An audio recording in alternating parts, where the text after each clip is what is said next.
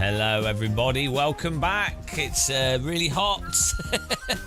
I'm wearing my bamboo super mega light shirt because it's so hot. And we're going to do some Zimmer Racing. Oops. In the heat. No break, no rest. That's right, we've done... I think my body's falling apart, but other than that, we're pretty mega. Sega Mega Drive. no one streams as much as we do. We've got the best music as well.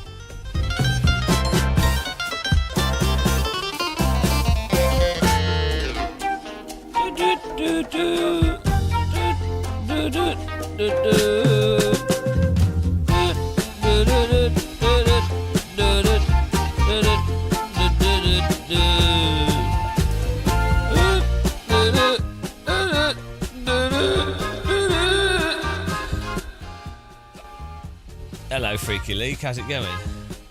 Hello, Jack. Look at these people. Hello. Hello.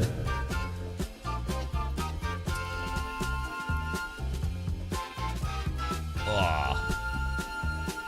It's hot. It's hot. It's hot, guys. It was hot last night. Bloody hell! It was so hot.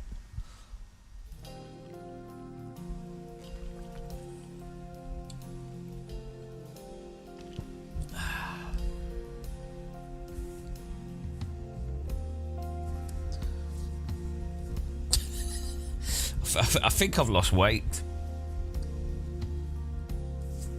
Somehow. My shirt seems bigger. How you doing?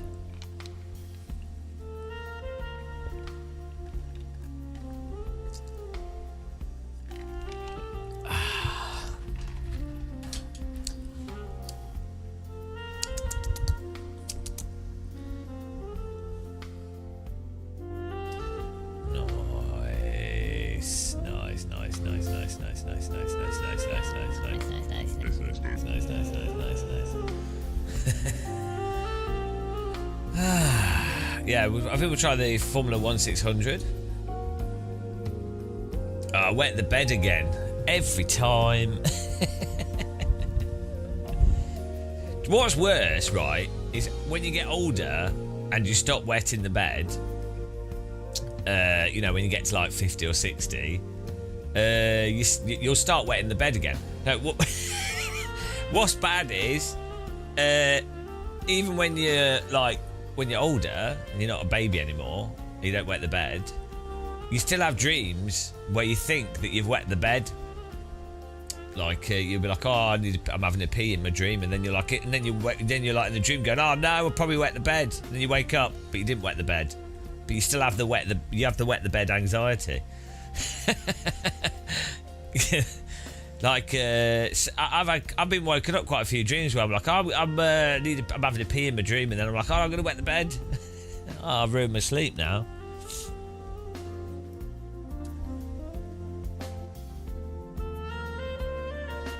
It's very strange. Piss TSD. Yeah.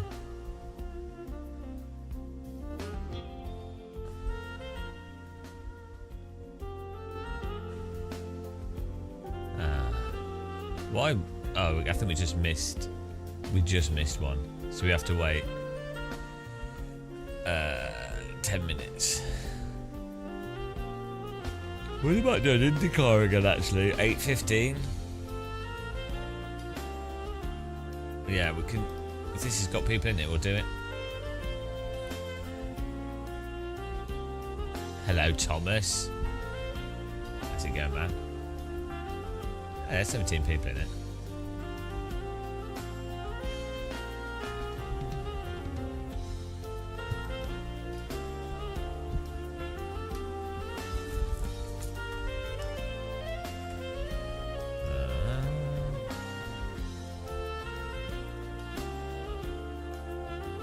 Wunderbar.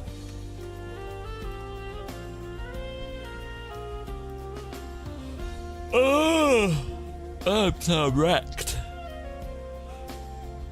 It really takes it out of you if you do like a 10-hour live stream.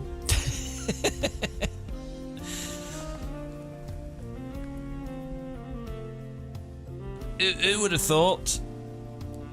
I wonder what's the longest you can live stream for? Like constantly talking. Hello, filing account.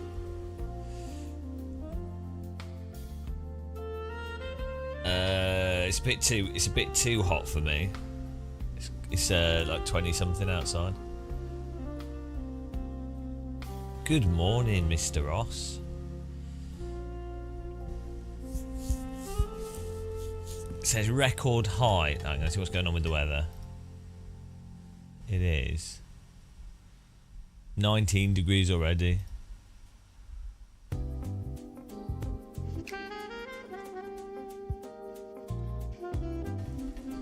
Crazy. Good tractor, hello.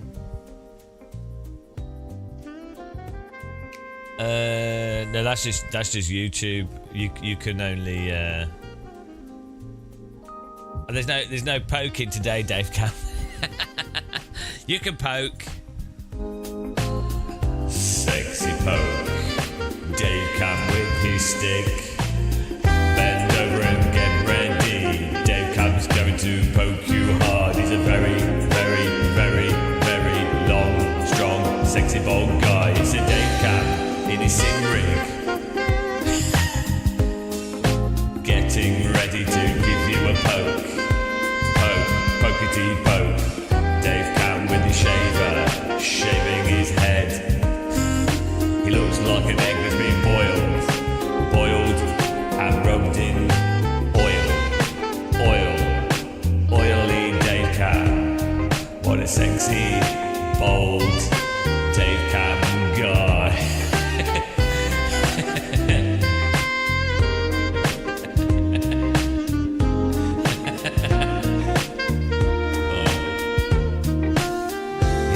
Up in the morning, he takes off his clothes, gets the butter, rubs it on his chest, gets in his sim rig, slides around and says, hello viewers, I'm Dave Cam, Dave Cam. Hello viewers, look at me drive, hello viewers, welcome to Dave Cam's only fan channel. Ooh. Dave Cam, Dave Cam.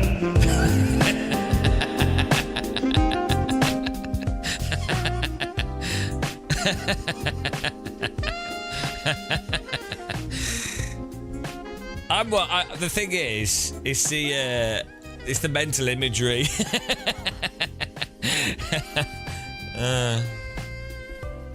Oh dear. I could just picture Dave Cam waking up and taking his clothes off and rubbing butter on himself, getting his sim rig and being like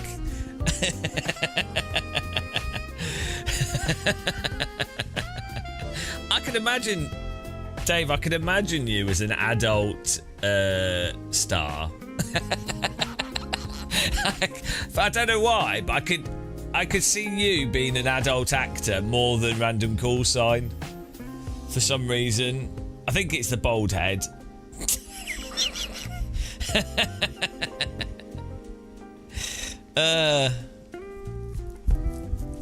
Just think of the money you could make.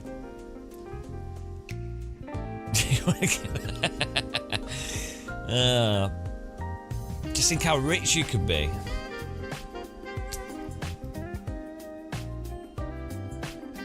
I've got to wait 1 minute here.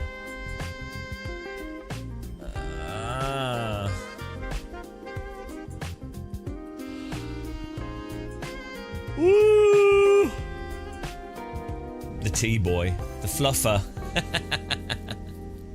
Oh dear. Sexy T-boy. He'd be wearing like a little maid's outfit. Morning, Eric.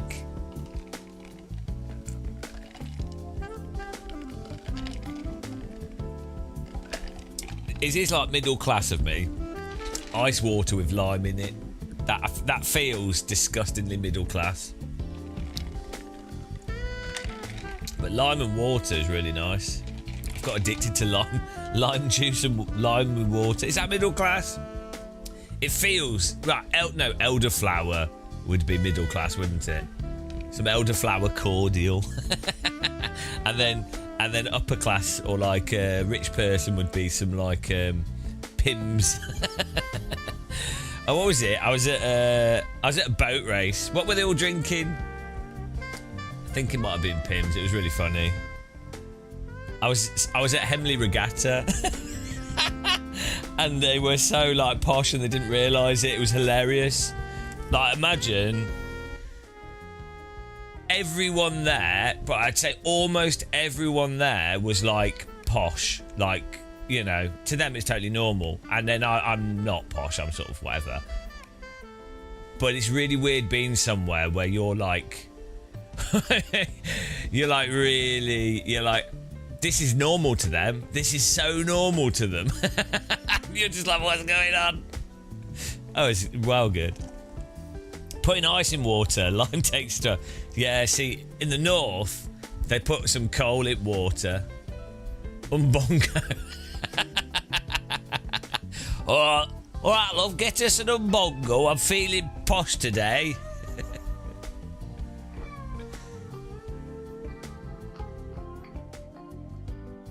Dragonston McCormick.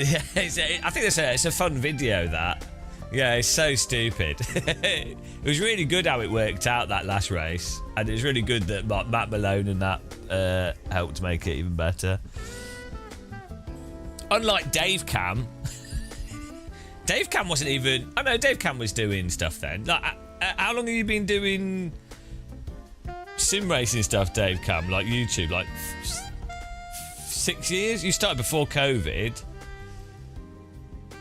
7 years, 6 or 7 years maybe. Oh, hang on, what, we're on 2025 now. Bloody hell, I thought COVID was like 2 years ago.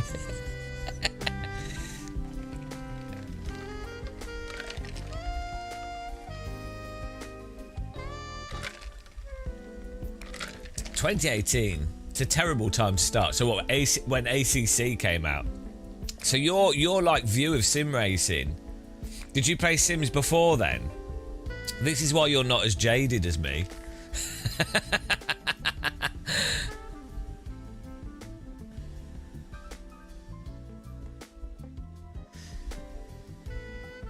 You've been playing Sims for a long time though, I'd imagine.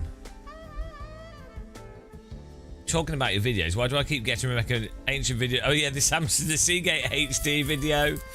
It's because it's the only member video. So, fun fact, that video's made 19p of ad revenue. Yeah, it's because it's the only video that members get. Because I don't make member content normally.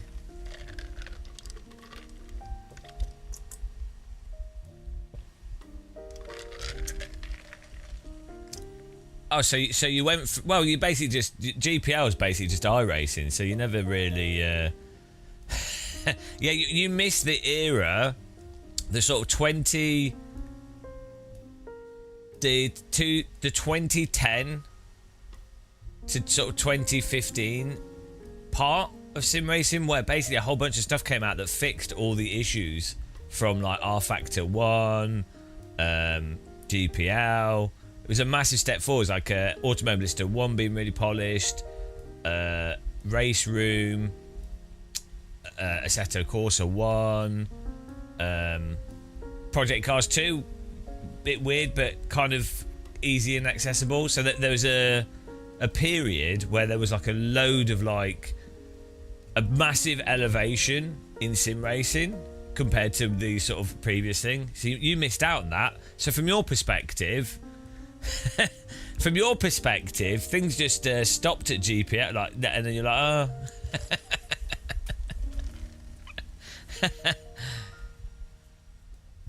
That's why, to me, things regret. Like 2018, things regressed massively with ACC. They got more complicated, It's good. More people got into sim racing. The hardware improved, but the software basically the complexity increased, but the actual quality of driving and single player went backwards.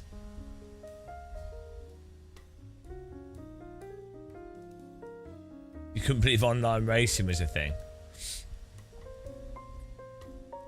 Yeah.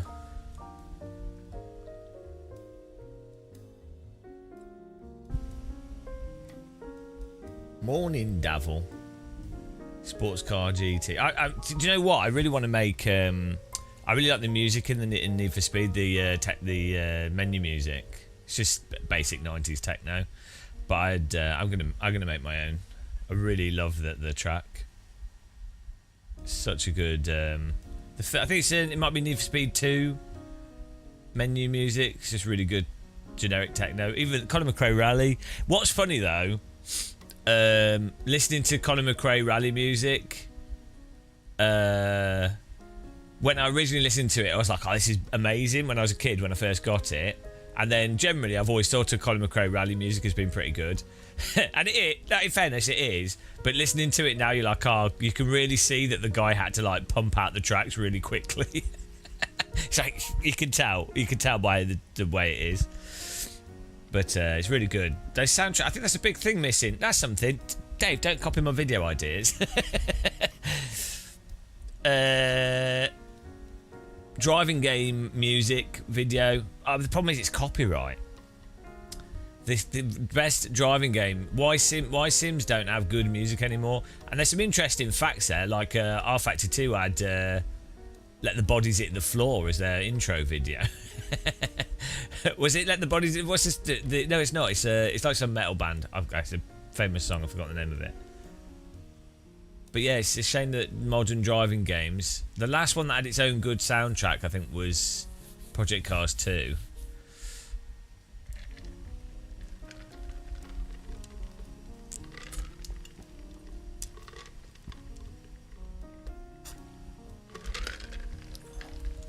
I can't remember that soundtrack, Dave. I did play. So I had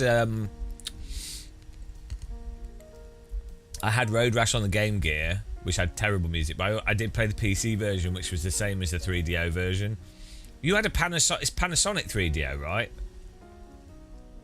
Why did you have a 3DO? Nobody had a 3DO. That had the worst controller. Hang on. 3DO was Panasonic, right? Oh no, was it? No, it was Panasonic. Yeah, it was what they did before that, because they couldn't license with Sony and Nintendo. The controller for that was awful. I know they copied it. It worked with the Sega Mega Drive controller, didn't it? But there was another controller for it. But even the controller that came with it was so bad. It felt awful. Why would you buy a Did you buy it? Did you willfully buy a 3DO? Like, nobody bought them. It's like the Jaguar, the Atari Jaguar. 3DO looks alright, actually, though. Now, like, the shape of it and stuff looks quite cool.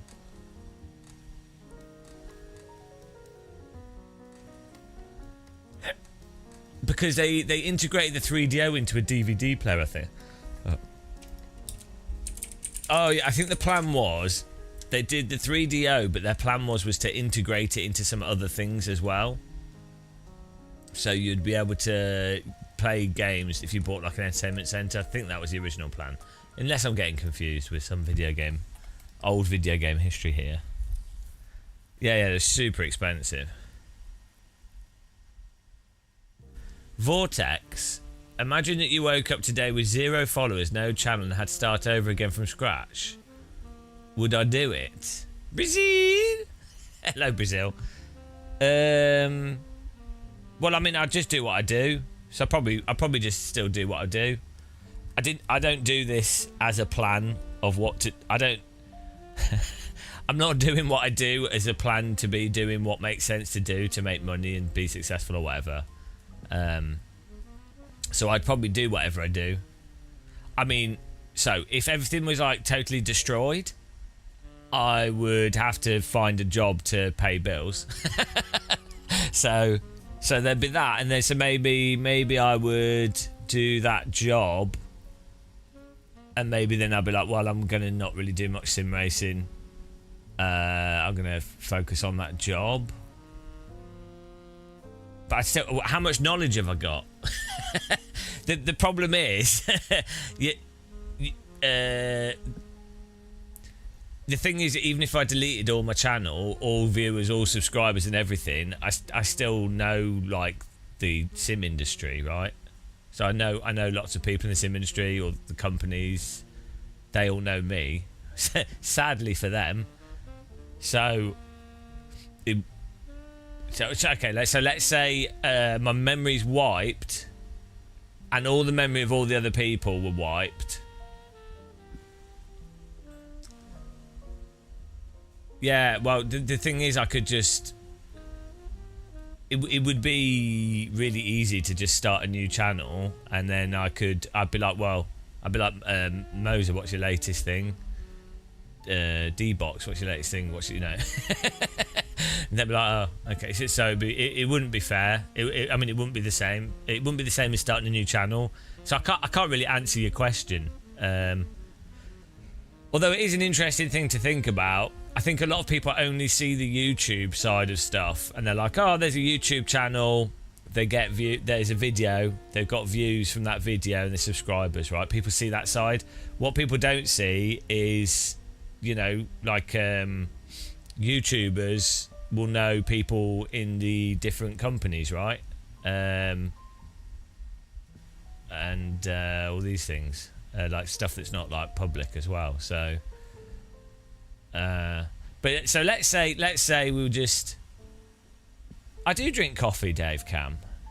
I drink coffee and tea. I've got a Longi Dedica and I grind my own coffee beans. Now that is middle class. I mean, that's borderline pretentious. Basically, I'm basically the Hoffman... What's his name? Is it James Hoffman?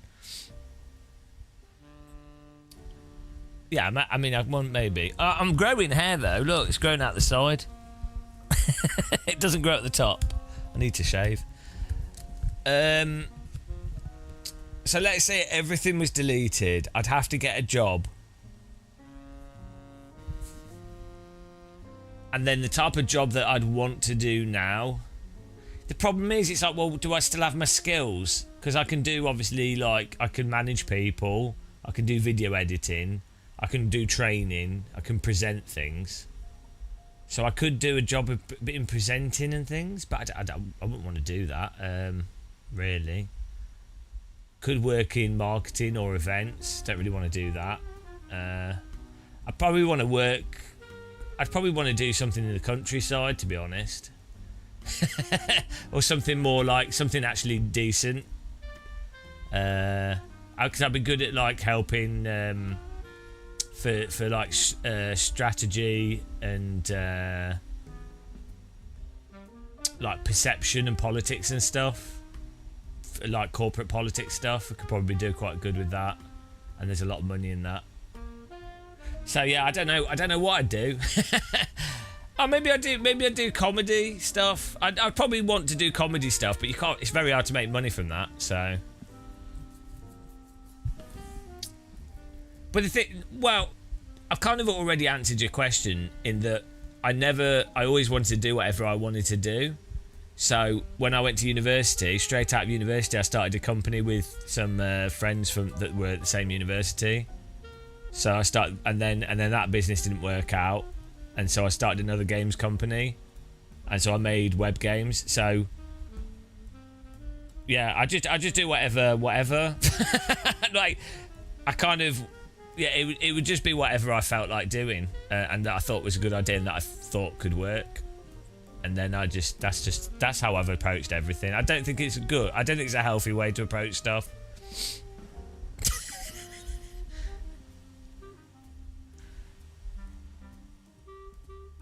Well, Dave Camp would be screwed if he had to find a job now, because he would have to do what he's dreamed of doing all along, which was working in the adult industry.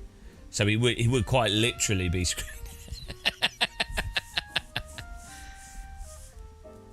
Well, the shopping delivery thing's not that bad actually. If you don't have to do too much of it, and if you have the ability to quit whenever you want to quit. I know some people doing it that do it on purpose for fitness, and they actually don't mind doing it. But the problem with those types of jobs is if you have to do them, and then when you're not well, or you're trapped in it and you can't make much money. Vortex trying to figure out a way to make Europe content like yours to a Brazilian audience. Brazil content. Well, it's I'd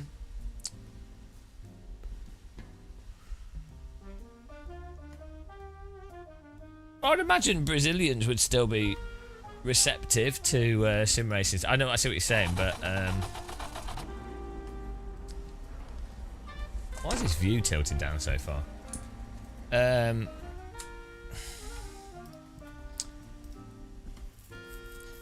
If you're looking to do YouTube stuff in general, I just look at you need to look into well, my content's a bad example. Like, what I do is stupid. It shouldn't work. Dave Cam does a better job. Champion Joe's doing a really good job. He's like a German channel. He's doing a really good job. Jacksaw's doing a good job as well. I was saying this yesterday. At like, if you're approaching it to actually be successful, a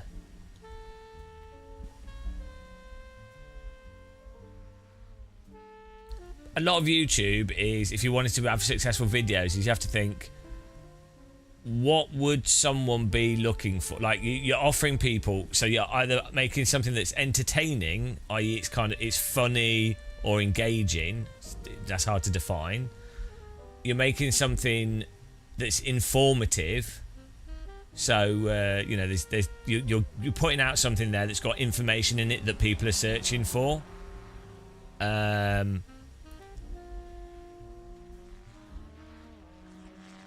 Or you're creating a cult. I don't know.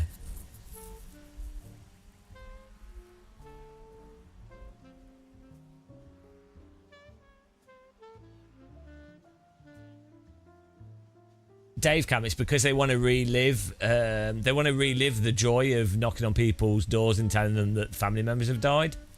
They, because most, because they're all evil. Yeah, no, I can see. I can see why they would want to do it though. Like, yeah, no, just if you've had an active job.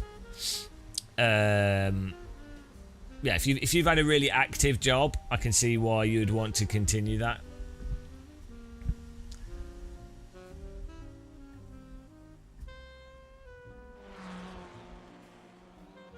You forgot sexy Dave Cam, but of course, I mean, I guess you didn't, because that's your category. Both you and me are pretty much the sexiest YouTubers, I think, in general. I mean, you know, you have some of those women and some guys that are like highly regarded, but it's, you know, I mean, I don't like to go on about it too much because it sounds like you're being shallow, but that's the problem I find though. I mean, we obviously get a lot of this, it's quite an issue that we face, but when you're as good looking as us, a lot of people just ignore what we're doing and focus on that component.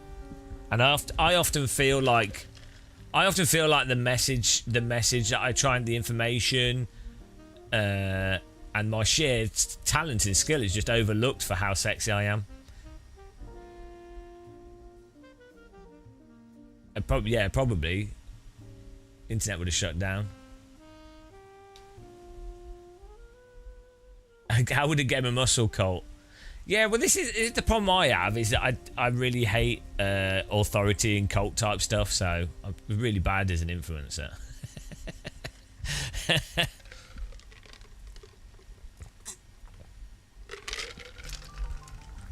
So humble.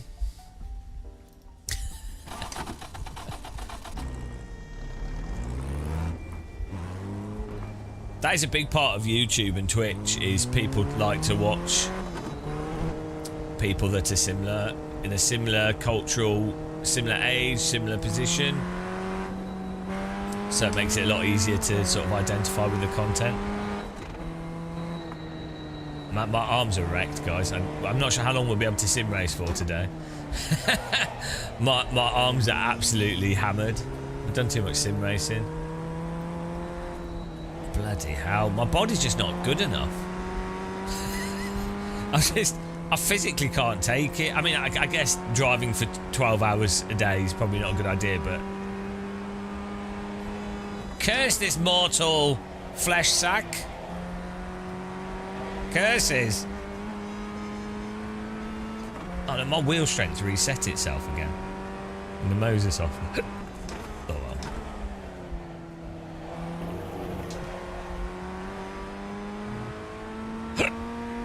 Oh dear.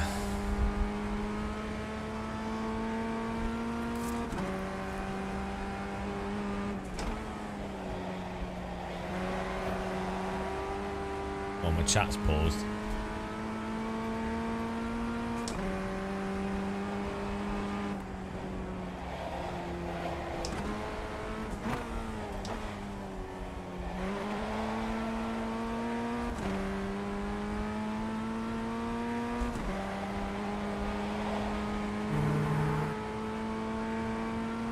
Well, I seem to attract upset sim racing fans that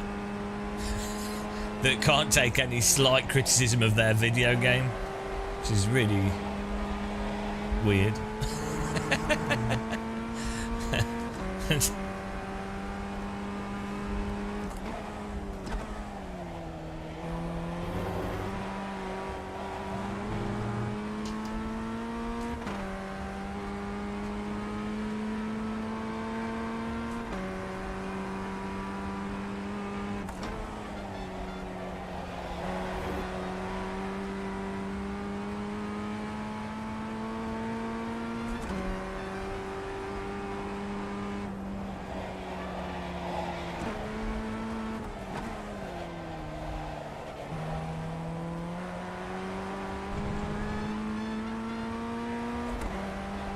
I really want to drive one of these cars in real life.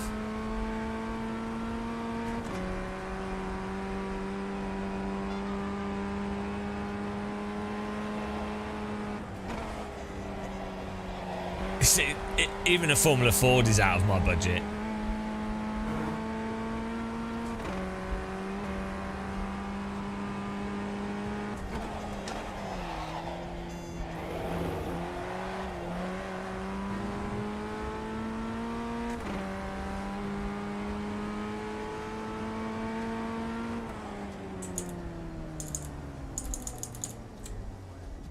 Oh, look at this.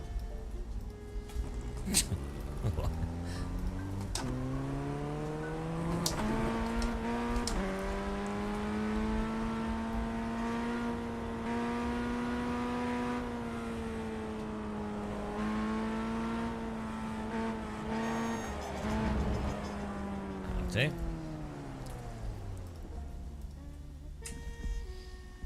Oh, hello. What's this for? What? 1, go. 49. I'll stop with excuses and start my thing inspirited in you mate. Thank you for doing this with Hasuch enthusiasm and passion. Oh, thank you. Why are you giving me $49? That's a lot of money, man. I really appreciate it. That's a lot of money, and I hope you have a lot of disposable income. again, please do not donate, guys, unless you have money to waste. I really appreciate that, though. It's very generous, but yeah, I really don't. I kind of don't want people to donate that large sums of money like that. If you do donate, like £5 a lot, £2 a lot. But GM Gymtex, Gumtux. I'll give you a good Gumtux for that. Thank you very much. I do really appreciate it, but it's a lot of money. To rent payment later. Right, here we go. Gumtux, you ready?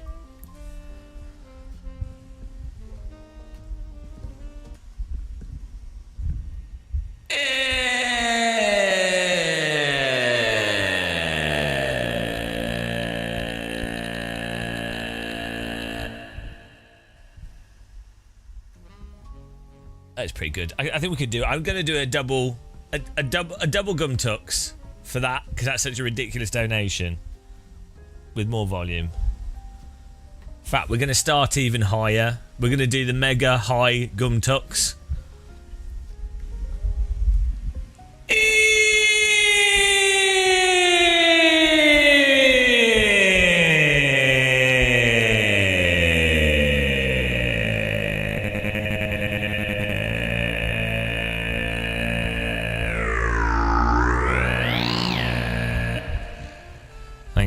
Thank you very much. That was the mega. That was a mega gum tux. Yeah, great value for money. You don't get that from anywhere else on the internet. Thank you so much, and that it genuinely is very appreciated.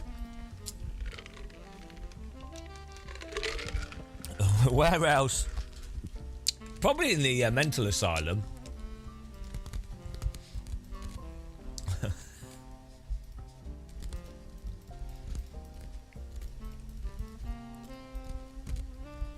Good luck. Oh dear, we qualified terribly there. Where else can you? Which console generation is the GOAT? 3,200. I think you'd have to agree that the PlayStation 2. We expect to be fighting for the podium. The PlayStation 2 era is probably the best. The best games, and you've also got the Wii. And what else? Green flag, green flag. That's probably the most exciting era for consoles, I would say.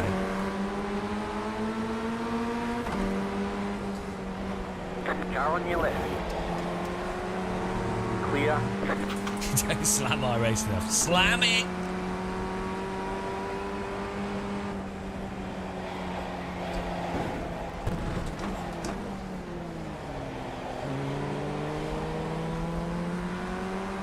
Yeah, I mean, because you've got like Grand Theft Auto, Grand Theft Auto San Andreas, Vice City. You've got the Burnout games. You've got Mashed. Car on. Keep to the left. Clear on the right. I hate iRaces. I mean, I did squeeze him, but he's not there enough. He's not got enough. Too much damage. We've got to fix it. He's not got enough. You can't race in this game. If you do anything like, this game's so messed up. But he has to he can't complete the overtake without going on the grass, so he has to back out of it. But it's iRacing, so he won't back out of it. Oh, I forgot to change tyres. Rated donation day.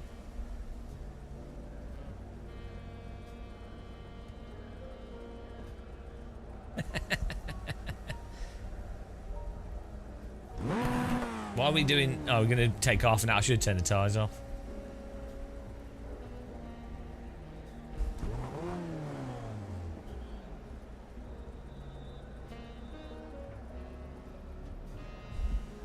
All clear. I'm doing alright, Ozzy. How you doing, man? Oh, we've got auto pit limiter. How's it going in...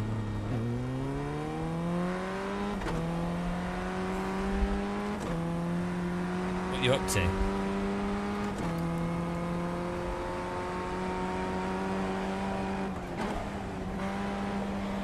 Oh, thank you very much.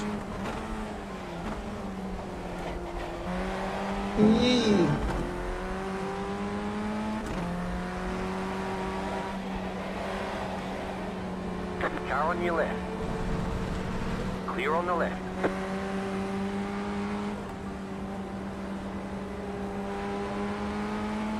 We can watch a replay of the that guy wrecking us.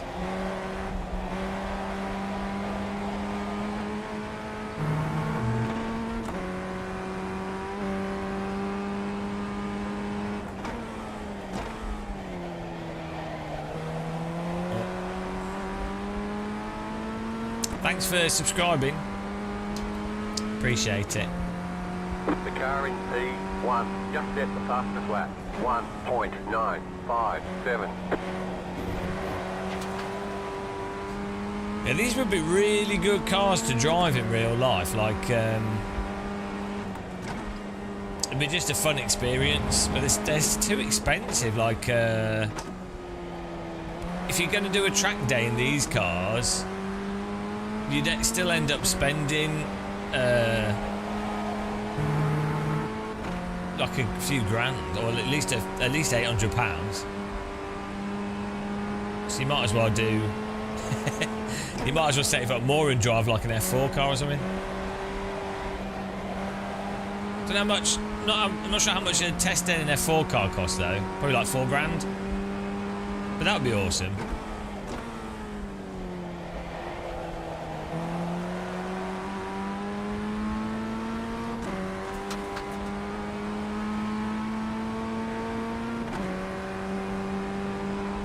New fast flat for you.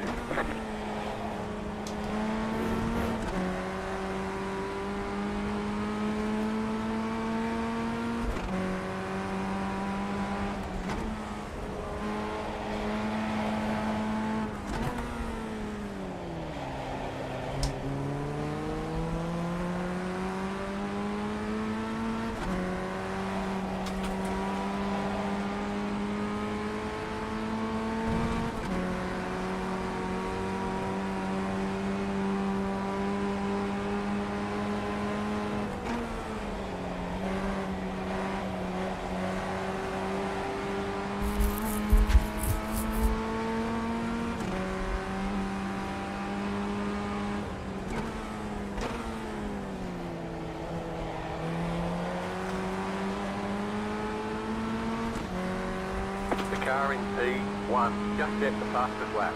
1.929.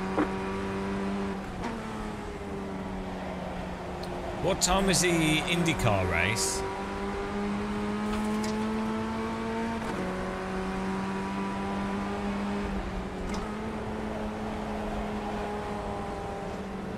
Car on your left. Stay on the right. Clear on the left.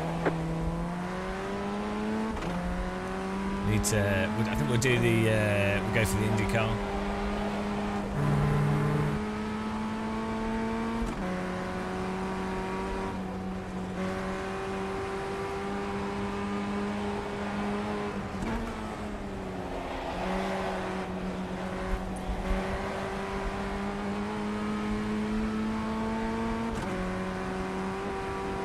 No, this is just. It's Formula Ford, but someone wrecked us, so we just wheeled that down. Forgot to take my tyres off when we pitted.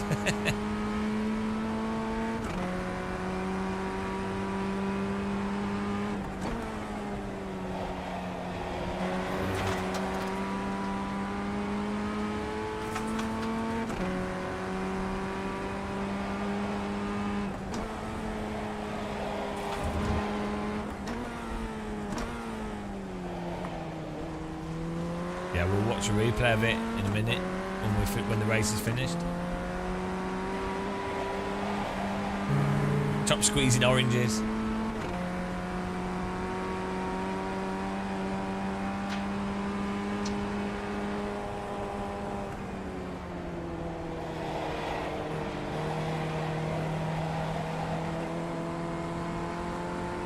Glitch to pass. Flat cloak to pass.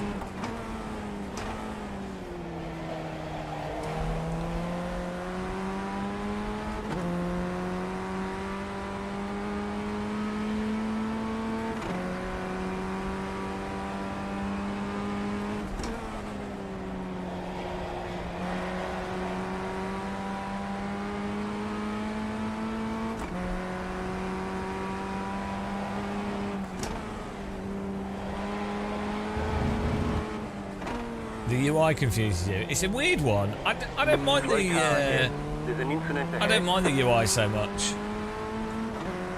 It's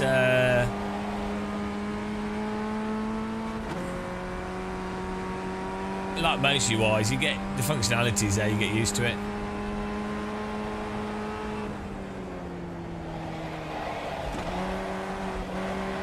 Could be better. They're working on a new UI, but it looks even worse than the old one. Christos, what was my equipment when I started sim racing? 1.851. The first, well, it depends what you mean by sim racing. But I would play on a keyboard and mouse for like on the Atari. But like when I got into sim racing with wheels, Momo Black is the first wheel I had properly. I played Live for Speed and Richard Burns Rally with it. And then I got a G25.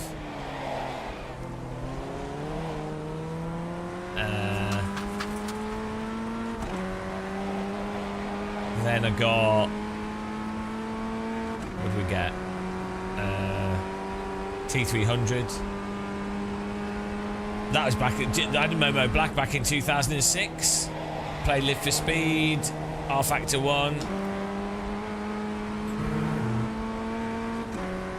Literally, back in 2006, nobody knew about sim racing.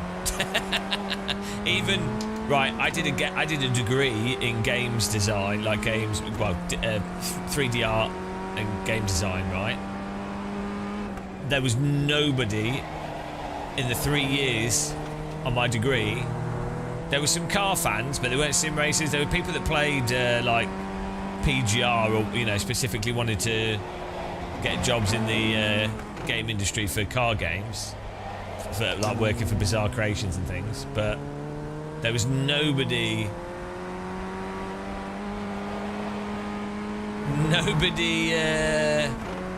that played Sims apart from me. Nobody had a steering wheel. We had people with like Steel Battalion game controllers and mech stuff, dance mats. No steering wheels. Hello, Necro Dogs. You all right? Thanks. Just set the fastest lap. 1.776.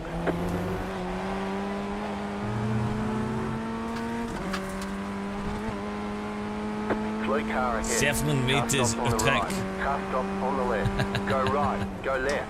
Yeah. Just set your fastest lap of the session.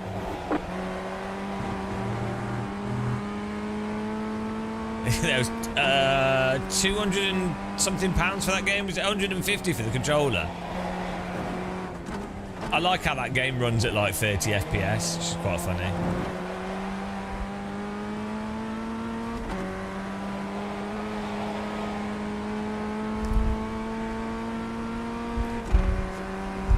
The gameplay in Steel Battalion was really clunky as well. But for those of you that don't know, it's like a mech game, and you had 2 joysticks and foot controllers and everything. But the game was also had like a hardcore mode where if you didn't eject in time and you died in the game, the game would delete your saved game files because you were dead. We need more games that do that. I think that's how it should be. Just set your fastest lap of the session.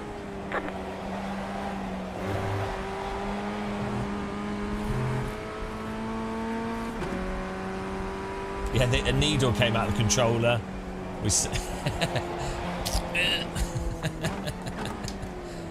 Immersion.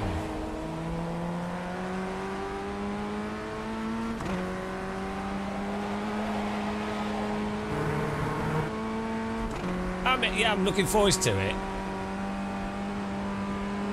I'll give it a go.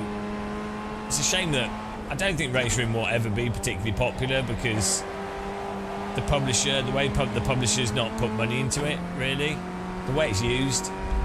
It's a shame because the developers are awesome. And it's a fun sim. Drives more realistically than iRacing as well.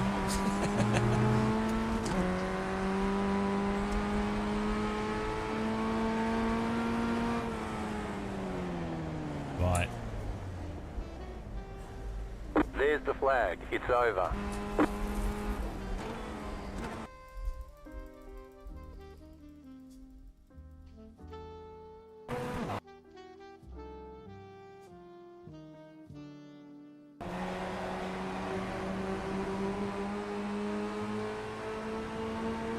Yeah, he's on the grass. This is... This game is so messed up. So messed up. He's nowhere close to making an overtake. He's not there. He's not there. And he's... You're not even, like, vaguely there to be keeping your foot in to then pit me. Like, he's not got overlap. He's actually nose-coned the rear of my car here. Yeah, but it's very normal defensive driving. We're just driving in a straight line as well. I'm not reactively blocking.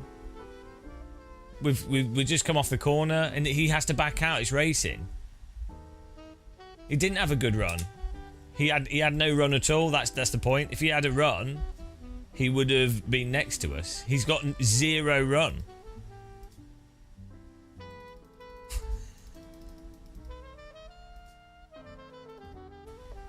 He has no run. Look, he's not closing on us. In fact, his wheel is overlapping our rear wheel before. And so he's just throttled into us with his nose cone. That's him driving into the back of our right tyre, right? Just 0 racecraft. Like,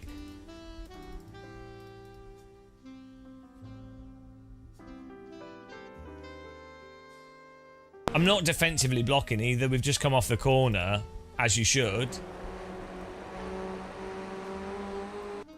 We're following. We're just defense. This is normal. It's actually normal defensive driving. It's insane, guys. It's just you can't race in this game. Like you can't. So the problem is, what you actually have to do.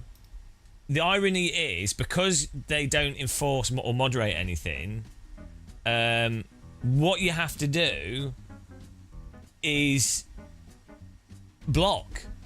This is the irony. Like, the actual thing to do here to not get wrecked is to block to the right, forcing him to drive into the back of you initially so he can't pit maneuver you.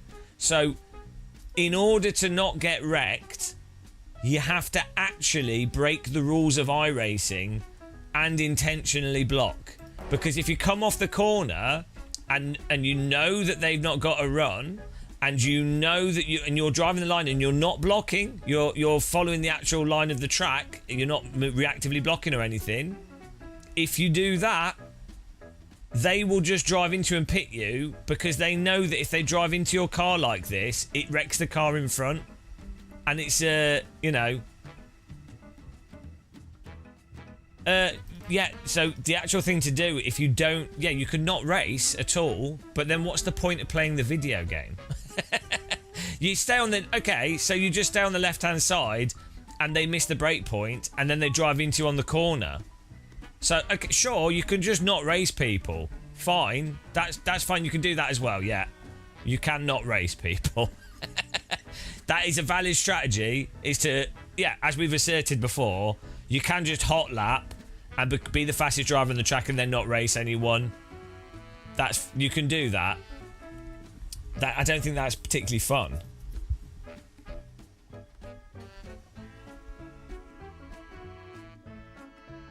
Yeah, but then, no, yeah, exactly. You can overtake them. You can not race, yeah, that's an option. No, there's no switching back in this car on T1 because they would just block the inside line. If you know this track, no, you can not race people for sure, and you can just hot lap. But on this track, you can. If you're racing someone that's moderately same pace, they can just hold the inside line. It's borderline impossible to pass them.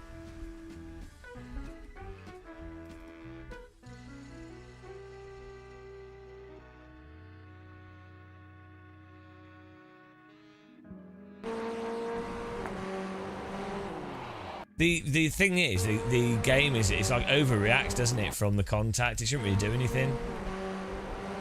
But you can intentionally wreck people like this, and iRacing won't do anything about it. This is a really known way of wrecking people intentionally.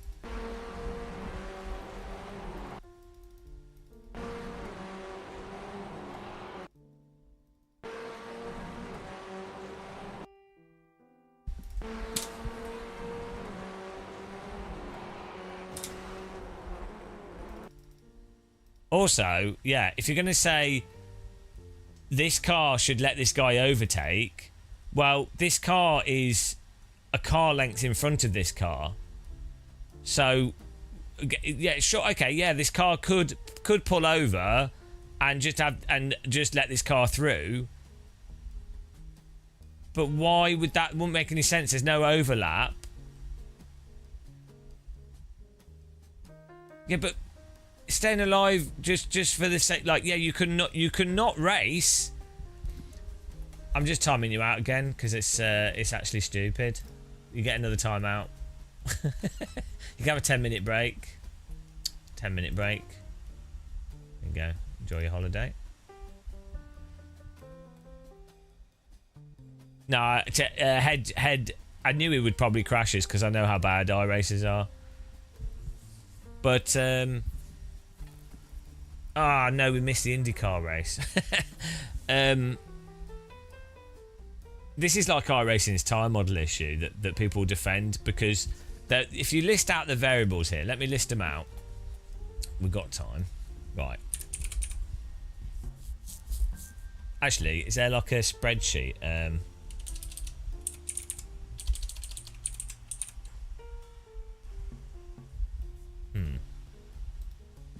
See this. I'll explain. This is a good opportunity to explain. Oh no. What's it? Is it OpenOffice Calc, isn't it?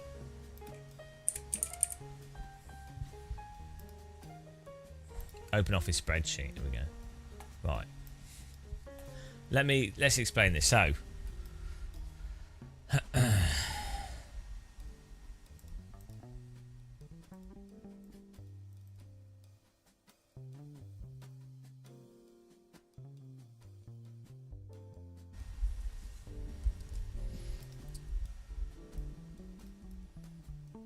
okay, right, here we go.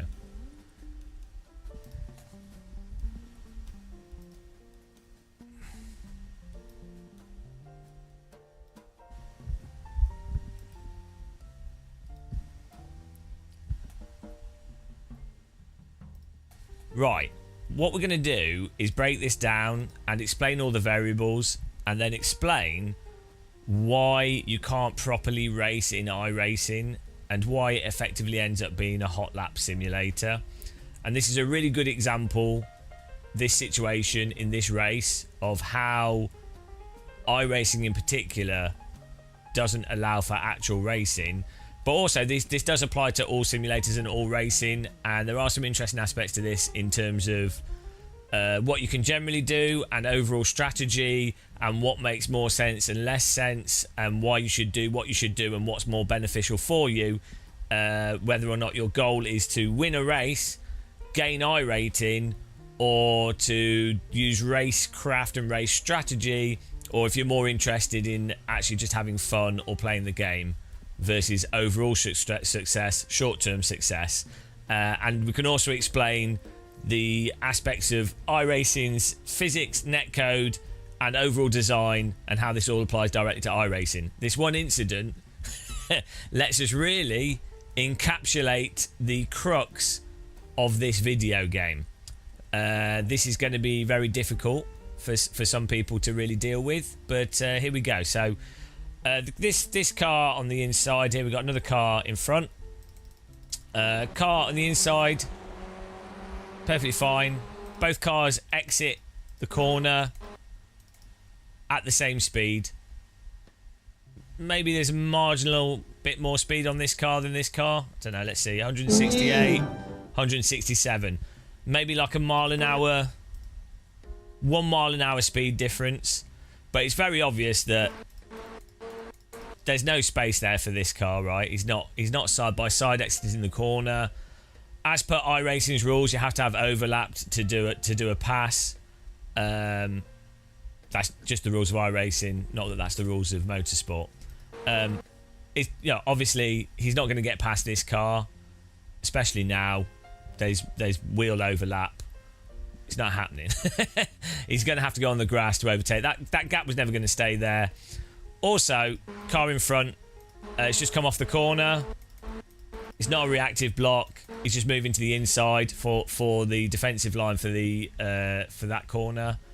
You generally, especially in iRacing, but generally speaking, the inside line is always the best defensive line. Generally speaking, it's a lot harder to overtake around the outside. In iRacing, that's magnified because if you put load on the tyres, they start to overheat, they lose grip. That's outside of just the inside line being harder to hold, or the outside line being harder to keep the same speed through the corner. It's a wider radius, so iRacing magnifies the fact that the inside line is stronger. Also, if you're on the inside line, the car, no one can understeer into you. The inside car can understeer into the outside car. On the outside line, the outside car has to be aware of the inside car missing the brake point, understeering, all those things. So you really want to be defending the inside line. What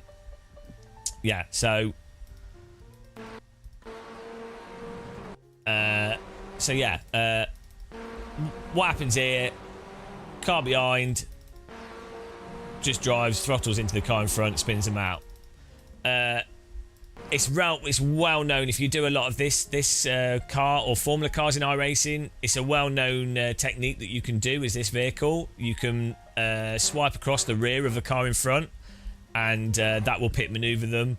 And once the tyres go over the limit in iRacing, they're basically gone. Once they overheat from a little slide, they're basically gone. So it's a really effective way to take people out. And you can do this intentionally. This might have been accidental, but you can do this intentionally as a way to wreck people and then claim it's an accident, and iRacing won't moderate it.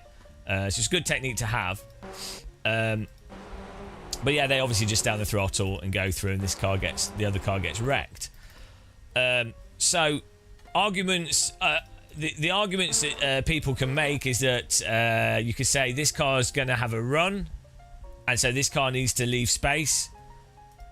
The car doesn't have a run. Well, first of all, there's no overlap at the point where the cars get to where there'd be space. So let's start with reactive blocking. If this car moved across in reaction to them doing a move, that would be a reactive block. That would be reactive blocking.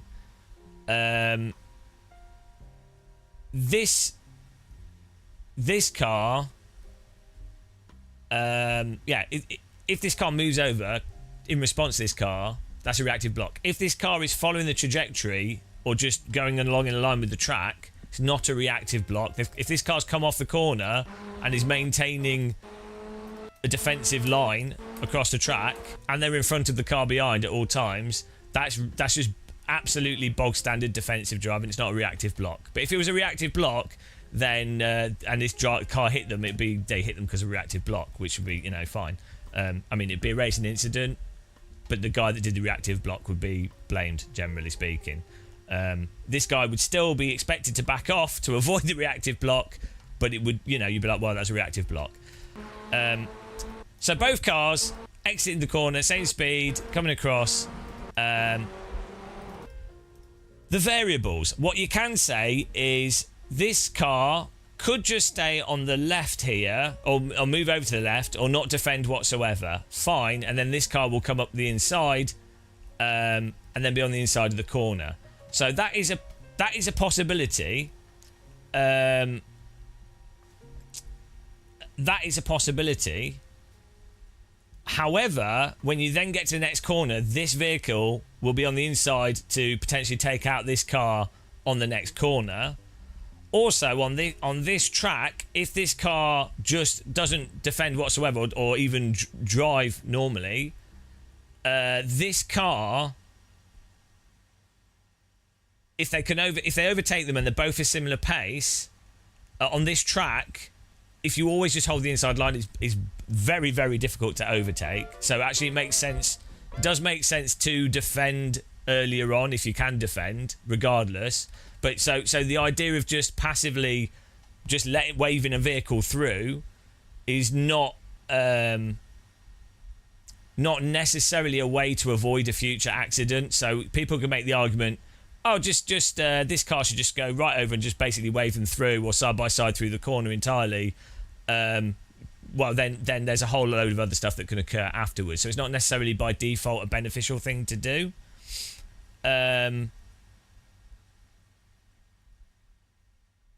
We're going to have to write all these variables down.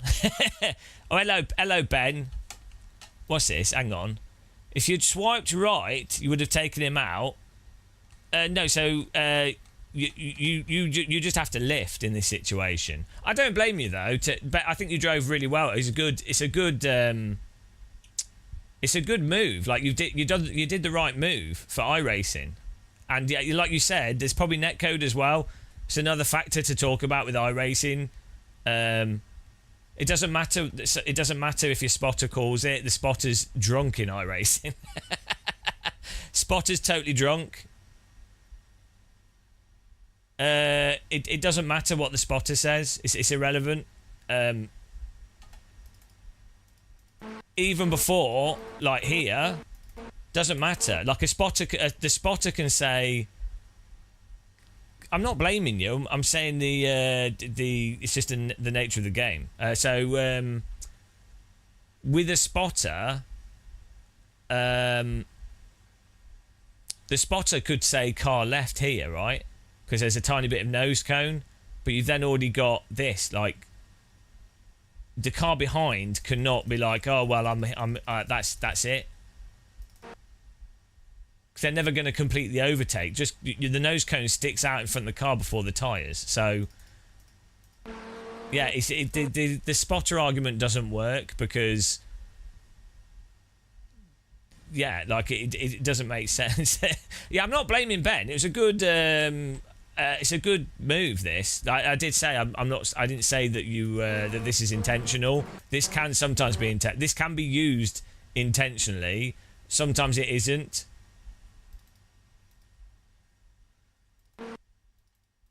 You, the thing is, if you're racing anyone here, you'd always just have to lift here, like you just know that this car's going to do this. Anyway, let's write all the variables down here. So, for this situation, so what we're going to do is we're going to break down this situation here and go through every single variable for this incident and explain each of the variables. This might just look like a simple incident on the face of it, but actually through this one incident we can encapsulate pretty much the entire essence of racing in iRacing and also a lot of racecraft. And to be clear, this isn't about blaming any driver. This is just about going through all the variables to help people understand the joys of sim racing and iRacing. So, how do we break this down in a way that's not stupid? So, we'll break it down from the perspective of this car and the actions that this car can take, and then we're going to break it down. Yeah, so what we're going to do is we're going to break down this incident, this crash, from the perspective of this vehicle.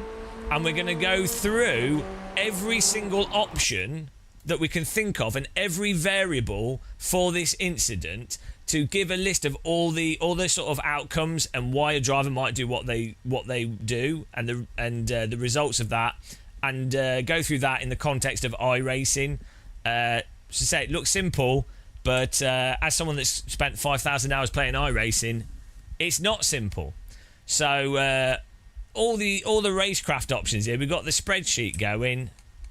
Get ready for Neil's housing bell to turn up. So, what can we? Let's just start by writing them down. So, let car on right pass. Don't. Just let car on the right pass. That can be one. Stay. We can say put. Staying on the far left would be the same as just letting the car pass. Holding left. holding left side by side. Intentional block out of corner. We have normal defensive or defensive line. Intentional punt. What else can we? What other options are there?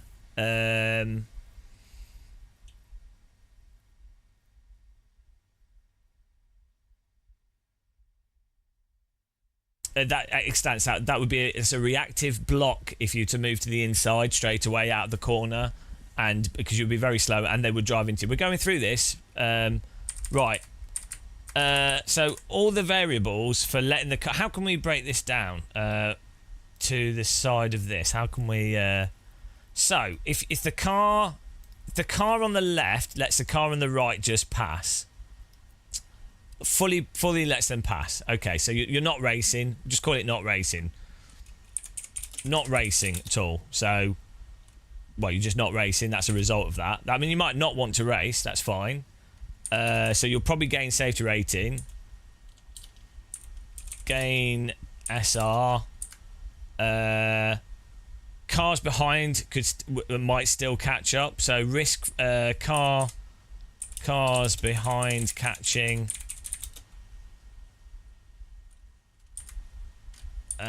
Potential. This is a really bad way of formatting things. Potential wreck with cars behind.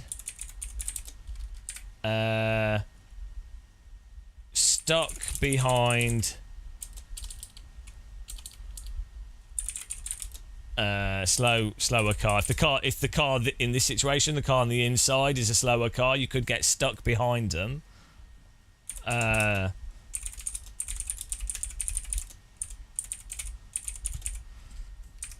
And we can just write these down. I don't know how to use spreadsheets, guys.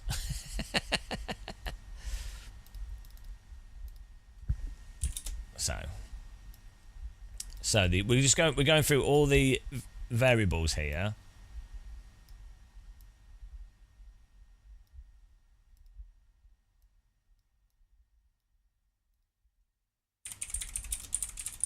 Oh, I've done that already. So a higher chance of a wreck with the cars behind.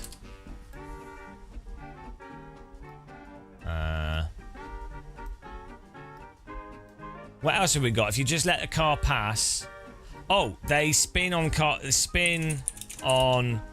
corner in front and crash into you. Well, we can put this into ChatGPT actually and reformat it.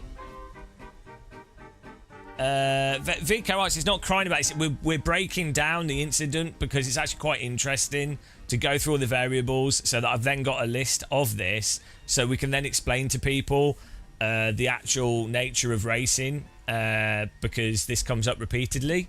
So, yeah, sure, it's torture, but this channel is actually about torture. What else have we got? You can help us out, guys. All the variables for letting the car on the right pass. What else can happen? Yeah, this is meant to be painful. You're not racing.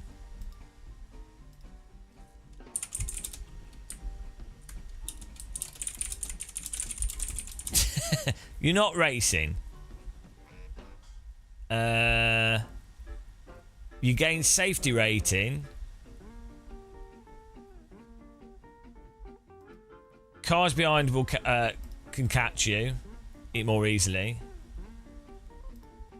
Potential wreck with cars behind. Stop behind a slower car that then defends aggressive.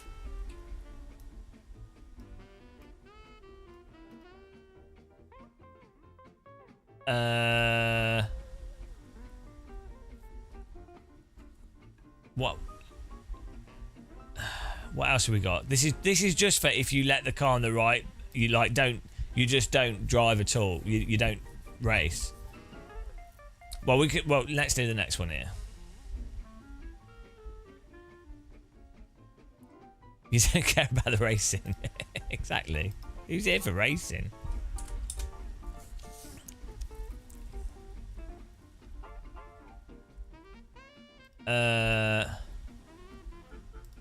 Oh, there is the chance that they crack. Yeah, chance, but that's if they're faster.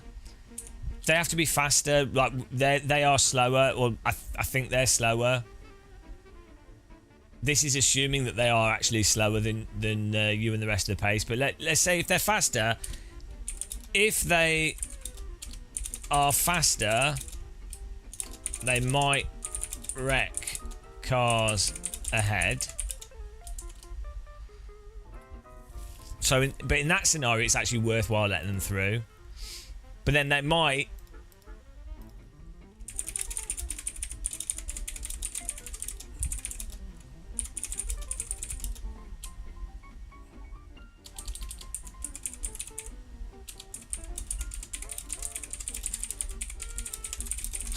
Wrecked car's head and crash into you.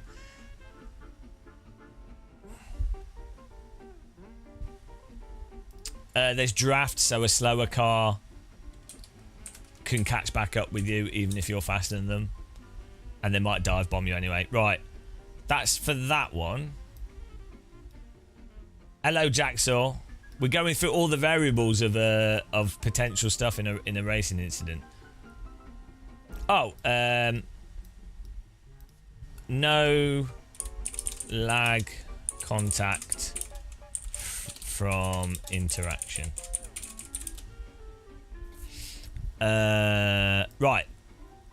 That's just you. You've just let the car on the right pass. Holding left side by side. Oh, hang on.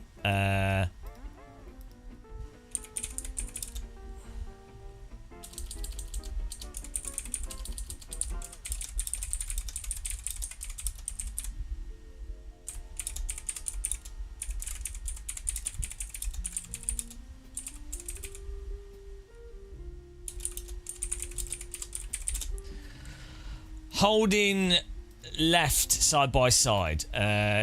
If you hold the position on the left, car on the right can still hit you. Hit car on left. What else is there? Car.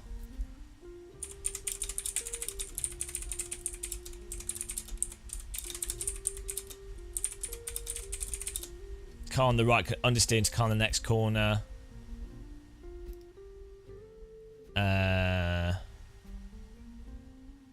Because this is like if you're holding them side by side down the entire straight.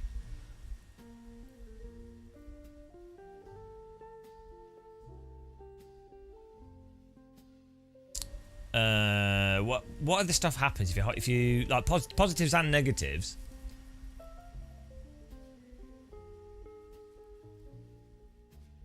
It's not for smooth brains. What I want to do is have a list of all these variables to be to be able to go through them, because the number of times when there's an incident in any race, Formula 1, iRace, doesn't matter what it is, people then respond in chat unaware of like the 400 variables. So I'm going through all the variables here to list them out so I can explain. So you can say to people, look, here are all the actual variables. Here's some you probably haven't considered.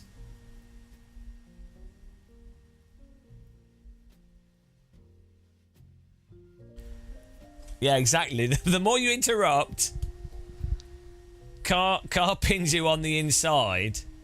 No, so we're doing this from the perspective on the car on the left. So they're holding the car on the left holds the left-hand line entirely, even though they're in front of the car behind, but they hold the left-hand side. Oh, dive bomb. Car on right, dive bombs. Next corner. Yeah.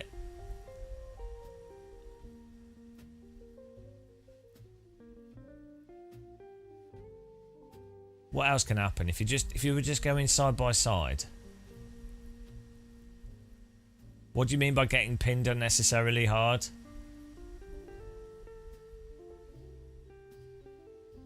Yeah, that would still be like a squeeze in some sense, but...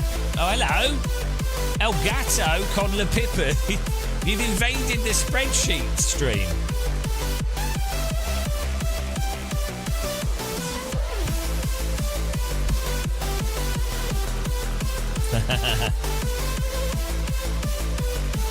Thank you very much.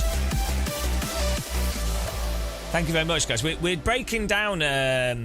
We're breaking down a relatively simple racing incident in terms of all the variables, in order not to go who's right or who's wrong, but in order to elaborate on the realities of racing, both just sim racing and racing, but also iRacing.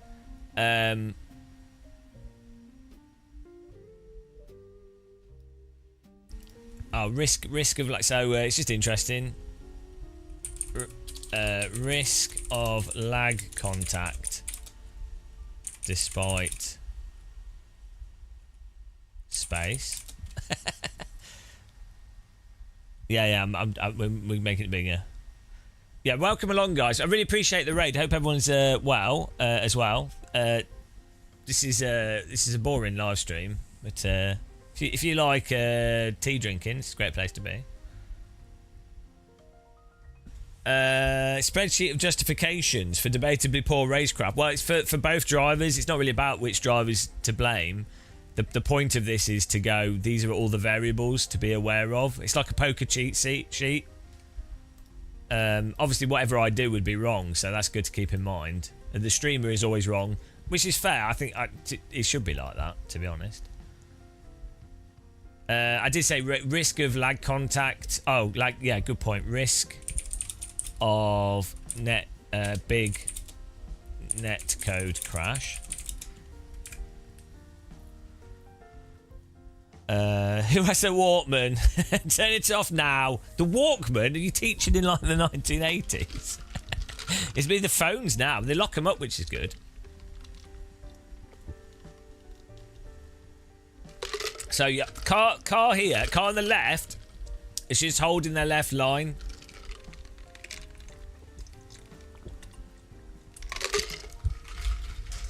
I mean, it could be clean overtake could happen.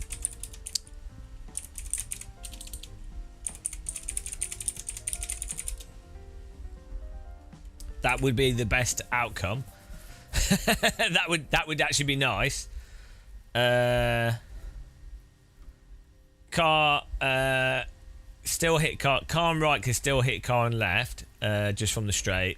Car on right understeers. I've already done that. Car on right understeers into car on the left in the next corner.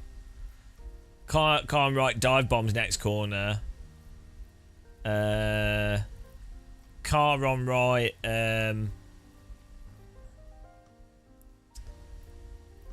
overtake.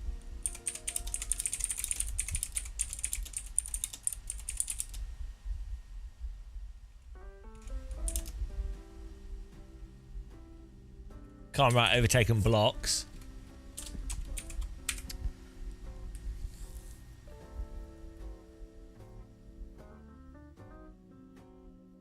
We're going to go through that stuff. We've got that later on.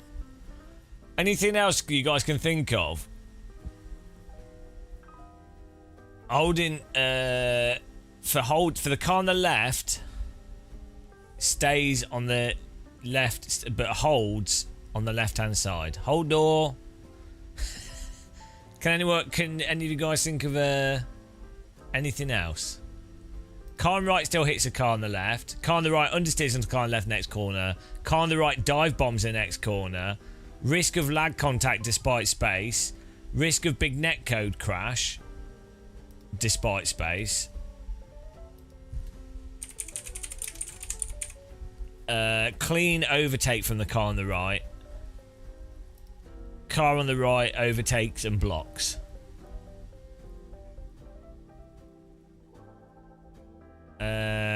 We've got that right. So the next one. So the next one is the car on left takes defensive line, which is what we did. So the next one is this scenario. So car Car in front. Takes defensive line onto the inside. Okay. That's what happened. That's what actually happened. So, well, pitted by car behind.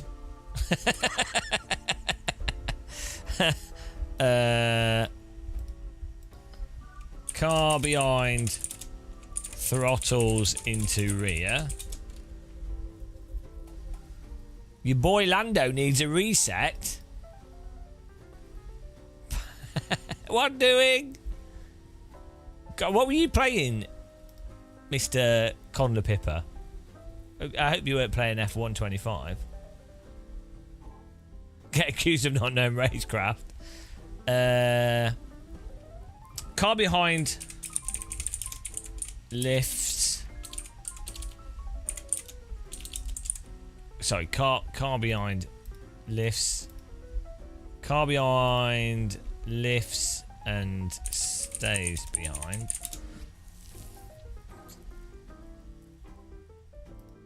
Say car on right. Slash behind.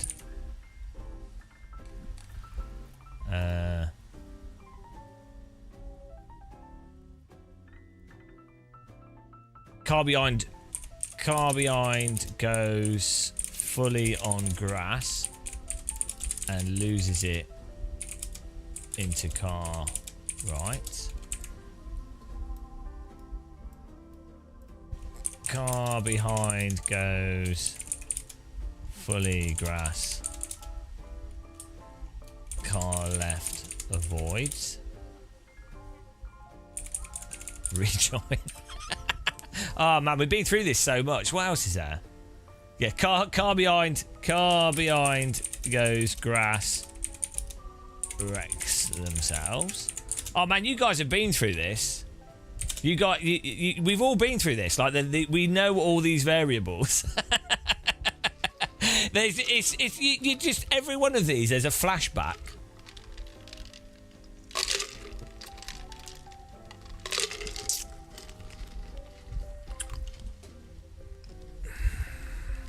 Oh yeah.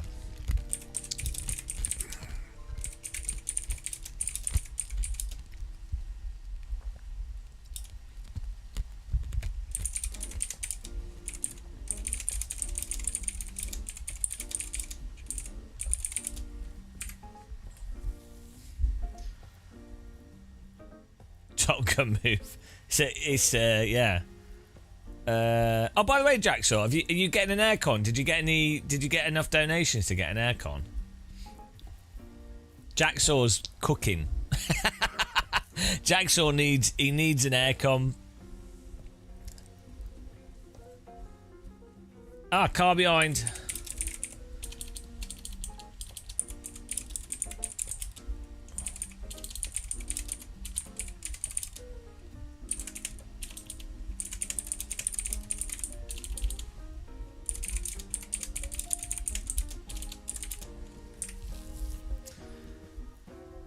You told me yesterday. But did you get an aircon?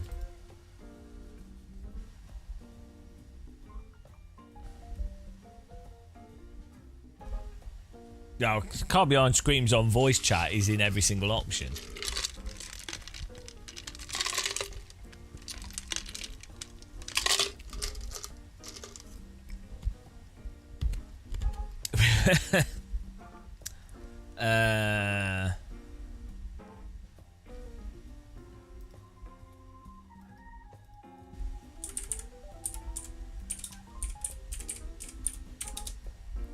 What we need to do is divide these into positive and negative options. You rig something up soon.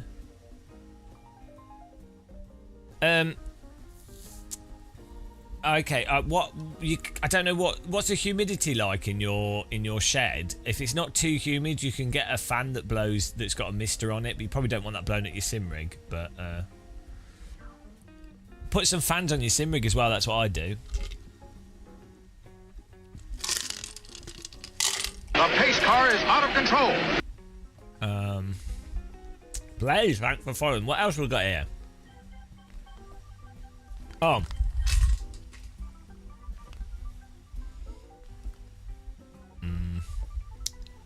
Well, next one. Intentional block out a corner.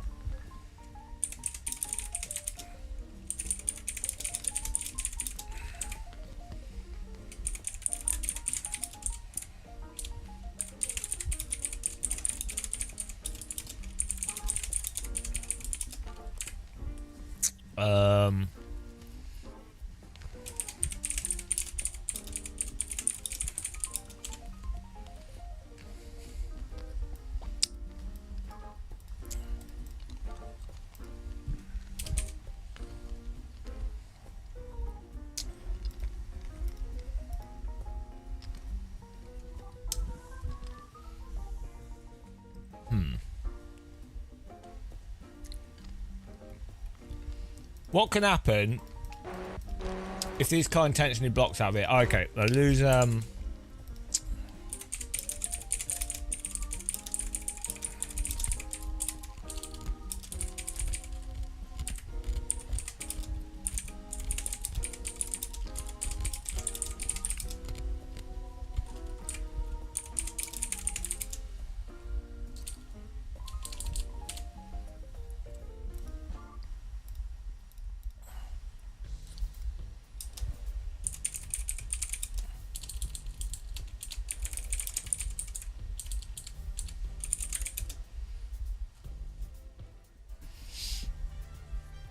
oh, I've lost my chat messages. Sorry, guys.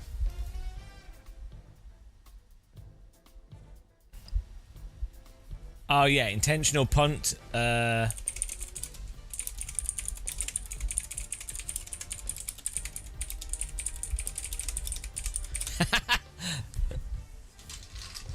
This is awesome. Star Fox. Pay attention in class, please.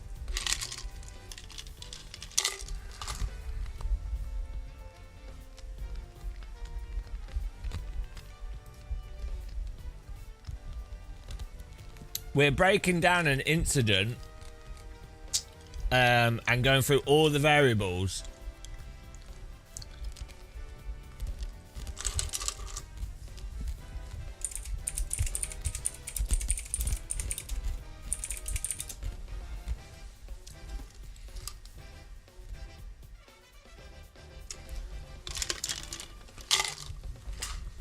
Just so people can see how many things there are to consider.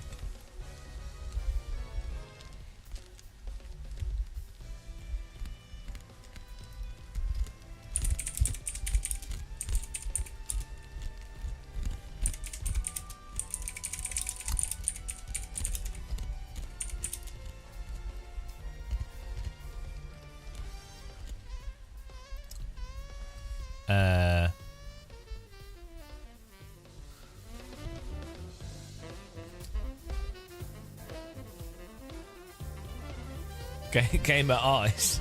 Grammar ice.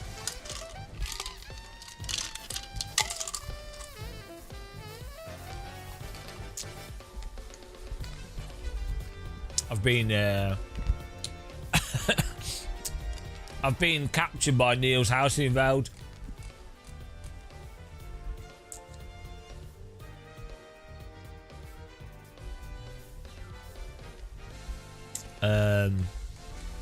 What else can happen, guys? If a car in front intentionally blocks in this situation, thank you, Bigger Ham. If this car came off the corner here and just went straight to the right, what else could happen? So far, we've got car behind forced to back off. Technically, it's against the rules, against most racing rules. Car in front loses speed into the next corner. Oh, car behind rams.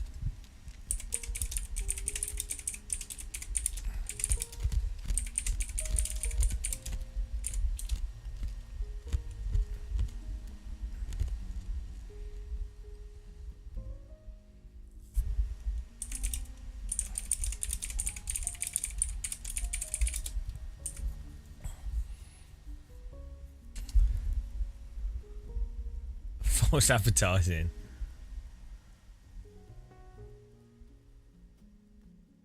Car right spins. because he can't handle the turn. yeah. Car in front.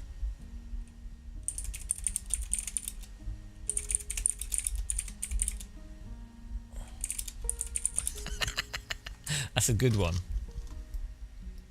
Not necessarily in this car, it wouldn't be likely, but there are quite a few cars. I've seen that, and I've actually seen it happen in real life as well.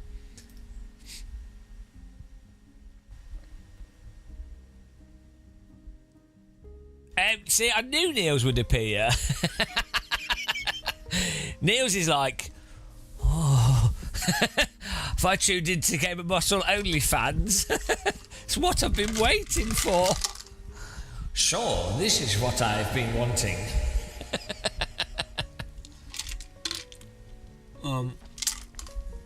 No, we're misusing the spreadsheet. We're using it like a Word document.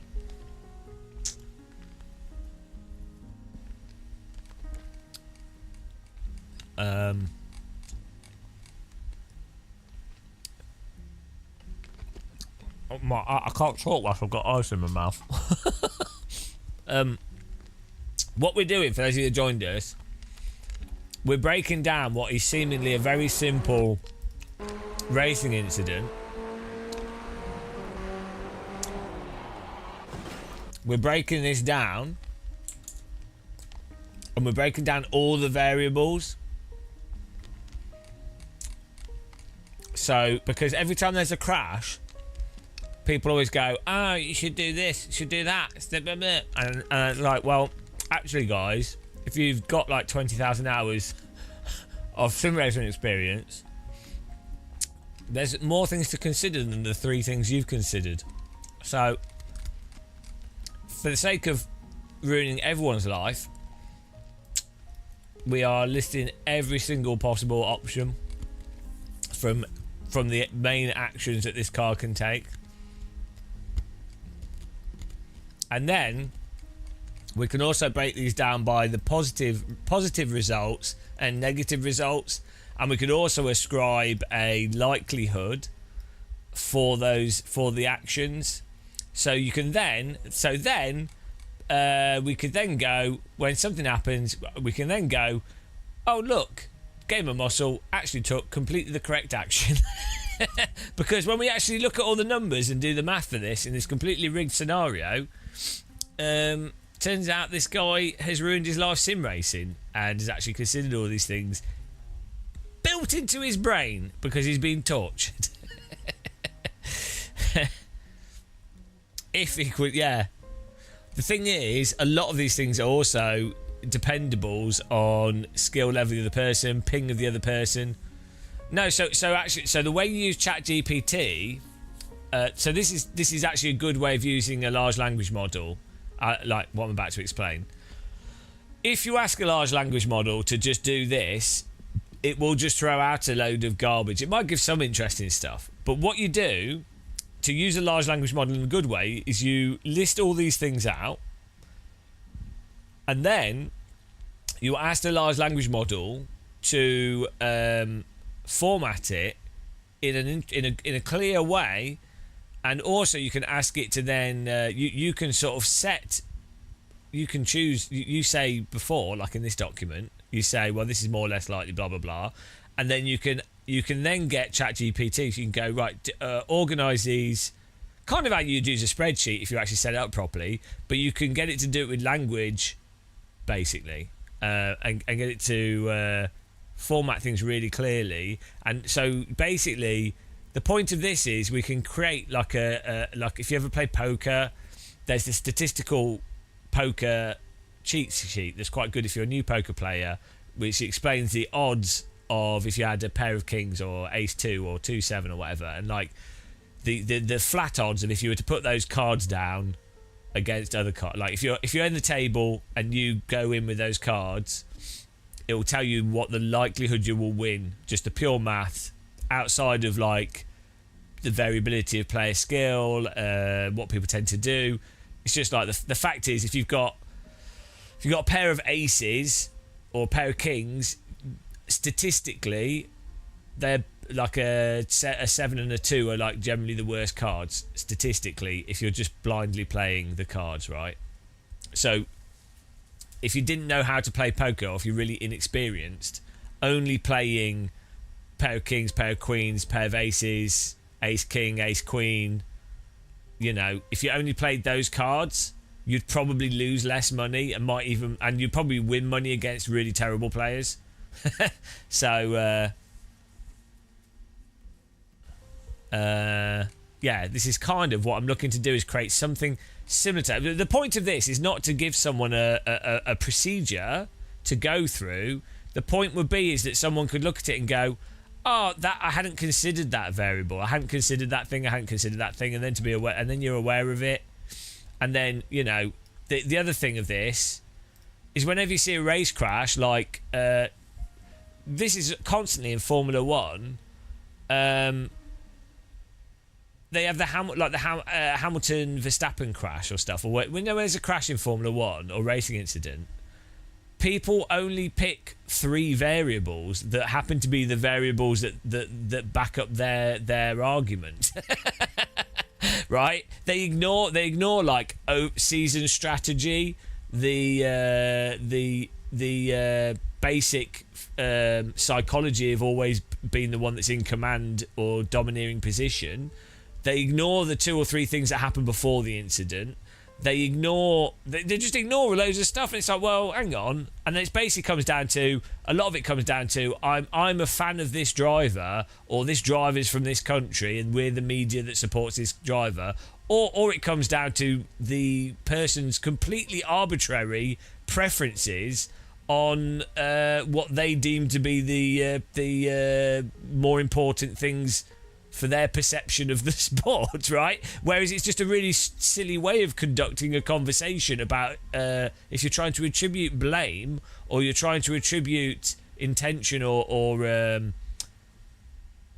if you're trying to work out how to apply rules for the sake of making a sport better, it's a very bad way of going through it. You want to, where possible, at least lay out specific, or like just a bunch of the arguments and the motivations, and then but also what happens is, if you start going through multiple if you list multiple variables, the emotive quality of each variable decreases.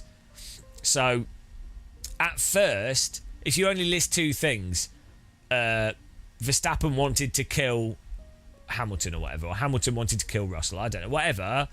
If you only list those 2 variables, like he wanted to kill him, he didn't want to kill him, then you're like, oh my god, wow, he either did or didn't want to kill him. And so the emotive weighting is 50-50 on emotively wanted to kill him or didn't. Whereas when you add in more variables of wanted to kill him, didn't want to kill him, wanted to damage the car, wanted to cause mild injury, wanted to psychologically beat him, wanted to emotionally destroy him, wanted to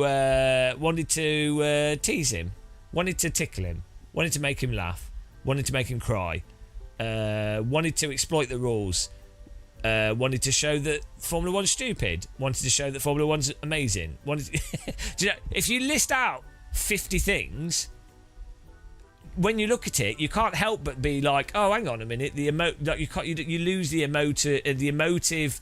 You will lose the emotive connection with these specific things.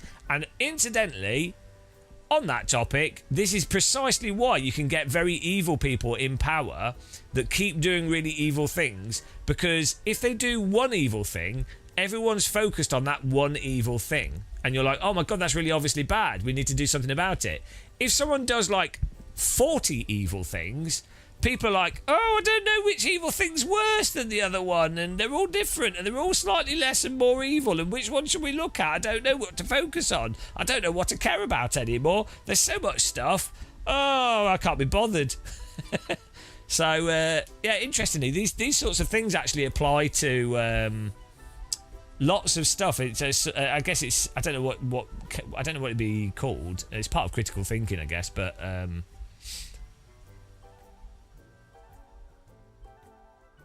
well, it's all a glitch in psychology, Bigger Ham. Attention. Well, that specific thing I just described is to do with limited attention because the human brain can only focus on a really limited number of things, and when you dilute attention, it can make it hard to focus on what's important and what isn't important to a thing in question.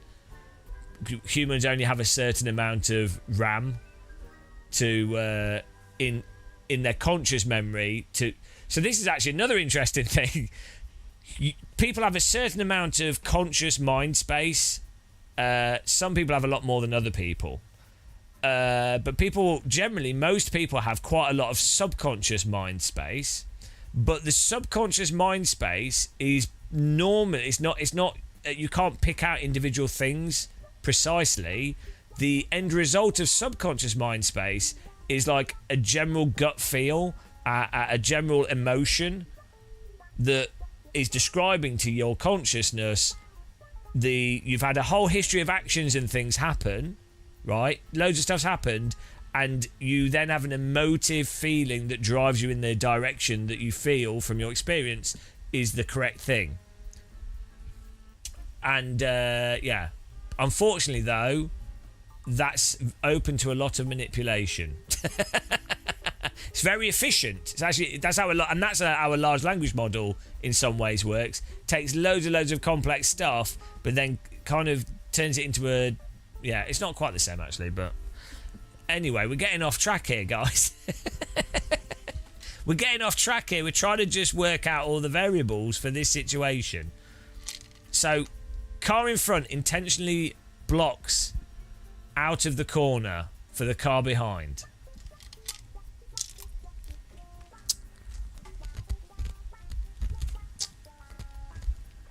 They're forced to back off. It's technically against iRacing's rules. It's against most racing rules.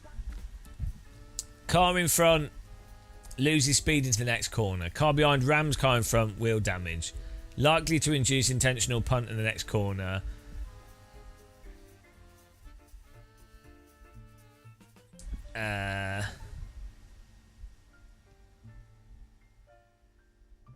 Both cars are slow, so the cars behind can catch up. Car behind reacts and darts left for a pass on the outside, next corner.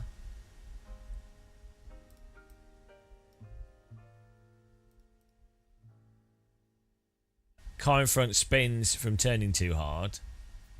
What doing? I need a strong cup of tea for this stuff. Right. Intentional punt. Car in front. Car in front. Intentionally punts car behind. Brake check. Intentional punt, brake check. Car behind. Car behind. Also brakes. Then spins. Car behind rams car in front.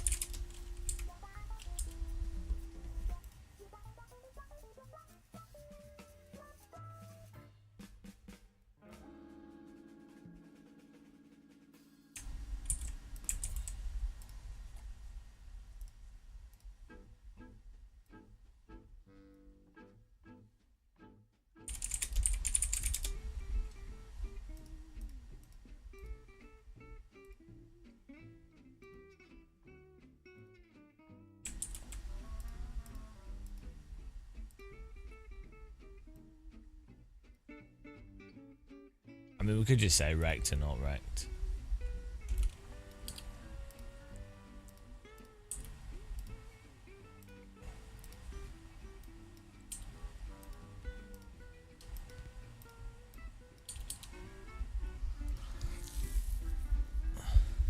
This sim races don't have a life, so they've not got anything to do with it. Carby.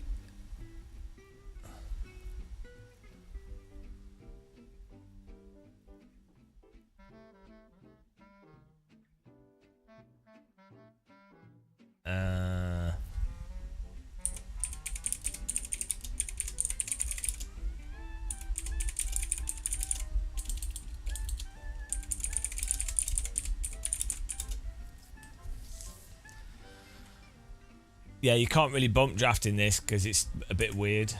I mean, it is in real life. Like the nose cone is not exactly. I think it's glass fibre. It's not even carbon. But even then, it's also you probably end up melting the front of the car and the exhaust of the back of the car.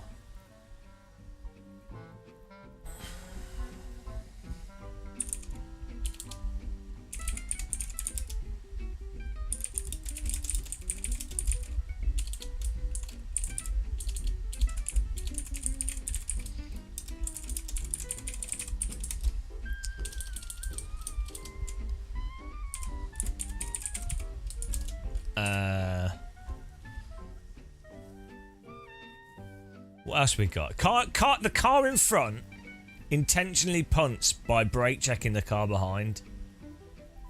Big lag contact crash. Oh, no damage is possible.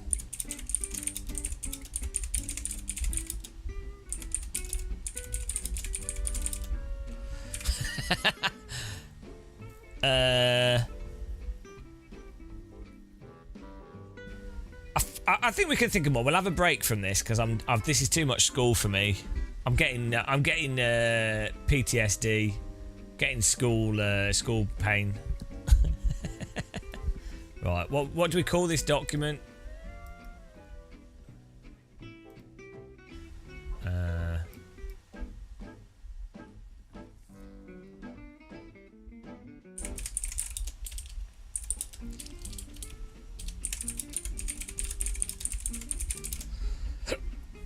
Racing variables document.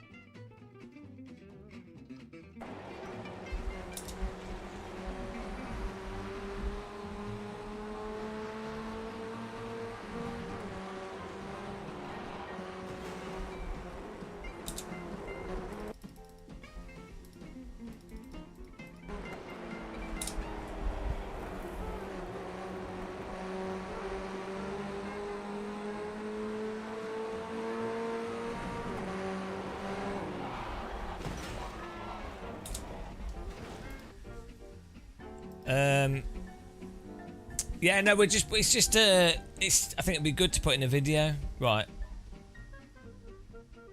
A touch of uncertainty whilst moving right. Well, we came off the corner, look. And there's already no space for the car there. I know what he said, but like anything more and it's a full-on reactive block. Because we just came off the corner. We're not turning.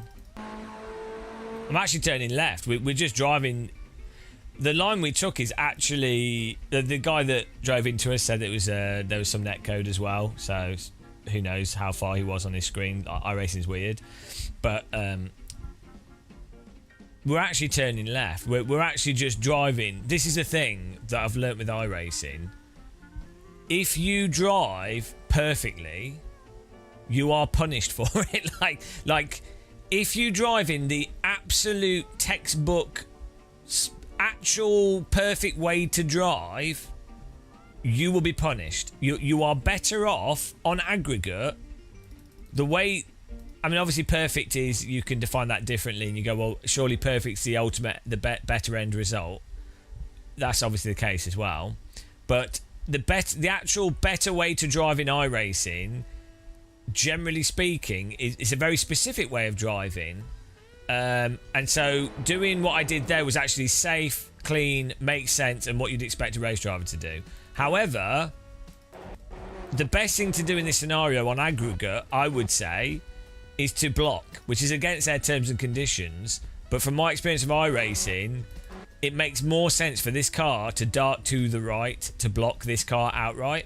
It's illegal, but it's that's on aggregate. That's the best way to play iRacing, because also if you make sure that they can only drive into this part of your car, when they contact you, which they're quite likely to do, it won't spin you.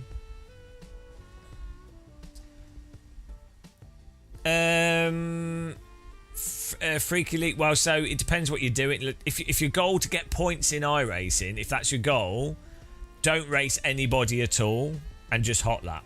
If your goal is for points, that's how you. Because statistically, if you get spun, once you're at higher I ratings above like 3k, you're better off not racing. If you're outside speed, so you move to the right, you'd be giving them draft. They're too close to benefit from the draft, and they'd have to lift because they're going to hit into you. If they were further back, yeah, sure. If you're further back, you'd be giving them draft, but they would come off the corner and go into a draft either way. So it's not. It doesn't matter. Unless you were really far away from them, it would depend on the distance. I wanted to do the IndyCar race. Oh, here we go. 10:15. Let's do this. We'll practice a bit for it, and then we'll do it. Good fun.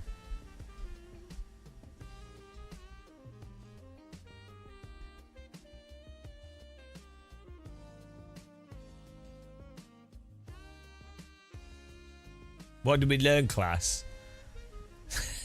Not to think too hard about sim racing.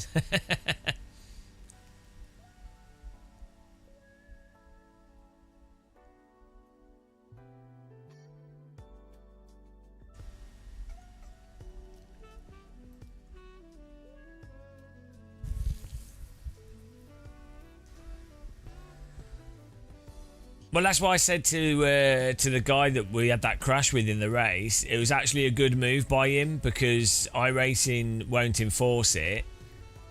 Also, part of his netcode,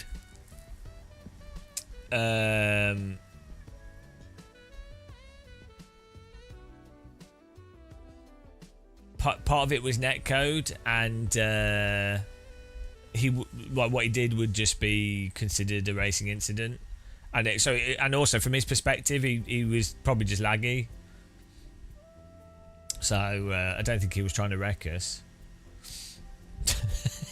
So yeah.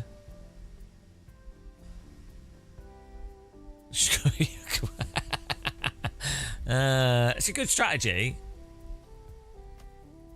Don't blame him. Sounds like a pretty good strat.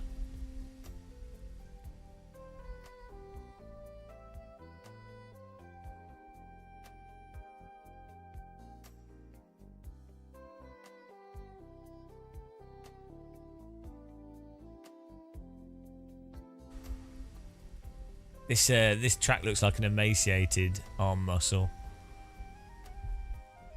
Hang on, it's 9 AM and it's already 24 degrees. What is going on? Do you know what? It's all these disrespectful people with computer monitors and high-spec graphics cards polluting the environment. That's who I blame.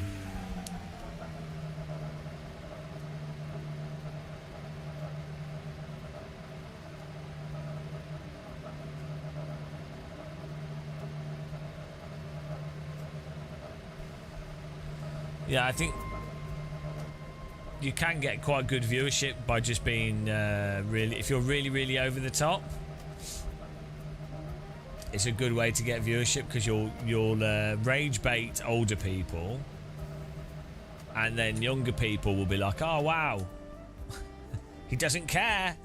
It's really funny, actually, how younger people, generally, their perspective of reality is their parents are an authority, right? So from a younger person's perspective, stuff that's anti-authority seems like a really big thing because they see their parents as a big authority, so they're then like, oh wow, is someone talking against the parents effectively. It's kind of ironic, but that's the sort of perspective that younger people, generally younger people are really attracted to, because there's a novelty to that idea, because they've never actually had freedom, so it's appealing.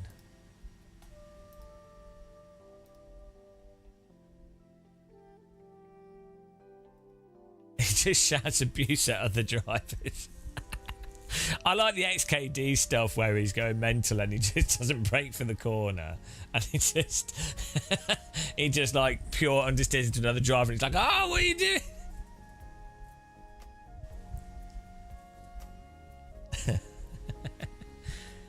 I mean, yeah, some of these people are like that for real. Like you would hope it was a character, but some people are, you know, some people talk about tire model physics all the time, which is really weird. I just think it's unhealthy, you know. Some people need to get a bit more balance in their lives, because there's some people they just live stream for like 10 hours every day, and it's, do you know what I mean? It's not healthy.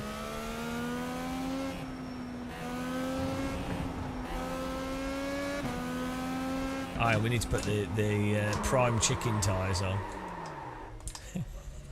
Nintendo Prime Chicken time.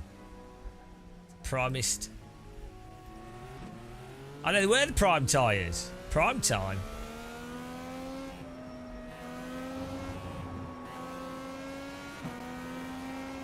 I know we need the alternate. Forget Prime, it's alternate.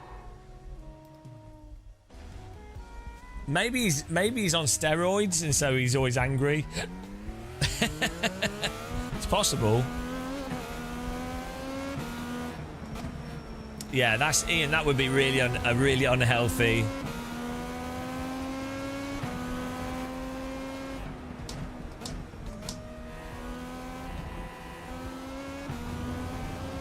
I've got my PPs, don't worry.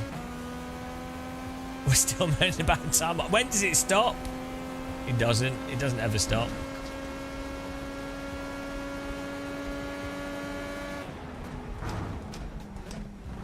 No, right. Yesterday, we were just confirming stuff.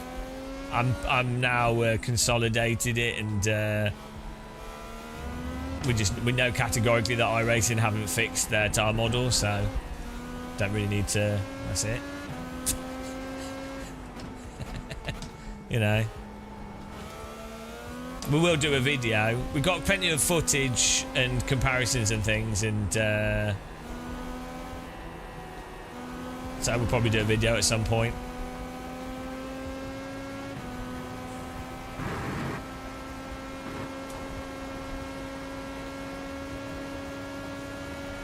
But I mean, at the end, an interesting thing is that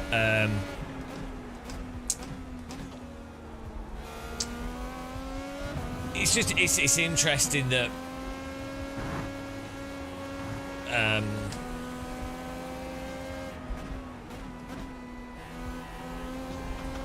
I mean, something could be really obviously the case, and you could show it perfectly, and you could explain it perfectly, but you're not going to override.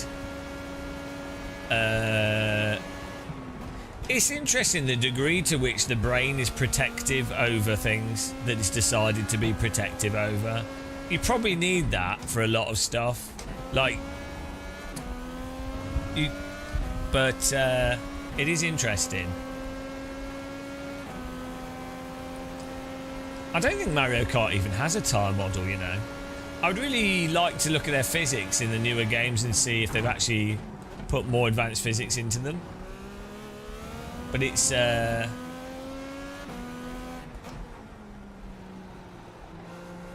pretty sure the older Mario Karts, well, the sprite-based one for sure, it doesn't, you know, it's just a singular object, like it's not. So you can approach a car in an arcade game as a one-point entity, like it's not got wheels basically. It's just a object, a cube. It's basically like a cube that's just told to move around in a certain way. The same as a platformer character, actually. Like, But you can actually program, so you can program a, well, there's multiple layers to this actually. Like, so with a 2D platformer, you do give physics properties to your character, like Super Mario or Sonic, right? They do have, they will have set up a grip, basically, in the sense that the object takes X amount of time to slow down, and that time is dependent on the friction. The surface in the game will have a variable when the character is in contact with that surface that then defines how much friction the surface has, which then defines the deacceleration speed of the 2D character. And then you can change the friction variable for that surface, but also the character can have a friction variable. And then you also, this is even for like Sonic or Mario, you'd have like a sense of there being gravity, and you go, right, 1G pulls the character down towards the ground at this speed. but you could cheat. That's often done in a very cheesy way, but you could do it in a full physics way. But that's still just to a singular point. The character is a singular point. However, there have been platform games where the character itself actually has mass and is moving, like the contact of the character's feet and the impulse of the foot is what moves it forwards, and the weight of the arms and the feet and the body and the head are actually relevant to the impulse. And yeah, so that's closer to a car physics simulator, like an actual 3D. That's still 2D.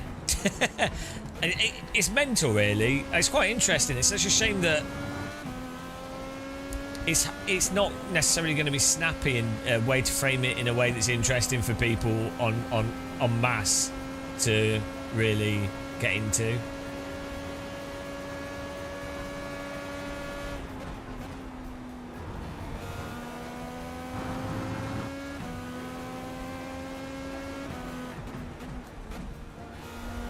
I always like that about video games, though. I really like when you have something in a video game that's actually a very simplistic analog. It's not a proper physics simulation. It's a very simplistic thing, but it produces an emergent property that seems very complex. So, like, a really good example of that is the ghosts in Pac-Man and how they move around and how they really don't have any AI. It's like one ghost goes to the player as fast on the shortest path possible. One ghost takes 2 corners to get to the player. Another ghost can only take left-hand corners, you know, right? And so by having 4 ghosts that have very simple rules but slightly different, combined with the fact the player can obviously move around, but also combined with a map that has walls that constrain how the ghost can move around, it produces, from the player's perspective, something that feels like the ghosts have different personalities, but also something that's actually quite hard for a person to like master, and feels like the ghosts are like doing some like strategy when they're not. They're just moving around in like really basic patterns. So I think it's fascinating. I love stuff like that.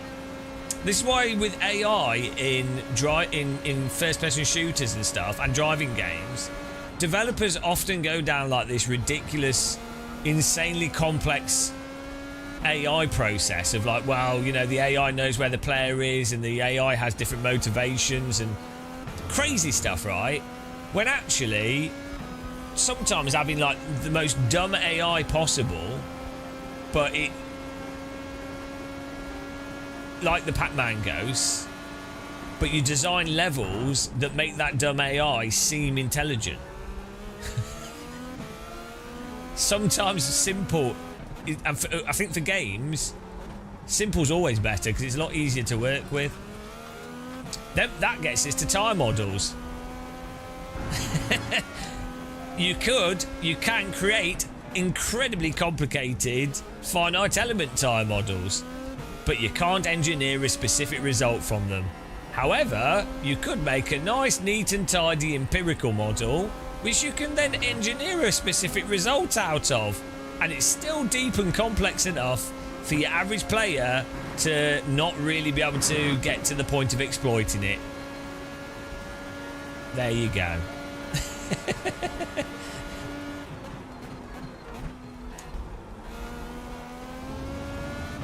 I think the moral is never get into game design and stuff, because it ruins everything.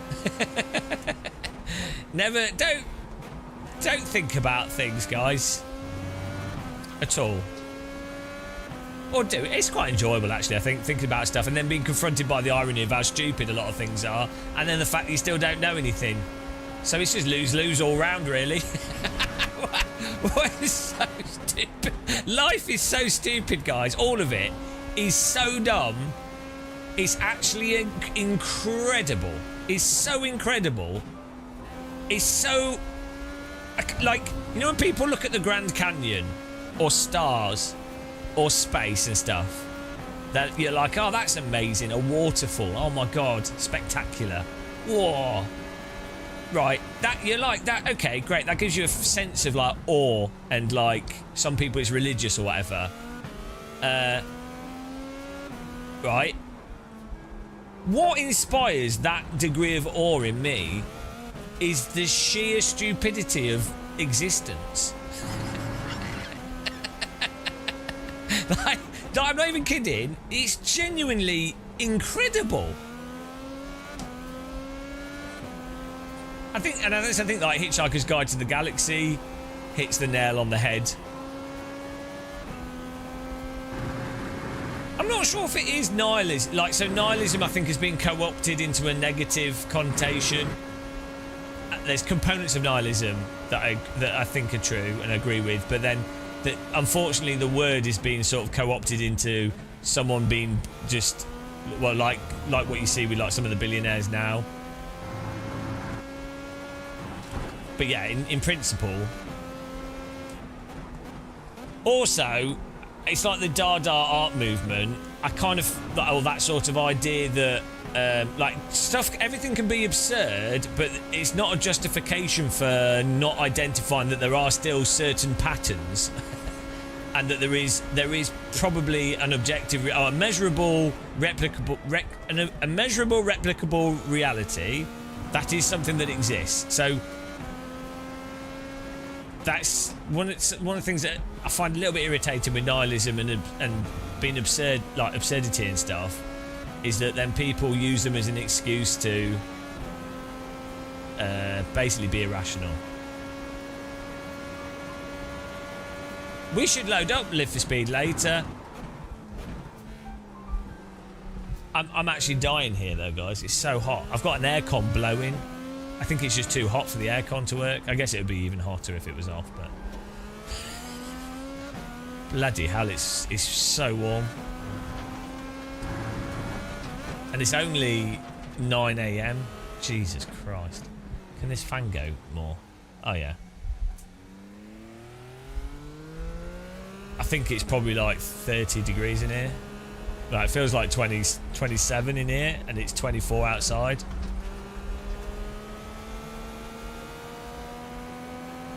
It's quite nice, but it's warm. Yesterday I went to Lidl's after we did the live stream, and I was like, bloody hell. Even at like 7 PM it felt like I was in Spain or something, which is really nice actually. We don't normally get that in the UK, that heat, that sort of just lingering heat from the, like, radiative heat from the grass and the ground and stuff. Don't normally get that.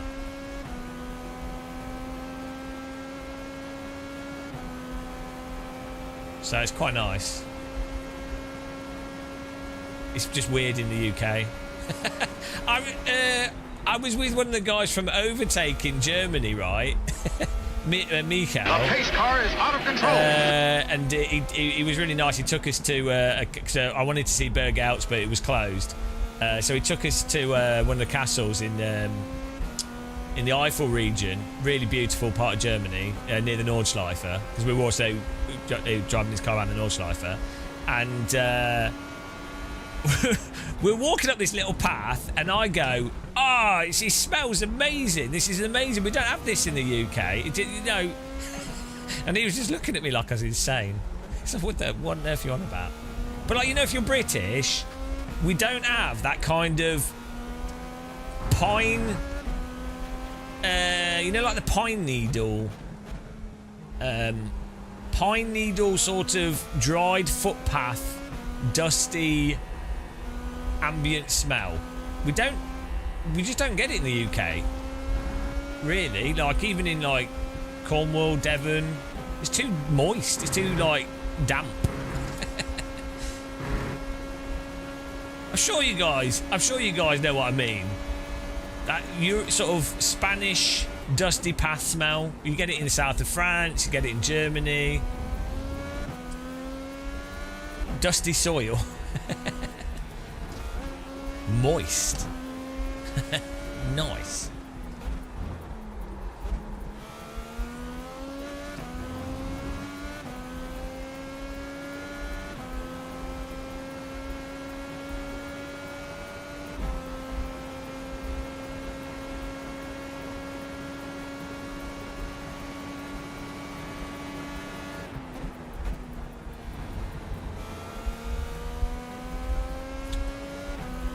Pure pour on.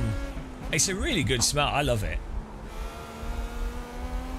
It's particularly good if you're at the if you're in Greece or something and you're on the coast and you can have that dusty path smell combined with that sort of oceany, fresh ocean, Mediterranean ocean smell with the sort of fresh ocean breeze smell. Combined with the dusty, hot pine path. Oh, that's like the best thing ever. we should put that in a perfume. Such a good smell.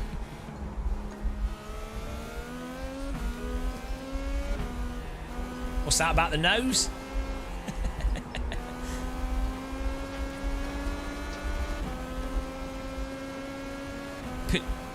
What's that? Petroschweier?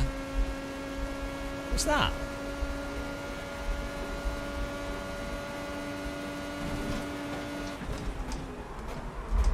Oh man, the understeer.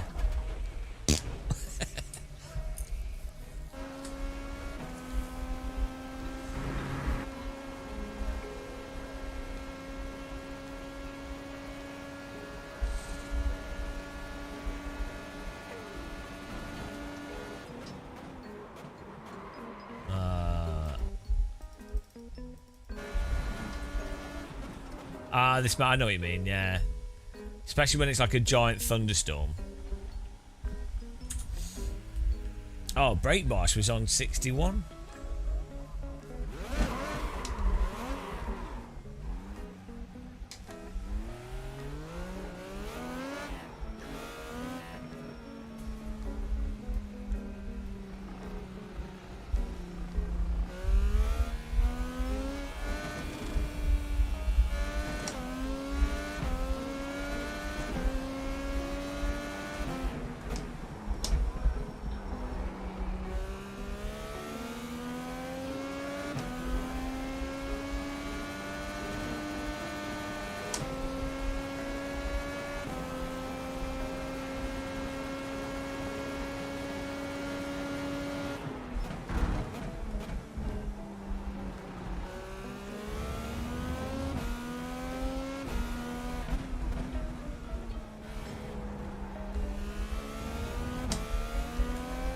Look at this filthy mini talk in chat, guys. What is going on? What time's his next race? Quarter past. I say in 5 minutes we can sign up.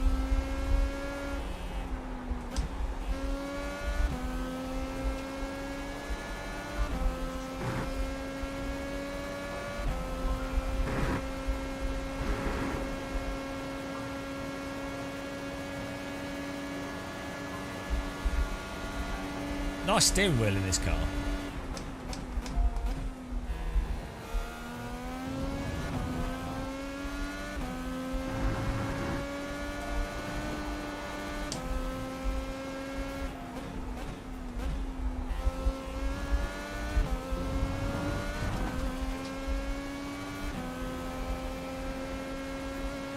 Are you talking about old minis or the new, like, BMW minis?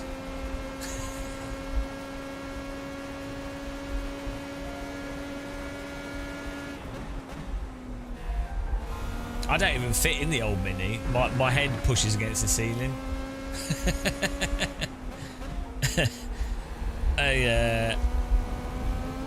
When I lived in France, the family I was with had a mini, and yeah, I had to like go down a little bit, and that was when I was like 14 or something. So it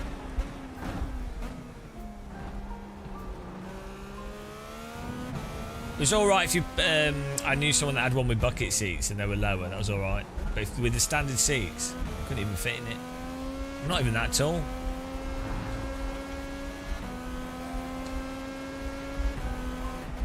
Tell you what would be awesome, like a vintage Mini, a 1970s. Are they 70s, aren't they? Yeah, like 72 or something. Vintage Mini, but with a really awesome sound system in it. But then Minis are shit, like in terms of materials. Like all cars from that time period are just like tinfoil. Like, just, I'm surprised they're still on the roads. Like, they've probably been patched up so much.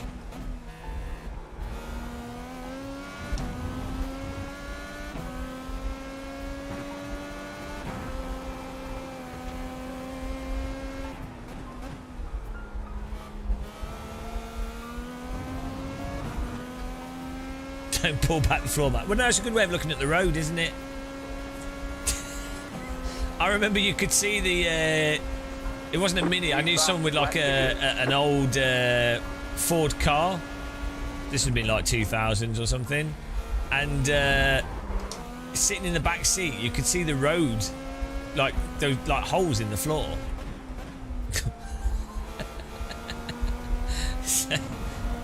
Yeah, good old crusty metal. Yeah, metal that if you poke with your finger, it just flakes away.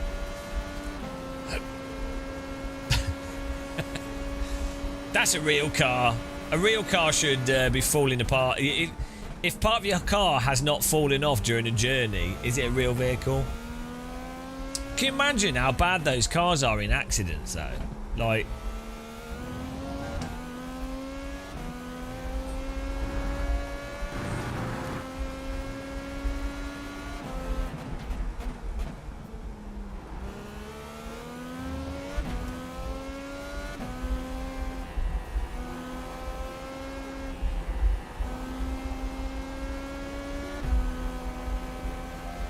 You definitely don't get wet when driving. It's not a real car. Can you use that welding technique, the like electro welding, to fix bodywork on a vehicle? I know absolutely no. I know nothing about welding. Oh my god, I know nothing about welding at all. I know there's different types, and I know you have to bond certain things to specific metals and temperatures and things, but. What's the classic Mini made out of? Like steel or something?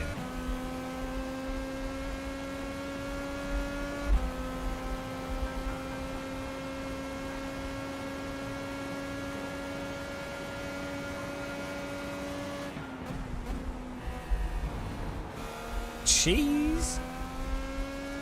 I need a cup of tea. I've not had a cup of tea yet today. Oh no, did I have? No, I don't think I have. I need to make a cup of tea. Dried pot noodle. I was in a survival situation. I was about to die of starvation, but then I remembered my car is made out of dried pot noodle. For weeks we feasted until we were rescued.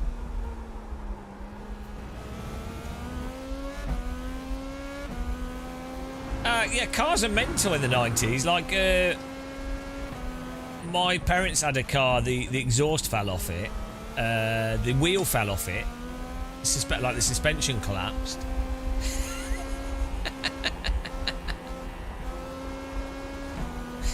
Can you imagine that happening on a modern, like anything post 2013? The wheels the suspension is not going to just fall off, right? at like at 70 miles an hour, it's like just not going to happen. Like you would have to be maybe around the Nordschleife or something, but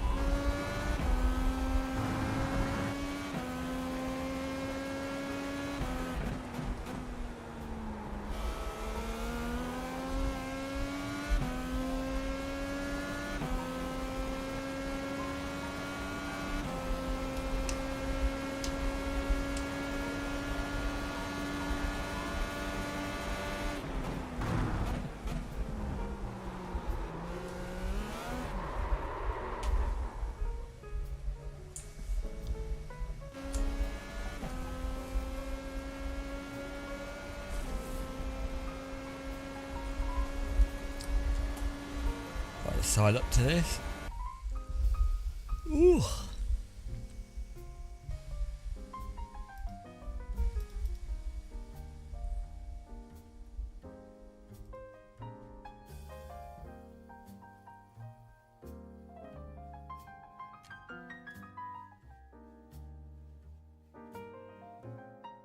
An EV falling off a roof.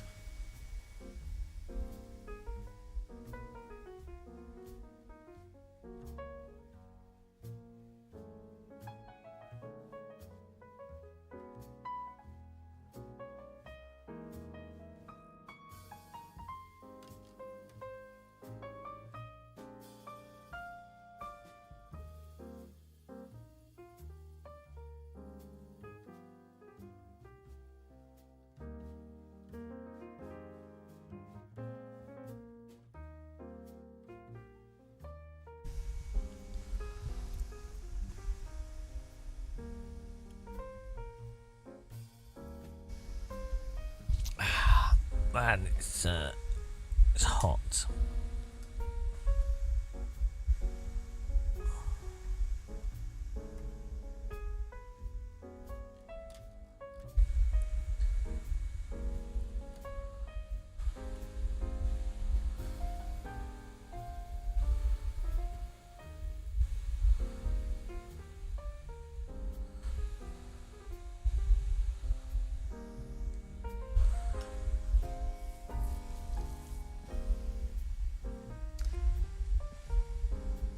"26 minutes. Well, we can get a cup of tea. I've got some. We've got a banana as well.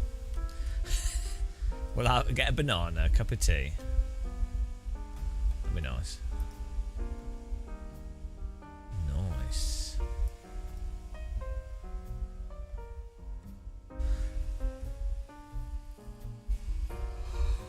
Ooh. Oh boy. It's only 10 a.m. I actually got up at an alright time today. Got up at like 5. Hang on, crash and burn.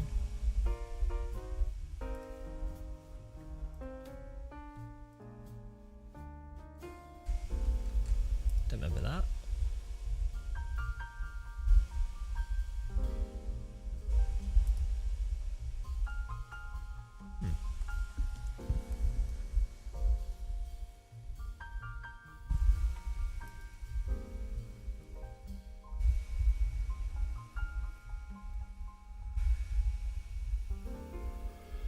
You guys should watch Chain Racing if you haven't.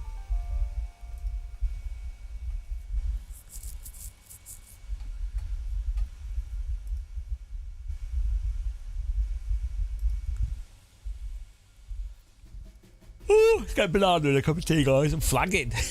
we're only 2 hours into the stream. My brain's turning off. Back in a minute. Yes, off we go for a cup of tea.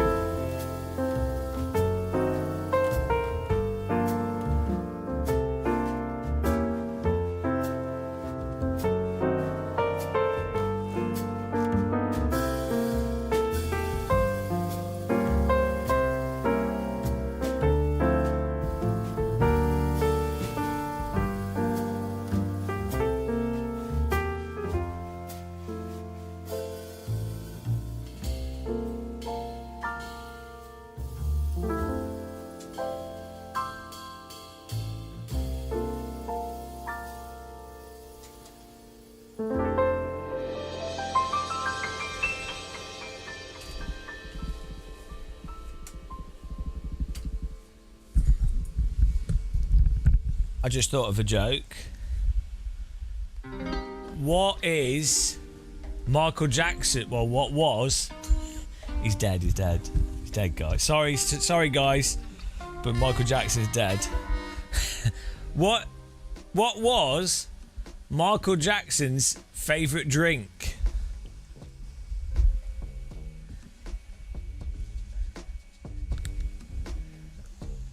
You have to ask. You have to go. What was it? You have to ask in chat. It's good. This is good.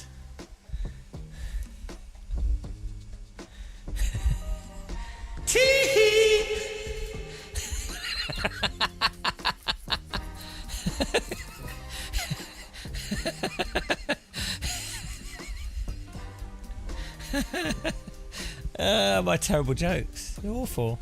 I'm sure it's not even original.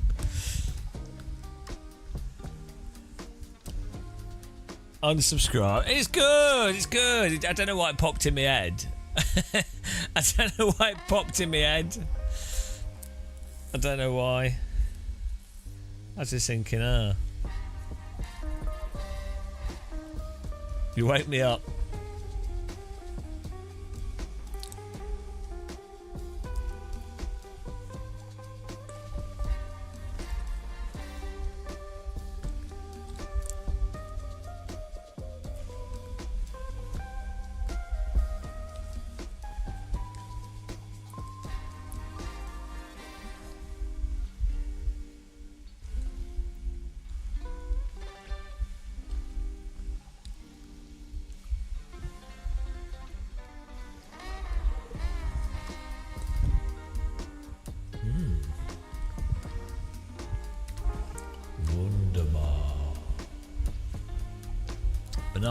Banana. 3 registered. Keiner registrieren. Andosaurus Rex, hello, welcome. How's it going, man? I'm sure that would have made my day somewhere way back in the past.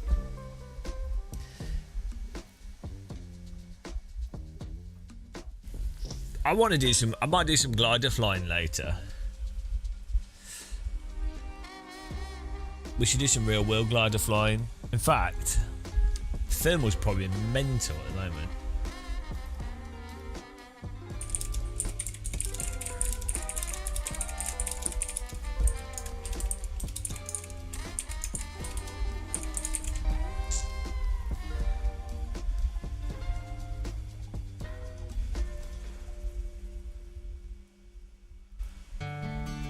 Oh!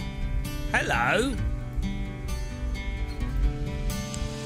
DD girl with the DD wheel. Our evolution has her rotating in his bed. DD girl with the DD wheel. What a babe, what a beauty, what a sexy lady. It's a DD girl with the DD wheel. Put your hands in the air if you've got no hair. It's a DD girl, a dreaming girl.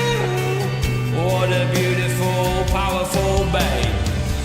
Everybody needs a DD girl. Put a DD girl in your secret. Everybody wants DD girls, but if she gets in your back, turn off the electricity or she will fry. DD girl with the DD wheel.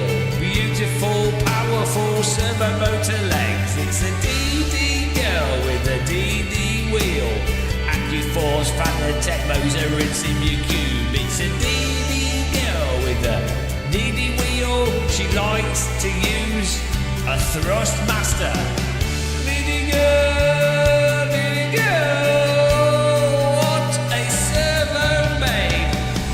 Our evolution won't be sleeping well tonight because in his bed's a woman that likes to do 100% force feedback laps on the North Slifer, that's true. Thank you. Thank you very much for being a member. Welcome to the Teapot Club. Hello and welcome along, where the tea is strong. I'm wrecked.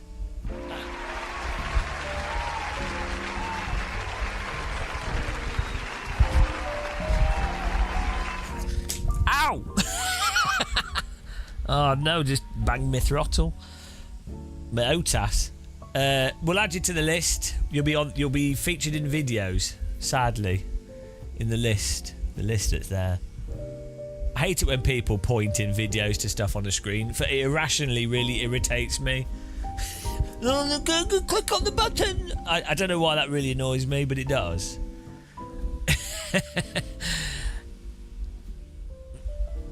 Maybe it's yeah.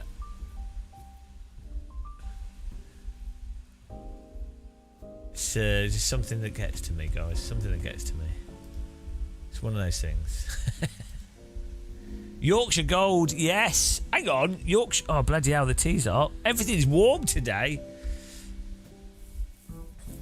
How are you? All right? Yeah, we're just chilling out. We're just chatting. We've done some spreadsheet action. We're going to do the IndyCar race. We were breaking down an incident with all the variables, so we can put this into an interesting thing to explain. Just as an interesting video. Probably not an interesting video. Probably never make it. I'll probably realise it's a terrible idea. Yeah, Yorkshire Gold. How's the Moser wheelbase? Oh, it's good. It's all right. Yeah. Yorkshire Gold. I'm pretty sure last time I tried it tasted a bit too tangy. Oh, hang on. Gumtux. Gumtux for being a member here. All donations and members get a Gumtux. Are you ready? Here comes the Gumtux.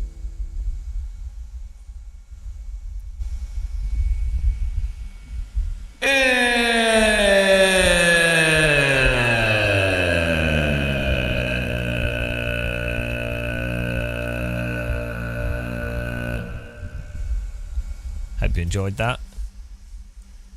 We've had 2 Gumtuxes today. No, Tetley's is terrible. I Yorkshire tea, but just not Yorkshire Gold. Yorkshire and Twinings for me. Disqualification. Ah, yeah, good one. Someone's paying attention in school.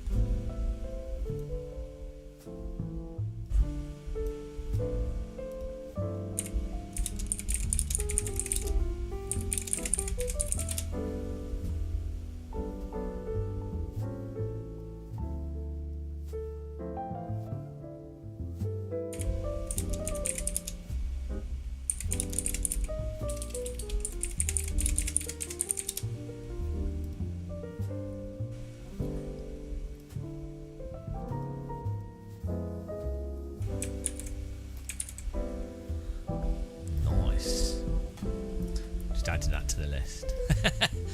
Getting 4x because someone doesn't hold their brakes. Well, I haven't gone off.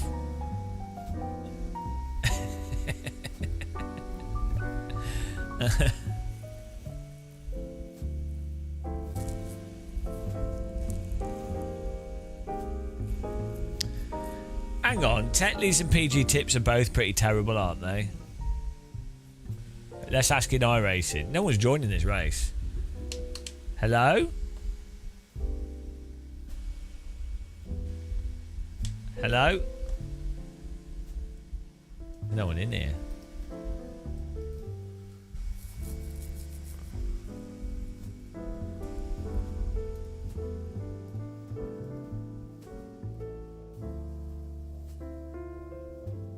What is bogging?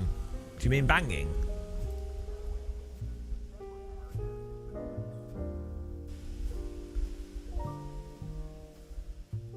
It's at 48. This guy's in a 43. We'll see if we can beat their time. I want my tea, but it's too hot and it's so warm in here. My tea's not cooling down. This is the thing. It's supposed to be cold, so when you drink your tea, the tea then warms up, cools down.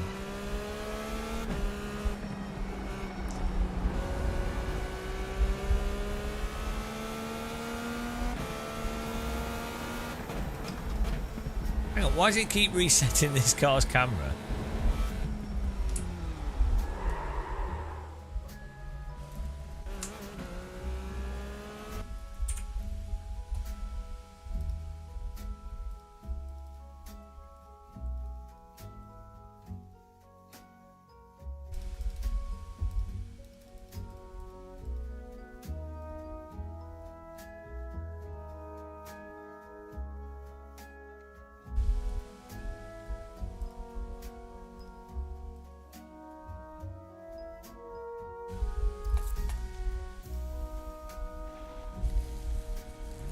better. Brit problems. Look, it's weird that there are... How many brands of tea are there? Twinings, Tetley, Lipton, Yorkshire, Lidl's, Aldi, Sainsbury's, Tesco's.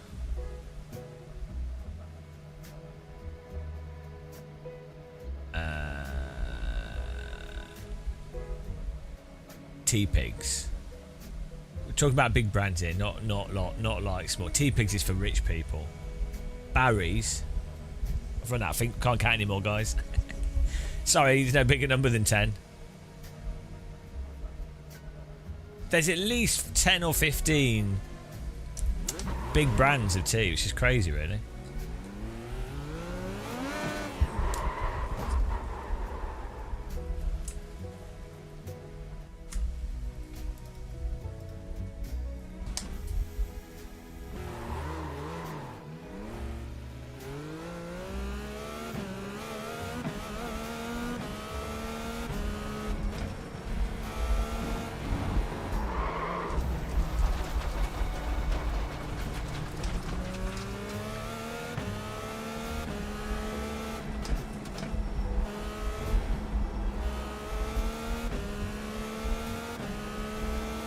No one's joining. I want a race.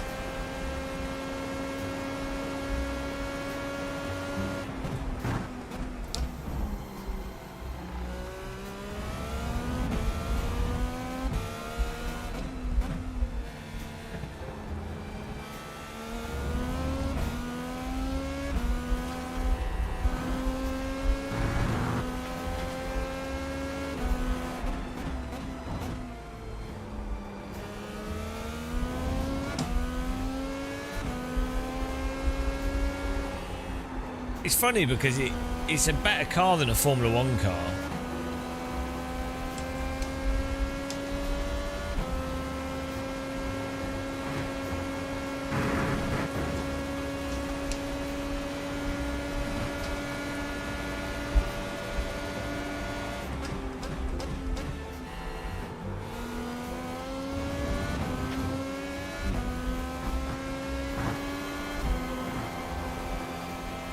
Nice. Yeah, the motors and wheels are really nice. The pace car is out of control. Thanks for following Top Cockplane. Hello.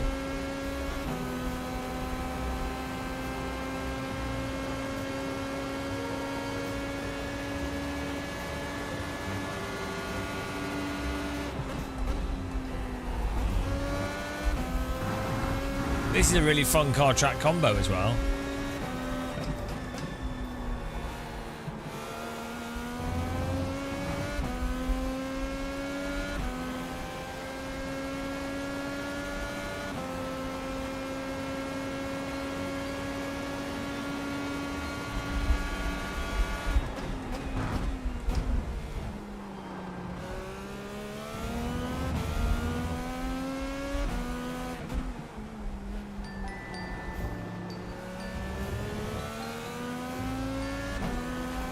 I'm pretty sure SimMagic will do more.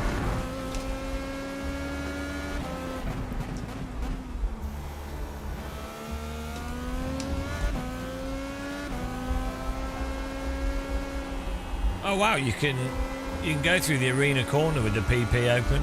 Oh, it's not open, is it? It's not DRS. It's engine boost. That's why. I was like, hang on, the car's driving the same.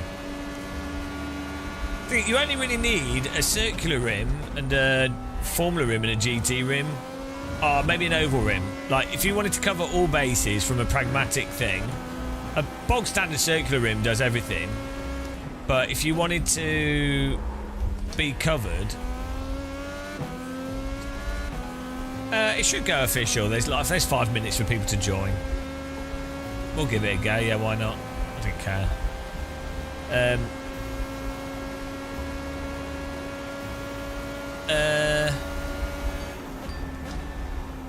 What was I going to say? Yeah, as long, if you... A basic circular rim is pretty good as an all-round rim.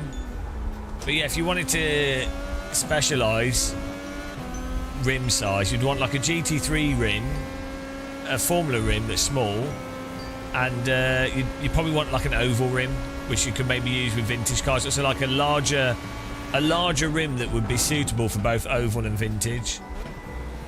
And then you're good. That's it. What's weird is none of these companies seem to make large oval rims apart from Fanatec. Yeah, you can because it's lighter. The lighter a wheel is, the less inertia it has. So the less inertial dampening. I just made that word up, but it's probably true. This isn't Star Trek, guys. The lighter something is, the quicker it can move. So the more...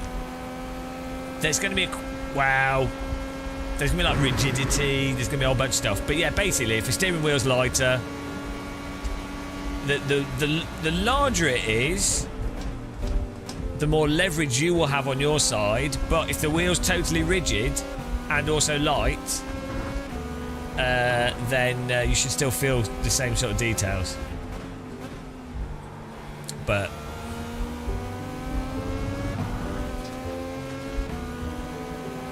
yeah, the bigger the diameter, the lighter the force feedback will feel, because you have more leverage, and the force feedback has to work harder to move your hands.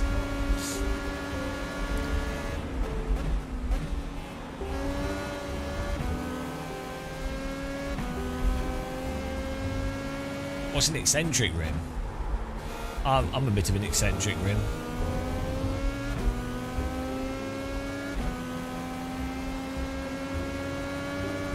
Yeah, I know, Broccoli. That's one of the main things I look for.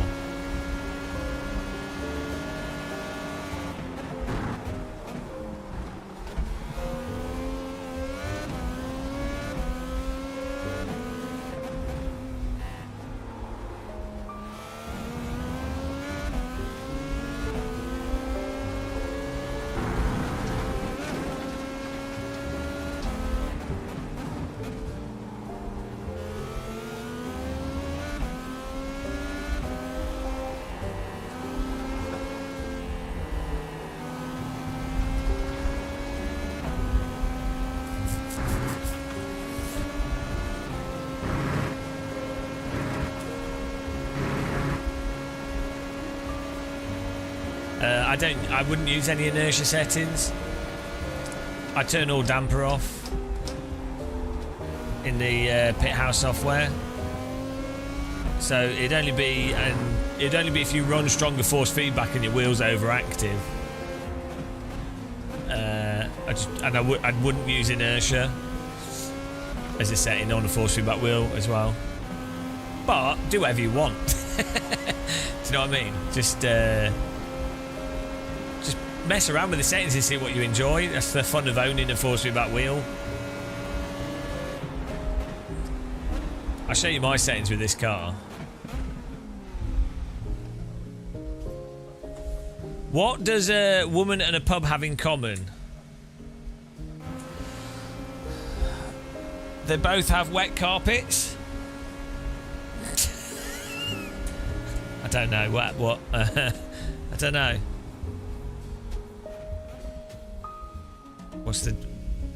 How close was I?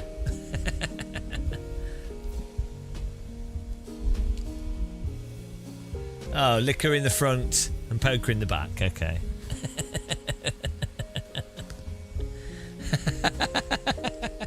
Well, we were both on the same. We were. Well, we got two jokes for the price of one there. Could I be Irish? You think, would that get me past immigration? I think I might get in, guys. Jack, so I'd like to personally apologise for the behaviour of the British Empire towards the Irish, and the disgusting economic behaviour, and then the intentional famine. I'd like to personally apologise on behalf of my ancestors.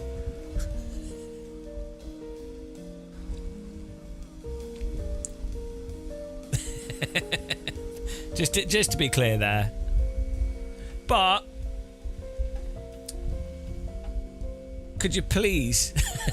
I don't know how sensitive people are with Irish jokes. I'll be careful. I don't know. I have no like sense of. I have no sense of like if we're walking on like territory that is immediate cancellation territory, or if people be like, "Oh, it's all right," you know, dangerous territory.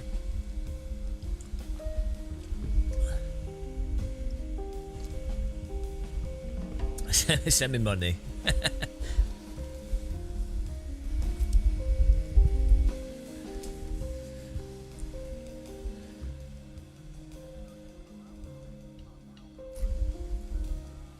How many people registered?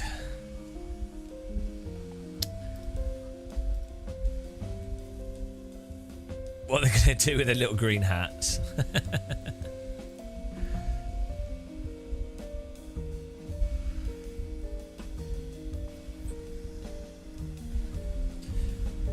He's offering. All right. Absolutely disgusting that you would talk about hair. I think you should just shave your head bald so you can be like me and Dave Cam and Sean Cole. Whatever happens, you will end up bald because bald is best. How many people for an official race?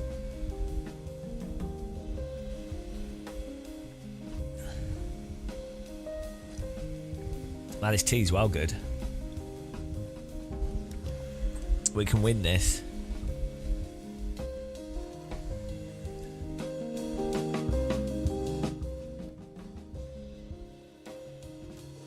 Damn, we're one short of going official.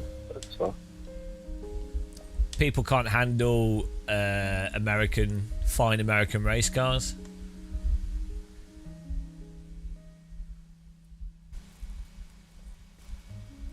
I'm gonna win.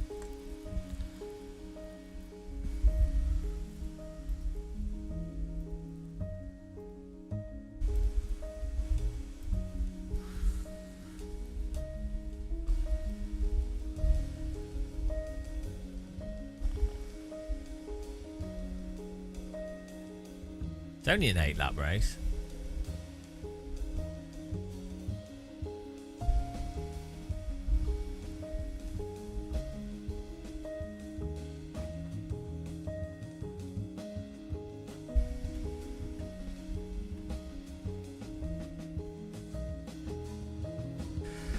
Don't you guys find it pretty disturbing that what seems like reality to yourself and like what seems like reality, I like, you know, existence, that is not what it is for other people?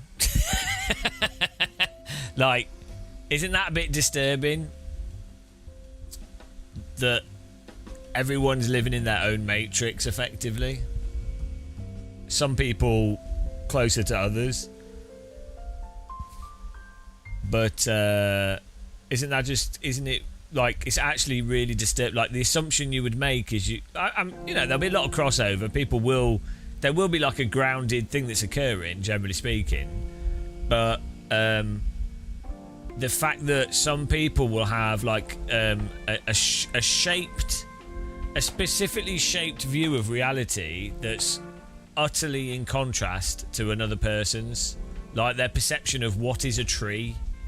What you know, what's countryside, what's city, what's, you know, everything. It's no Andrew Tate's a complete arse and he's tried to ruin a good film. This music fits the vibe of the topic. Yeah. Have you ever thought about the universe? Everything's confusing, nothing makes sense, everything is mental, what's going on? Have you ever looked out of your window? Did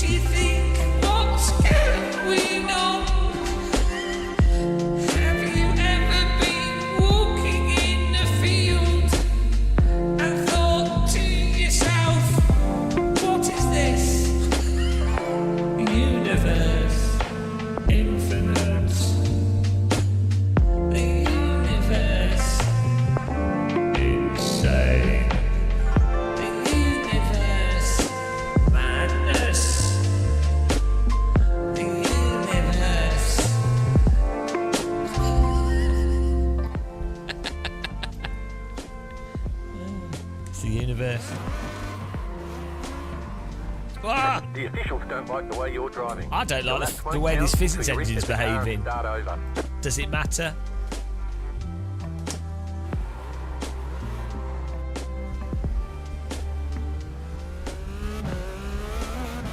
Let's go. Can we use PPs? No. No PPs, guys. Keep your PP to yourself. I've got my aircon on. I moved it. It's blowing directly on me. We are suffering from it. Oh, did I change tire? I didn't change tire, did I? Or did I? I can't even remember. We did, yeah. It's red. The red tire's the alternate.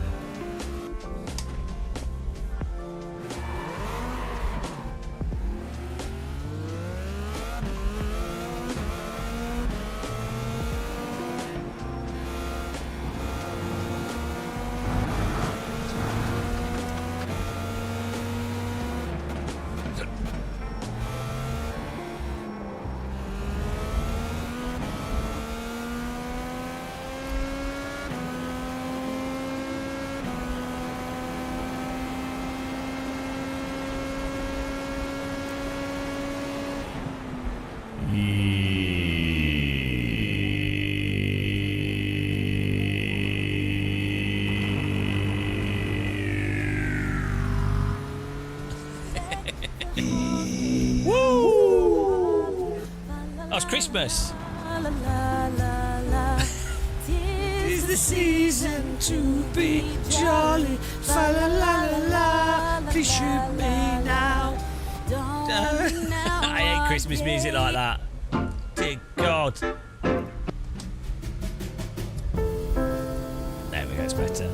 How you doing, Beano? Beano.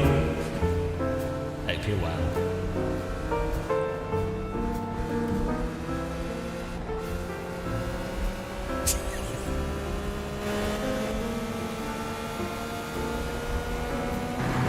Alright. I'm alright. No! Oh, that's, yeah, but that's because you turned this live stream on. That's normal. It's normal. I've been dunking the tea bags.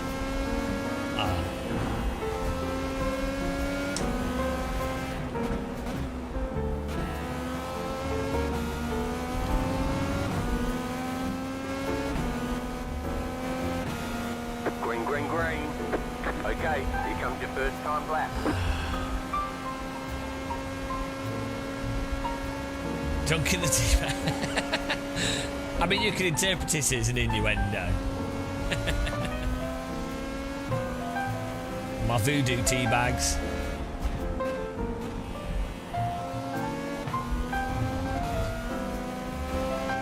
Can you not get some... maybe you've earned some nice, high-quality vegan ice cream. That'd be good, especially with it being hot. Maybe you could put some Seitenbacher in the ice cream.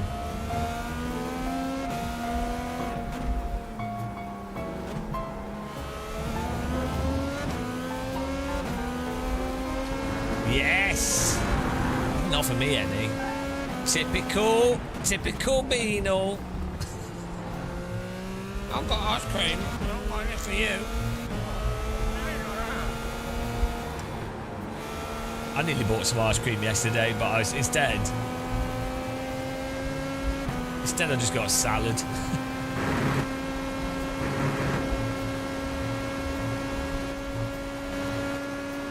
Yeah.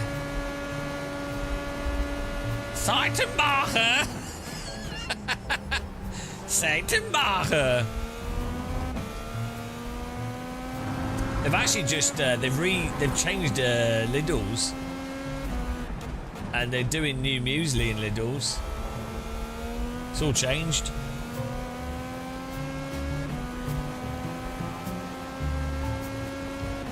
One more lap. It's a car with 4 wheels. What's that? Is that the Seitenbacher advert?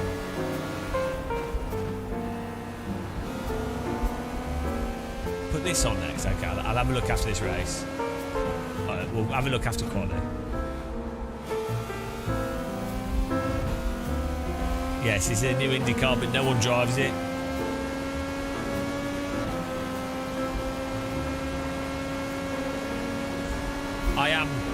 I am definitely Indy car.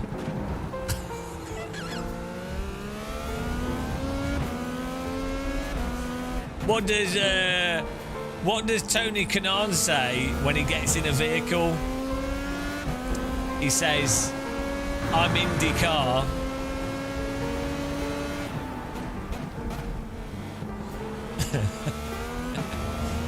Does it handle fun? I mean, it's iRacing, so you know.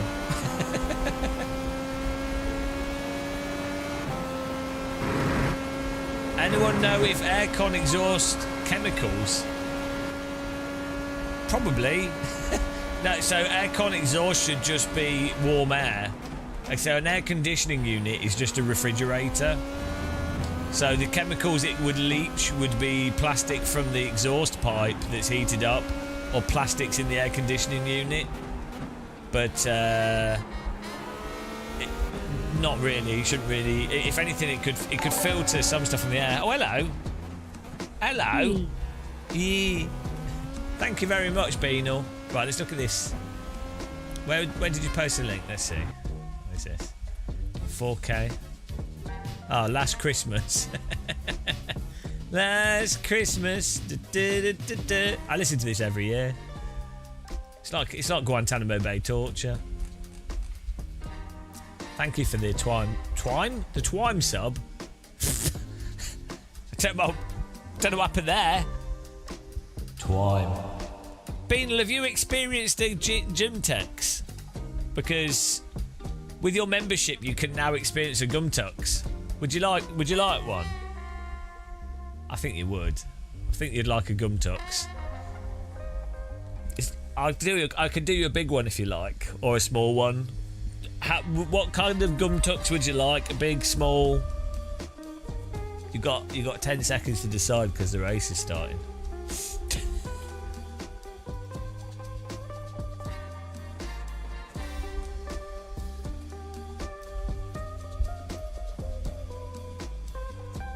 She's passed out. A big Gumtux, okay.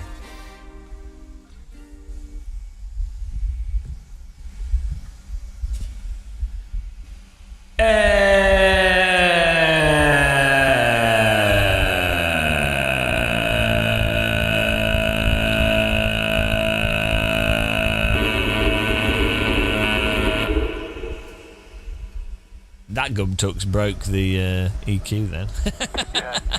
There you go. There's a good Gumtux for you. One lap to green. Line up on the right side. Pit road is closed. Hang on, it's her birthday. 335. You didn't tell me this. Keep it clean. The DNF today would Ah, is it your birthday?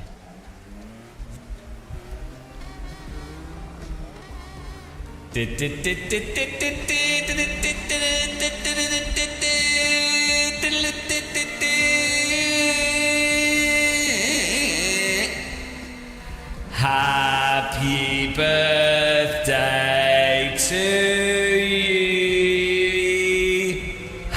Happy birthday to you.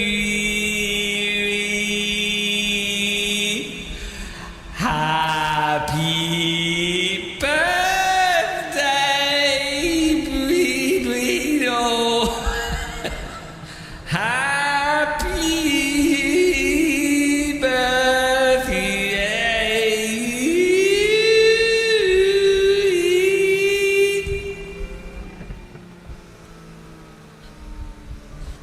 Seitenbacher.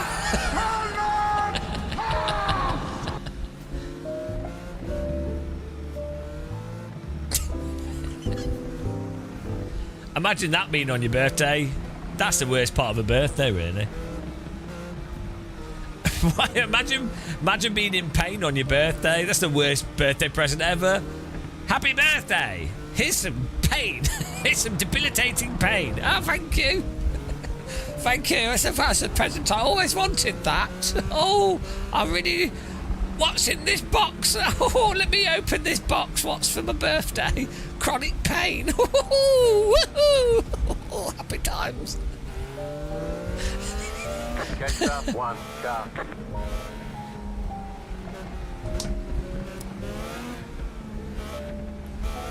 Guys, everyone wish Bean a happy birthday. So she regrets it for the rest of her life.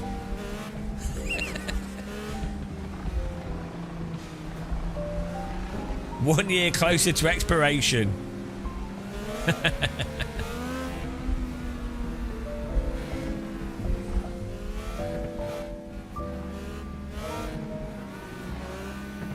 Yeah, at least old but not dead.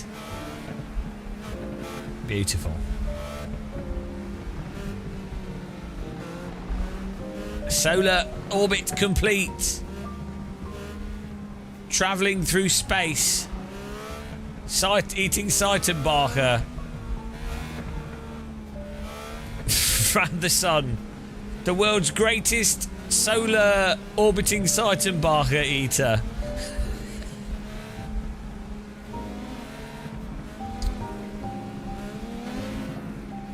What a time. Rotating and rotating. Rotating in many ways. Rotating on multiple axes. Eating Seitenbacher through the darkness of space. It all makes sense. It all makes sense.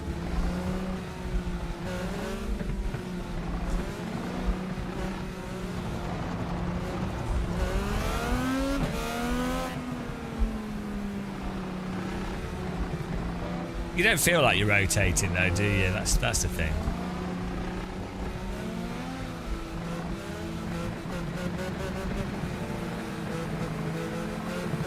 About to go green, stay focused. Post car is off, time to do your job.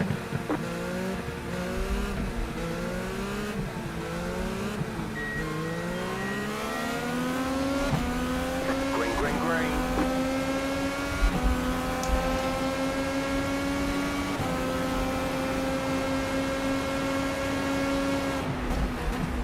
Left side, the next car's the leader. Clear on the left.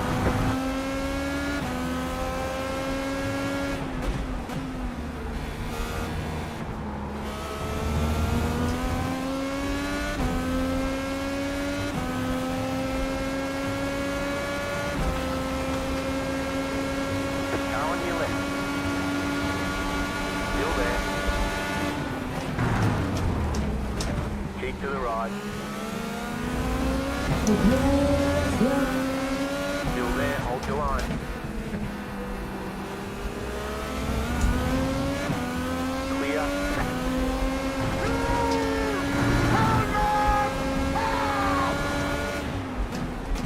Car right. Still there, hold your line. Clear. Woo! Car on your left, clear on the left.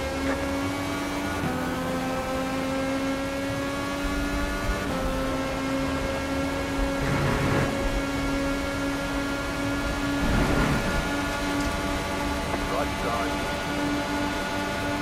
Keep to the left. Keep to the left. Clear. You can't race in this game. You can't race in it. It doesn't support racing. Your car has too much damage. We've got to fix it. This sim does not support racing. Can't fix the damage. What's he doing? What on earth is he doing? He's on the right. He just come to the left like a loon.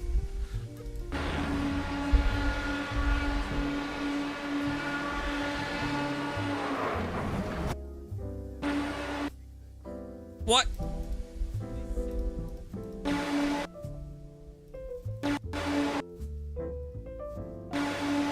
What do you mean, let's follow the track?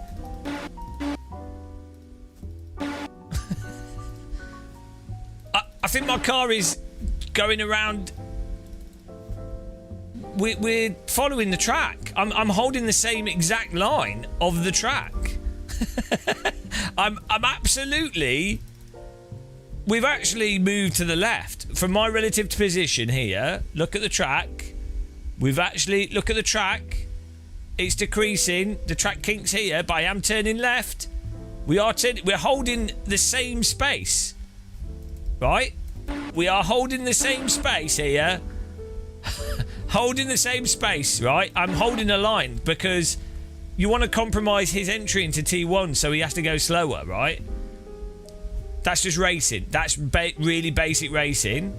Now let's look at this guy's line. Look at his gap from here. Oh, he's moved left a bit. Oh, now he's moved right a bit. No, now left again. Now, oh, hang on. Hang on a minute.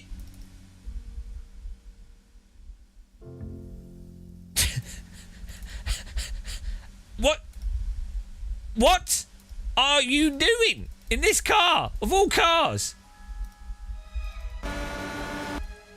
I mean...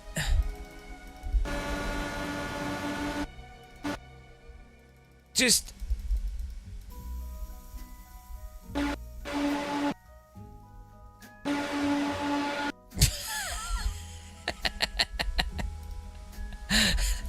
You can't race in this game if you try to...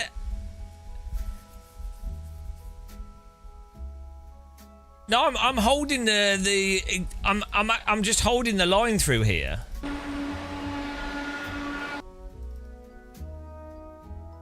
I'm holding this line. This is the exact same distance all through here. I'll play it. It's entirely his fault. Let's get the spreadsheet out. Oh, maybe a tiny bit to the right. Fine. Maybe a tiny bit to the right, but still, I think he's the car that's rocketing across the track. Let's be honest here. And then iRacing Netcode does the rest. The key thing here is more. The big thing here is more about the netcode in iRacing and car contacts rather than the drivers moving or not moving. Like, if the cars go through each other, that's a bit of a problem, right? My car's actually gone through him.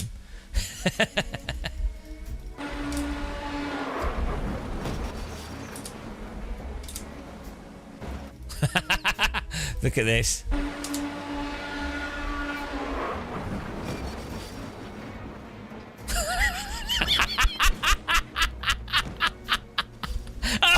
The fencing.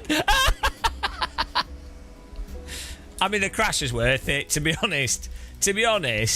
It was worth it for the crash. That is a good crash.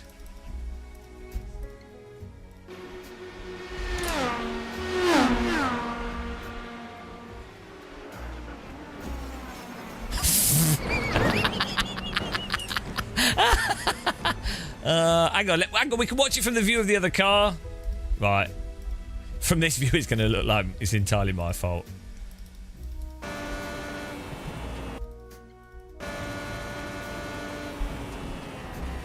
Oh my god. From his view.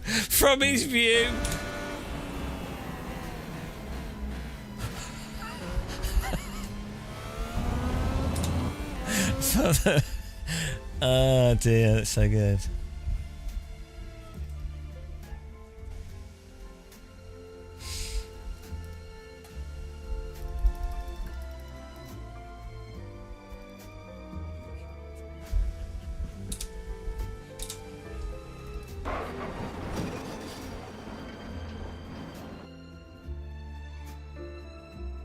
Are you Chumi? Is that you? Well, hang on. What do you mean you went straight into me? What are you talking about?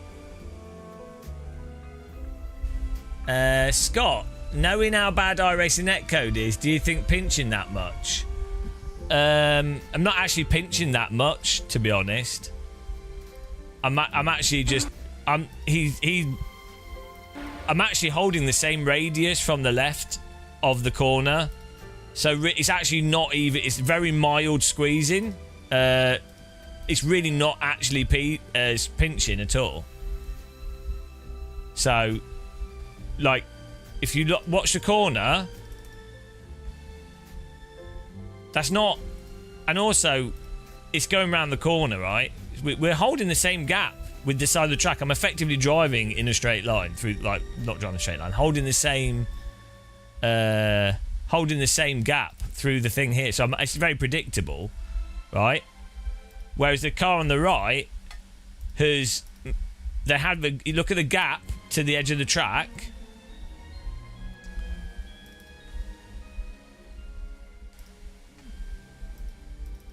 Even before the contact, they would have driven right across, so...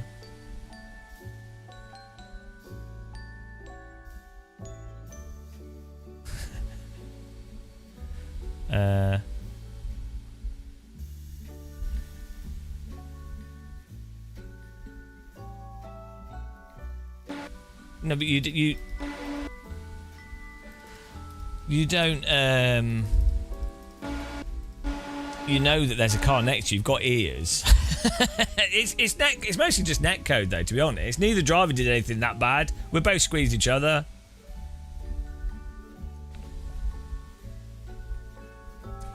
It's mostly iRacing's netcode, to be honest. That neither of us are driving that bad. Like, car on the inside wants to open up the corner as much as possible, and the car on the outside wants to squeeze the car on the inside. It's a really common thing that happens here. The issue is that in iRacing, if two cars happen to be slightly moving towards each other, you can even see here the car on the inside has actually started to straighten up, but the netcode continues to, like, make it out that we're both driving into each other at full pace, but probably not. It's iRacing's netcode and contact physics, and then the cars get stuck in each other. You see this sort of stuff happen all the time in real life, and normally it's just they just knock into each other. Guys, this is a unofficial race as well. There's not enough players in it.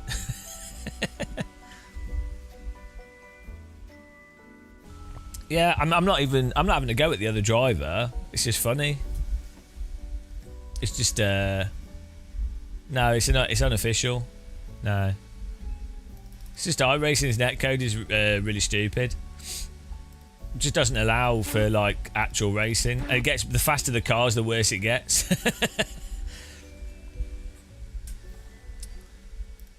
But it's a good crash.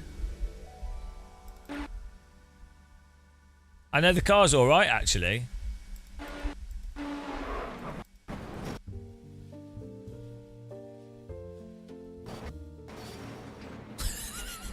It was worth it for the crash. I'm getting a good clip out. This is a YouTube short.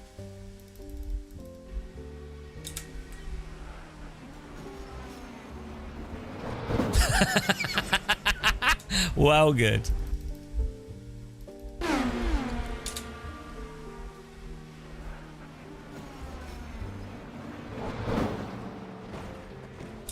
Maybe if we do it on his car. Well, I mean, I'm driving really standard, to be honest.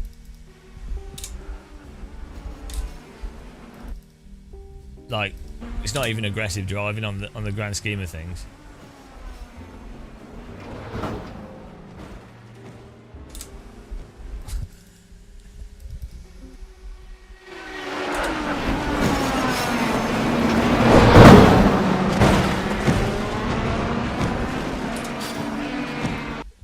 Good crash.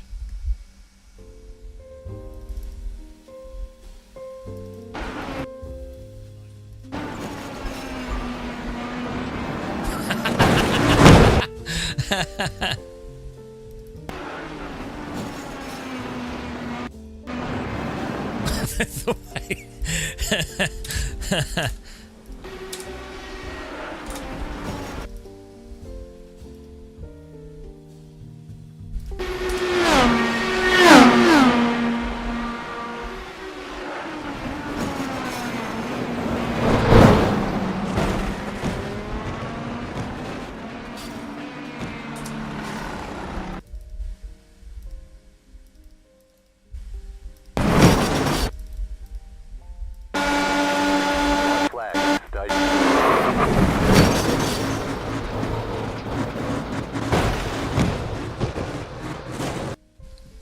Beautiful.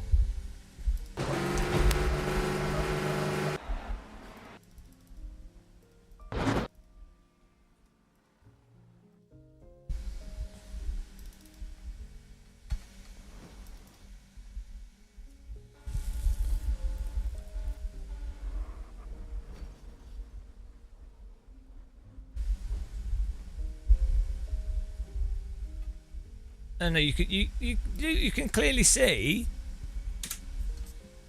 we are holding exactly the same radius, and we are turning for the corner. It's fine. Like it's the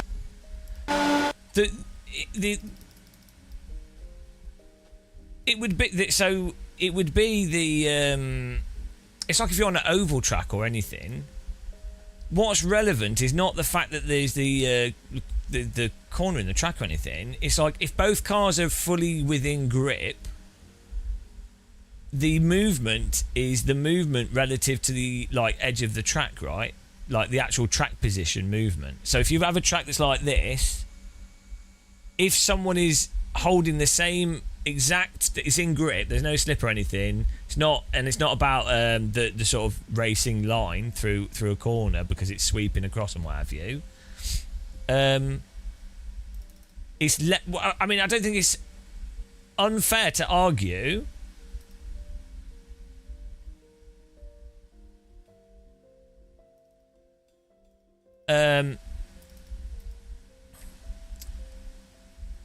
it's less erratic for a car to be holding the same relative position on the track. It doesn't matter who it is, like in any scenario, I'm just saying.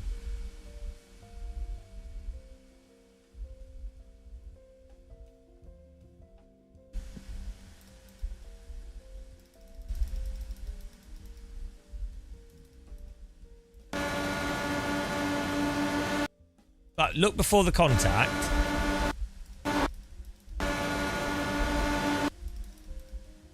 Watch his car jolt to the left before the contact. Yeah, that's because he's turned into me. Before the contact, you can see his car jolt to the left. Good job. Very good job. Watch his nose relative to the distance.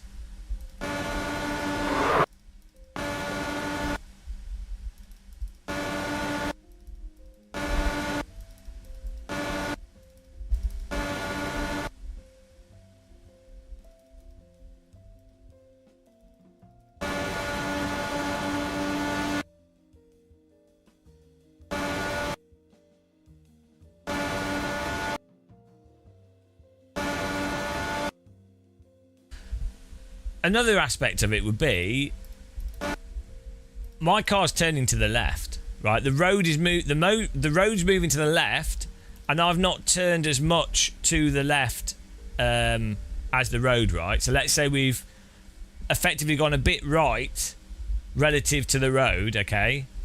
That's fine, but fundamentally the vehicle is turning left, right? Where there is the general direction is to the left. The car on the outside has actively turned into like controllably through the steering input turned left. So like let's say you've got a scenario, if you've got a car on an inside that doesn't turn so that their car is then relative to the road going into car on the outside, that is a different, I'm not saying what's better or worse, but that's a different scenario to a car that turns into another car.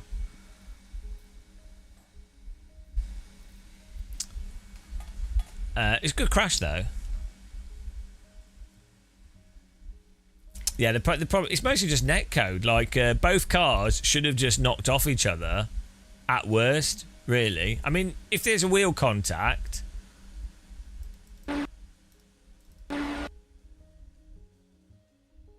both vehicles 30-minute crash report. No, it's a good clip. It's a good clip. But you can't, in iRacing, you can't actually... if that was an official race, I would have just stayed right over on the far left-hand side, because you can't actually because it's quite likely that that will happen in iRacing. It just doesn't support close racing in fast cars.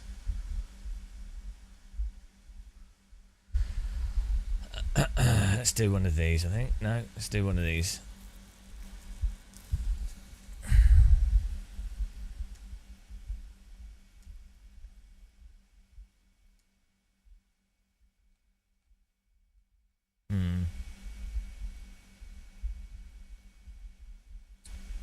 Been here a million times. Yeah. What do you mean? Like, you just don't race? Real life, his car would have launched off your wheel. Possibly. But no, it definitely has. It really has big issues with faster cars having slight contacts, and then weird stuff happening. I mean, it has problems with GT cars. Oh yeah, well, because it's good for a clip, isn't it?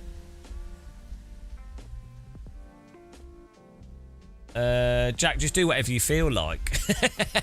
It's a video game. Just do what you feel like, man. If you want to like slightly field of view, just increase it a bit. So with field of view, so a calculated field of view based off your distance from your monitor size and everything is a good default thing to start with, and especially good if you were a real driver and you're looking to practice a track that you're then going to drive in real life specifically, and you're doing track familiarization, and you don't know much about sim racing, or you don't do much sim racing, and you just want to line things up one to one for that, largely for timing, but for visual similarity. However, if you're playing Sims as a video game, which is 99.9% of people, even real drivers are playing iRacing as a video game, certainly not realistic, then just change it to what is slightly better for your visibility or your seating position or whatever. And at the end of the day, a monitor is not like it is in real life. Like a VR headset is the closest thing, and maybe some simulators where you set up a car in front of big screens, but at the end of the day, it's not real. You're not really sat in a car with 3D vision and stuff, so it doesn't matter. Like the FOV police is basically people that don't know that much about sim racing, that get locked onto a single factual thing of the idea of a calculated field of view, and then get obsessed about it rather than seeing it in a nuanced way. So sure, using a field of view calculator is great, but if you like sometimes moving the camera further forward so you can see better, or slightly higher field of view, slightly lower, whatever, you know, just do what you want. But yeah, I use a single monitor. It's totally fine. Especially in iRacing, and especially with sims with bad netcode, you can't actually race based off where the other car is precisely. What you have to race on is going, well, they're generally in this position with this line. I'm in this position on this line. Given the fact that you have to account about half a metre of netcode, given that they also might be a bad driver, given that they might also miss the corner a bit and do a whole bunch of stuff, you have to go, right, I'm going to give this much leeway for this car. So if you can see them on a triple screen, what happened in that race is what will happen, but with triple screen, you'll do it more often because you'll be like, oh, I'm going to drive based off where I can see they are, but then it's too close. They'll just end up hitting you.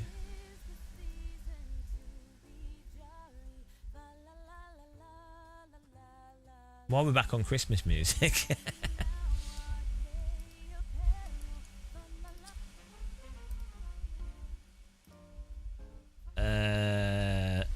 We've won quite a few races. Historically, don't know. Normally it's like top 5 or something, but we're normally racing in like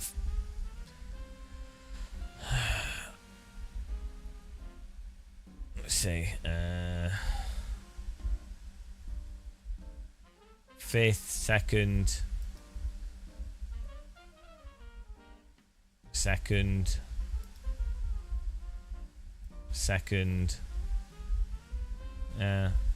Depends what we do. We do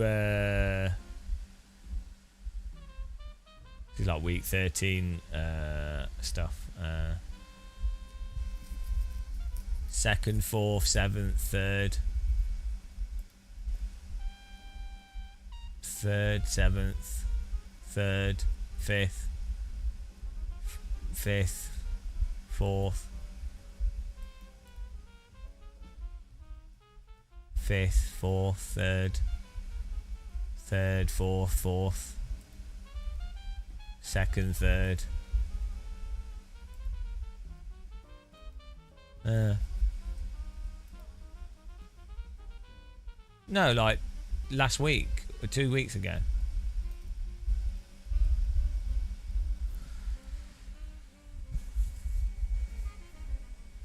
Winning in iRacing is just hot lapping.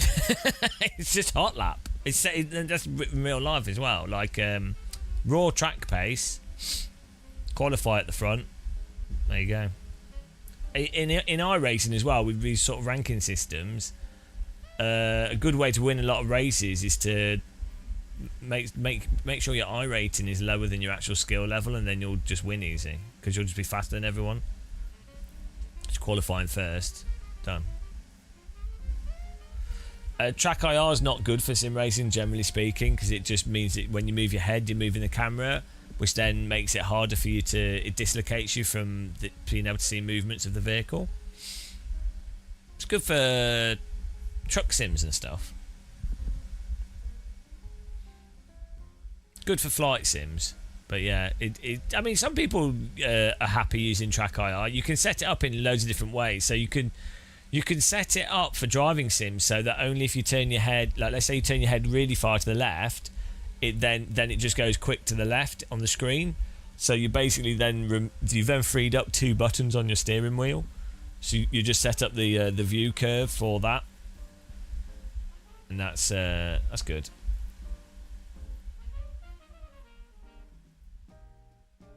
Let's do an F4 fix. Why not? Let's just get rid of iRating. I don't care.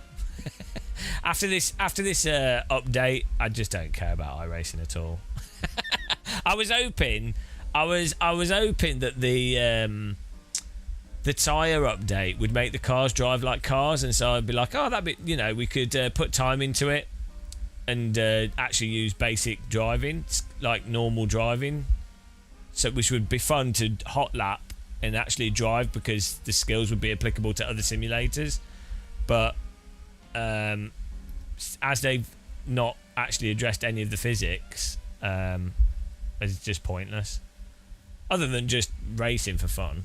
But like, it's not fun getting faster to then beat people purely for the iRacing game, if that makes sense.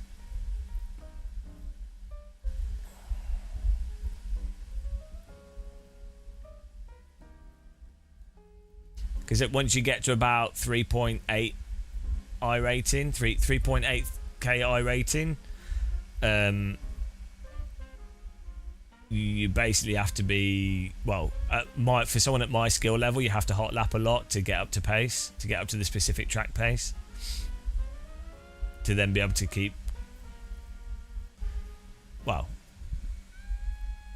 probably more around about 4k for me. You then have to be, because you have to finish on average in the top 5 places, which then forces you to have the pace of the top 5 cars, which then means you have to hot lap a lot, which is fine, but I then have to be enjoying the physics, if that makes sense.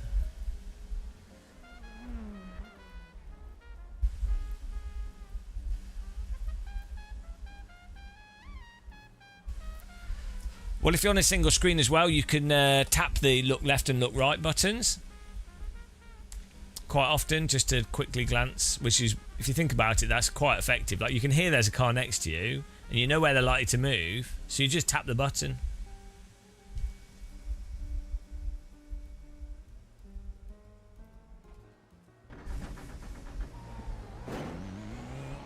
Why is my camera... What's going on with my camera? I don't remember. I remember moving the camera up, but not this much. Seems to have applied it to all cars.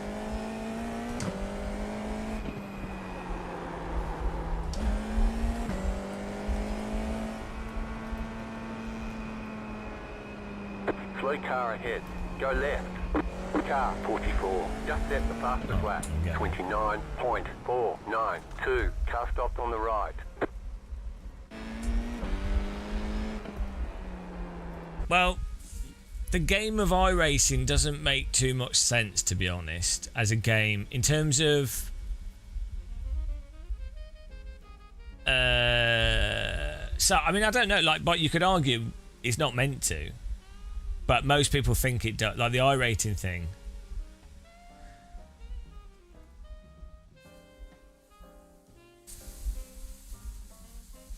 Right, iRacing doesn't make much sense as a game. I'm not saying it's not fun. I'm not saying people can't enjoy it, but the design of it is all over the place. like from a game design perspective. So like the safety rating thing, people often get into that as a game, and they're like, oh, I'm going to go through my Hello Turn 7 races. They go through the safety rating as a game. It's like, I'm going to get a higher safety rating, and that's fun. I think that is it's a fun thing, making numbers go up. Don't matter what it is, and people that are new to Sims will enjoy going, oh, I've done some clean driving, and now I can finally I've got a new license, which is really good actually. But it doesn't mean anything in iRacing because the way you get safety rating is just from not driving into cars or 1xing. It's not really based on any actual skill or proximity to vehicles or anything. And then the licenses don't really mean anything because the way the iRating system puts people in splits based off iRating, the iRating and the splits are not defined by safety rating. So the safety rating has no real value. You could argue, you go, well, but you can only join certain races at certain safety ratings. But then the higher license races are just dead. There's no one in them. So the safety rating doesn't actually make the driving any cleaner.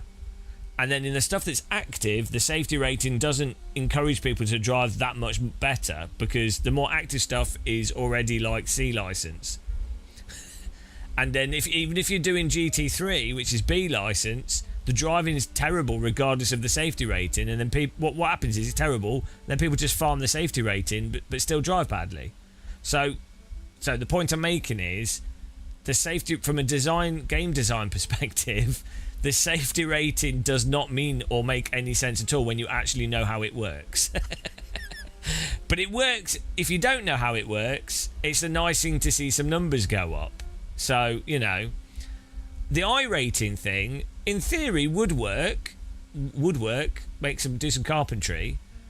But the reality is, once you pass 3k iRating in all series, apart from like GT3 and some specific stuff, but in for the vast majority of series, you will be top split. So any iRating over let's say 3.5k. is basically pointless from a utilitarian perspective because you'll be in the top split, and that's the point of iRating is to put you in a split with people of a similar skill. And then the other big problem is iRating does not actually relate to racecraft. It relates to average race finishing position, which is mostly defined by just hot lapping pace and not actually racing people. I'm not saying that's unrealistic. Like the track pace in real life in any sim is obviously going to be a big indicator, but it's even more so in iRacing because of the netcode and how unforgiving the tyres are.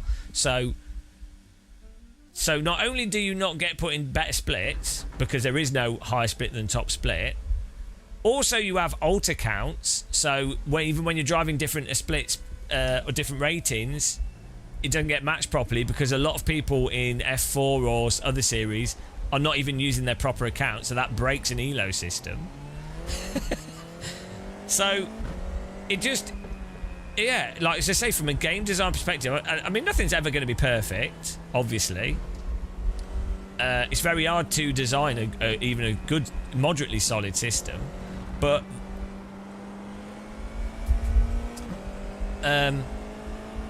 it's just a bit weird. Le Mans Ultimate is great. It's much less. It's much more consumer friendly pricing model, and the netcode and tyres are more realistic. But it's just GT3, LMP2, and prototype.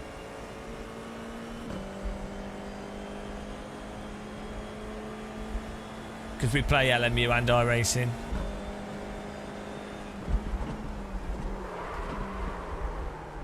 Wow. Very understeering.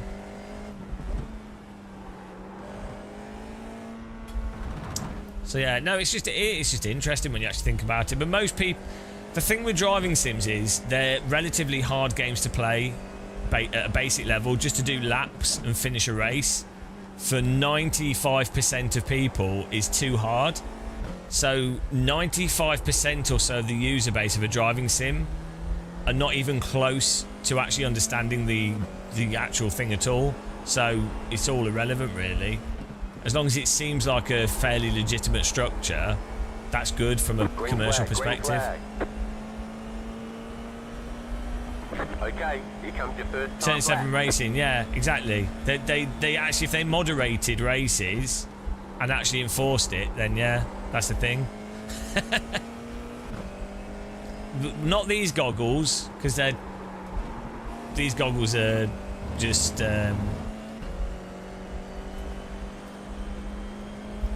these goggles are fancy dress goggles.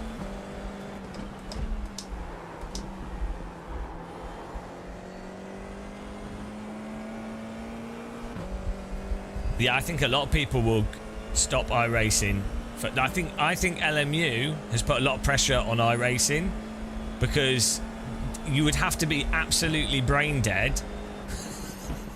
If you're like a GT3 driver or prototype driver, you would have to be utterly brain dead to not be able to see the fundamental differences.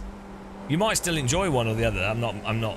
You know, I still like iRacing. As bad as aspects of it are, I still get enjoyment from it. But from a perspective of someone that only had like a few hours a week to sim race, which is most people, on average you're going to get a way better quality race in LMU than iRacing. Tyre model is more forgiving. Netcode is more forgiving. It's cheaper. Runs better. Looks better. Sounds better, arguably.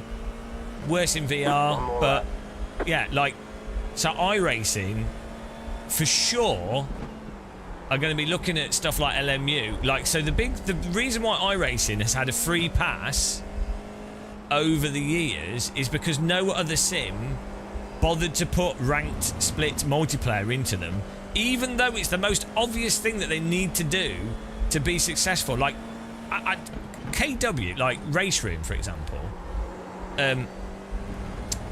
Not the developers, because they're really good guys, they've done an amazing job, but the publisher, KW, the spring manufacturer, owns Race Room, right?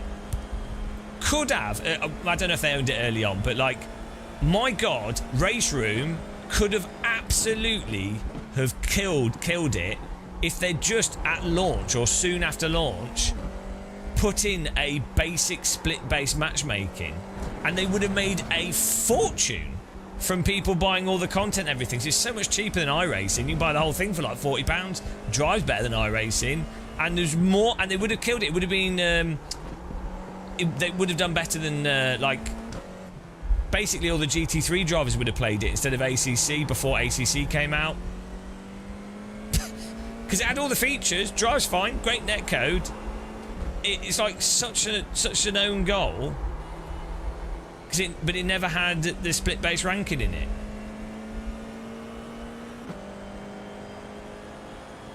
So, anyway. So, iRacing's had a bit of a... Alright, they've been really lucky that... I understand that there's reasons why developers don't put that in it, or why they haven't done it. But iRacing have been lucky. But now, unluckily for iRacing... it's possible for developers to do. It's much easier for developers to get these online ranked systems for a few reasons that some I can't talk about publicly, but it's easier for them to do it. So iRacing will be under a lot of pressure. How do I expect Race Room to run servers on a finite income? Well, so it wouldn't be a finite income. That the point would be is that you have to. So it's like any video game. You have to invest in a service, and then you monetize that service. So people would still be buying content. They'd be buying other things in the game. They'd be buying cars. New customers come into it as well. And so actually, with a game like Race Room, you can have up to 50 cars in a server. So a 50 car server costs if you're a company that's buying 100 servers, let's say you're one server that supports 50 cars, but you wouldn't do that. You'd do one server that supports like 20 cars, 20, 35, 50, 60, 70, so 8, that's 4 for the equivalent. So a 50 car server costs about £20 a month at retail price. For a developer that would be buying it at a larger scale, it's like, let's say it's £20. It wouldn't even be that, but that'd be a server that's running non-stop for a month. So that'd be 3 servers for a thing. So the pricing of servers is not that mental. Like, you can for £20 you'd be supporting like 1,000 users, right? Or probably more actually, because they're not on 24/7.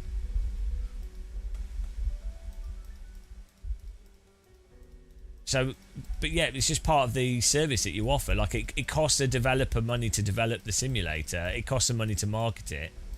You know, it costs money to do lots of stuff. Server hosting, it's like having an office to develop the game. It's just, you know.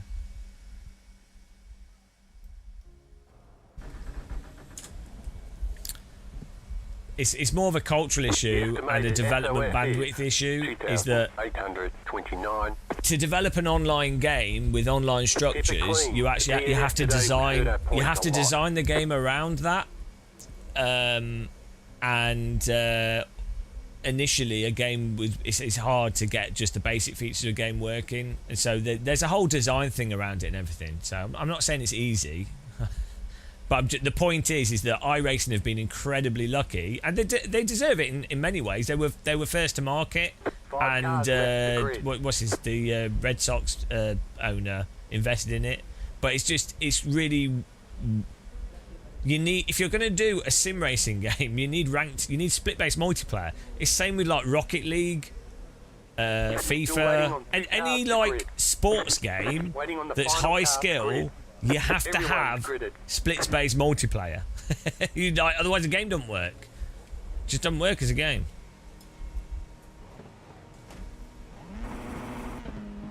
Green flag, green flag.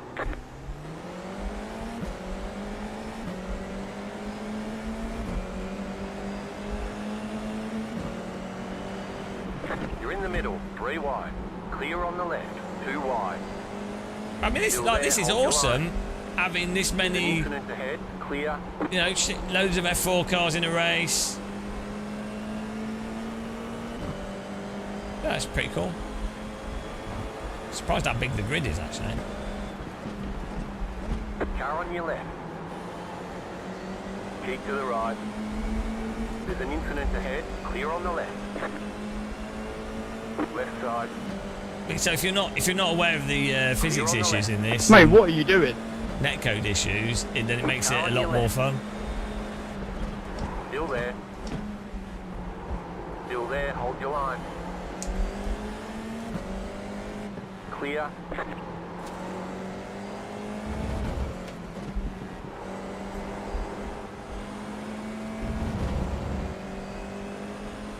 Did one move. Come on. Do that one more time. I'm not avoiding you.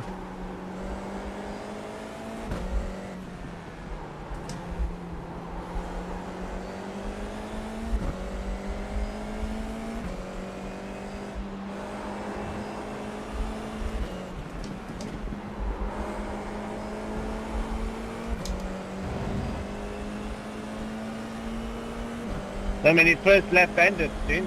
They put into your race.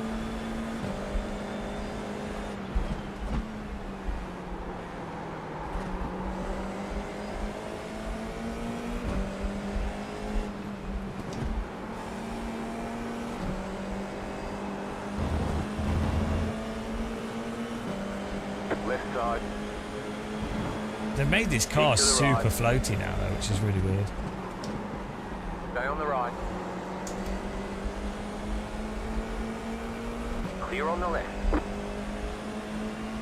Car right. Still there, hold your line. Still there. Still there.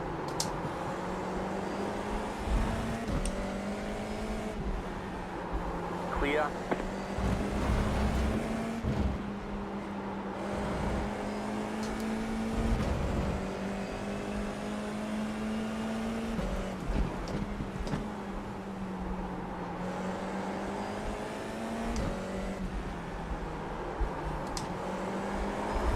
Oh, tyres are still shit in this. Right side.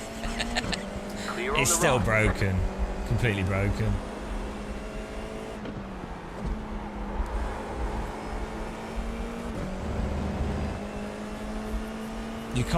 You can't push more and then counter steer it. It's just a physics turn off.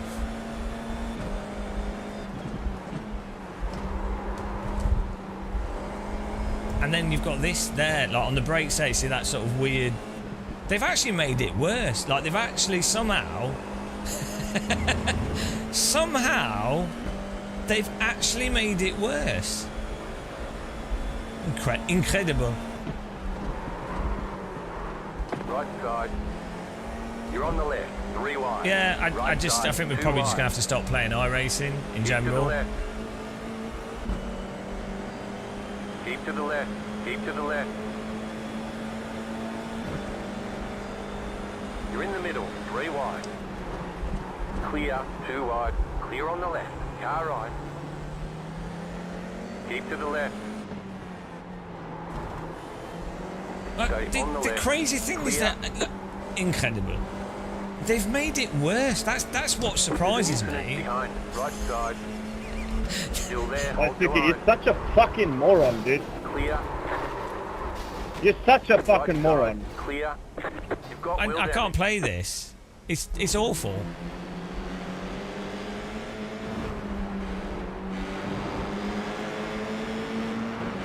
All the damage is repairable. Why don't you drive like that, man? Why? What is this? Like the rear stepped out on braking, right? So we then got chronic understeer, and then the car behind doesn't react to it. So he's just driven into the back of us.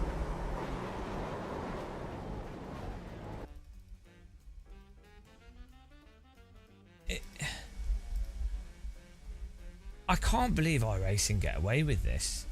To be honest, like I can't believe it. Right, look at this.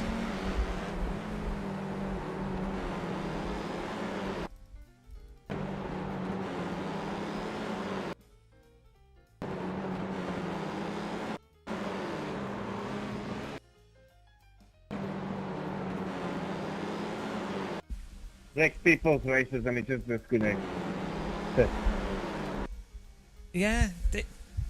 Oh, thanks for the Go, go, sound. go! I can't believe you've done this. It People? does. There are real people in this lobby? It doesn't make sense.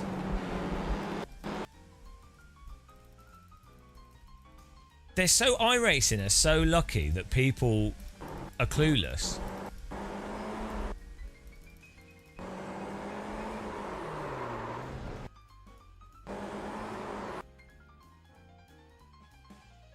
And that people are happy to just memorize.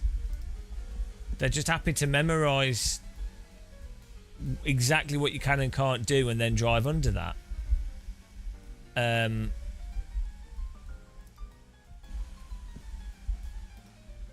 Yeah, I'm not playing it anymore. Well, we'll probably be back, won't we? I don't know. Yeah, I just don't. I think they've actually made it like. I think I can't even enjoy it at even the level.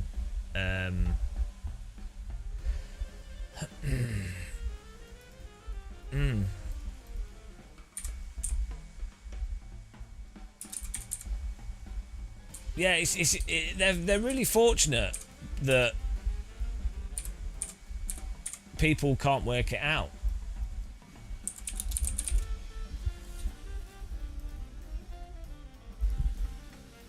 Yeah, we are. We're going over to Le Mans Ultimate.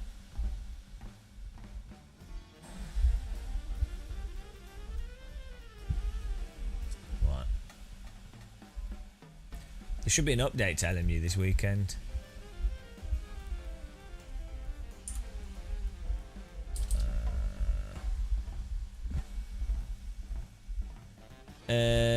No, like they're really a bit weird, those F1 games.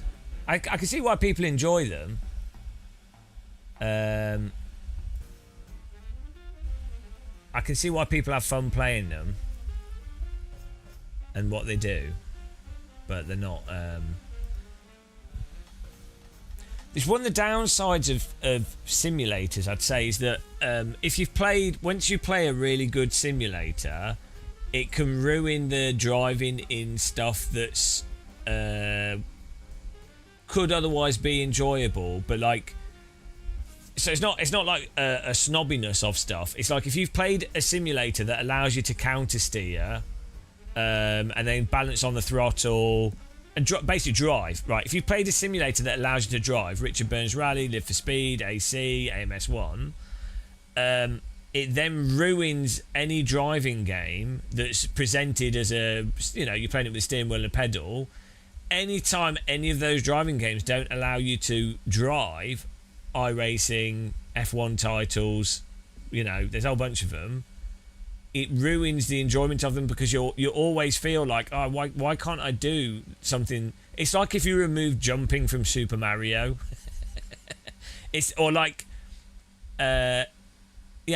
that kind of a feeling. You've removed a game mechanic that's fundamental to the gameplay. Obviously, a driving sim has many game mechanics, and you could have a debate over. You could really debate over which is more fundamental, and there will be players that notice certain things or don't notice other things. But if you remove a mechanic from a game that's an enjoyable mechanic, sometimes that can still work, but for drive, like, the point of driving is being able to control the object. So it's like that's the point of those games, right? So removing the mechanic, so in the F1 games the cars are super sloppy. So it's just hard to enjoy them. It's like if you are used to being able to do that. I can't think of other examples. Because not being able to jump in Super Mario is a bit extreme, because you literally can't complete the level if you can't jump. It's a bit like if you have double jump versus not having double jump, but again, it's not quite the same.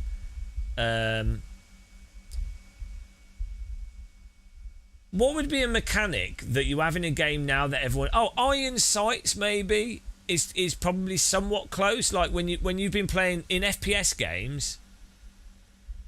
I'm not incenting myself. This is what I'm like about everything, Chris. Chris, I'm interested in games design.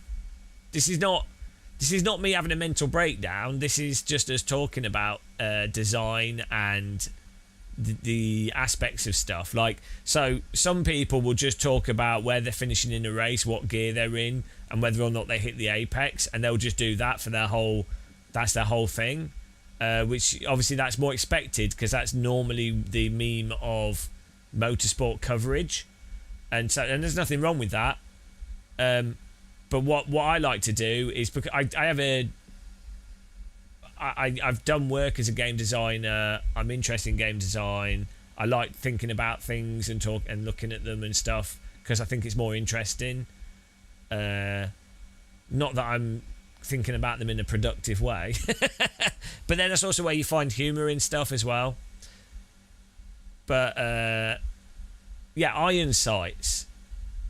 Yeah, removing recoil. If you have a good recoil system, like Counter-Strikes or DOD or COD, DOD or COD, and then you just removed it, or you removed iron sights from a game it's Call of Duty, actually. So yeah, with COD, that's a good example.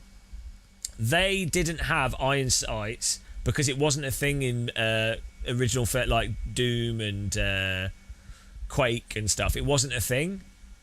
And then someone thought, oh, well, in real life, you look through a gun's iron sights, you look through the gun's scope and stuff to aim, and so that could be interesting and immersive in a video game as a way to aim, right?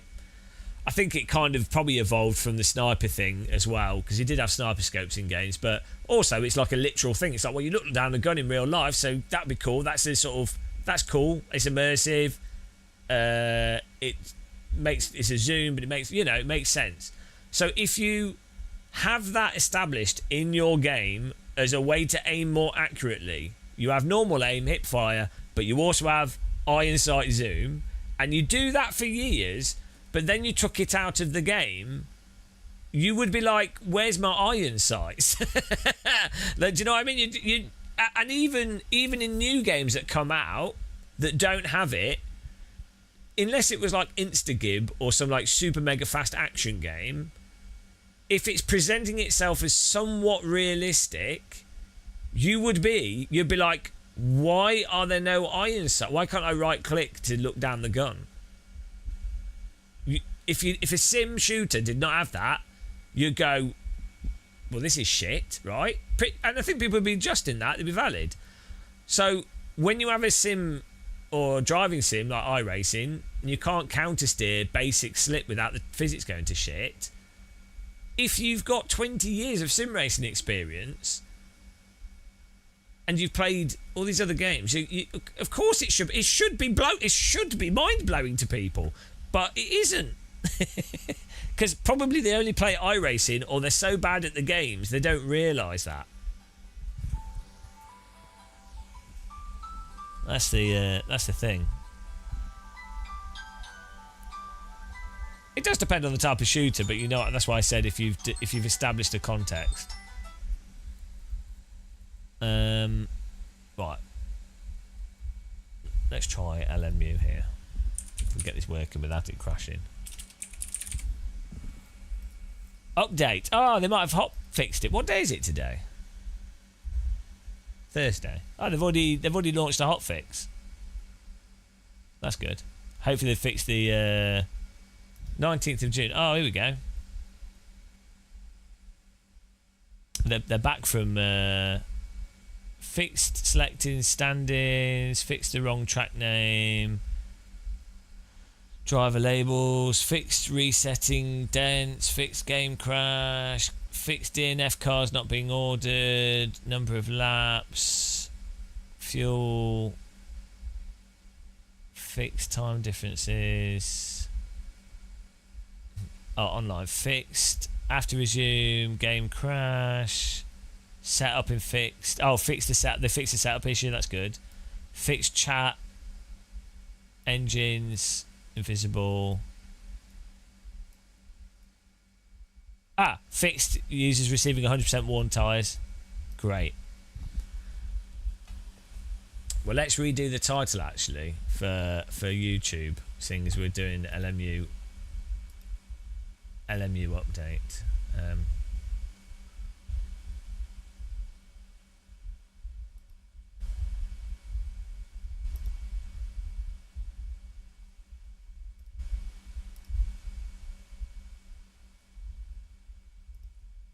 Need a cup of tea.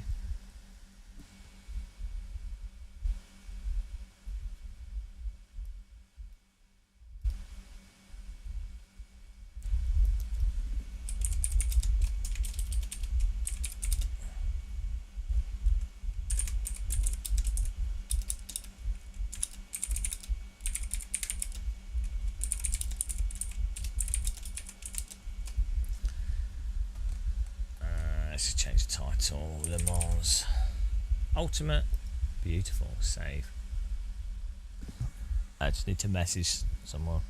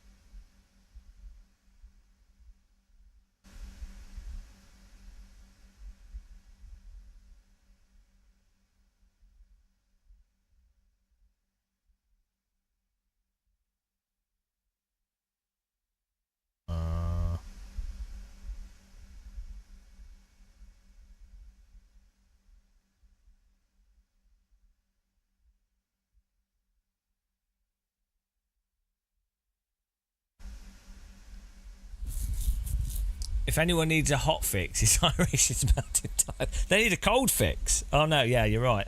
Do you know what I was thinking about this the other day? Right, I was coming back from the Lidl's with ice in my backpack because I bought some ice so I can make some iced tea. And right, you know when something's hot and it warms you up. Here we go. Get ready for some mind-blowing philosophy here. When it's hot, hang on, I need to change the title. Is that updated? It's updated, right. Right. No, like, so, if you, when you touch something, no, it's not the yogurt, Thomas. When you touch something hot, it feels like it's warming you up, because it is.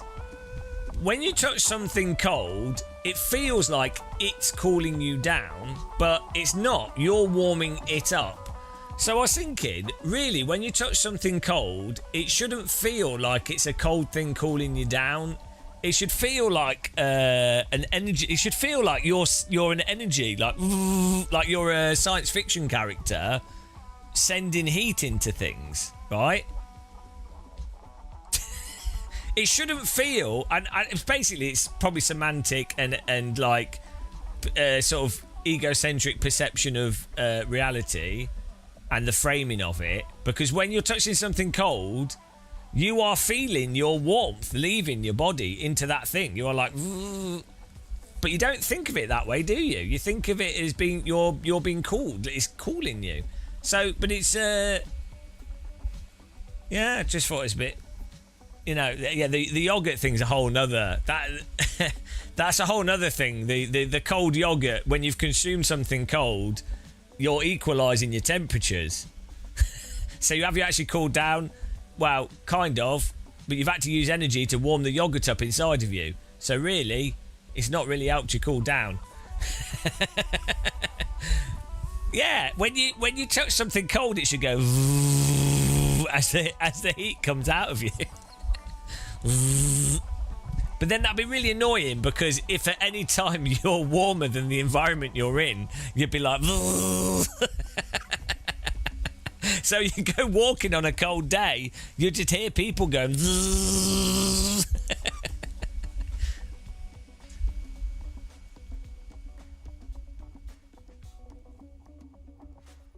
Yeah, I just thought it's really weird that the whole you warm, like, it is actually a superpower, warming something up, because it is coming from you, whereas when you're being warmed up, you are just receiving the energy. Maybe that's also why, if it, you know, people like to sit on beaches or just sit in warmth, even when it's warmer than what's healthy. Maybe that the reason why people like that, it probably goes back to some like evolutionary thing like millions of years ago, but maybe part of it is that you are consuming energy. You're like a battery being recharged in a sense, I think animals tend to they really like energy, like obviously eating and stuff, consuming, like receiving energy to a degree where you will sit in the sun even when it's unhealthy. I don't know these things, guys. I just want sound effects when I touch ice. Oh, we're still updating. That's why I was talking rubbish. I forgot. You talk like someone who's on psychedelics from time to time. That's just how I am. It's called being dumb. It's called I don't know what it's called.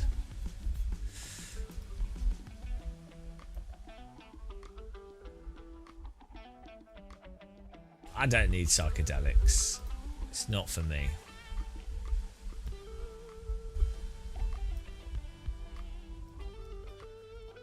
Here we go. Updates. Let's go. So the big issue with LMU for me at the moment is the force feedback, and I have to have it on quite high to get detail, and then my arms fall off. So physically, it's a bit of an issue.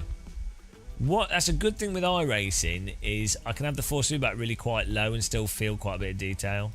So I'm going to keep pushing on YouTube Marvin's awesome iRacing app, and for someone to fork it and do an LMU version. If I keep going on about it, it could happen. We do have some force feedback fanatic programmers that watch our channel. Someone said they'd already taken a look at it. Should be possible. Well, if you want to fund that, you can become a member of this channel. Look. Instead of paying the programmer that actually does the work, the person that's actually learnt how to do something useful, that could instead of funding the person actually doing the thing directly, what I'm suggesting is that you fund the propaganda system. I was going to equate myself to a famous propagandist and then realise we need to stay away from those analogies because some people are too sensitive about those jokes. I don't know why. Yes, pay the propagandist. What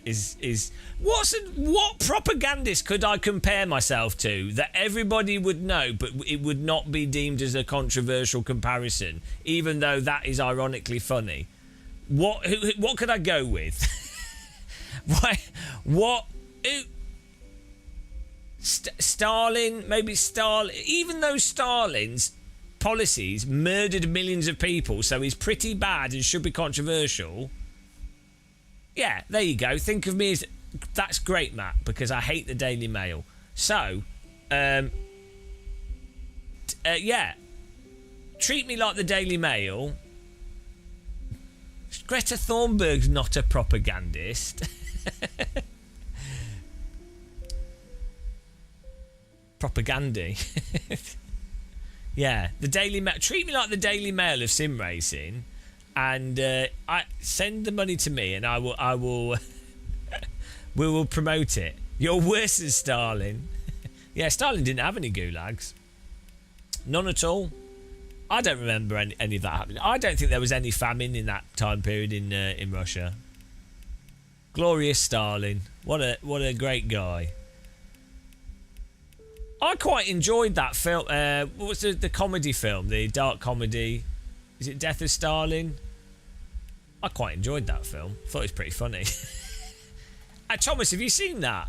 Yeah, oh, you have seen it. Yeah, I think you said. Is it called Death of Stalin? It's good. I thought it was good. Online.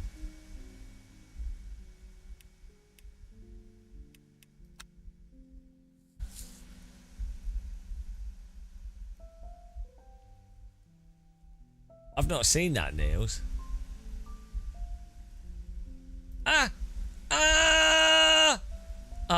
Too slow. That's at Fiji. I don't want to drive there. Oh, actually, maybe it's all right with the new tyres, with the tweaks they've done.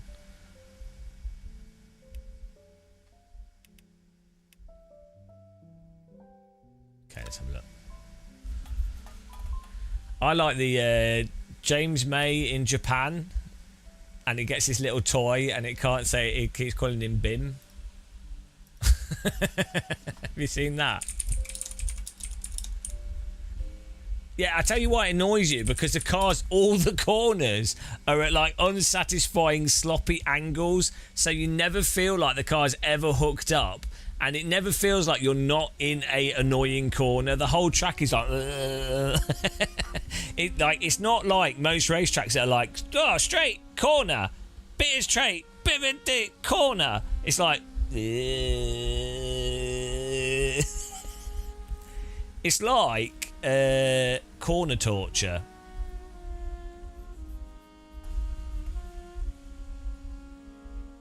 I love that. Right.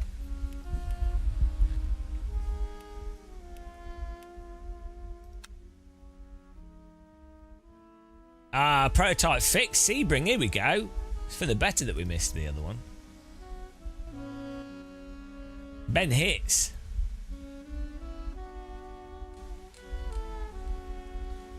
Right. Registreren. Hang on, this can't be right. We haven't had to grind safety rating up to do a race and get a license to buy an expensive car that no one drives. Something feels wrong here. This feels very wrong, guys.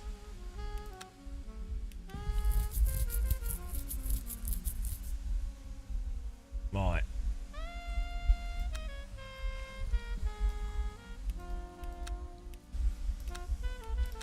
I think the big pink car is easier to see.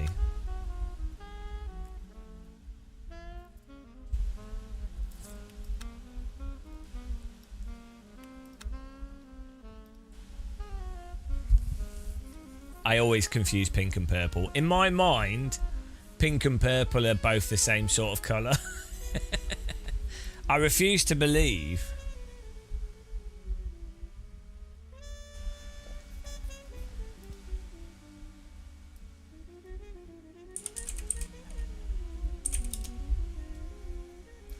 I refuse to believe that they're not.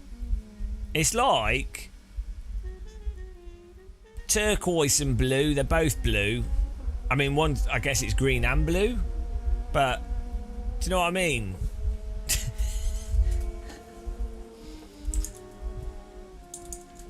So from messing around with this, it's better to run the game's force feedback higher and then turn the wheel's force feedback down. And also, it's better to put some filter on the wheel.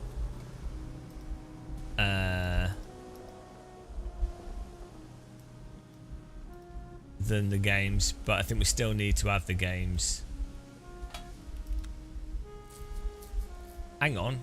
Oh, it's the placeholder car. Oh, the turning circle is shocking. What on earth?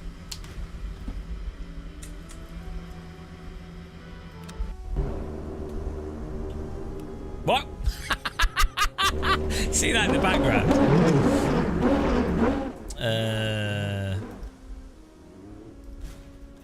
Yeah, I remember when this first came out for R-Factor 2, and I was like, I couldn't get onto the track, I couldn't find the way to the track. Lime Rock Park was like that as well. How do you change the wheel? Oh, here we go. So this should make it more sensitive.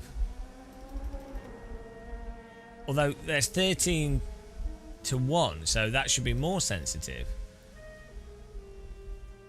I never understood this with this game. Yeah, that's just limiting how much the wheel can turn. Yeah, we'll just turn it in. We'll just do it in our software. Doesn't really matter.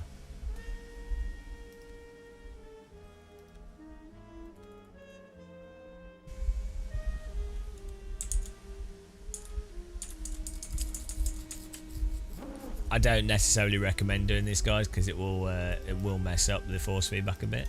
But I know what I'm doing, so.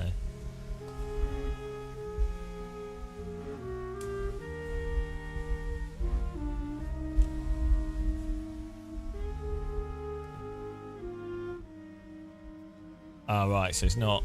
The second number's what? The front tyre turning angle. Off centre. This isn't a branded t-shirt. Oh, you brought a... I'm so confused. Oh, do we need... How long is this race? It's just a sprint, I think.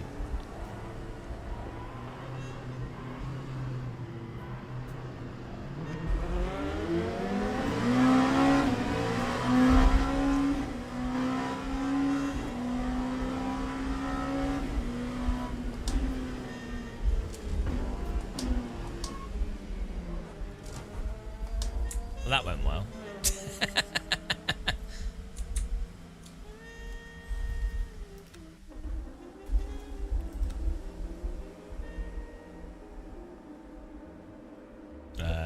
Okay. It's very weird. We might have made our steering a bit too sensitive here.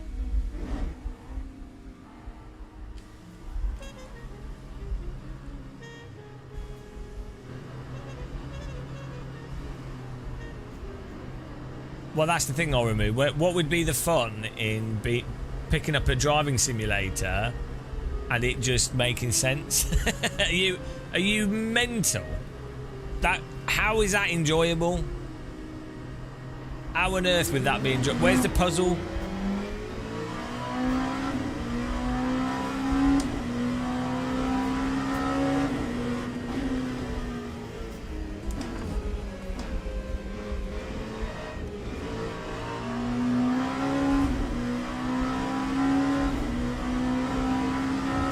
Access, can't complain. This track's so bumpy. Jesus Christ. Cold tyres, can't complain.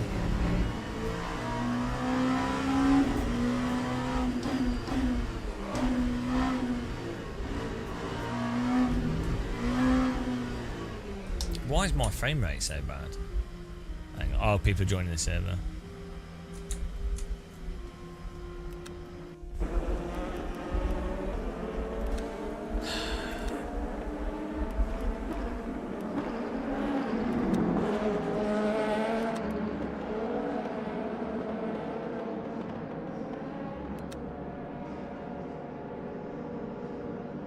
This is Sebring. It's like it's a 1940s airport, and the taxiway was converted into a racetrack.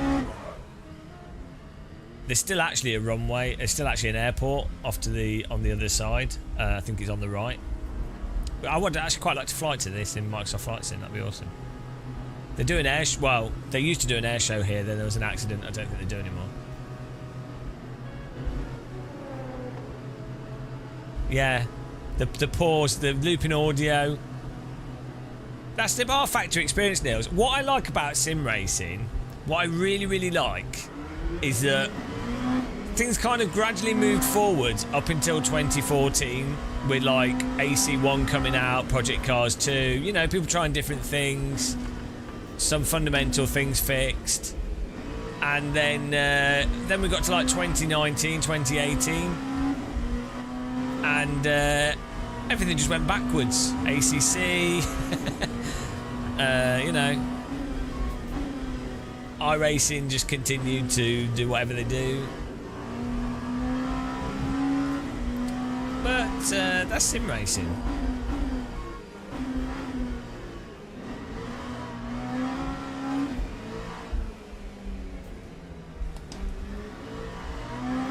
Sim racing peaked with Richard Burns Rally. That's it.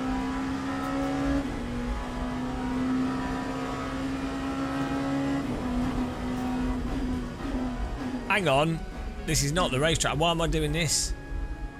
It's not the racetrack. I can't be unfollowed me.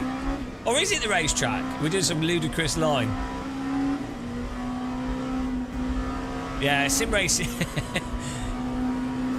Exactly. I really like that we have some absolute children in charge of nuclear weaponry and missiles. That fills me with great hope for humanity.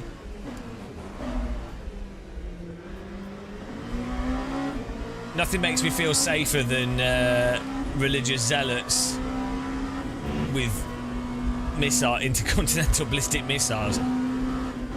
It's exactly the type of people that you'd want to be in charge of insanely dangerous weaponry, really.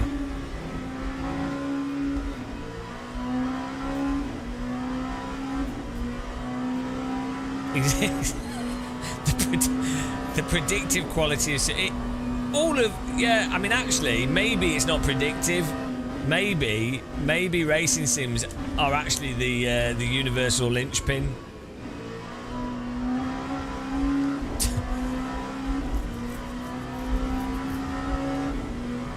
Lap 202.71. They're the course.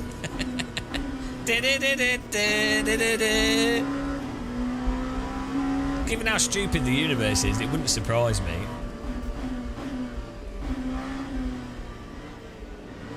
Oh.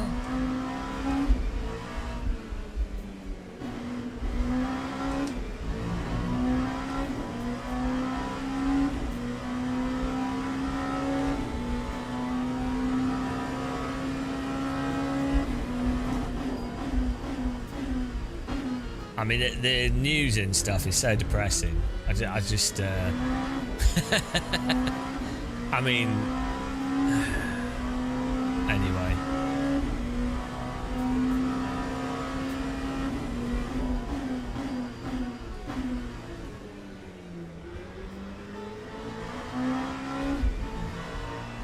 As an actual racing driver and coach, I agree with you on iRacing's lack of over-the-limit control. What do you find the best out in category? Well, you can't agree with me, I'm afraid. Yeah, agreeing with me is like, that's career suicide. Yeah, they say, I'm sorry, you've just lost all credibility.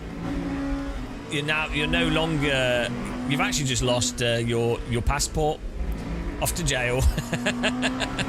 sorry, it spontaneously combusted. They put explosives into your passport just in case you agree with me. It's gone. Not one of those magic trick wallets. What would I do for what? For what was your question? I think LMU's pretty good, but LMU does have some actually pretty big physics holes in it in aspects of how the cars drive, but it's pretty good. Like a lot better than iRacing. AC1 for the most part, with a really tailored-in mod car, is for optimal conditions. If you know the limitations of the game, is the direct analogous tool. Like if you were doing driver if you were doing driver coaching at home.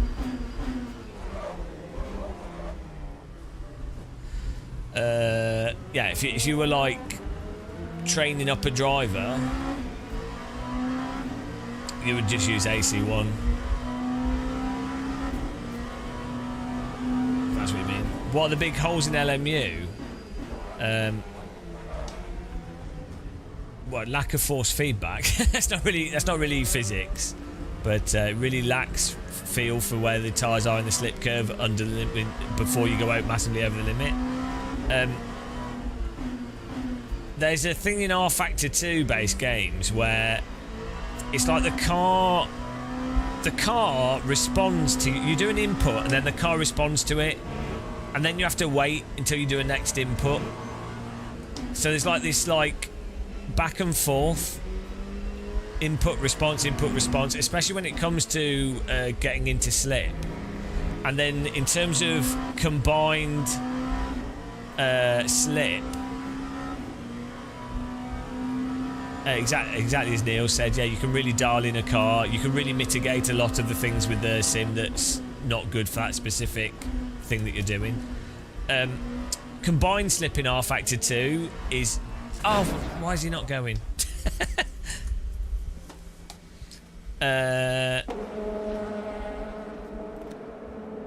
when you're in a drift effectively in R Factor 2, it's defined by the corner entry speed, and it's a power slide. This is a really common physics issue in a lot of sims, a lot of physics engines. Even flight sims have it in terms of like stall behavior and everything. But like the initial momentum is absolutely the defining thing for the drift and the slide, which it is in reality as well. Like that, obviously, if you go into something, the vehicle's got mass, it's going to be going. But in a real car, the tyres, you've got an engine, and you can also you're rotating the tyres and things, and you can add power or remove power by turning more or braking or whatever. And anyway, so in a real vehicle, obviously it depends on the vehicle, obviously it depends on the aero, obviously it depends on the track, depends on loads of things, but the degree to which slip can be controlled by the driver and the granularity of that slip and the degree to which the driver can add energy pushing the car out while still in the same amount of slip, or bringing the car in while still in the same amount of slip, the degree to which the driver can control that is far greater than what you can do in R Factor 2.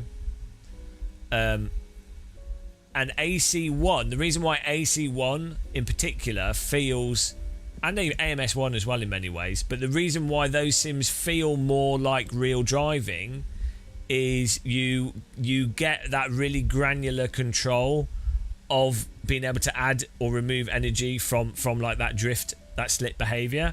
Now on the downside with AC1, it is overly sluggish and overly easy, and you can hold way more slip than you possibly should be able to in many cases, and it doesn't have thermal properties, so you can just do that indefinitely in some ways. And there was something else I've forgotten. Oh yeah, in AC1, if you try and drift at certain speeds and certain angles, the momentum just you lose like energy of that power slide. It like the car sort of just gradually bogs down, as if there's like a programmed variable of car bogging down. This seems to be based on how much slip that, like, the thing is, in a real car, if you have more slip in a certain way, you've got more friction from the tyres in some ways and less in other ways. But the one thing that a real car can be popped into like a short slide or popped into slip, and it can be really stable, surprisingly stable and happy to do that. No sim has really nailed that. Whilst like having it be able to do that quickly, pop it into the drift, also have the like controllability in the drift, but then also being able to pull it out of the drift or maintain it. No sim's really nailed it, to be honest. And certainly not within the parameters of then adding in tyre wear and all the other stuff relevant to racing. The thing is, if you're doing a normal race in a race car, you're not necessarily doing that much. I mean, iRacing is a really good example. The fact is, in a race, on most tracks, you're normally driving relatively quickly, you normally have downforce, or you're driving a car with TC and things. And most people are driving under the limit and then slightly get to the limit and then bring it back. So they don't notice that it doesn't have these things. And so that applies to all sims. If you're in certain races on certain tracks, you won't notice these behaviours because you're never going to be driving the car like that. Slip is not a problem at all. The problem is abusing slip, and fast drivers like iRacing and Be Fast sim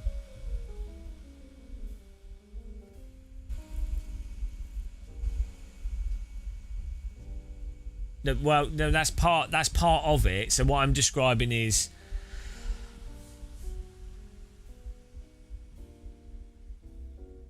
the thing is, real drivers are abusing slip. It's not called abusing slip though. It's called driving. That's the thing. So the problem with a sim is you could have controllable slip that's correct amount of controllable slip, but it's normally not got the depth that reality has, so it then becomes overly simplified.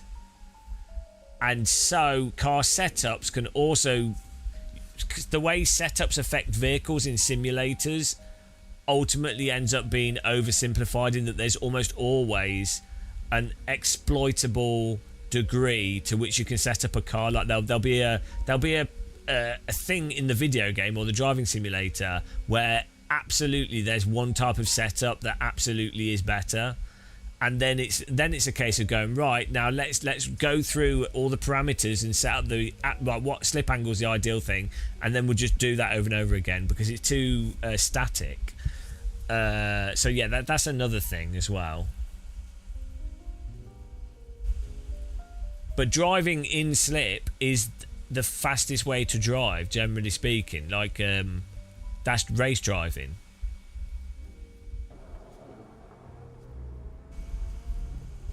No, in fact, it's not about abusing slip. You're using the word abuse, which is a emotion. What's it called when a word's emotive, got a positive or negative emotion?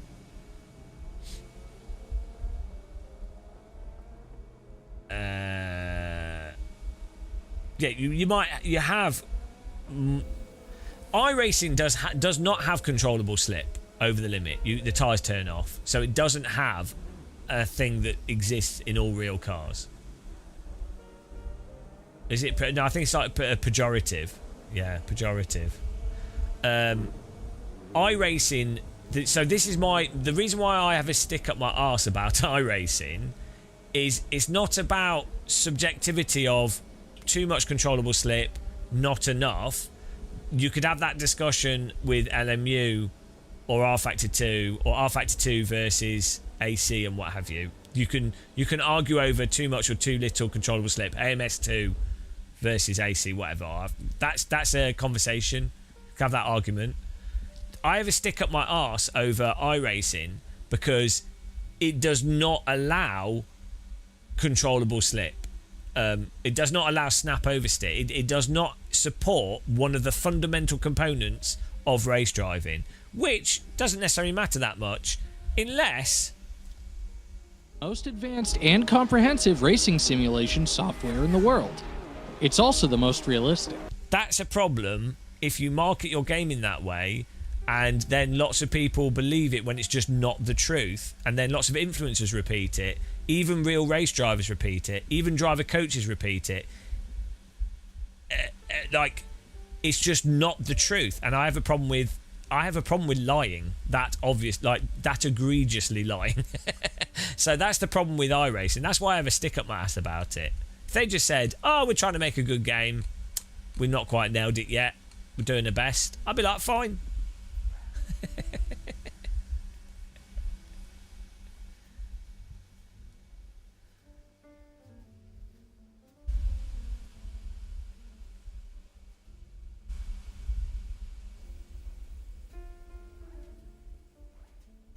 Right, we're gonna try. We gotta learn this now. Gotta learn this. Extreme. Right, if I get another video of comment under a video of another person saying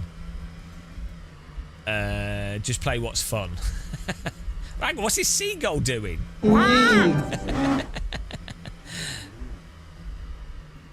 Yeah, it would be just marketing, which would be fine. Unfortunately, it's like people genuinely believe it and repeat it, and it's been detrimental, I think, to sim racing. I thought they were, Jack, but actually, given the last update, no, I don't know. I don't think they can solve their sim. I thought they could, but no. Maybe they will. It'd be awesome if they do. I'd like to think that they can do, but if people don't hold them accountable, they never will. So, and it seems like a lot of people aren't holding them accountable. So.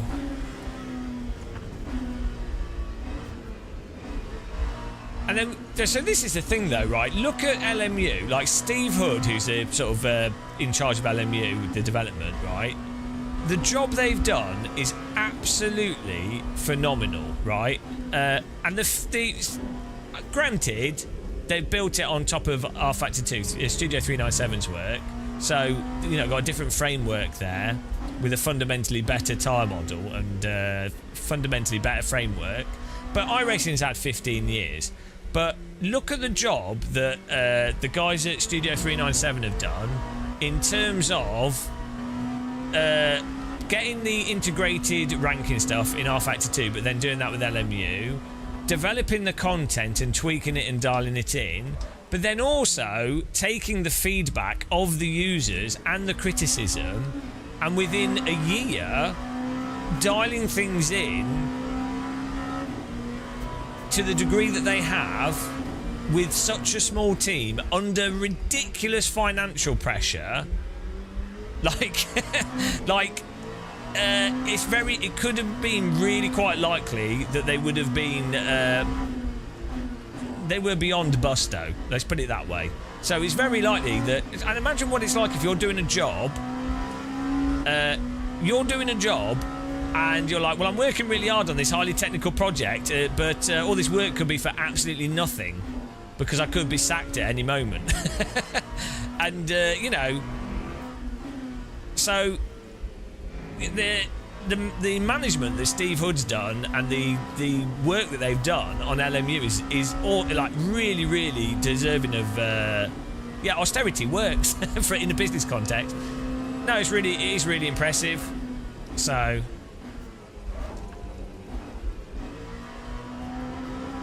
especially if you compare it in the space of sim racing. But I'm risking sounding too positive and too nice, so let's not do that. So I don't want to sound like an obnoxious fanboy.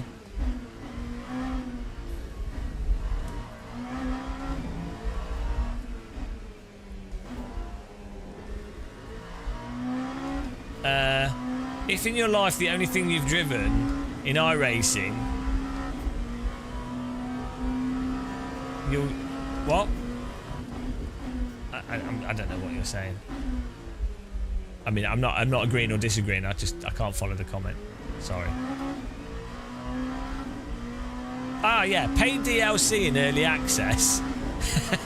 Bloody disgusting.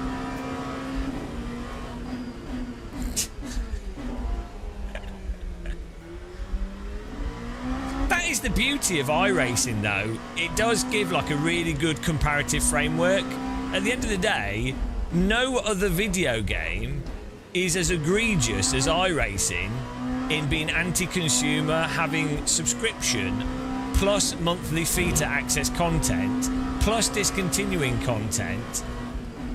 Nothing else. So it's really a gift to other developers for them to go, well, look what we can offer at a much better price.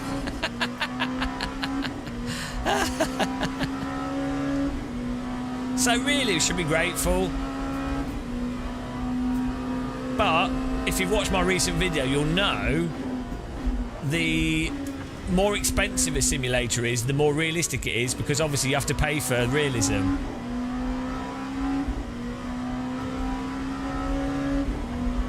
Lap 157.75. Is this fixed setup? iRacing is the best live service operator. I don't think you can make that claim. What, do you mean in sim racing? I mean, it depends how you're making the claim in terms of for cost. Like when you consider the price of it. In the whole gaming space, are you mental? Like Rocket League is better than iRacing for that. Counter-Strike 2. Teams and drivers go to the grid even for bloody World of Warcraft. What? They just run sim racing servers for with Grit. Like, what are you on? Their game is so much more simple than like World of Warcraft or an actual MMO. In many ways, not in all ways, but in many ways. iRacers are the happiest player. Oh yeah, because they're the most brainwashed people on earth. They don't notice that the sim that's supposedly super duper realistic doesn't have some of the most basic handling things. So yeah. Yeah, you can't go by... It's not an opinion. Are you trolling? I don't know what you're saying, to be honest.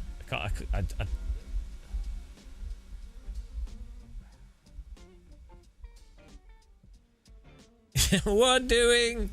Yeah, the people shouting and screaming at each other. I mean, I'm sorry, but like, yeah, I do think some of the stuff they do is epic. Don't get me wrong. Like the 24-hour events they do is super impressive. But it did take them 10 years to actually get those events to work without the servers crashing. Yeah, and the iRacing cult is one of the strongest cults. Like you say the most mildly dissentive opinion about iRacing, you'll be suppressed. The boot will come down on top of you.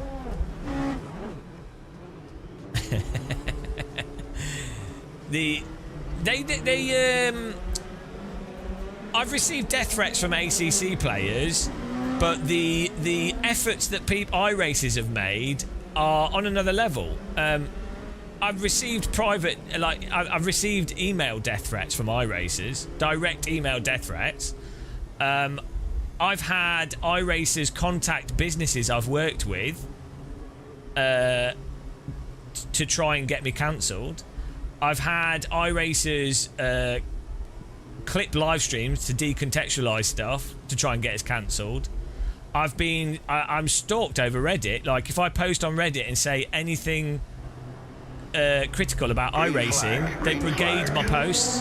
It doesn't matter if it's on the iRacing Sim Reddit or whatever. It's mental. I don't think people realise. iRacers have harassed other streamers I know, and actually made them quit streaming. So yeah, no, I don't think people realise how insane. So the way I respond, my like, people might say, Gamer must be a little bit on edge about iRacers relative to what they've done. I'm not blaming all iRacers, obviously. You know, anything that's popular attracts interesting people, but I'm actually surprisingly lax given the amount of ridiculous behaviour that I've received, to be honest.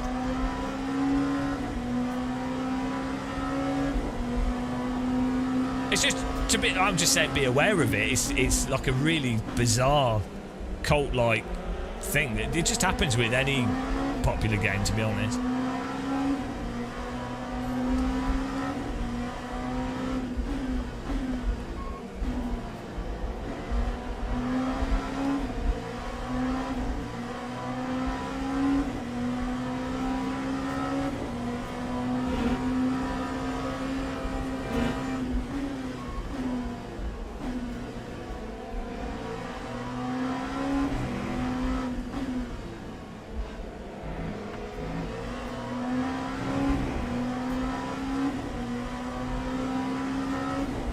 Broccoli. To be fair, when you do something in real life, there's normally much more direct consumables and also much more direct labour that has to be compensated for within that time frame of that specific event. So you can't when it comes to, this is a sort of fallacy that people make with the pricing of video games or even computer hardware and stuff.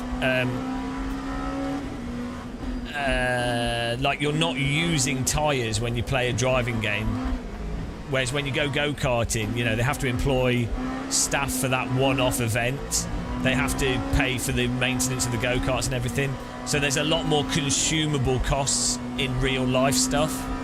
Not that there isn't consumable costs in a sim. Like, don't get me wrong, obviously server costs. The pace car is out of control. You have to pay for the development of the game. There's lots of stuff there, but from a developer's perspective, it's actually more cost effective for them for you to be playing the game more. If that makes sense. Like it's whereas if it's a go-kart operator, it costs them more money the more people drive their go-karts, right? So, and then also with video games, the issue is more you want to just sell as many copies as possible and get as many people playing as possible, because you can duplicate the game, the code, the programming. That's the real big value of programming, is that it can be duplicated for free, free duplication effectively. Whereas you can't, that's not what happens with like a beer. I mean, I guess you could keep throwing it up and re-drinking it, but you can't duplicate it, so it's a consumable in a literal sense. So, yeah, you can't go. You just can't compare a real life event as a cost justification with a sim. Well, you can, but you have to be very, very careful. And you'd have to, you can't use it as an argument to justify the cost outright. It's not a logical argument. That's why piracy is stealing. Oh, it isn't stealing. You wouldn't steal a car.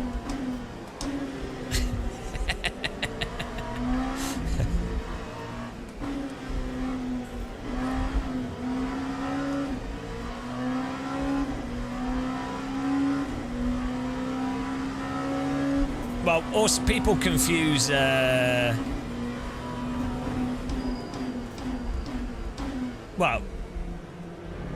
people confuse the price of the mental toll of watching this YouTube channel, and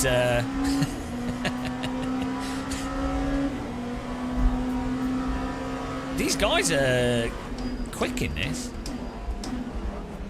Good level of competition in this. I mean, I know I've just jumped in, but I'm normally alright in these types of cars.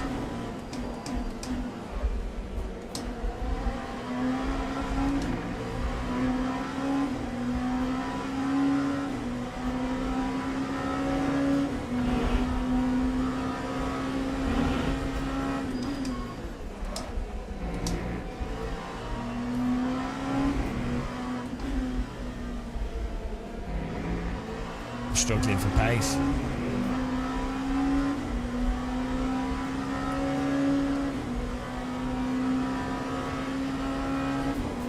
Don't dive up the inside. Oh man, like who puts a bump like that on a racetrack there? Of all places to have a bump, that's like the worst.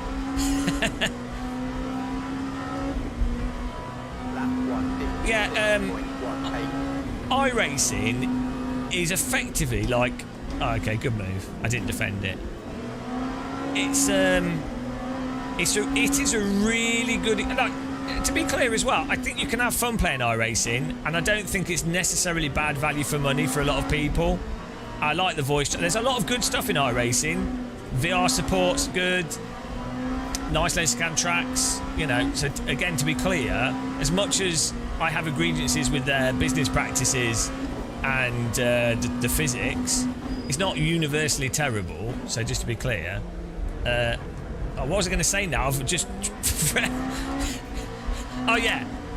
But putting that to one side, iRacing is a fantastic example of exploiting a lack of critical thinking.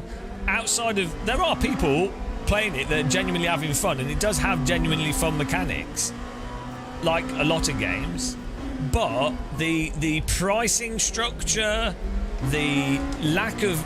It doesn't do the most basics of physics, which for a physics sim is a huge issue. Should be a massive sticking point.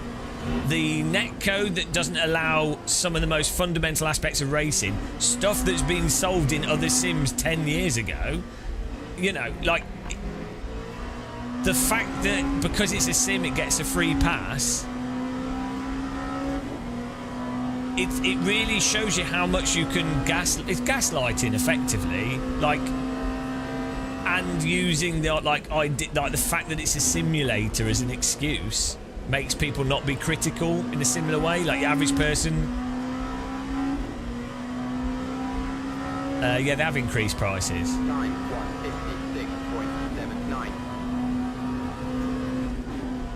156.79. The same sort of thing happens with like Armour and Flashpoint developers, like Bohemian Interactive. With Armour, oh come on, mate! I just avoided the corner there to have you not pump me. Armour has gotten away with so much bad design purely because it's a simulator. Like, their netcode is horrendous. The character movement's terrible. The user interface is awful. You spontaneously die climbing down a ladder. It's really garbage game design, but they get away The pace with it car is out of control. because it's a simulator. And there's this whole thing with simulators where basically the worse your game is, the better of a simulator it is. It's really weird.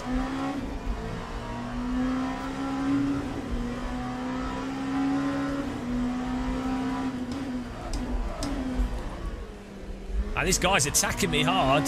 It's good that he's not punting me.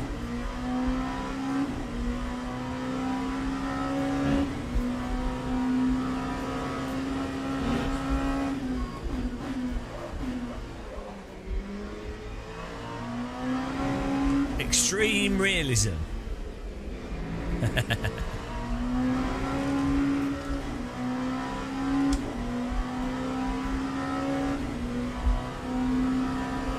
He is faster, but he can't get past me. The wall of muscle has been fully erected. It's a very hard wall.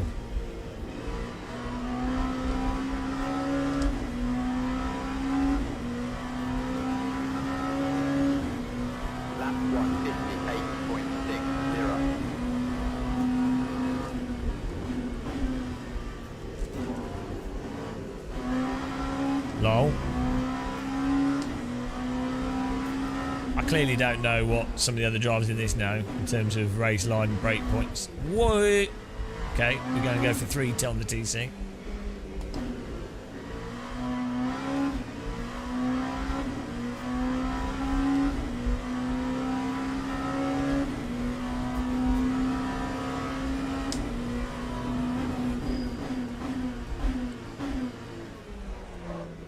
So I have found it quite interesting though. I've found companies I've worked with.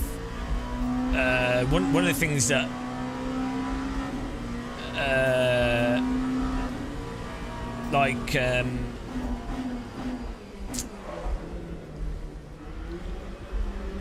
a lot of feedback I get from people is that they really appreciate how directly honest I am about stuff, and that they don't.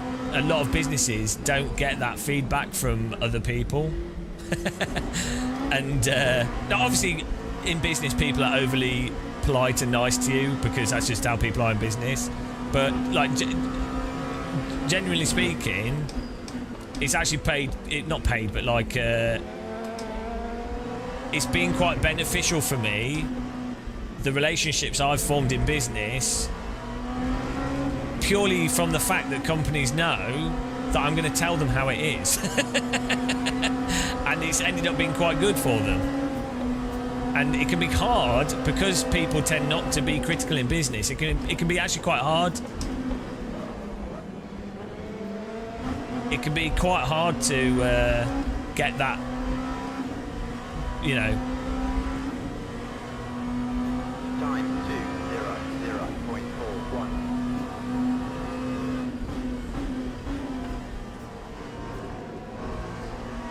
2:00.41. Yeah, no, you would hope you would. It depends how you set a business up, doesn't it? Whoa, someone netcode. Wow, there's some interesting netcode there. It depends. Well, it depends on the size of a company and what department you're in and what you're doing. But it's good for a lot of businesses to have someone external that's knowledgeable about the space or industry to come in, and then also have them just say stuff. That obviously that you pay for that as a consultancy fee normally. But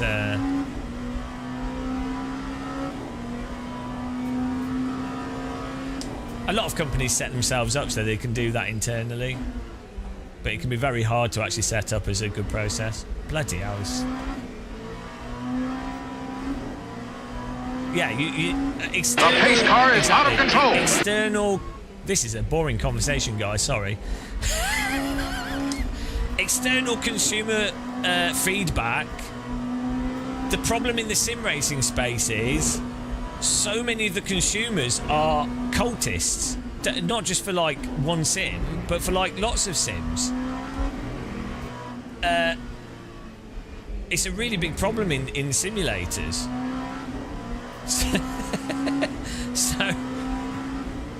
So you'll get like ridiculously non-critical, overly negative feedback, or absolutely insane, overly positive, you know, and nothing in between. This topic gets me charged. Well, as a software architect, I'm sorry to hear that.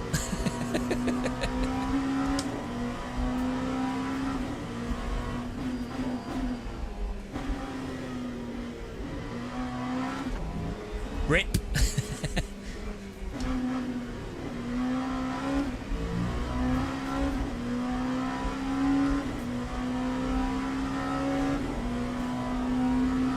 Does this car generate its speed from the pitot tube?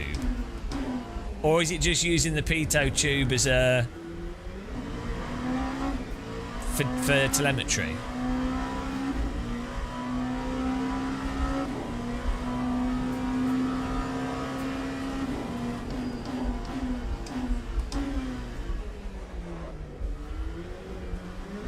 Bloody hell.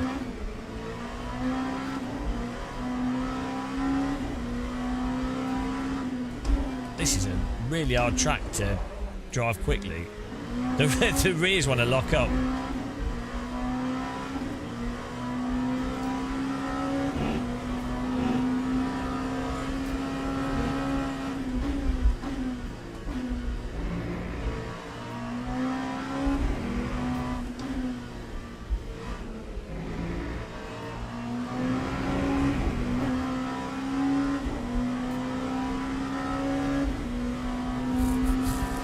Look, I had asterisks.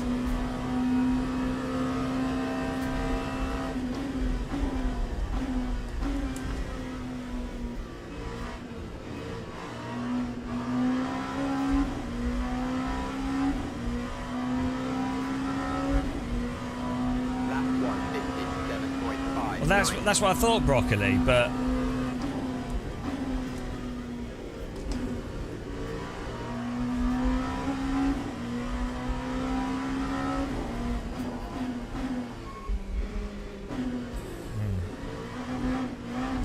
Bloody hell. All these slides would be a bin in iRacing. Every single one of those.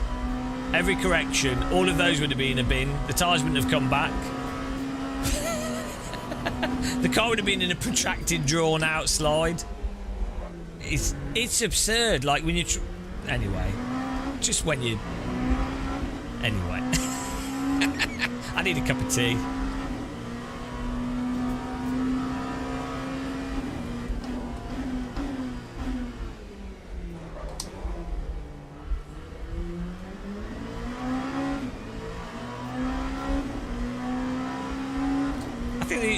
It's just a memorization thing, isn't it? The more drawn out tyres are, the easier it is to memorize the process of driving. So it's like why road cars, they're really, really hard to be super, super fast on a track with compared to someone that's done loads and loads of laps. Like a slower car that has more progressive tyres on it is actually harder to be faster than someone that's had more time to practice, because it takes longer to get to the fringe conditions. And it takes longer to actually test out the limits, right? So you can get up to speed quicker, and you know you're not going to crash and stuff, but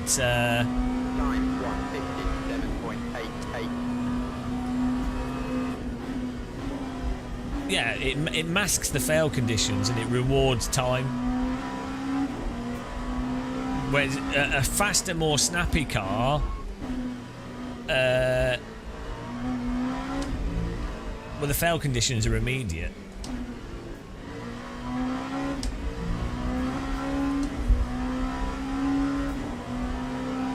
I think it's also harder to. It's harder to put down a replicable process with a more snappy car. In some ways, I think.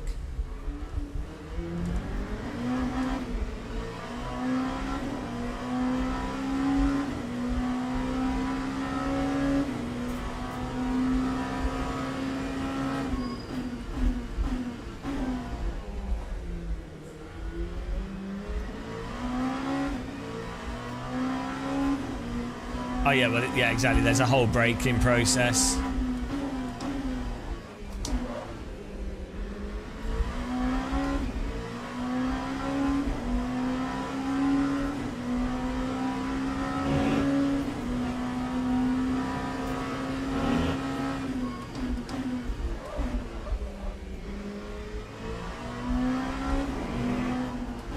I'm woefully slow at this.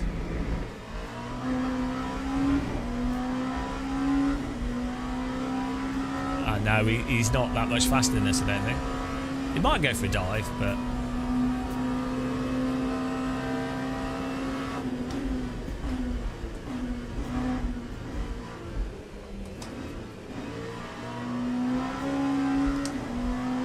Pixel Connect, how's it going, man? We're good, yeah? How you doing? David John Gibbons! 158.35. Realise what?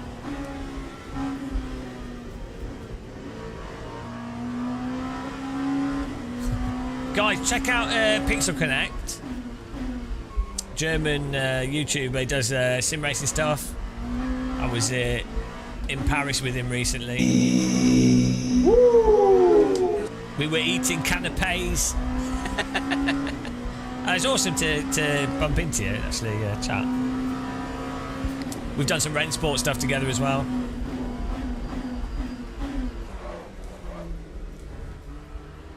Oh, yeah, David. Well, you know, I don't have the curtains. Guys, check out David John Gibbons as well on Twitch.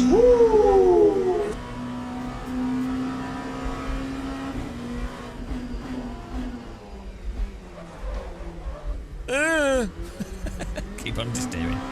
Locking up. What have they fixed in this game? Well...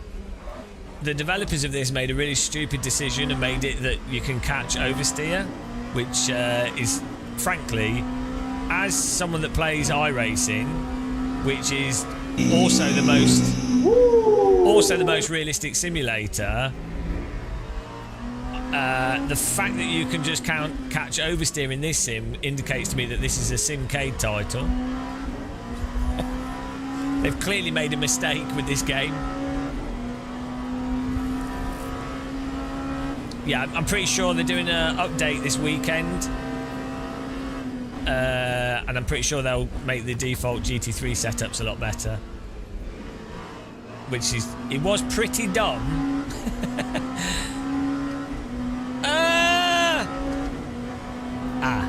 It was pretty dumb for them to do the last update. Okay, let's go. With the setups that they had. In the fixed setup races. I think that was a really dumb... Not that I wouldn't do something dumb like that. But it was a really stupid idea. Like, changing your physics to be... changing your physics to be a lot... to have a lot less accommodating slip, which is going to throw off a large number of people that are playing your simulator because they specifically got into it because it was accommodating, changing your physics, but then also, crucially, having car setups that magnify the behaviour. That in the rookie series, yeah. If I was them, I mean, you know, they probably were, you know, they had to go off to. I think some of them went off to Le Mans. They probably had to get the update out as quick as possible. Who knows? Whatever.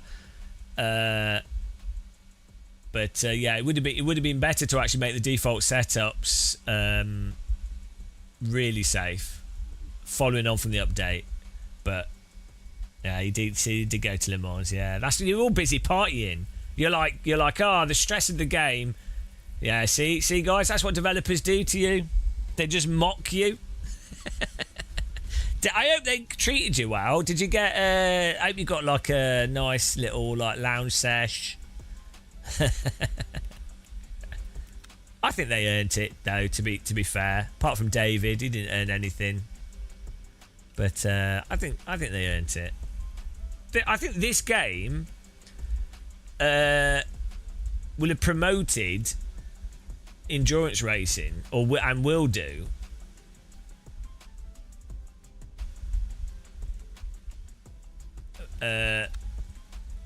More than most things for Le Mans, like to an audience that's an expanding audience outside of the sort of de facto audience, the French people. Got hit by a bicycle. Was it the bike or was it a baguette? Prototype fixed. We just did that. Why are we getting the same thing again? Monza.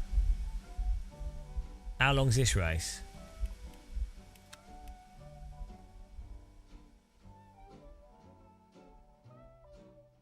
But also, they just recently they patched the tyre bug, which is good, which will help a lot of people.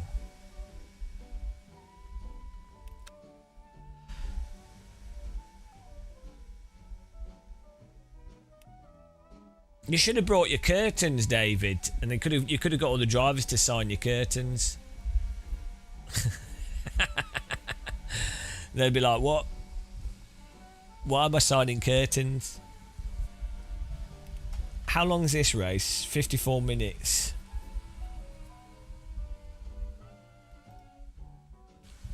What cars are we using here? Hypercar. The pace car is out of control. Are they getting rid of the GTE cars? Thanks for following. Welcome.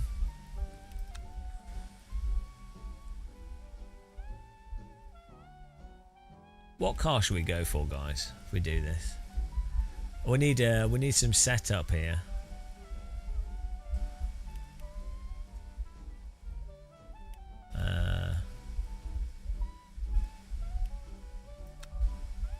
We could do the McLaren actually. Oh no, what's the best car for this for speed? We did this before and the bloody car we picked was slow. Well, everyone was driving a Porsche. The Porsche was faster. Nearly got you. I was at you, Stephen. Good racing. Thanks for not ploughing my ass. Appreciate it.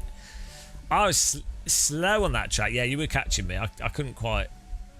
I need to get back into LMU physics brain. Porsche. I say Porsche, but I know it's Porsche. But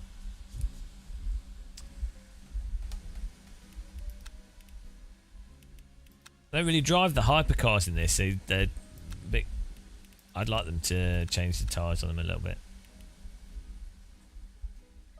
It is actually Porsche, yeah.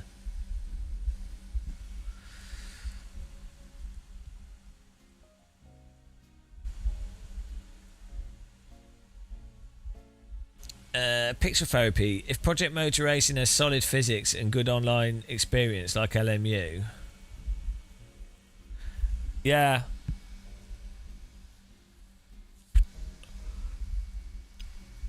Well, you can counter steer basic oversteer in PMR. When I last drove it, it was a little bit like leery. It had a little bit of that kind of Project Cars 2 thing going on with it, but a lot better than Project Cars 2. But great content though. What race are we doing? I think I'm going to do this race.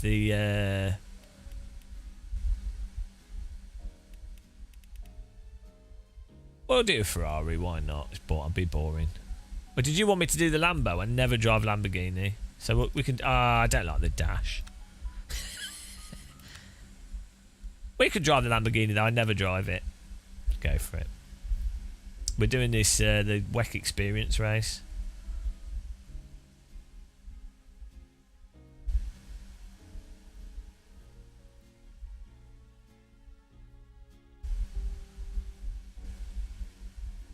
Let's join the practice. We've got 18 minutes. I might grab something to eat quickly as well.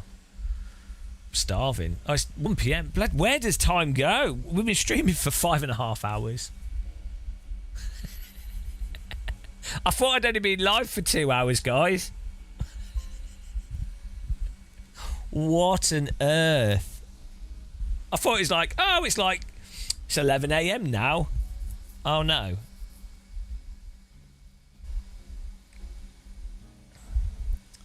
Panzer Kampfwagen.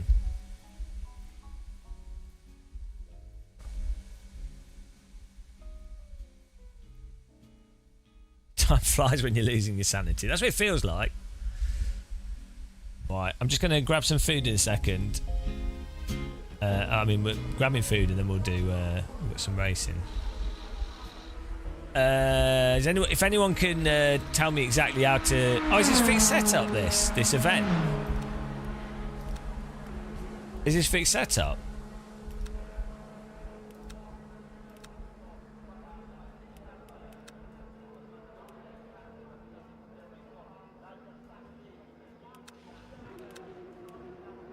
Ah, that's good. We just need the fuel level. Oh, great. That saves us worrying. What about... Do we need to pit in this race?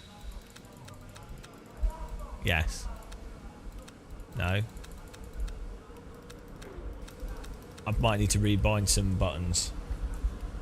Right. Well, let's get some food quickly because I'm flagging here. Be back in a second. Get yourselves a cup of tea.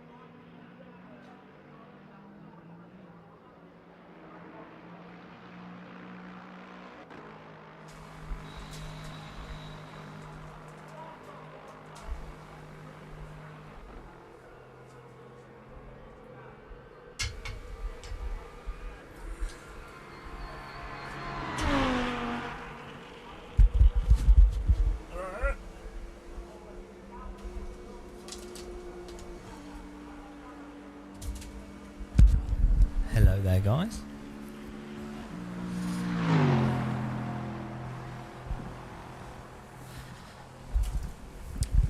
Well, we're trying to push for someone to make a to get Fork Marvin's app and make Marvin's FFB for LMU, because I think that would be spot on. Cheers, we got tea, we got iced coffee. Is it egotistical drinking your coffee from a mug with your logo on it?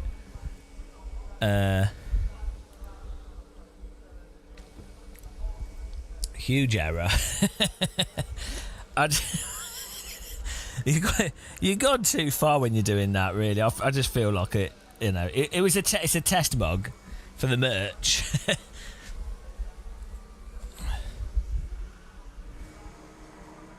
It was just it's got ice in it. It is cold, yeah, pretty cold. Oh.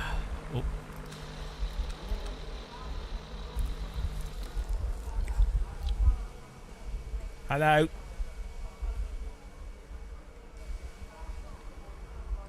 They will be doing 24-hour races. There aren't at the moment.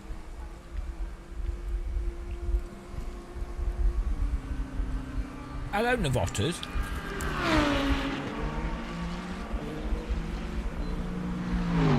Just meta.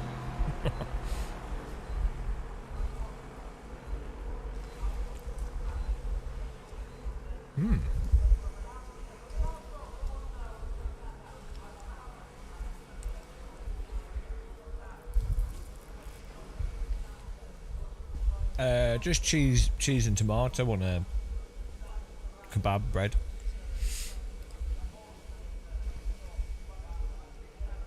It was all I could make quickly.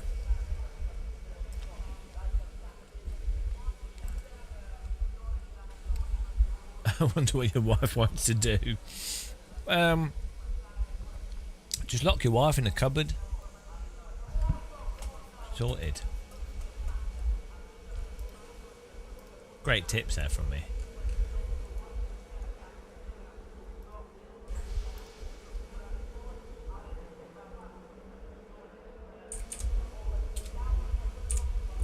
We have all the advice here, guys.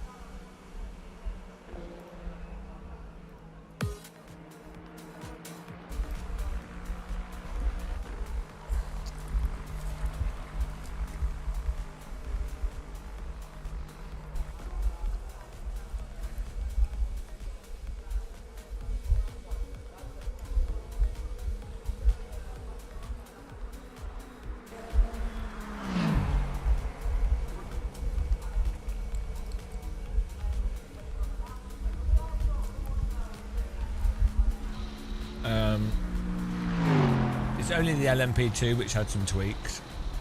Hypercar's not had any tweaks yet, I don't think.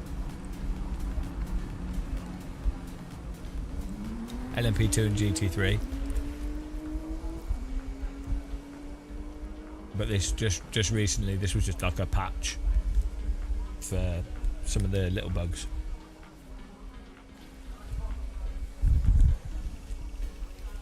A little bug fix.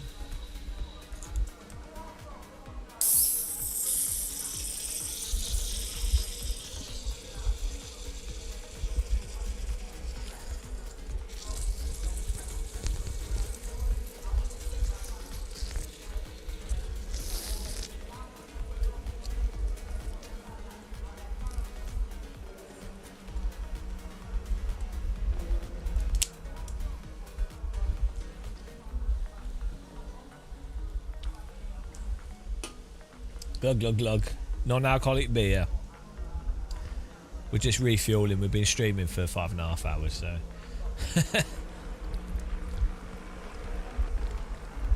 I get comments from people and they go, "Oh, why are you eating on your stream?" It's like, well, I can't live stream for 12 hours without having a food.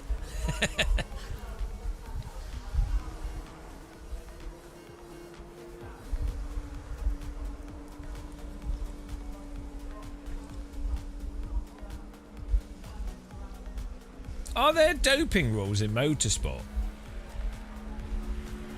Like,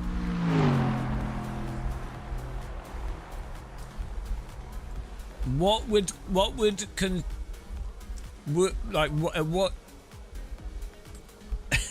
what are they allowed to get away with? So, like, I mean, in 1960s Formula racing, they were all drinking.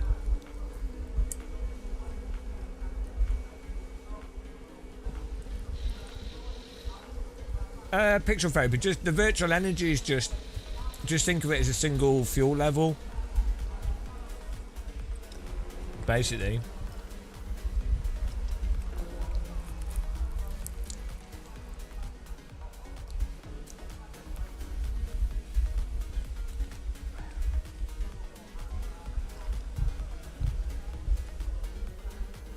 Well, this is the thing, motorsports, if they tested people, most of like Le Mans, people are on drugs. They'll be doing the type of people that do GT3 racing. Shall we say the type of people that like to party?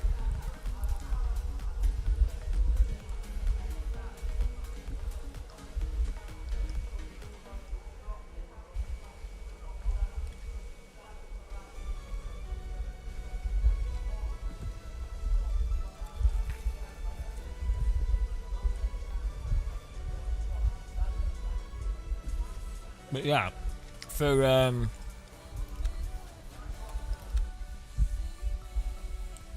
24-hour race, for example, you're going to get a benefit, aren't you?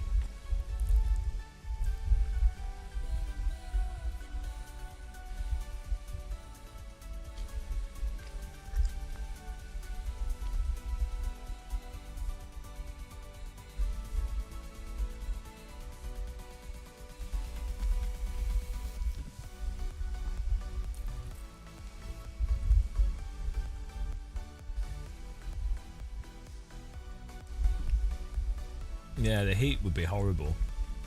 It would really ruin the enjoyment of driving, I think.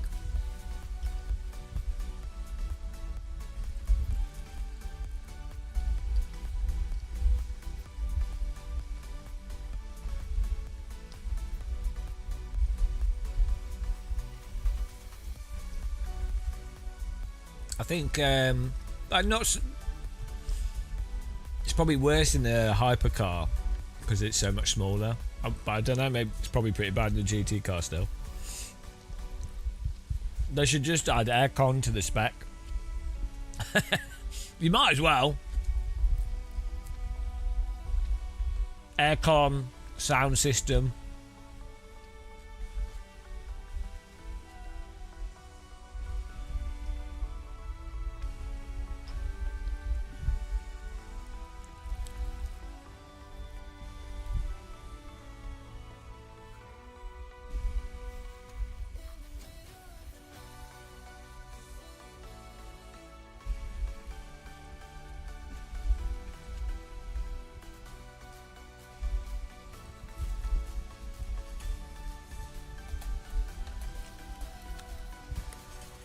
What about mini discs?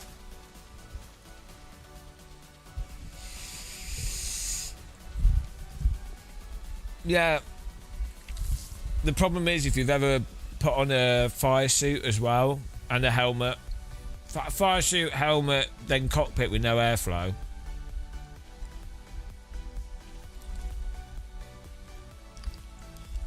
Then the back of the seats going to be close to like hot components. This is why you need the cars to be open like a Radical and stuff, like the Formula cars. But then again, like even modern Formula cars are the drive is so low in them and so covered. Well, that's not good. I guess we still have some guess we still have some bugs to sort out here.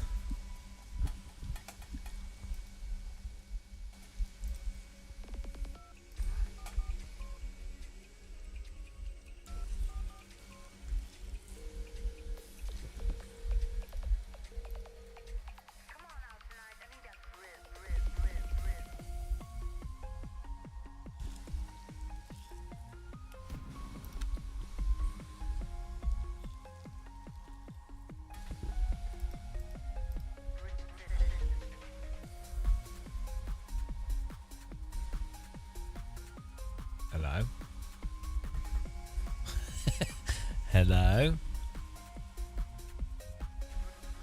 What is going on, guys?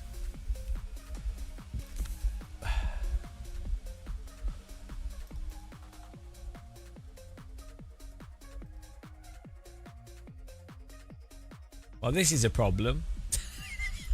I can't join my race. What do I do? Hello? Oh dear. Wow.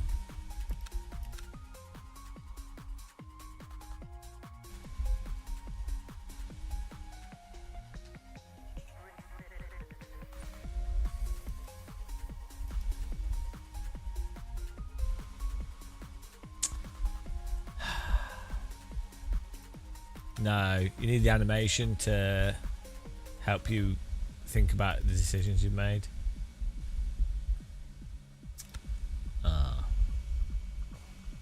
Yeah, the patch is released, but we seem to have a problem here.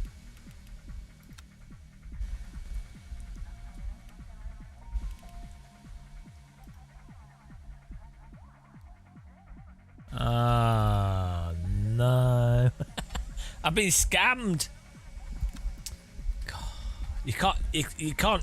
There's no way. You're not allowed to sim. We're going to restart the game again. You're not allowed to have fun in any sim. The state of sim racing. Well, I don't know if we can even unregister for what we did.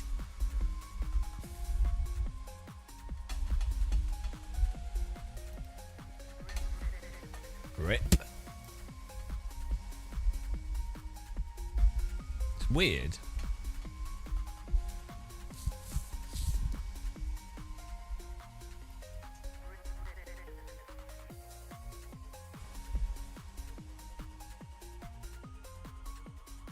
Do you remember when you had out-of-game session launchers, so you didn't have to load into the game, and then it'd all work in Windows?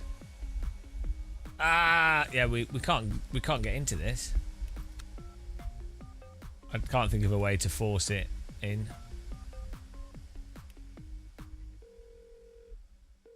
I don't think we can even. We can't even quit it to then. Oh no. Maybe we can.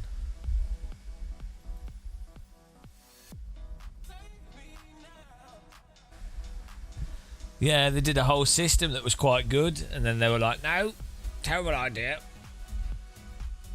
I don't know what we can do to... How do we... There's no way of...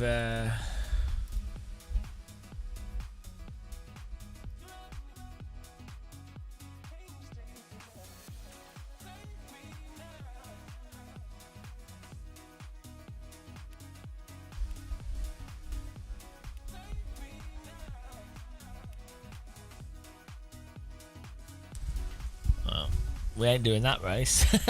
It's not working. Okay, let's do...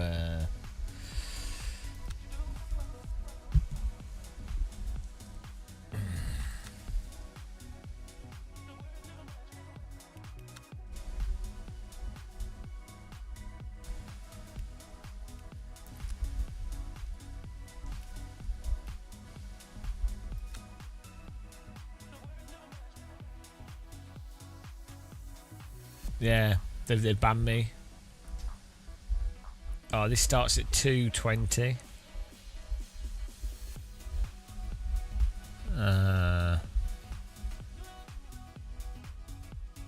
We can just do another Sebring.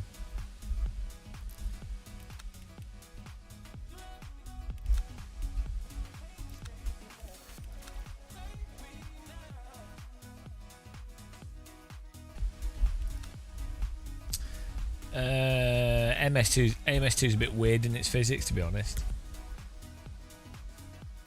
We already did Diego. Already did it. Oh well.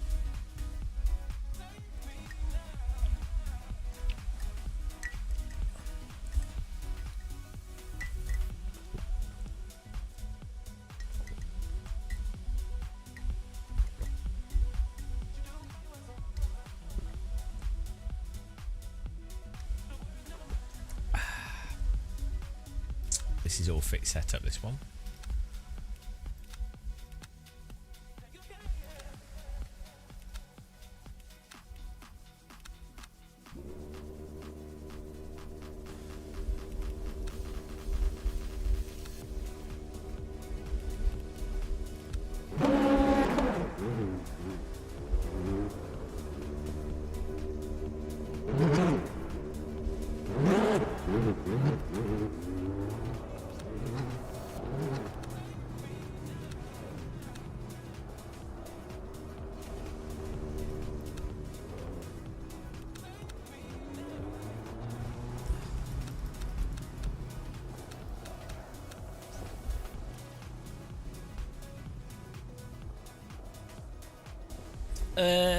Yeah.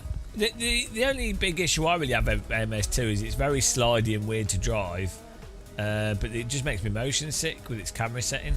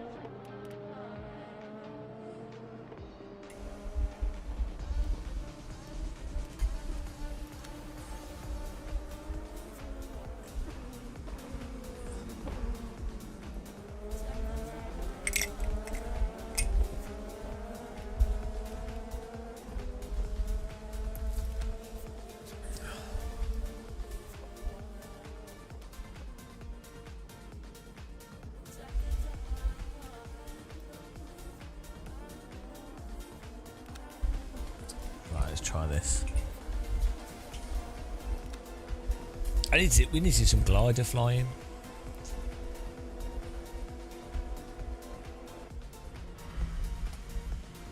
That'd be good.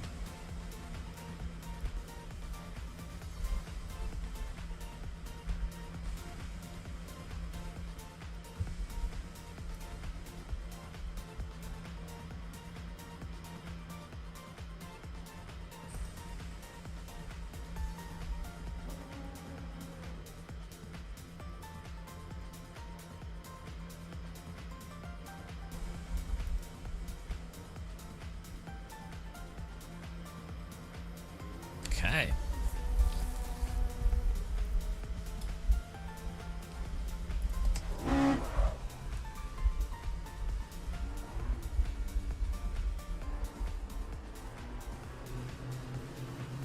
Oh, we have a fake Porsche behind us.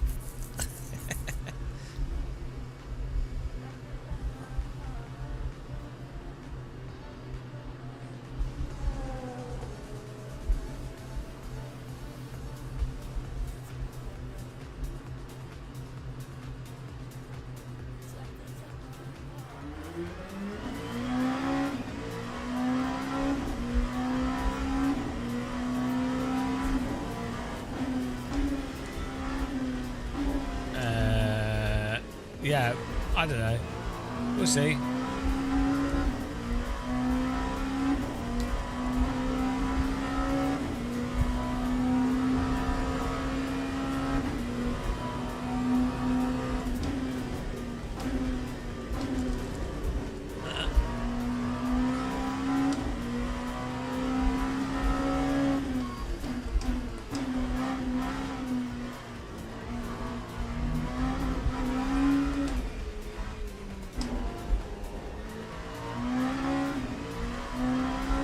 You're not allowed funny simulators. Illegal.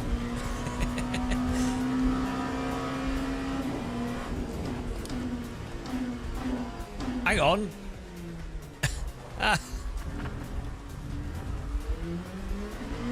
Why is the placeholder car really long?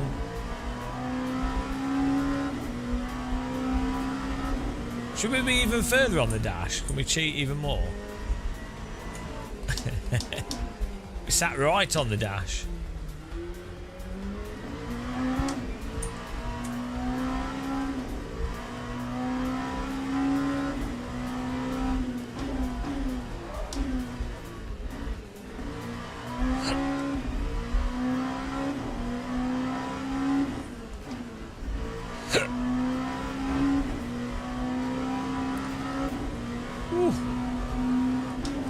nothing helps your kebab bread go down like a few laps in an LMP2 car. Can you imagine? Can you imagine trying to, after just eating, driving an LMP2 car? You'd be like,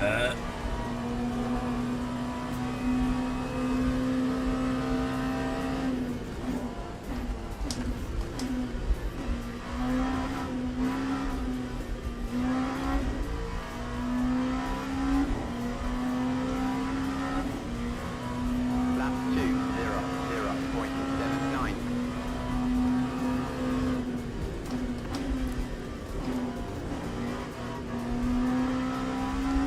It's a requirement.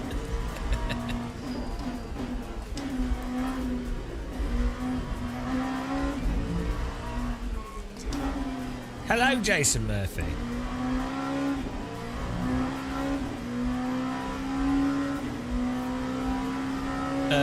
They should. I think they've.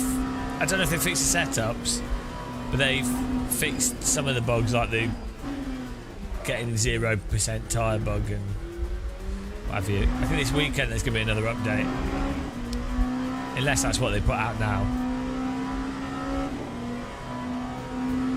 If there's an LMU dev in chat, could let us know.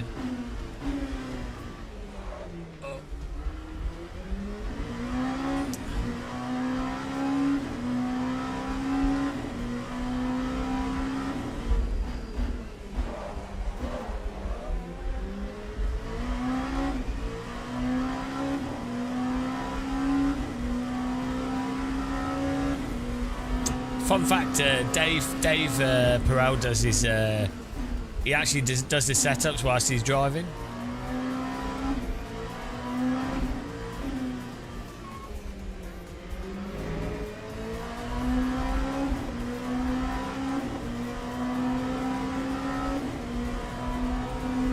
Yeah, we did read through the patch notes, but I can't remember if the setups have changed. I don't know if they did, but they fixed the tyre bugs and some crashing bugs.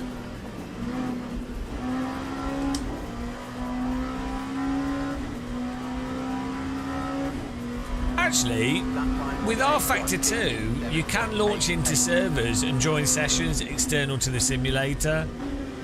So, LMU devs, with all the spare time they've got, or someone could actually make a Windows-based launcher and hook into it. As I said, there's so much free time. Might as well.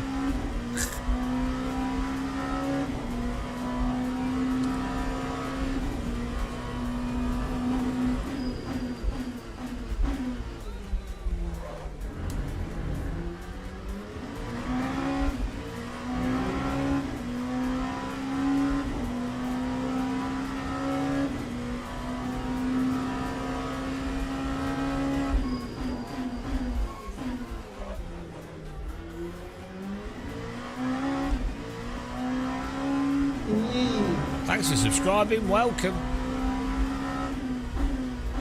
I feel a bit better after eating. Need an orange though. I've got some yogurt. It's so hot today.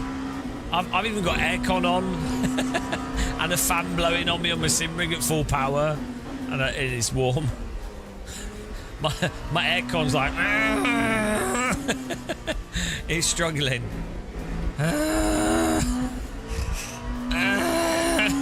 That's what my aircon's like. It's the heat. It's like someone that's just walked through a desert for a month. That's what my aircon's going through.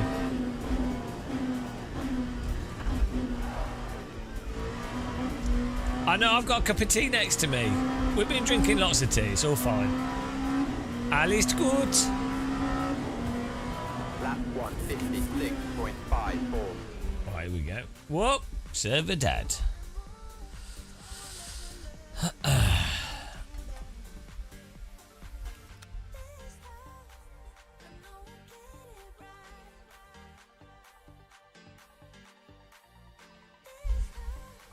Hang on. What is going on here?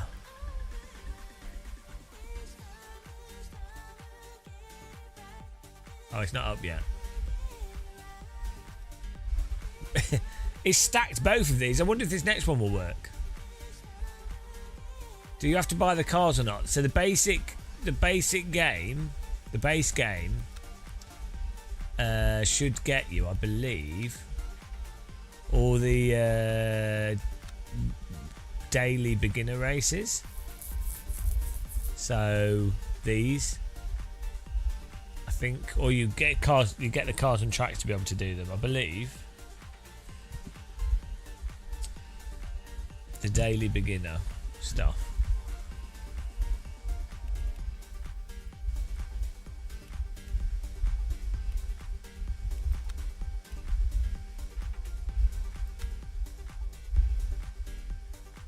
Hang on, what's the beginner stuff?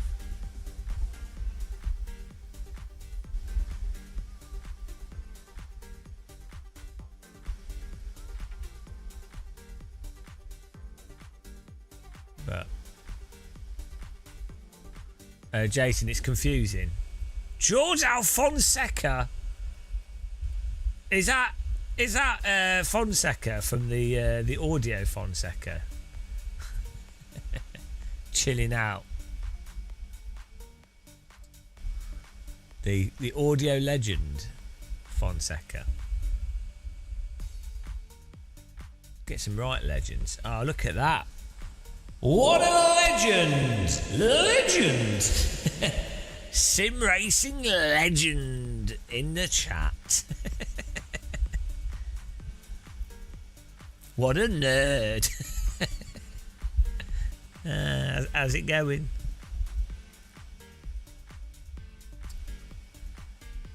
I bet when you go out, George, and I bet there's so many women coming up to you, and they're like, oh, they're like this.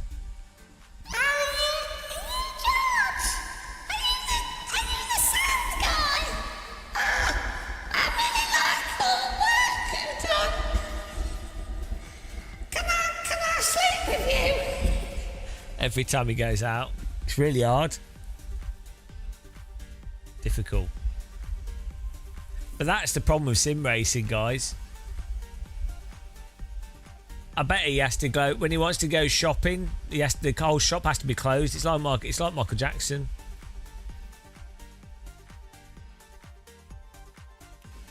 Difficult. It's hard, but someone has to do it.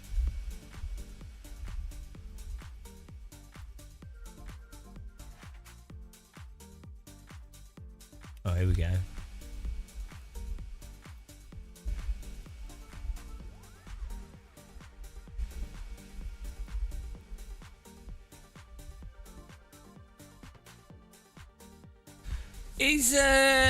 Is Michelin better than Pirelli? Like of the tyre manufacturers, are they notably better? Like I mean, we all know Dunlop's the best, obviously, but like outside of Dunlop being the best, is there a tyre that's regarded as being substantially better?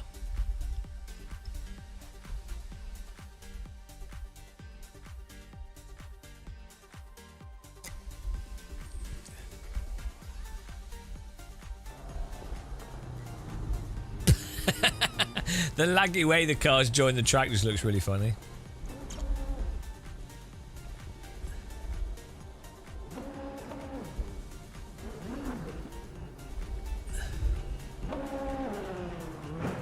Oh no! Whoa!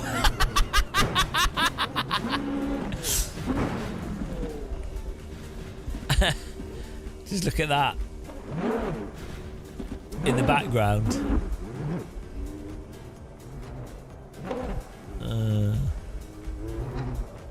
Michelin used to be the go-to for high-performance road tyres, but a lot of there are brands out there,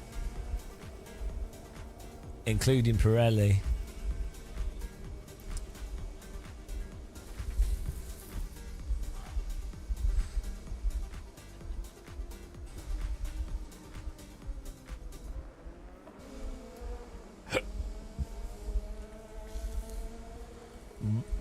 Pirelli tyre.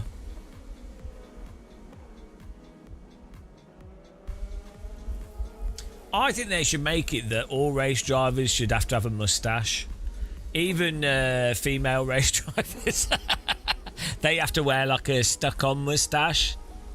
I think that's fair. Like, do you know what I mean? Just like a little, like a vintage one.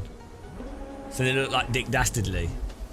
I don't think that's unreasonable as a requirement for most. Like, it should be like a roll cage, fire extinguisher, helmet, Dick Dastardly mustache. You know, see, without that, how do you know you're race driving? Like, sure, you could be in a race car driving quickly. Sure, you know, you got the sound of the engine, the crowd roaring, but you could forget that you're a race driver. But when you've got a mustache, you would know, and it'd be with you at all times. It'd be the law to have the mustache at all times. Goggles as well, yeah, definitely help.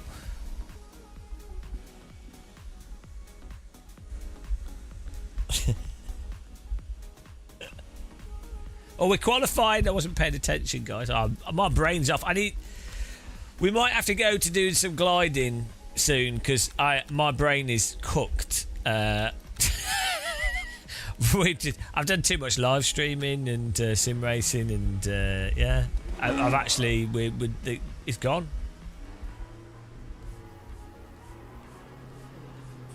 You know how toxoplasmosis, the parasitic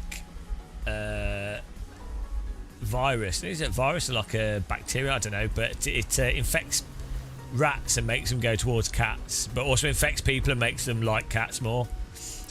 But the way it works is it creates a cyst in your brain cells, and then it lives inside the cyst, which is nice.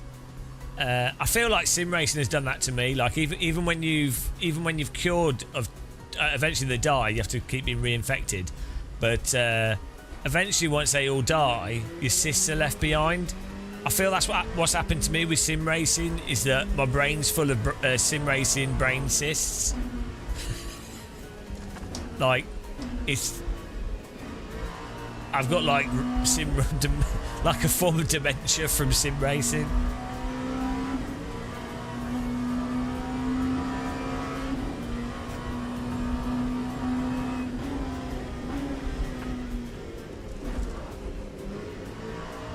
What's a good amount of brake bias for this car? I feel like we're...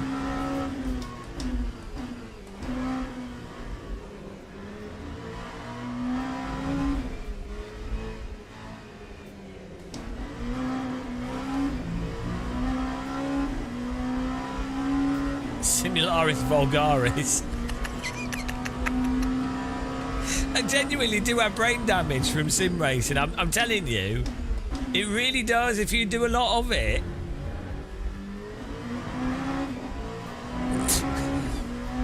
Oh well. Someone has to suffer. I don't know why, but they do.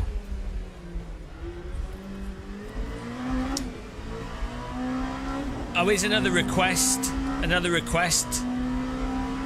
from the LMU developers if they're here. The Shadow Cole clipping plane on maximum settings. Can you increase it, the distance? For maximum settings. Thank you. I don't even know if that's the issue. How's the cars now? This patch is just more for like bugs.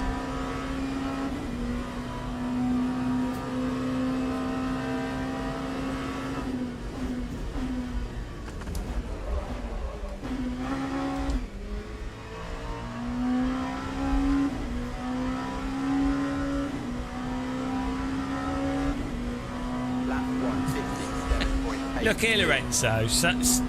I deserved it. I work hard in my sim rig. Oh, did they? That's nice.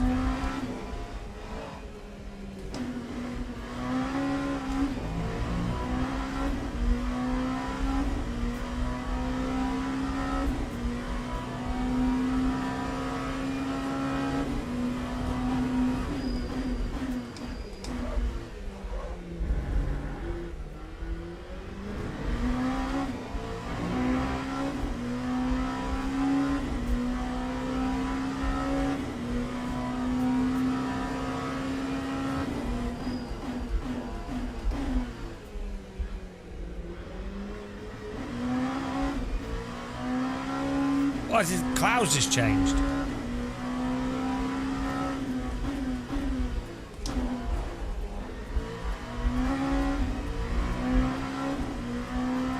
Don't trust me. I'm not that honest. You shouldn't trust any YouTuber or influencer or anyone in business on anything. I mean, don't assume that they're bad or evil, but don't trust anything. Trust no one. Be skeptical of anything anyone says. I mean, I could like go to an event or something and maybe get drunk or something, even though I don't drink. But like, I don't know, the person. I mean, it could be like a really beautiful woman could be at the event, and then that might sway me to be overly positive because I've been distracted by a beautiful woman. Not saying that that's happened. It's happened. But you know, like, yeah, you just be skeptical. Don't trust anyone. Trust no one. Is what I'd say. Why am I so slow? Like, what am I doing? What am I doing wrong here? How much fuel do we need? Hang on, we're in split one. That's why I'm slow. I'm the best. How do we change? How much fuel do we need for this?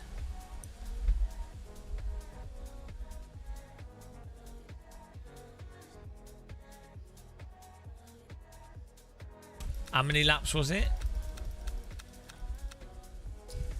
It's not 15 laps, is it? Guys, can someone help me? It's a 20-minute race, I think. 2 minutes. 2 minutes a lap.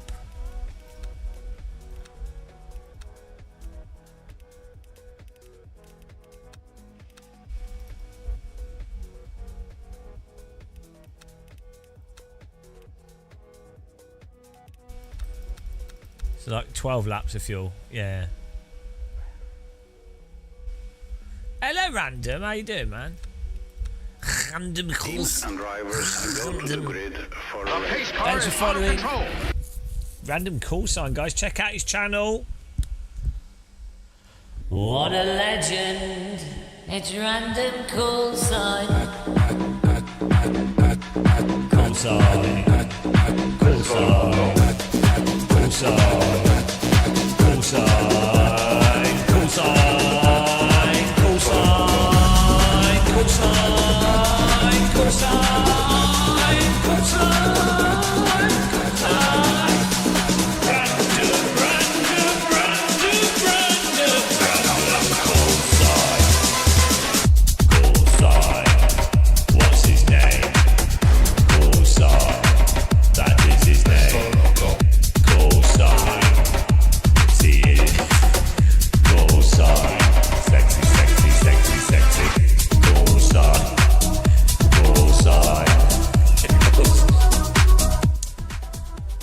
The lyrics of that song are just call sign over and over again.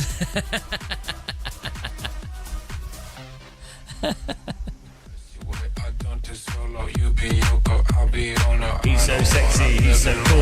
Random call sign, take you to school. Okay, we're done. Beautiful. The problem is, it's a guy singing. I can't rap over the singing. Formation lap has started. Bugger me. Why are we so slow? Guys. Here we are, top split, LMP2, Le Mans Le Ultimate. Starting from the back because I'm slow. We've polluted our brain with too much iRacing. But don't worry, we're back in the zone. Let's see how well we can do here in the glorious LMP2 car. LMP2 car.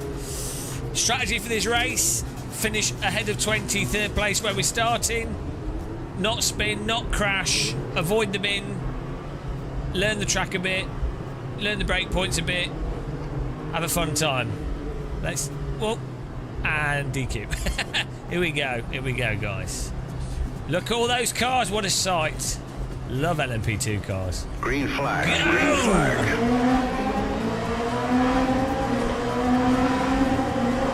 passing it from the inside. Watch out for the carnage. There will be carnage. Keep my car on the inside. It's normally the safest place to be. Find some gaps. There we go. There we go. Cut the track a little bit. Don't worry about that. Try and get on the inside. Thank you. And we'll get back on the track here, hopefully. Thank you, Mr. Green Car. He just didn't help us there, but we're still going. I think we're all right with damage. So far, we're doing really good in this race, moving forwards. It's all gone to plan. Avoid the crash. How did the car in front of us lose it? Don't make any sense. It's all right, though. We'll recover things. Emotional damage, as these things happen. You have to stay calm and carry on. Fortunately, this is my car's made out of concrete, not carbon fibre. We secretly upgraded the vehicle. Yellow flag, there's another vehicle gone. Can we take advantage of it? Up the inside. By inside, that's the outside. Inside, outside. Oh, it's a bit of a squeeze going on here. Bit of door banging going on. Oh, he's pushing us hard. He's not giving us an inch. He's given us so little of an inch, he's just driven us off the track. So much for safety rating. Right, we go. We're going to hold him on the left here as we go into this corner.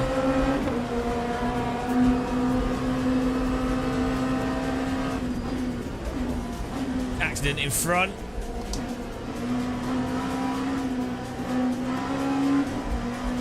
All good so far. Beautiful stuff. Time to 11.01.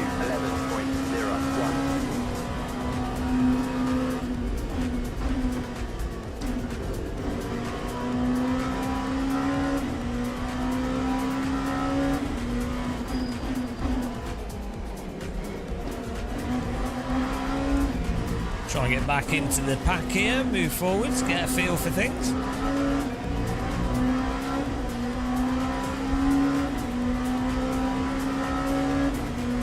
Where's he? This guy's doing more knitting than a grandma. Knitting, weaving, guys, wrong word. Weaving.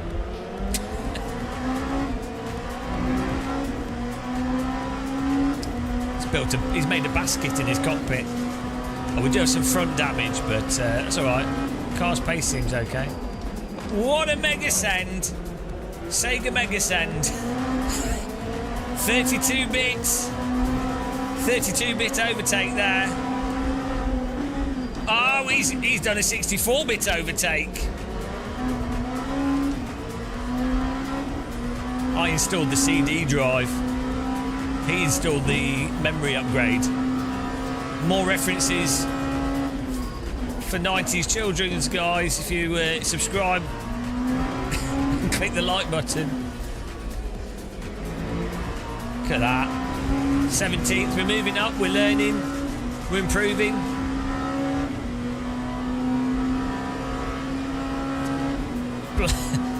Just wait till I voodoo to them.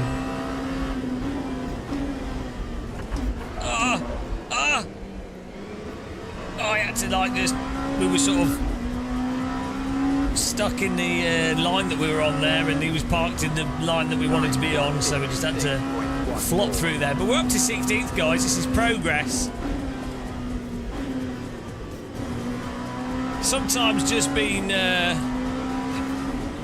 just focusing on the gains you can make is what you got to do. It might not be big gains.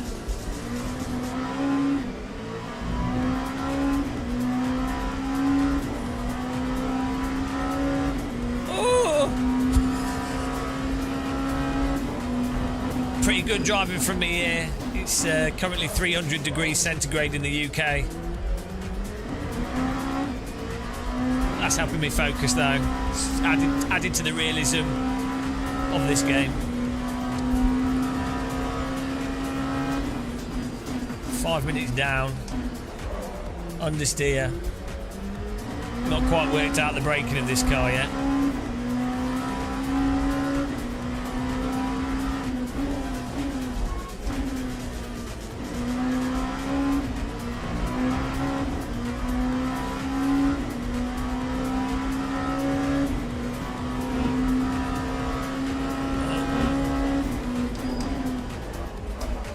We might have gone a little bit too hot into that.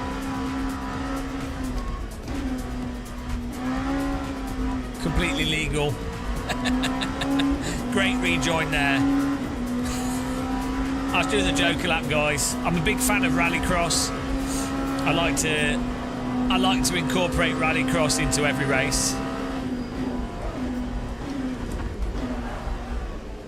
Bloody hell.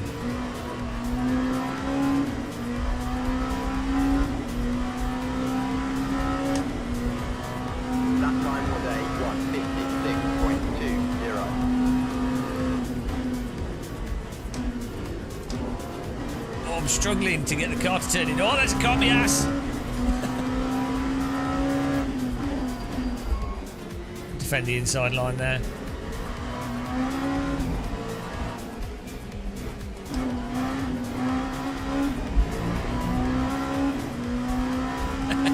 Wall of muscle has been erected. Let's hope there's no erectile dysfunction. I feel like there might be though.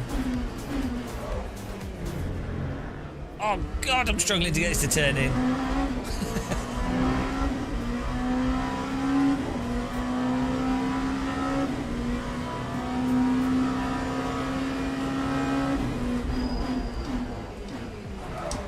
Why? I can't get it. Did I turn my brake bias the wrong way? I think I might have, guys. Whoops. Let's rejoin at the back. That went well. Great job. No, why am I... Hang on. Is my brake bias back to front?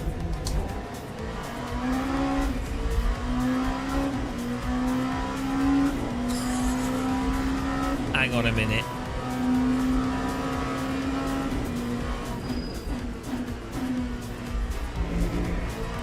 I might have bound the brake bias back to front. That's why we were struggling to get the car to turn in. Pro tip, when binding brake bias, make sure to do it the correct way around to what you're used to. Otherwise, when you increase the brake bias to induce more oversteer, you'll end up accidentally moving the brake bias further and further forwards. It's the opposite of what you want. What a disaster. Well, soldier on, soldier on. Sometimes you blow yourself up.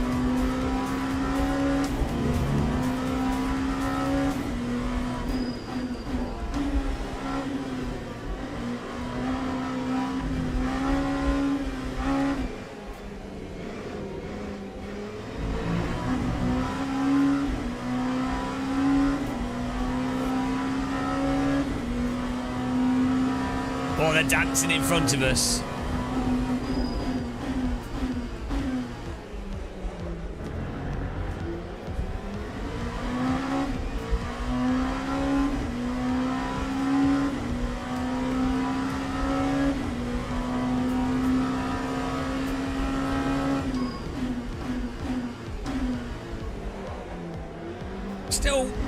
I'm still struggling to get the car to turn at low speed.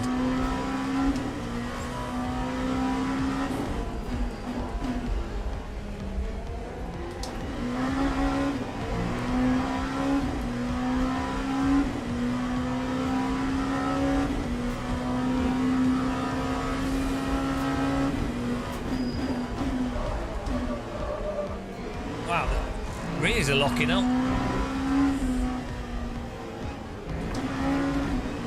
Got less turning than the London bus.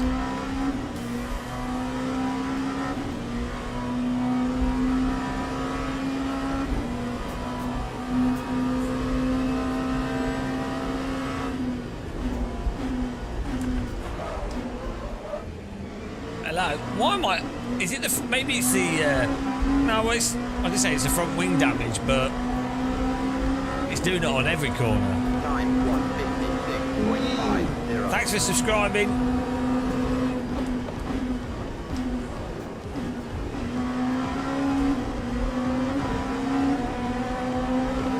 No, I've not used the knockoff Hussenfeld pedals from China.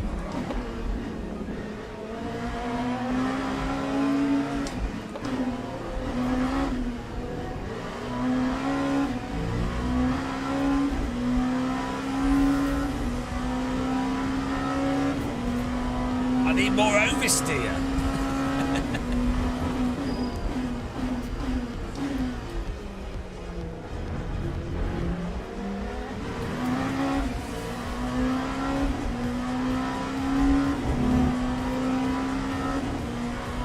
Come on.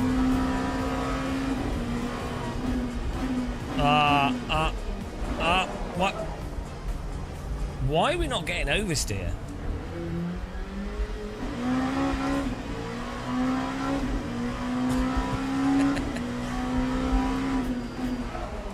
It's just locking. Stop locking. Pop locking. The rear's locking. Really weird.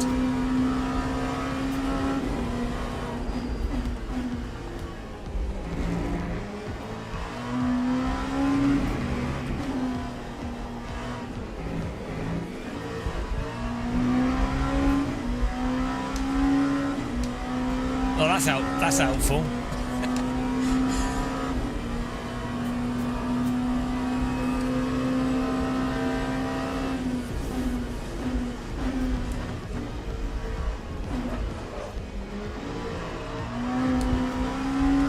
Son of the beach. I don't know why my rears keep locking without the car turning. Lap 2, 0, 0, It's very strange.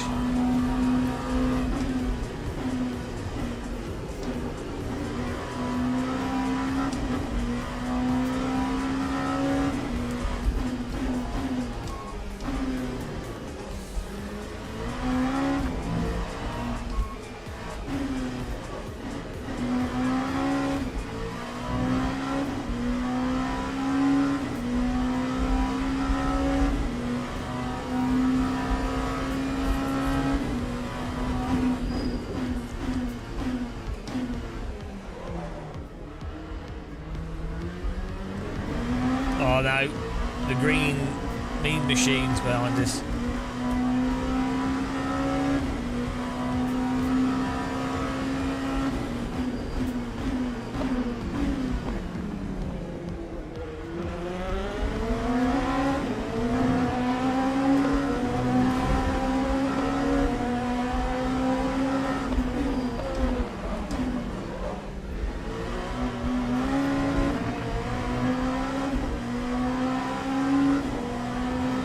Maybe we do have more damage than I thought.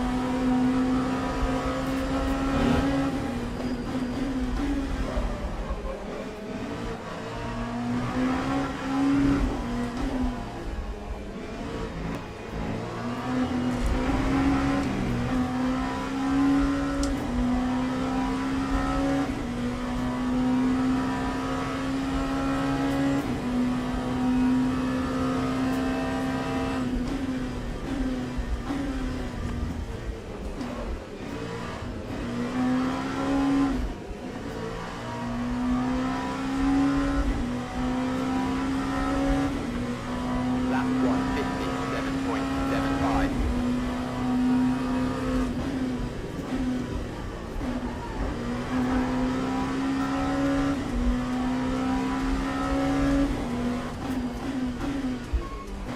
It's weird, it's at low speed that we're not. Oh, he's dead. He's dead.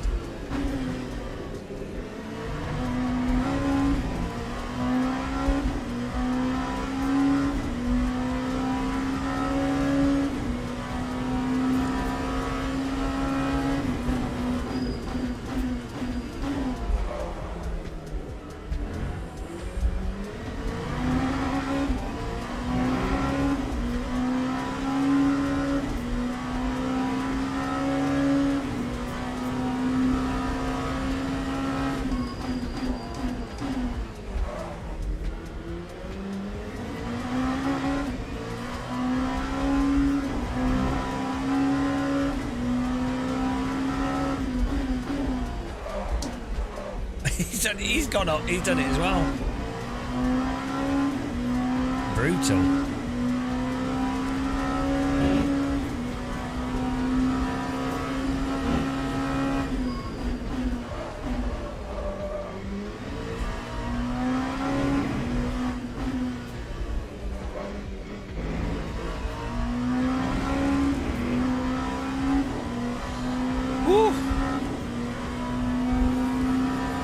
It's so bumpy, this track. My rear tyres are cold. That's what's weird as well.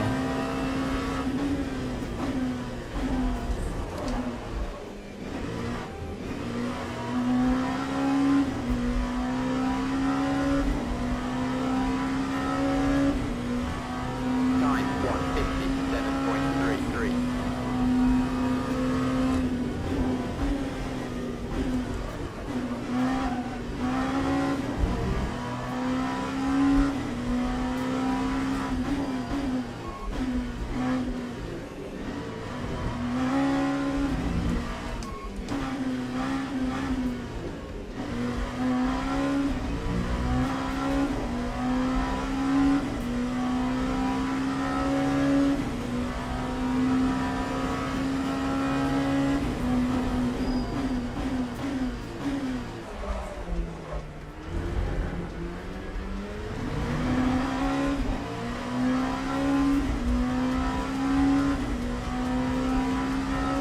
I think we must have just got damage. Very weird.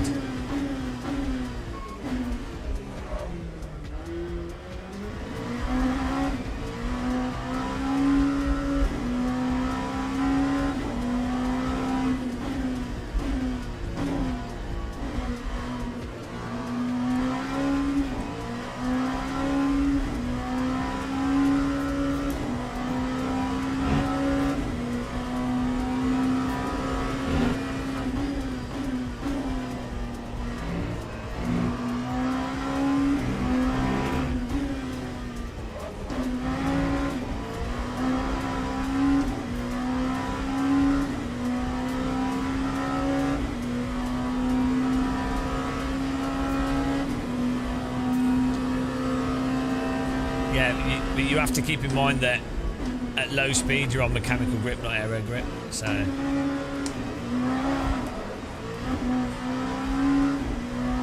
that's good. I thought I'd warm my tyres up there. Time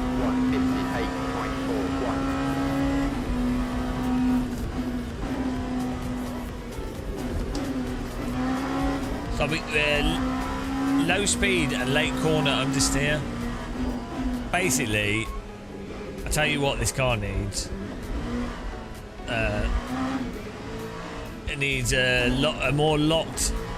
Well, actually, the diff power wasn't too bad. Stiffer rear ARB, more open diff coast.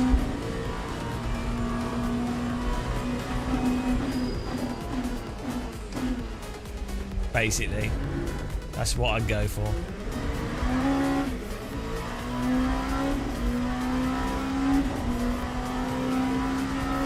Could even soften the front ARB.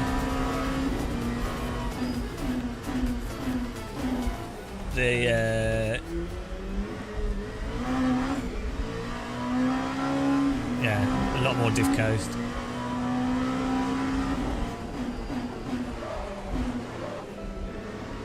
He's barely turning in on the brake with the wheel locking up.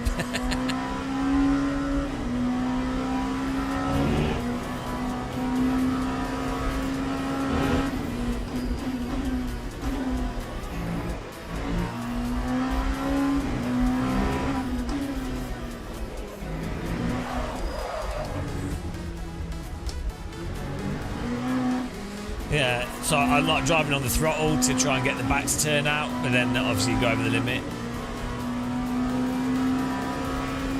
I think TC Power Cotton 2 maybe is probably better than 1.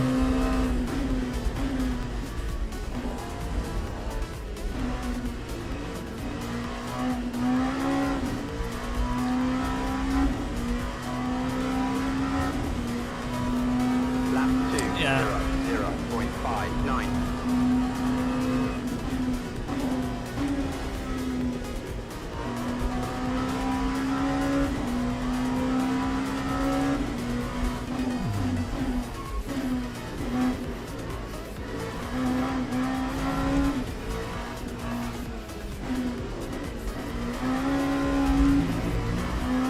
What's this saying? We're on diff traction 5 and TC2.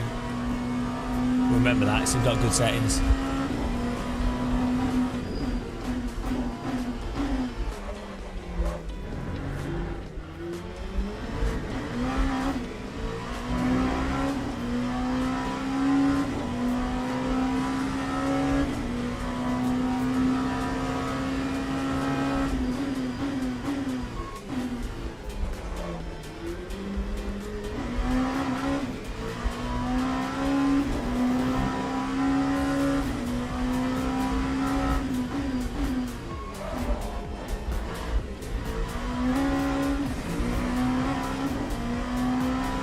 Oh, we're 17th though. Where did we start? If you can finish higher than where you start, that's a win.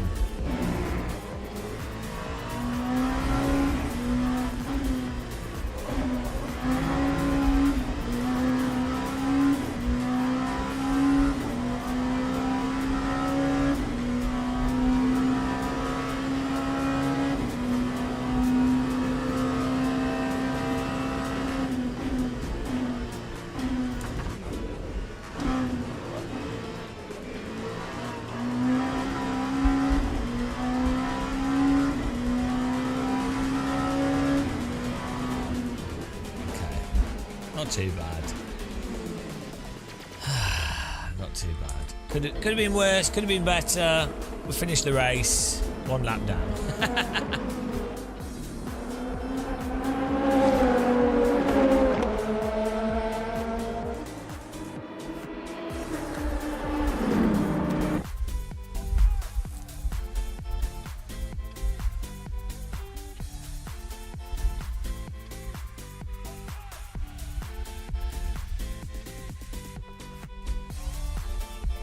Oh dear.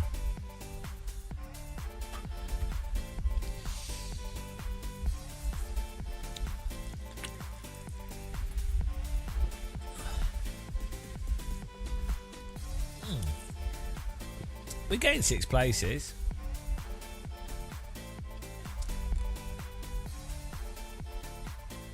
Ah, it's not too bad.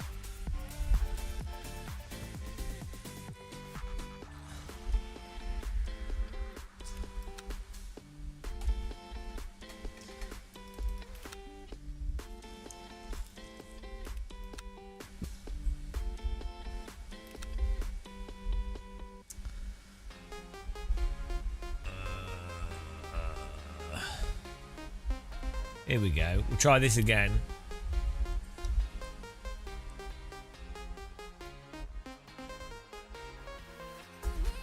How long is this race? 40 minutes. Oh no, this is at Monza though.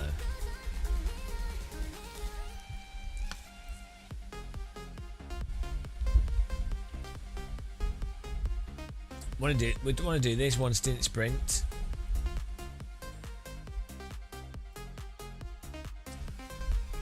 Listening to you, woke up this morning, my coffee is still on. Hello. Thank you. Appreciate it.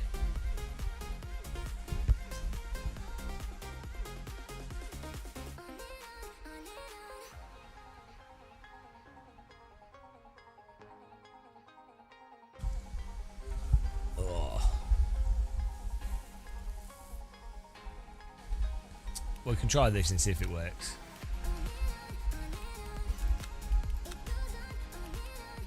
What's a good track should we do at this? Let's do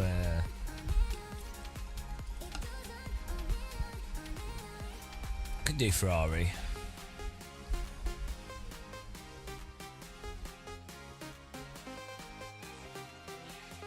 Or maybe Porsche.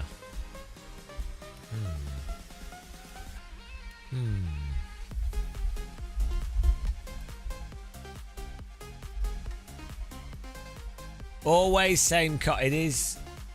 Oh yeah, we were going to do the Lambo. We couldn't. Last race we registered for, it didn't let us join it, so.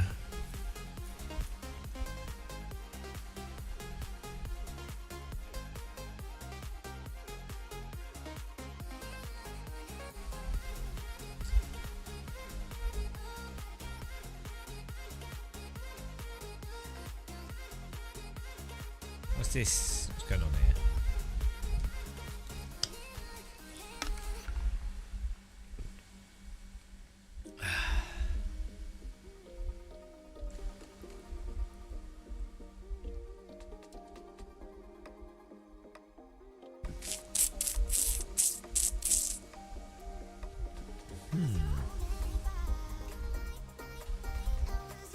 Well, we can do a little practice. We had some issues not being able to register to a race.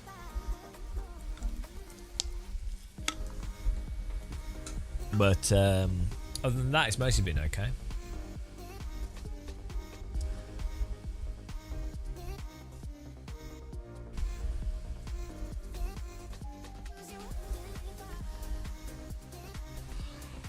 Ooh! This is a high energy stream today.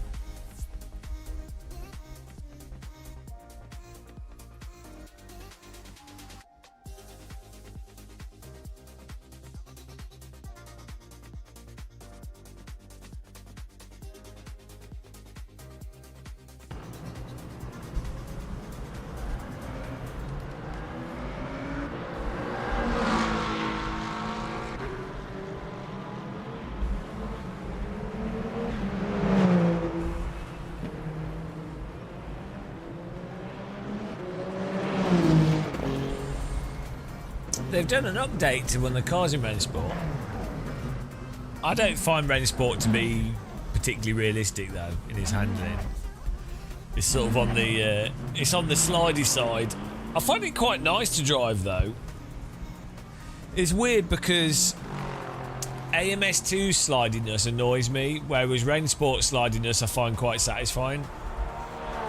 Like, Rennsport has the R Factor 2 slide where you like poke it into the slide and then it continues and then it comes out of it.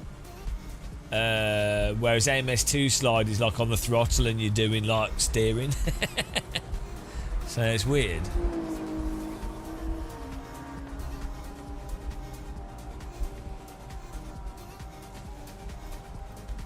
Oh, it's open setup. We'll just use Coach Dave.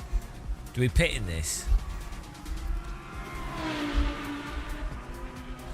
Yeah, I think the problem with MS2 slide is it doesn't reward you for being precise. So MS2 slide is just, it require.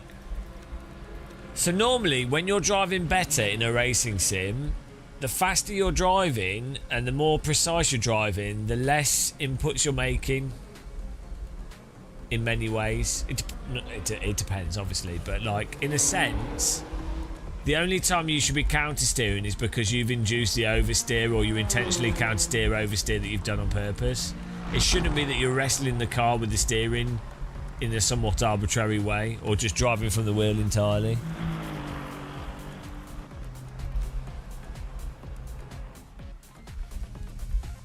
What track are we at? Spa.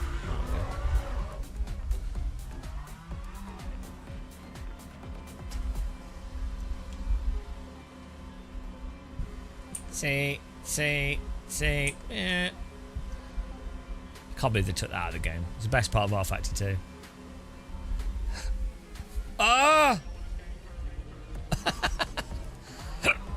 Bloody hell. Oh no. We have to do that. It's my favourite pit lane to drive along.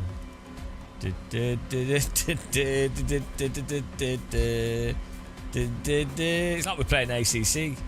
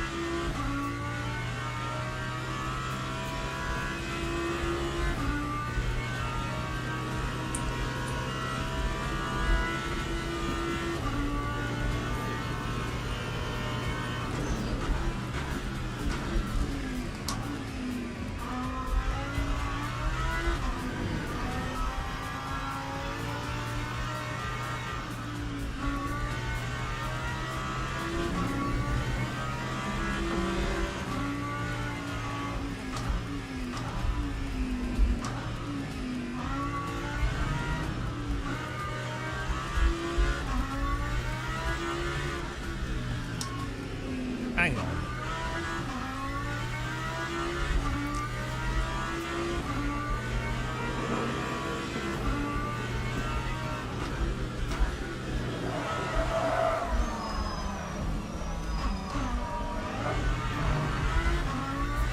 Why is the brake bias like really weird now?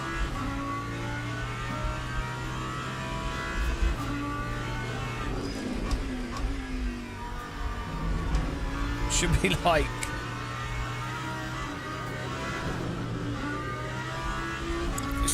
Since the update, it seems really weird how the brake bias is.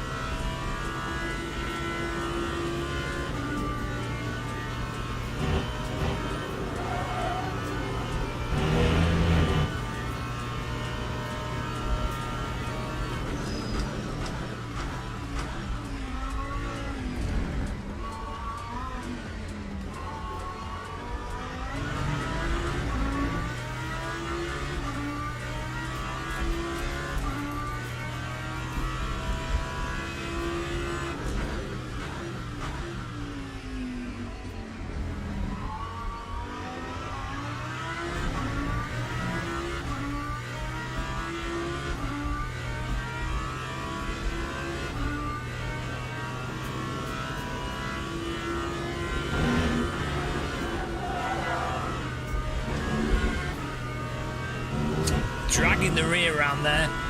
That's fine.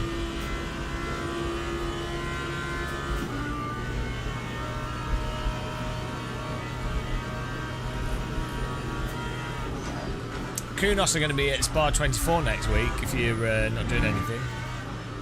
And you want to test out the latest update.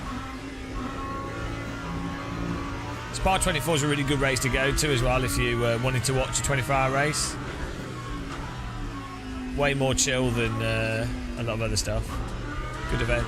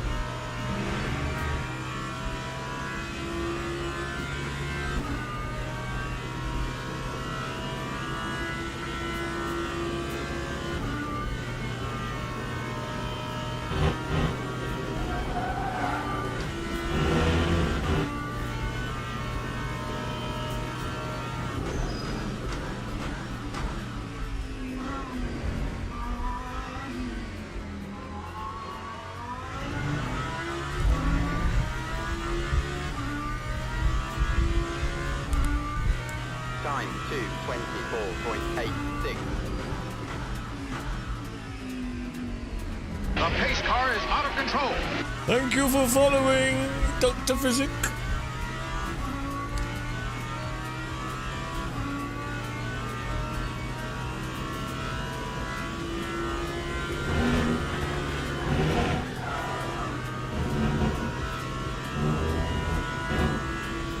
Very good way to warm tyres up driving sideways through Eau Rouge.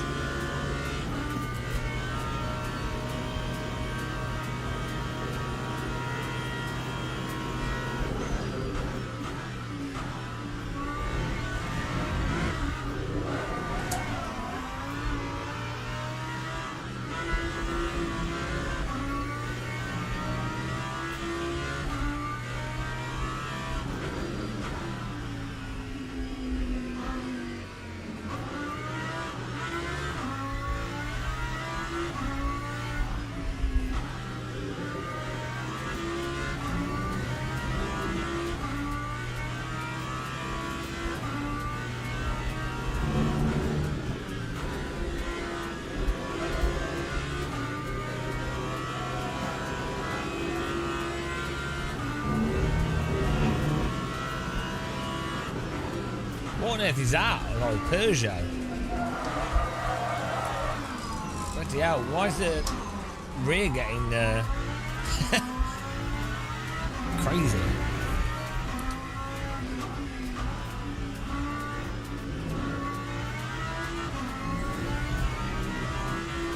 Be careful with that oversteer. Car's drunk.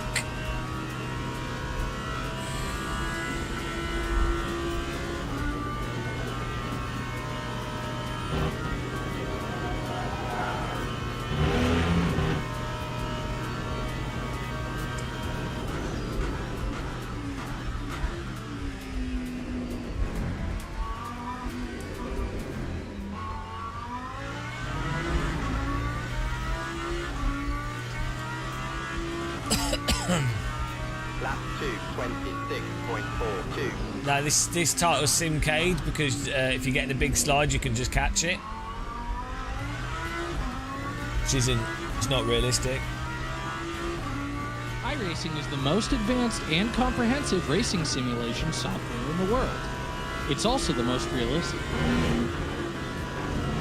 Yeah, a lot of people mistakenly believe that you should be able to catch oversteer.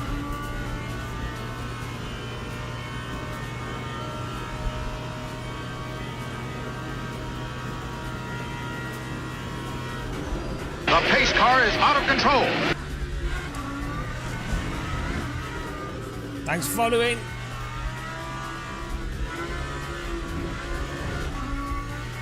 Yeah, exactly. Because in real life, you wouldn't want a car to be safe to drive. It's actually better for the business of motorsport. The spectators want to see blood, and damn it, they will see it. Incredible. 4 meters of track, and you drive into me. Incredible.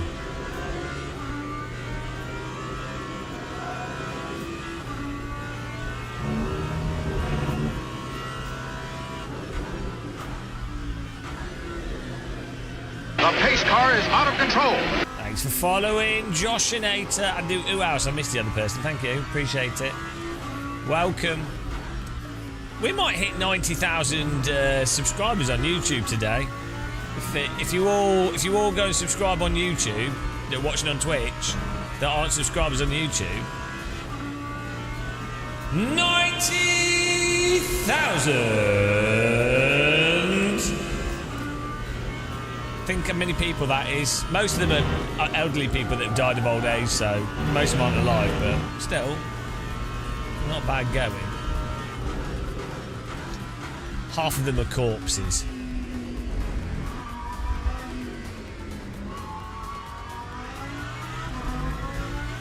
Real life people even know what they're doing, or are pretty capable of being safe, consistent for hours and hours on end. 4.87. Or they're 40. I don't know what point you're making.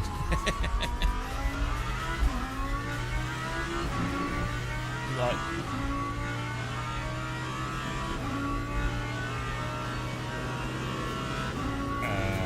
I'm not quite sure what point you're making.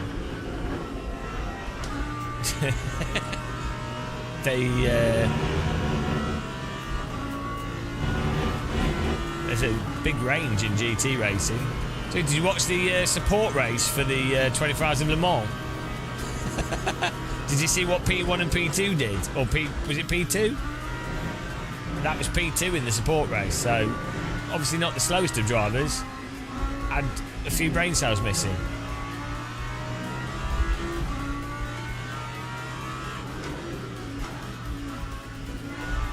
Even slow drivers get oversteered that they catch though. They're slow because they're slow. It's not because they can't catch oversteer.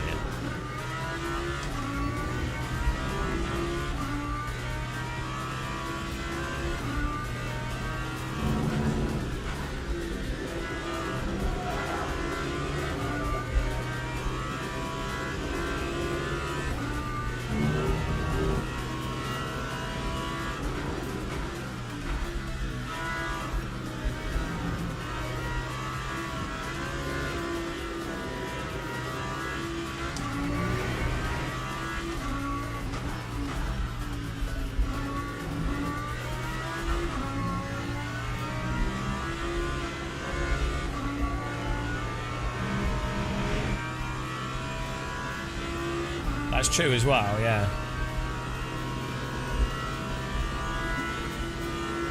But they still... Given that catching oversteer is like an absolute fundamental part of driving, it's kind of weird if someone can't catch oversteer at all. Like, it's so fundamental. It's just...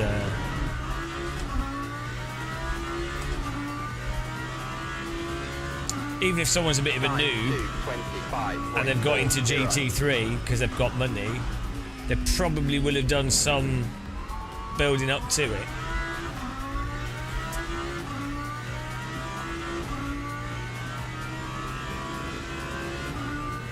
Yeah, so because you're going to piss off the entire team if you spin the car due to not counter steering the most basics of slides.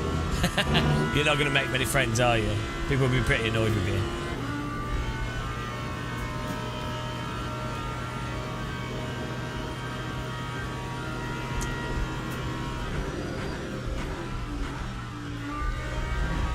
Imagine paying 30 to 120,000 pounds to drive for a GT team, and your teammate bins it before you even do your stint. You'd be like, thank you. It happens, though.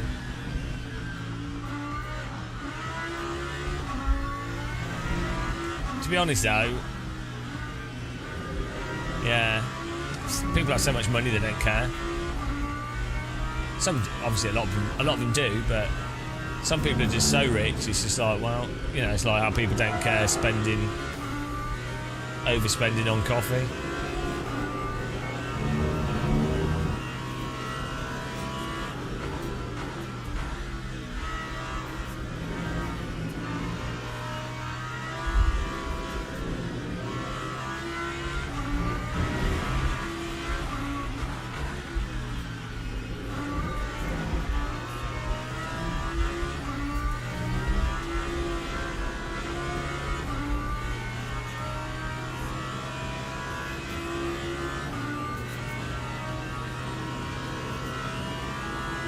Yeah, these poor people. That's the big problem with this game.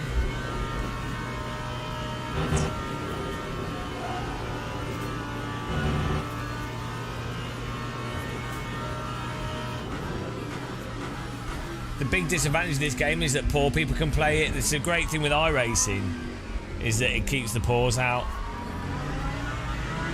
And like, for motorsport to be realistic, you really don't want the pause in it. You know? It really breaks my immersion of the game when you have the pause playing it. 2 minutes. Oh.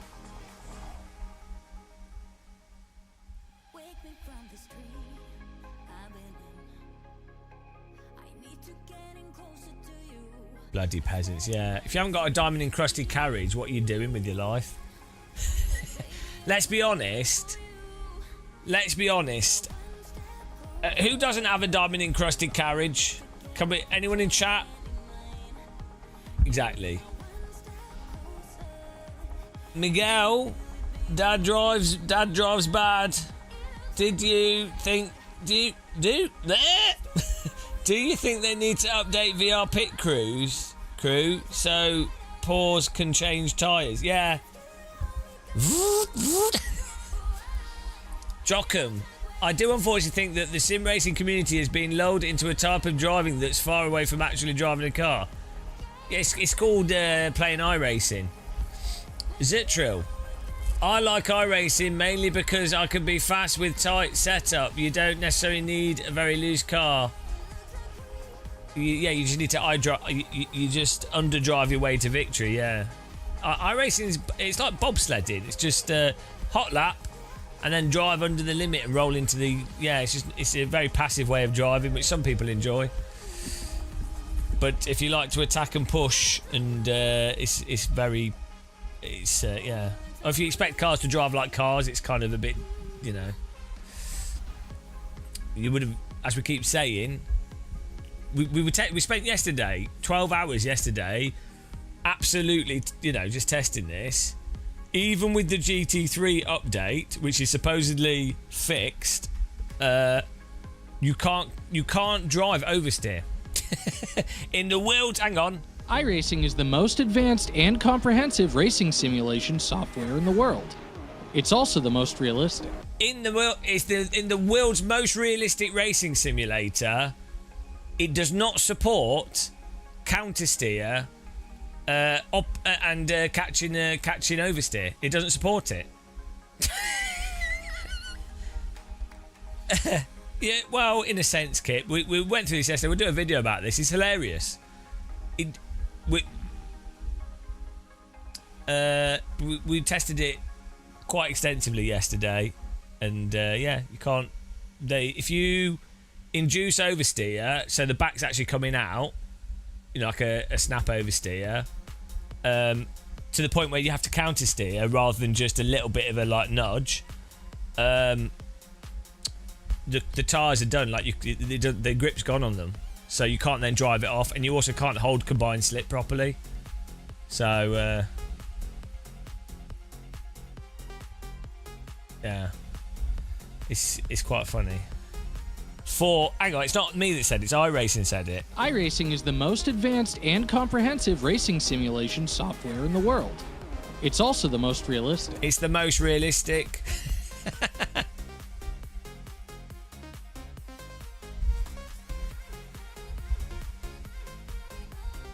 What's that, BRT? Oh, what's going on here? Oh, no.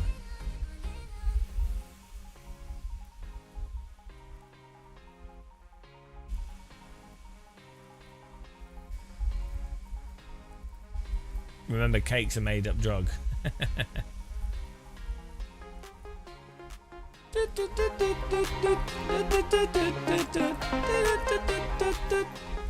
Is it going to crash again? I hope it doesn't, because then we can't join it.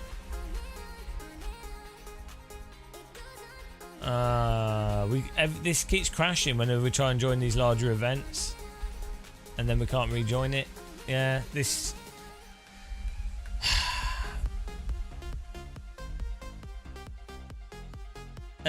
Well, to be fair, BRT, I do think it was a bit dumb. Like the update absolutely broke the game for like a week.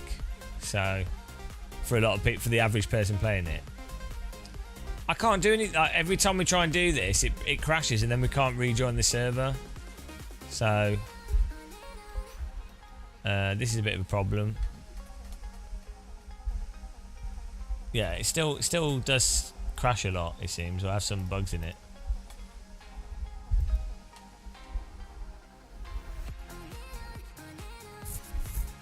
Yeah, BRT, you're sounding like a fanboy. It is early access, and but then people can buy it, so it's totally like, I don't know about review bombing, but it's totally fair for people to be critical in early access if for whatever reason they want, you know. You can't use the excuse of the game's not out yet. It's like, well, it is out. it is out. Black screen. No, maybe it'll work this time. That'd be nice.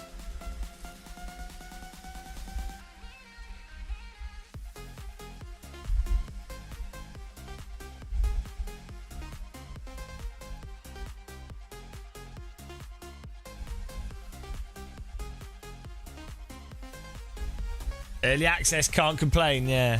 That's the key, isn't it? Why can I not join this server without it crashing? We had this problem with this is a fresh install of the game as well. I don't know why. And it only seems to be online races that do this.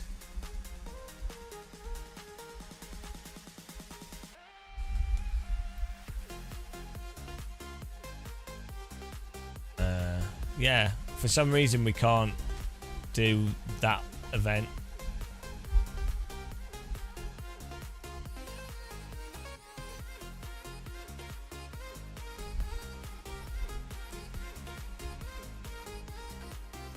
Oh yeah, we could check for files missing. Let's give it one more try.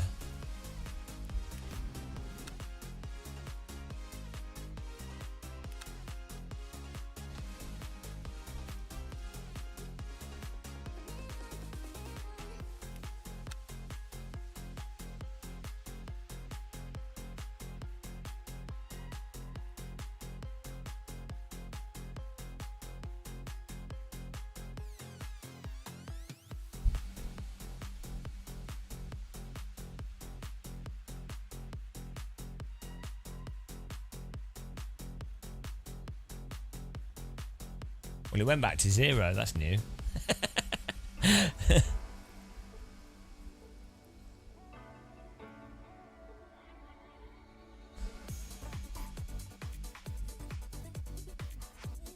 This game needs techno for the menu. I think that's a big problem. Yeah, well, it's just crashed again. Hang on, let's try to check the files.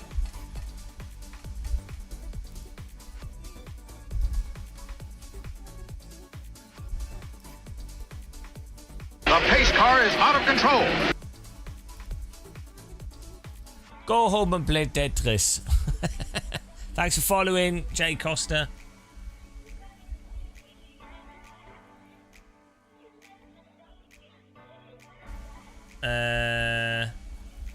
Yeah, I'm using the M booster pedal. I have it set up in a crazy way, but I find it quite fun.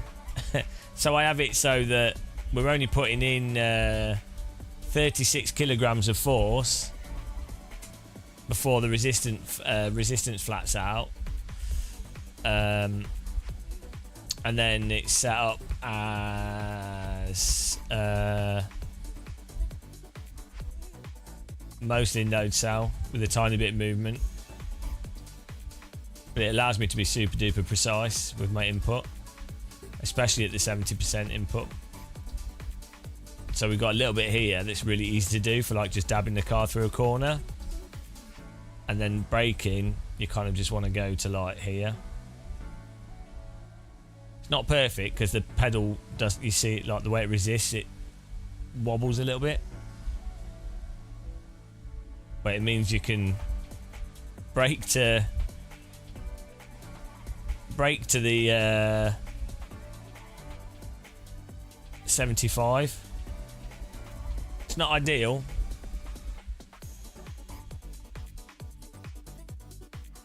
But that's where wheels normally lock up, so.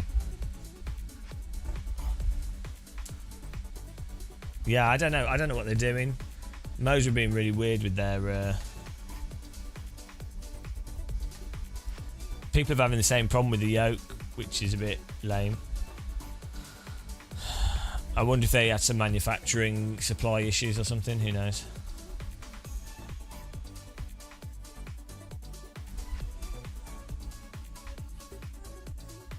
I think Moser should be more transparent on their website. When people order, they should say, look, orders can take this long, and then if it takes long, at least they said. They shouldn't do pre-orders and then be like, yeah, I know. I think that's really bad, to be honest.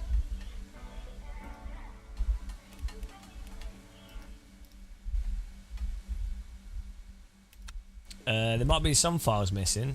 Let's see if this fixes it.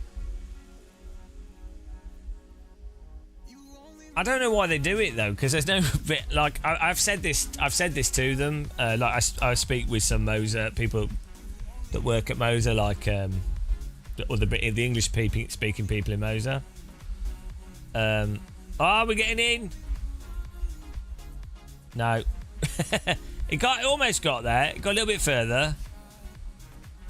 I've said to them, like, if they just said it, if they were just transparent, if they're like, oh, we have pre-orders, but we don't know when it's going to launch, like, or there's a launch window and it could be within this range, then that'd be all right, wouldn't it? Like, and there's no need, like, nobody really desperately needs the stuff immediately. Like, you just be like, oh, I'll make a choice. Maybe I'll get it when it comes out. Maybe I'll pre-order. I don't think it. Yeah, it's weird.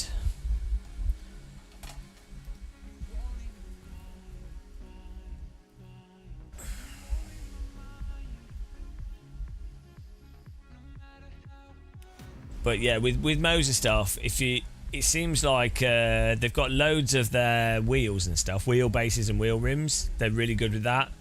But the yoke, the yoke we've got behind us there, can't really see it, and the M booster pedal.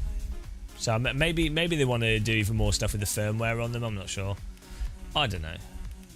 It's all, I like it on the rig. It's not perfect for the price, for what it is. I think they could do some more stuff to it. I do prefer it over a passive pedal though, but I think it's expensive.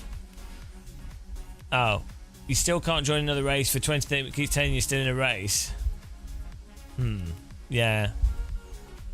Yeah. Well, for some reason we're having issues as well. So maybe their servers are getting absolutely hammered. They're trying to keep me out of the game, I think.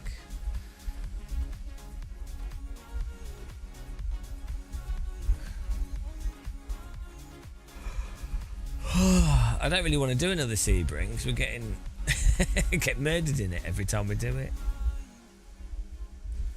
It depends what issues. The force feedback's still not very good in this, but it's fine. Like, it's workable. It's easy to drive. The game's still a bit unstable. I don't know what issues were we having before. My complaints with this were more just force feedback mostly, and maybe like not being able to register to certain things. LMU and rFactor 2, even with the change they've done to the physics, it still has the rFactor 2 physics quirks. Like you can't hold combined drift realistically. Like even before with the power slide, with the weird slip thing, it's still not right for like how combined slip works in a car. But it's like, but only AC1 really does that well. And it's not the biggest of issues for high downforce race cars, to be honest. Yeah, I think it's just force feedback is just super vague. But it's easy to drive.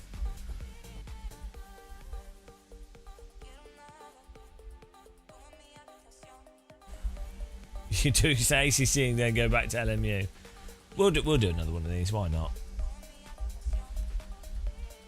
Thing is, what LMU does well, from a general perspective of driving. Well, so the netcode's really good in it. When the servers work, you jump in and race.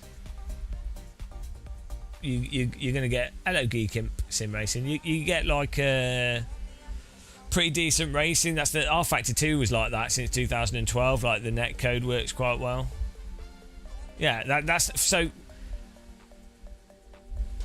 Generally, so I think actually the way to evaluate simulators outside of realism is the quality of the gameplay, right? Hang on, Nuno Pinto, isn't that the guy from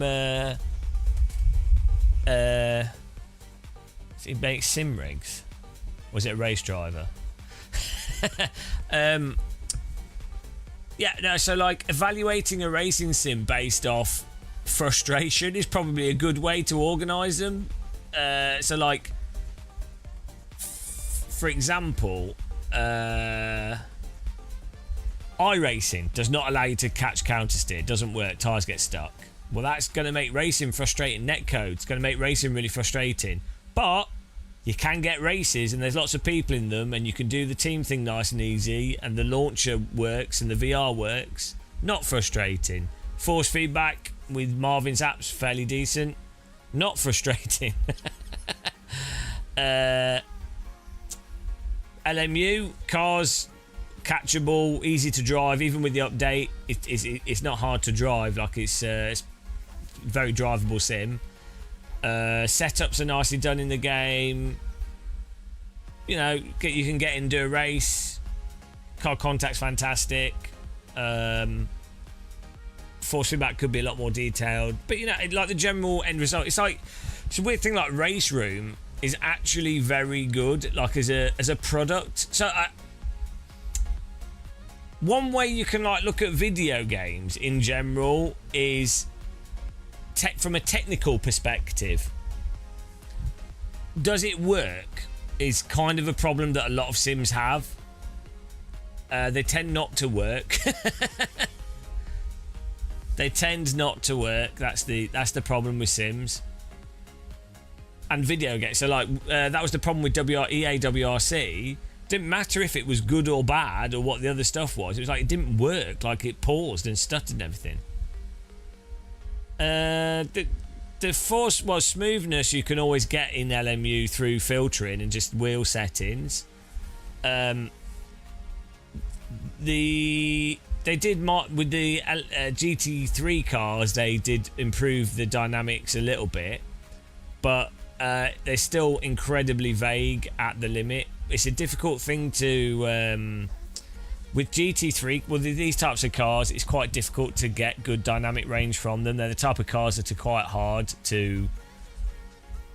You need really, really detailed force feedback to actually be able to pick up the detail of where the range would be with these vehicles, or you need to like generate the force feedback through systems separate to the steering rack, or you need to do, or the developer needs to act as if the steering rack is completely solid rather than steering, you know, all the push rods and blah blah, all the other stuff going through it. You feel the force feedback's more detailed than iRacing and ACC? Well, it's not. So the difference between this and ACC is that the cars have more slip in LMU compared to ACC. But there is more. With the GT3 cars, there's more dynamic range in the force feedback with LMU than ACC. There's more range to what's coming through the force feedback. iRacing, it just has completely ridiculous tyre physics, but there's dynamic range to the force feedback. Like you can feel a really wide range of where the tyres are gripping or not. Problem is with iRacing, the tyres go from just grip and then it falls off, so you're going to get a smooth force feedback or like a range of force from that tyre because it's like a road tyre, so you're going to feel like it's not like a road tyre, but the sort of way it comes through. So the problem with rFactor 2 and LMU is when you're not in big slip and you're sort of just, you know, you've got a bit, you're going through a corner and you start sliding a bit, or you're like just holding a bit of slip. With those situations, it's just it's like a flat force feedback signal. There'll be bumps and stuff in the track, but it's basically just a flat signal. I mean, you could turn your wheel more and then it might drop off. But in terms of the game telling you how much, like you could put more throttle on, you're not going to be able to tell. You could turn in more, you're not really going to be able to feel it. You could brake more, unless you get massively over the limit or the back really steps out. You just have a flat signal basically. So, but it's very drivable. But well, I use Marvin's awesome iRacing app, which gives you much better control over the force feedback signal from iRacing, which gives you a lot more information, especially in GT cars. So I'm not using stock iRacing force feedback. Yeah, no, I heard that, Claudio. It's possible that we could use a V&M wheel at some point.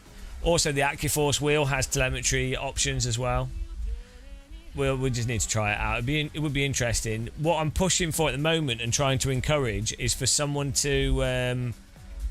so Marvin's awesome iRacing app, which is basically IRFFB, I'm really hoping that someone sees one of our videos or sees us talking about it in our live stream. It's open source and they could make that app for LMU, which would mean that you could then use telemetry force feedback, like drive force feedback from telemetry potentially, or, you know, just shape the force feedback signal to get the most out of it for your wheel using that app. But someone would need to build it for LMU. So so I'm hoping that there's a programmer out there that can look at the open source code that Marv has done, which is really good, and then maybe do something for LMU.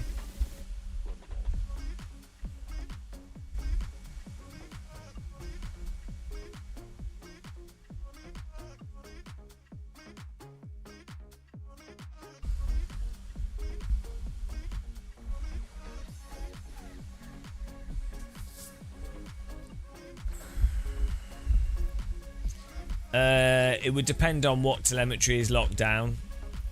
But yeah, some sims put so like tire slip and stuff. They lock the telemetry so that to make it harder for cheating and exploiting stuff.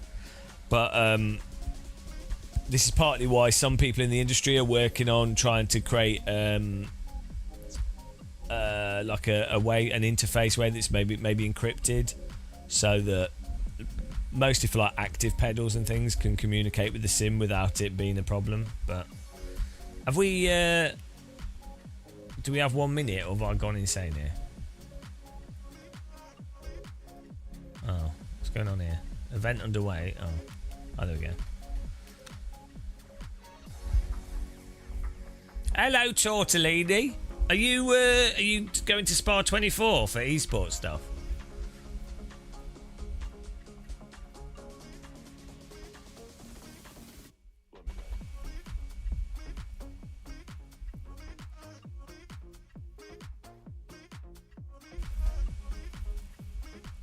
Oh, you're just going for fun. I'm not going. I'd like to go though, but it's a bit awkward to get to from where I am. I think it'll be really good this year. Nice weather and everything. Oh, guys, I'll be back in a second. I'm just going to get a drink before this starts. 2 minutes.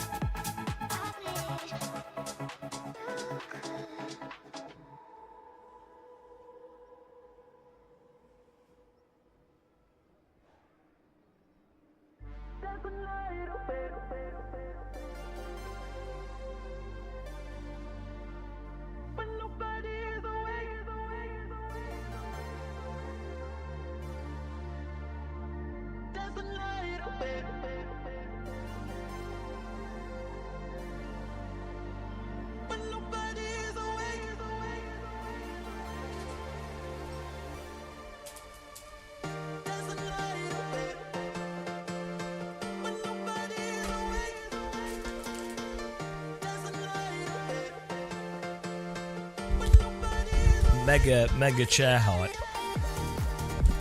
Ugh. Woo.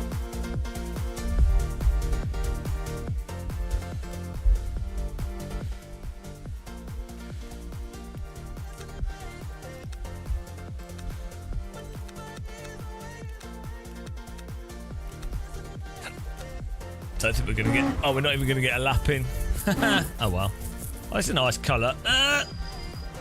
It's a nice colour car.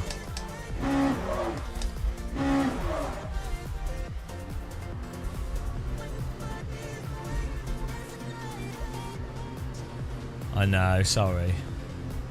Well, we're not doing quality. Hang on. Right, brake bias. The number on the right.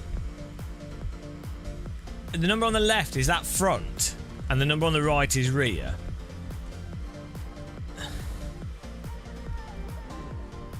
Or is the number on the left the rear?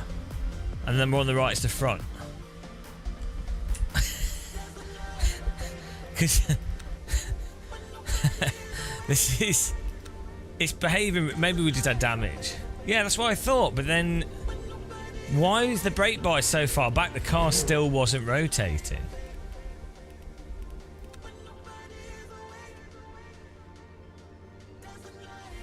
No, normally left is front and right is rear. See?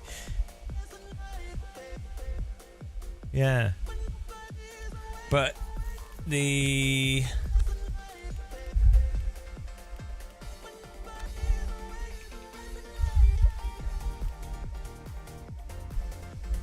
Brake bias forwards, brake bias rear. Normally I don't look at it, I just fiddle my wheel, right? But the car is really understeery. And so even if we put it on...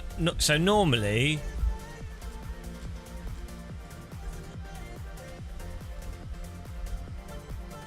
Normally you just have one number. And this would... A standard brake bias for most race cars would be like between 56 and 53. Like 55 is normally like a... I don't know with LMP2 cars, like, who knows, like, it's bloody random, but like normally 55 brake bias would be a pretty oversteery car but manageable, and then when you start going below, like when you get into 54 you start getting to silly land. Normally you just have one number, you just have the left hand side number, the front, because normally you almost always you have more brake in the front of the car than the rear, because when you brake, the front of the car's under load, and so the front's less likely to lock up than the rear. Yeah, it all needs standardising for sure.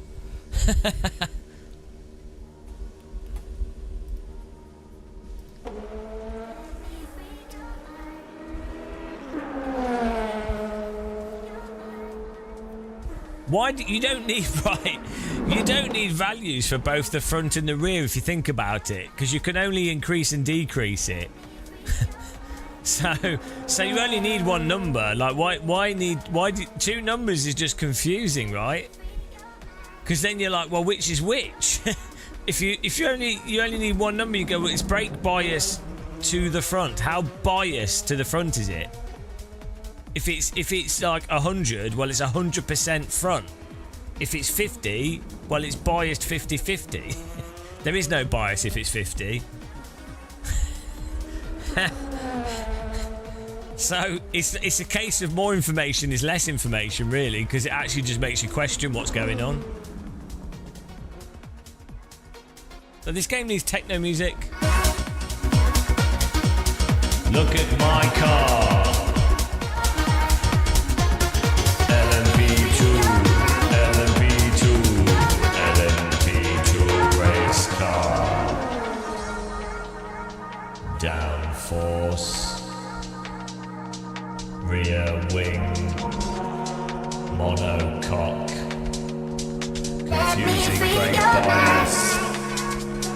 High down force.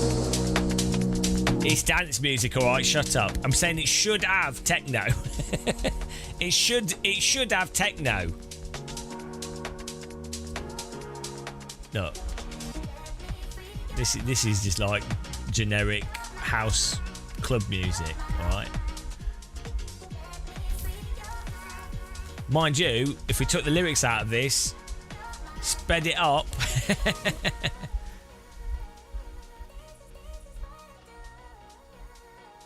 Teams and drivers go to the grid for a race start. Oh, here we go.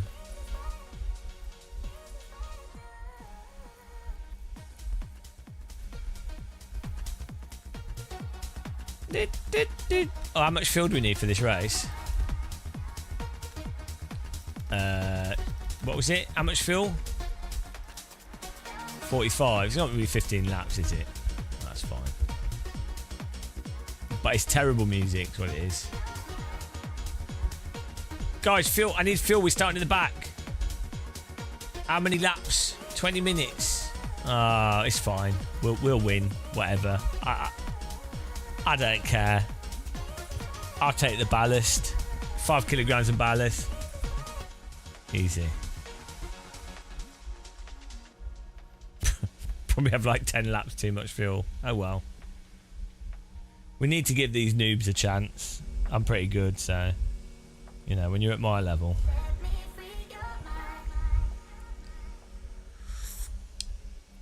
Cheers guys, happy tea time.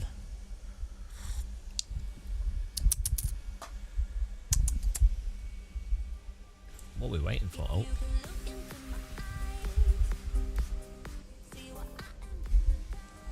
Oh.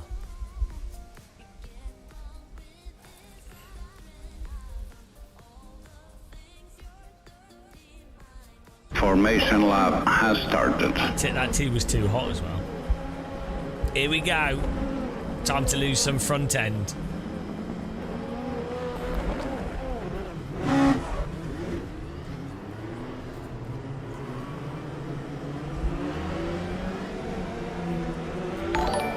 Oh, thank you, Mark Bez. Remind me to give you gumtucks after this race. Thank you very much. Really appreciate the sub there. Thanks for supporting us.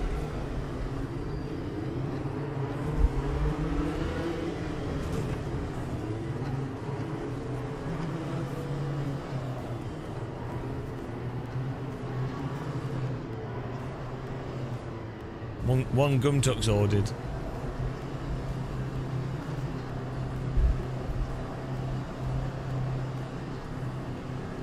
Green flag, green flag.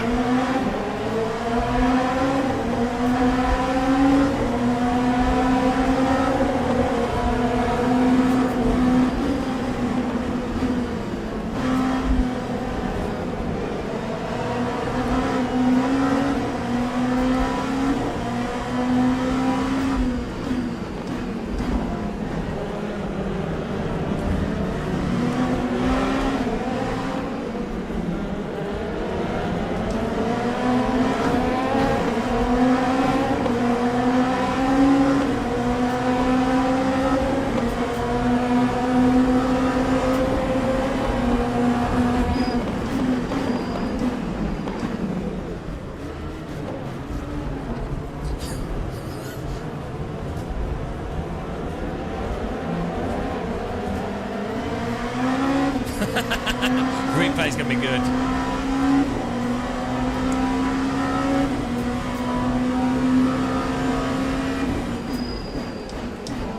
I think I lost out on that though. I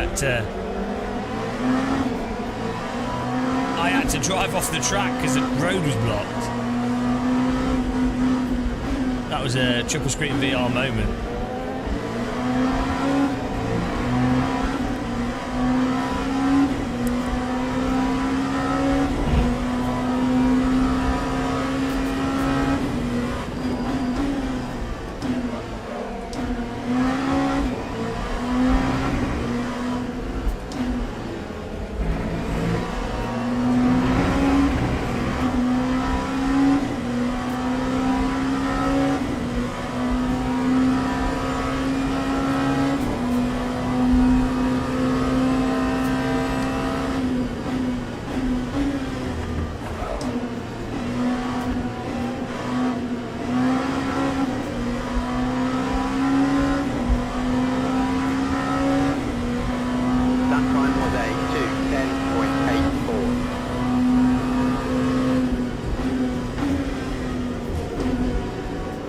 Oh, the understeer.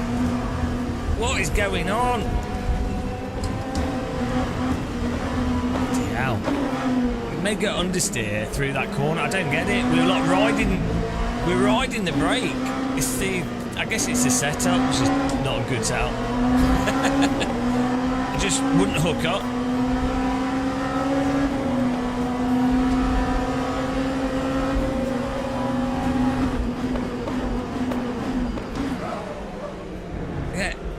This setup's shit. It's just so understeery that you.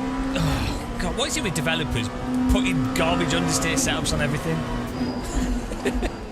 I know it's fixed setup, and they want from there. It's like, oh, it's easier. It's not. It's just like you can't. You have to then underdrive everything, which is boring. I want oversteer. Give me the oversteer.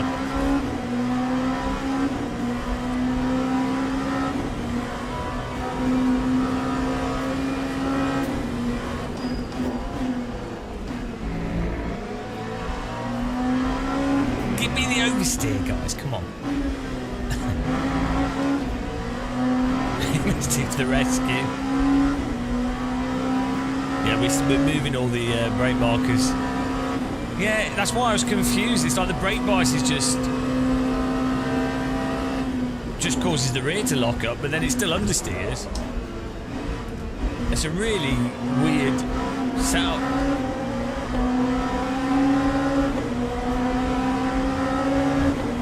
Lap 159.50.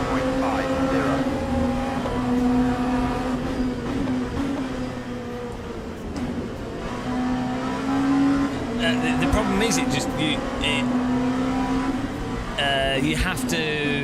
It's all about entry.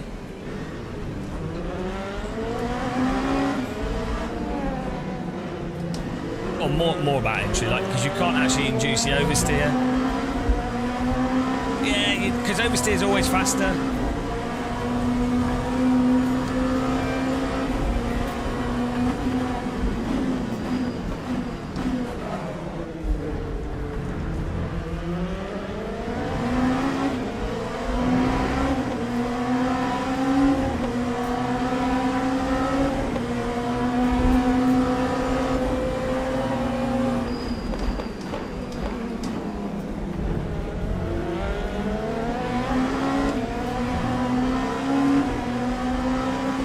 Kick it.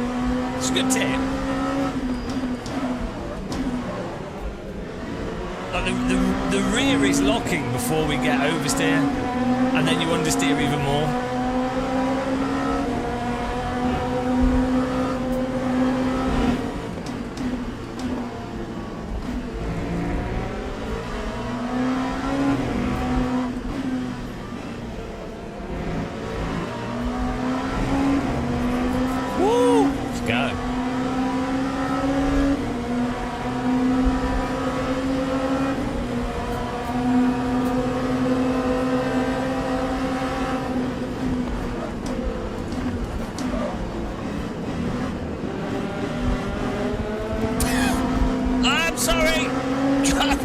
It's so understeery.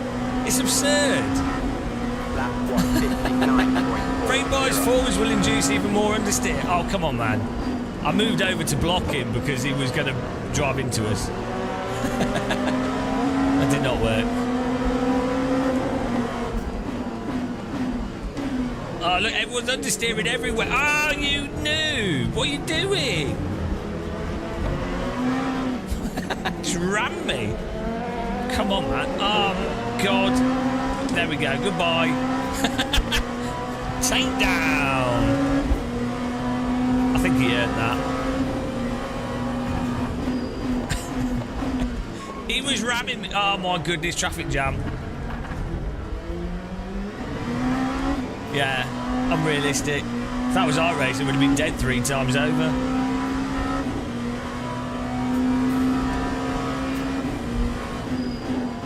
I don't know. These guys are playing LMU. I'm playing Carmageddon too.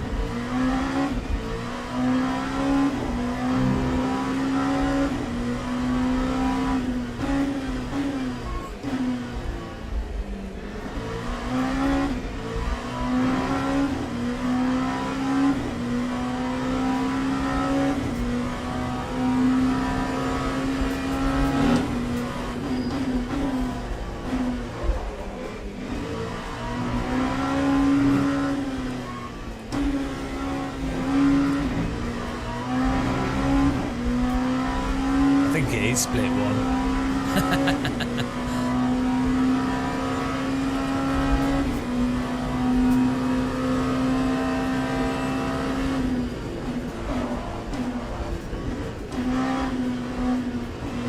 Bloody hell.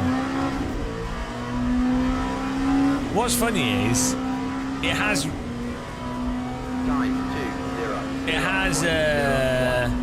oversteer on the throttle, but it's mostly snap oversteer. But then Chronic comes to steer it on the brake and off the brake. But late corner understeer. Like, it's like the most dangerous way you could possibly set up a car. I think LMU were just trying to troll people.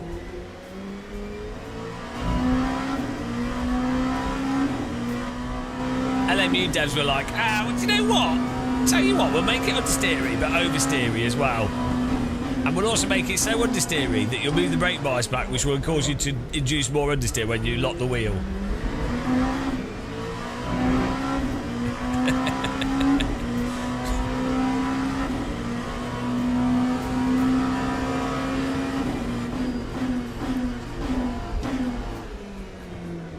All the LMU devs went to Le Mans 24 and they got drunk and they were like, oh, let's do this. They're all giggling to themselves. They're watching the replays. They've got a big screen set up in their office. And they just watch the top split races and everyone crashing and they laughing to themselves. It's the whole point of the game. It's just a big troll.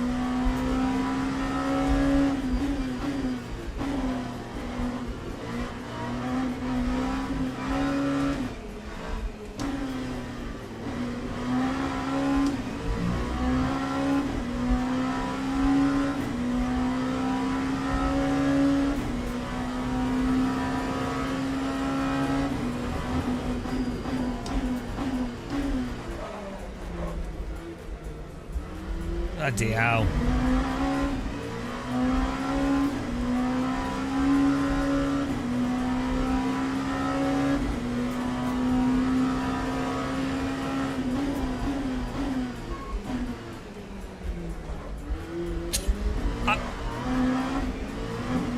I'm having to stay on my brake to try and just get the car to turn through the corner. Like there's trail braking, but this is look at it. If you overheat the tyre as well, then that tyre goes a bit funky-dunky.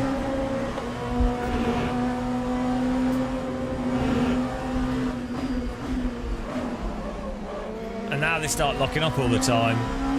In the last 7 minutes, this is what someone else was saying.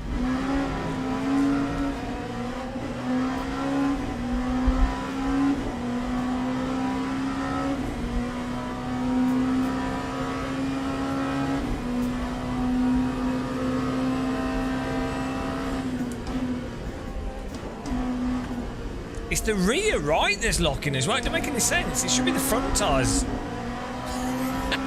The wrong wheels are locking up.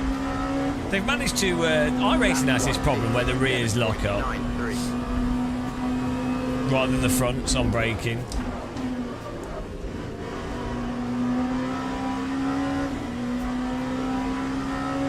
It doesn't matter. The car's like ignoring brake bias. It's really weird.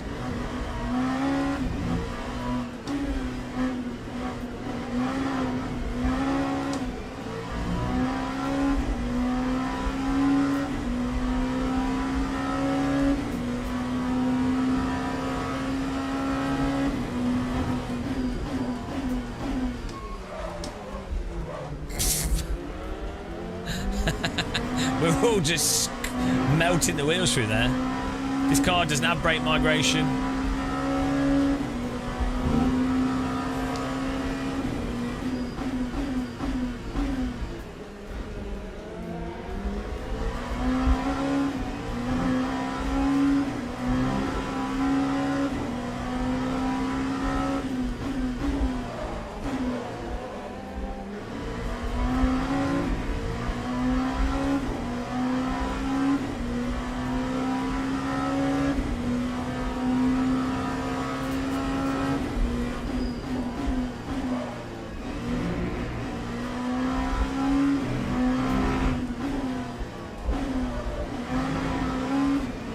What on earth?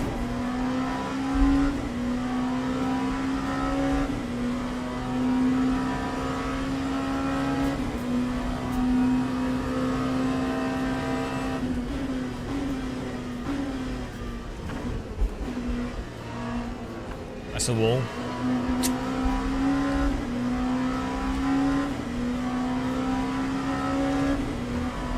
Time 157.36.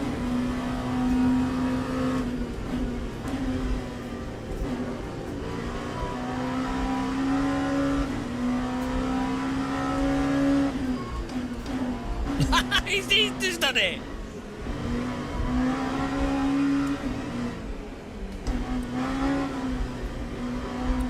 Oh my god, the understeer! Bloody hell.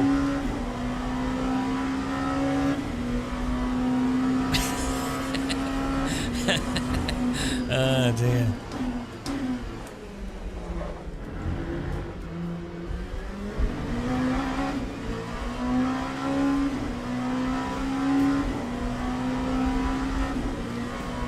It's got the turning capacity of a rental car driven by the average American.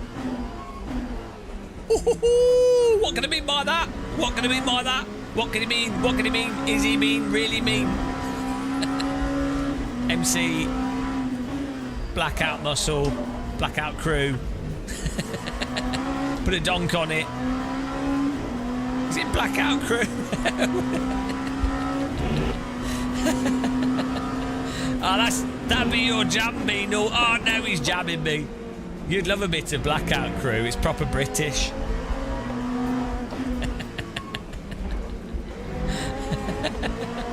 Bottle of water, give me the water, give me the water. I want water, I'm so thirsty, give me the water, put it in my mouth. I need a drink, I need a drink.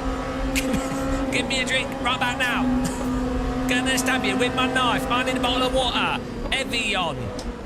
What? I don't know the water brands. I was going to list them all out then. What are the brands of water? Evian. That's the first one that came to my mind. Oh dear.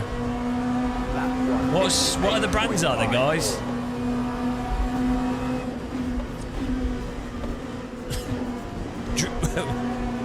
Dance. Were you posh gits? Goldsteiner. We wouldn't have that in the UK, would we? Wouldn't even know how to pronounce it. Someone would go into a shop thirsty, and they'd be like, "Oh, I need to buy some water." Ah, but I can't read it.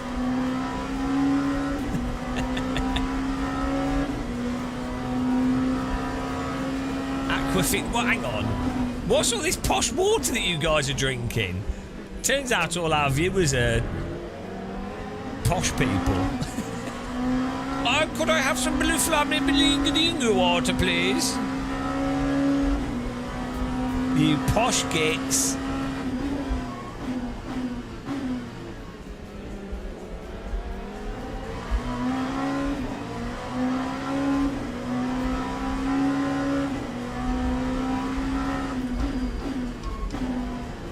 I can show you understeer every single corner. Is there any like European countries that do English water? Bath, water from Bath, British water. Do you know what? Do you know what? If I could start a brand of water called Bottle of Water, and you sell it in America and Germany, and it's a rebranding, but it's just called Bottle of Water on the thing. And it is literally a bottle of water. Oh my God, I'm gonna be a millionaire. How can I get this made? How can, oh my God. Maybe we can get that done as merch. Bottle of water. Bottle of water. Ah, genius. I've just got the business mind, you know. Today, at our 5-star Michelin restaurant. What water would you like, sir? We have some Swiss Mountain Eau de Mountignon. We have some Evian. And one of our customers' recent favourites. Well, sir, with those choices, I think I might have to treat myself. And I think we might have to go for the... Good choice, sir.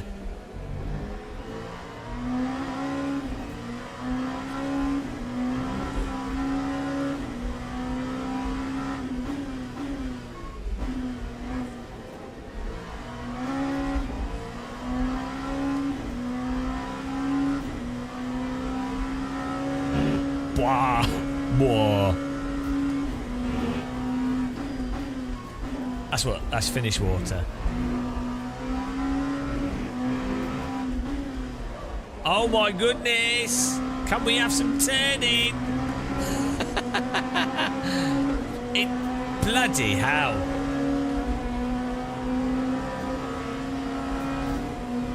I think if you put an elephant and sellotape skateboards to its feet, it would have more oversteer than this.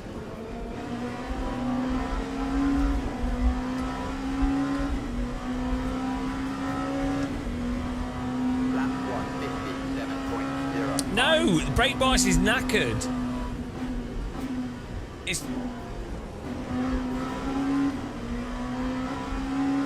something else with the setup. It's probably like a diff. Diff coast is probably like really high. Rear ARB is probably not high enough.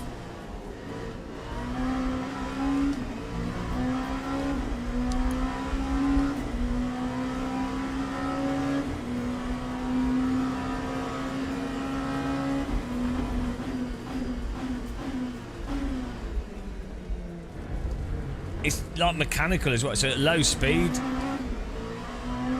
it's not turning. At high speed, the aero does the job.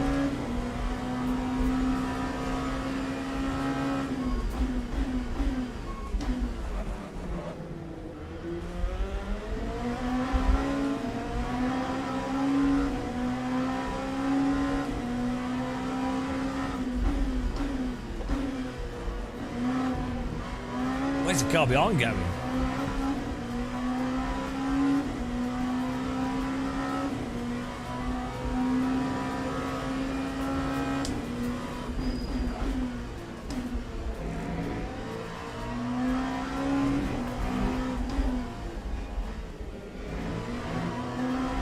It's funny because on the throttle it's turning in better.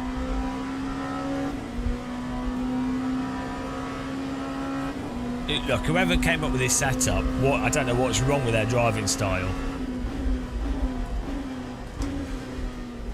It's like whoever did this setup is really happy with their throttle control, but really unhappy with their brake, their off-brake control. I don't know. Still, we went from last to 16th. Let's look at that first lap.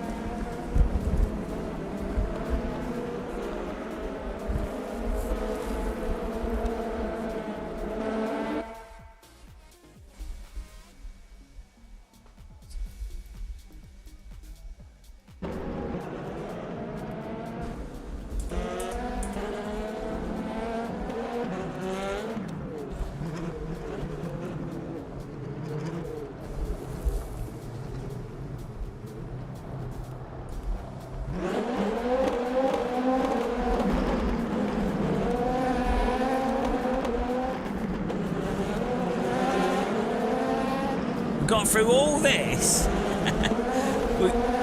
He just drove into us there, mate. I mean, got through all that, and then there's this. Here we go. Let's.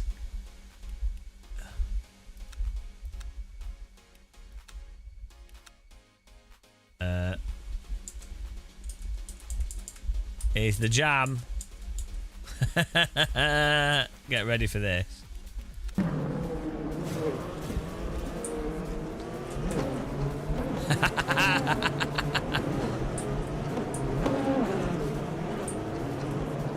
Oh no!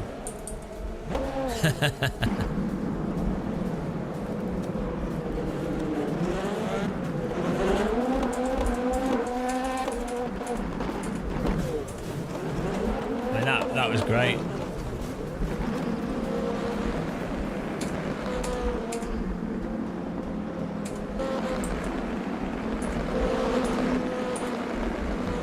Total damage.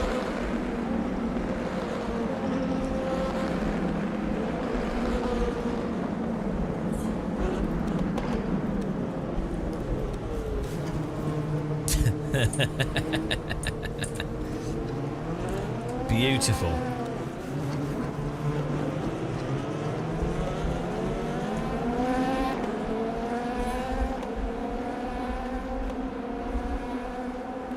That was nice. Good driving by everyone as usual.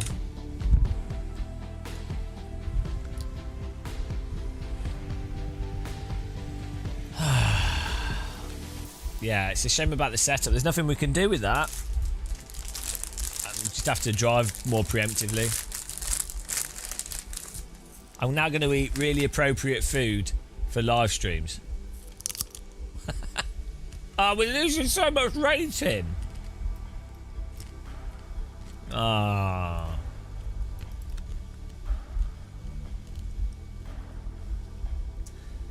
Surely they're going to have to separate LMP2 with GT3 races because they're totally different cars.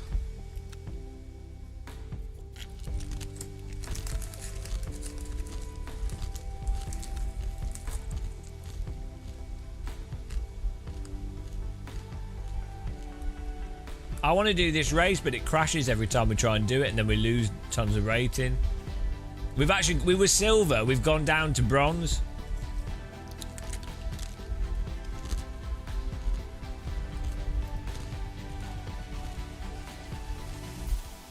Can we register for this?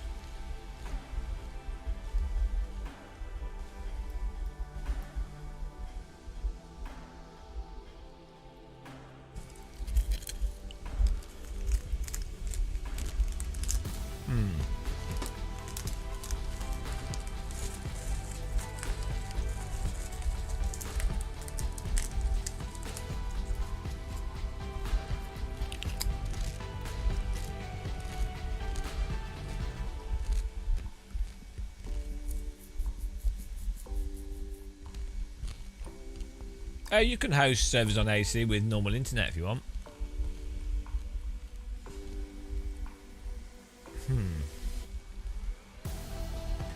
We can try this and see if it actually works, but I don't think it just crashes on loading. I don't think it's because the server.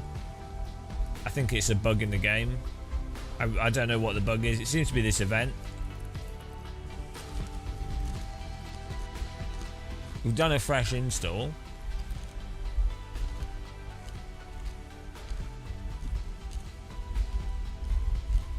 So I don't know what to do.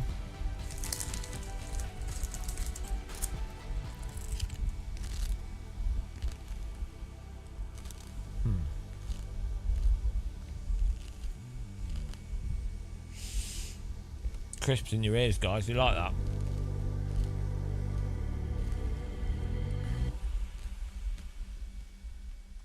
Yeah. I don't know what to do for this. I don't think there's a fix.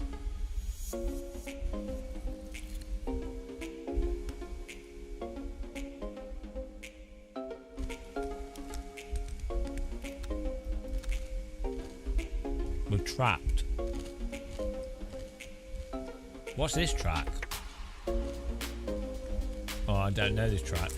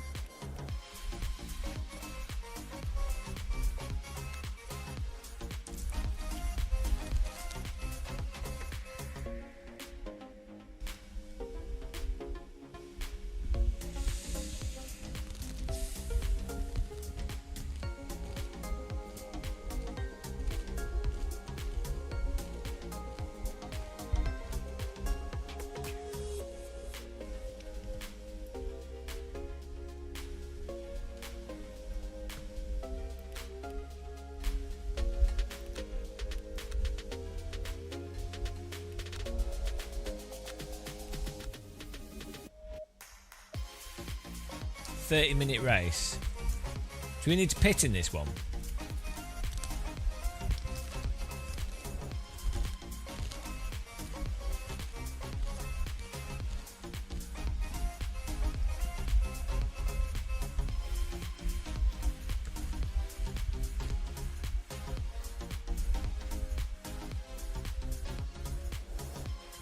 Wow.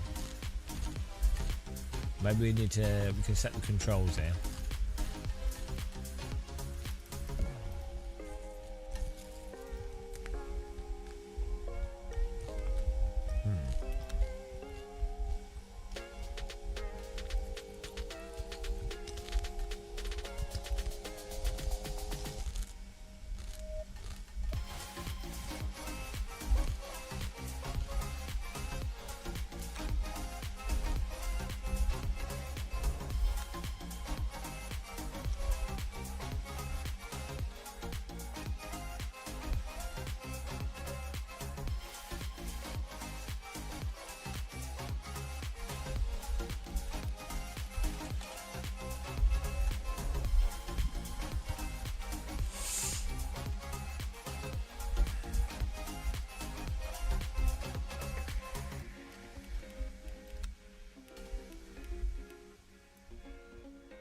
Oh, here we go. Oh, can we see what we bound this to? Supposedly we set this up, so...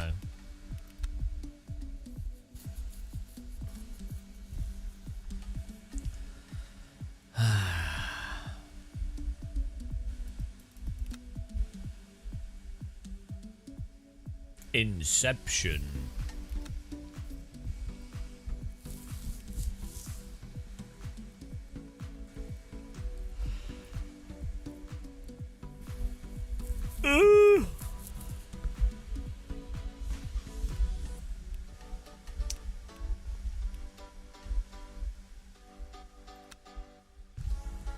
What weekly races are? Oh, Imola. Oh, it opens at 9. I'll be asleep then. Hang on. Why is this at 9? This is at 3, and this is at 7. Do they do one in the middle of the day? No special events allowed.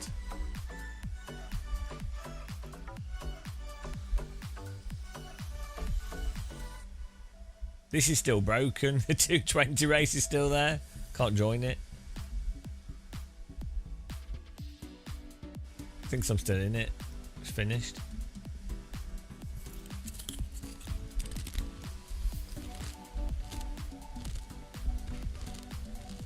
What are you guys arguing about?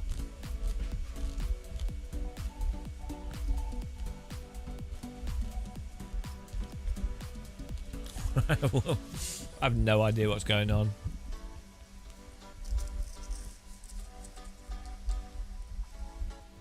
Now, this game only works with dance mats.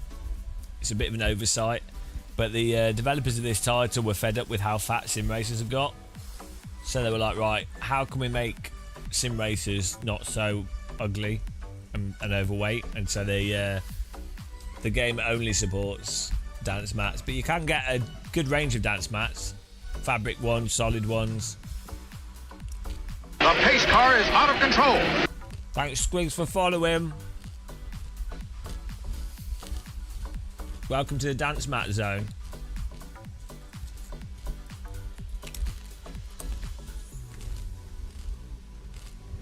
Who in chat has a dance mat? Dance mat quest.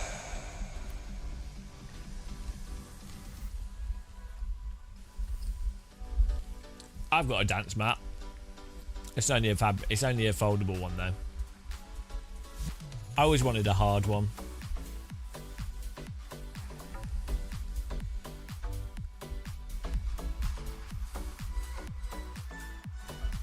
Has anyone got a hard dance mat?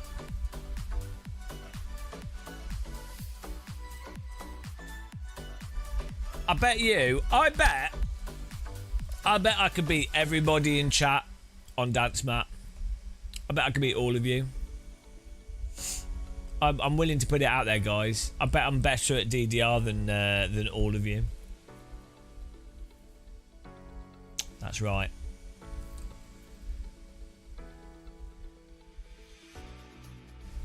I think I could take you all on. There's a multiplayer free one. Hang on.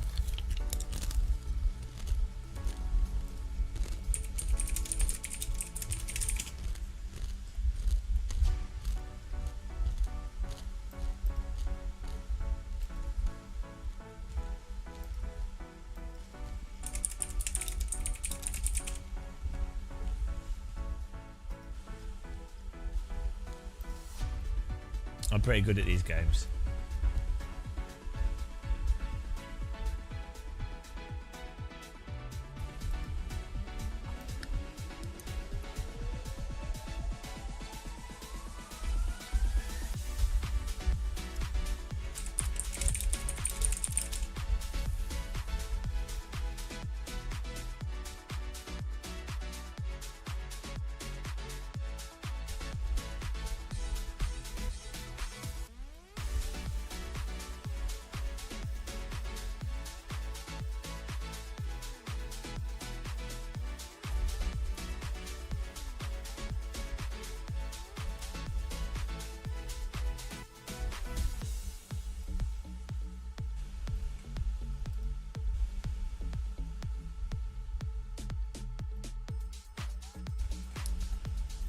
I can't find a website version. Ah, Game Boy Color version of the game.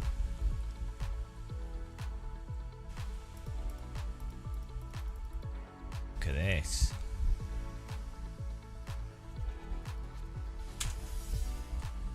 You ready?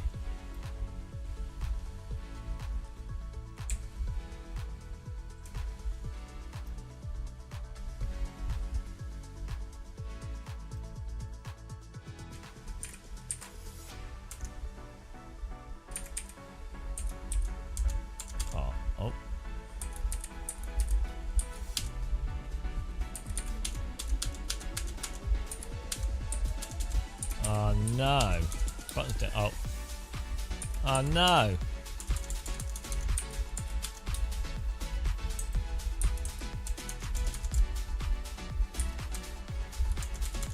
Buttons don't work.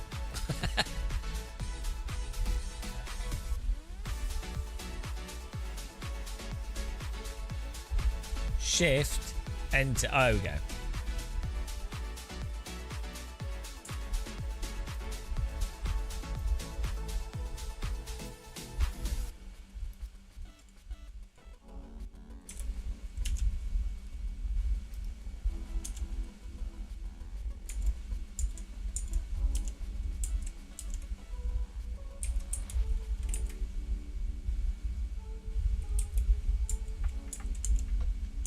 Yeah, it didn't work.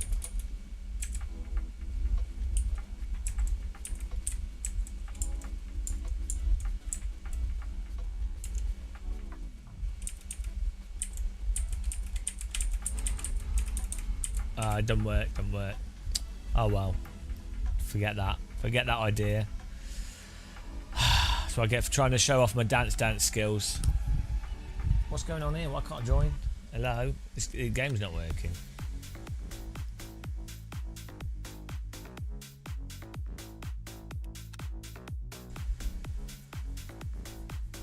No. No livery yet.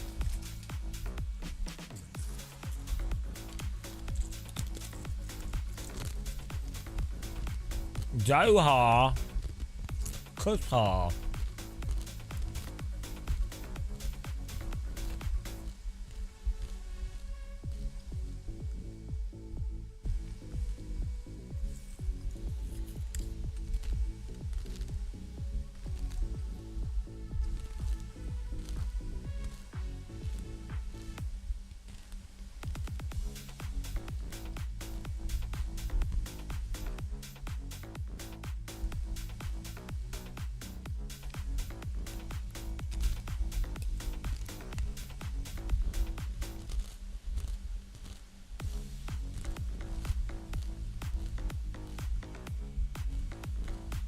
Taking a long time to load.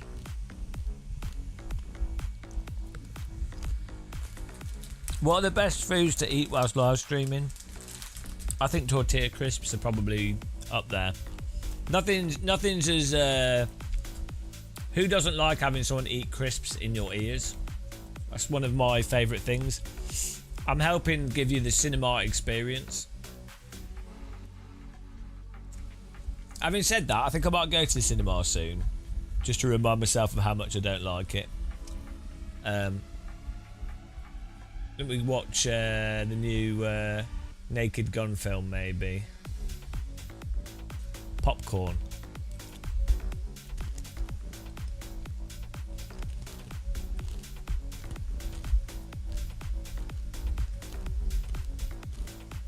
Oh yeah, the F1 movie.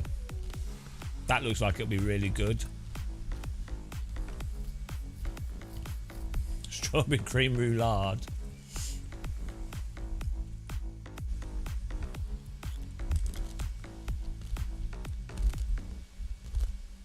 What's going on? Any of these events with GT3 cars, my game crashes. I'm banned from GT3 cars. Oh no. What on earth is happening? Hello? Oh no. Does anyone else have these problems?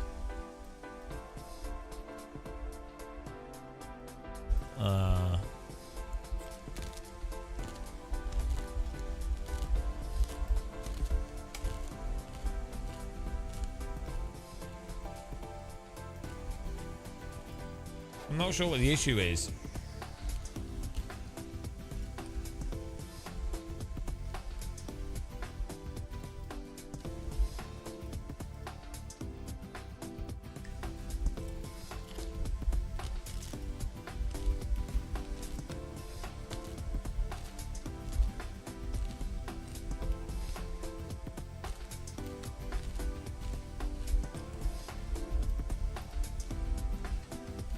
Basically, I think anytime it's GT3 now, it just crashes.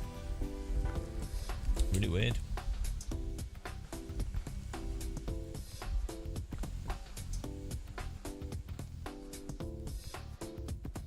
It works offline, but not online.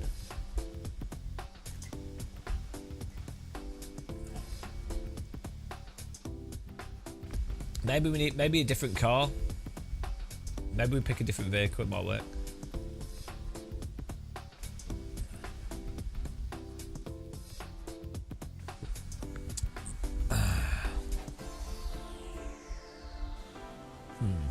This is really weird. I don't know if it's a connection issue though. Hang on, let's try something.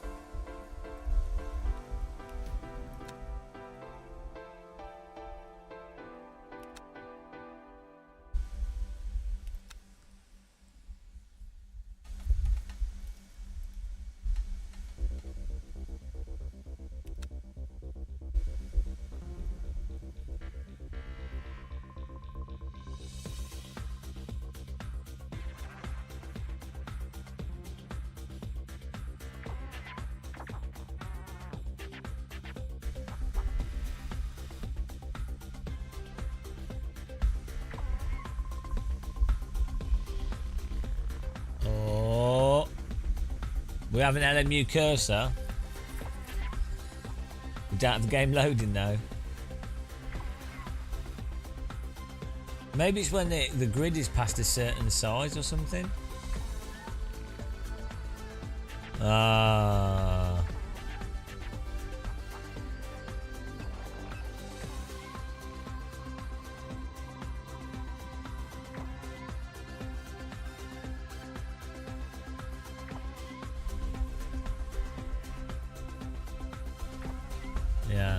I don't know. I don't know what we can do here.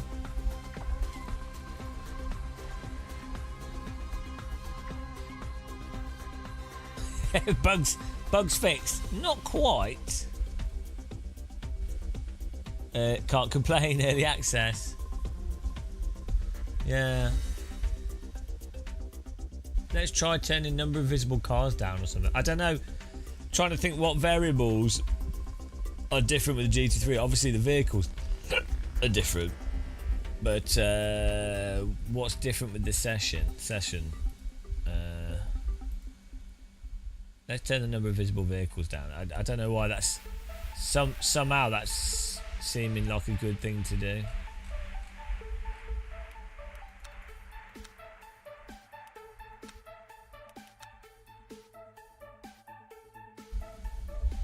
Right, let's try this. Crazy idea. Oh, do we have to click save? No.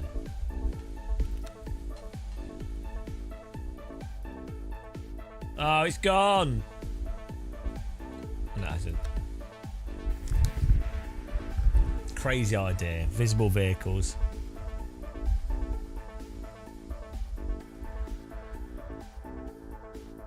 Like maybe it's getting hung trying to load too many. Who knows?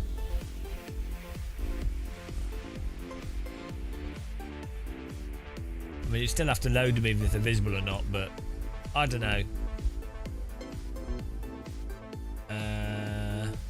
We could try picking a different car next time.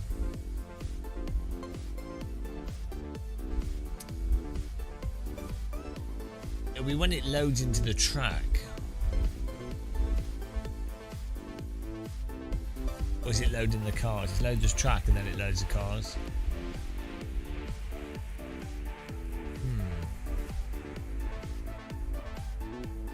It's only in multiplayer though.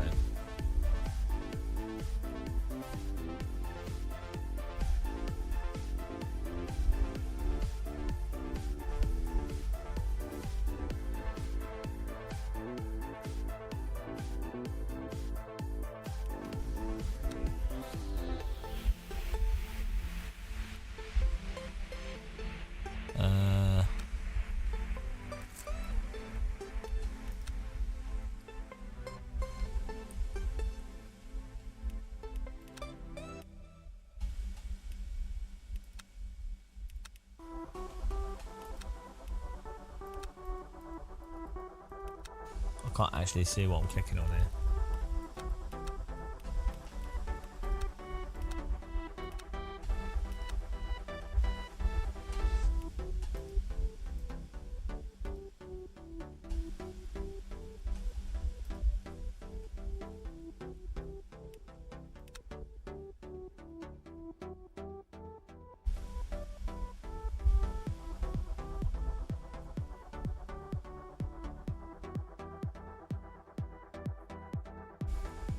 It's pretty exciting stuff, guys. I know this is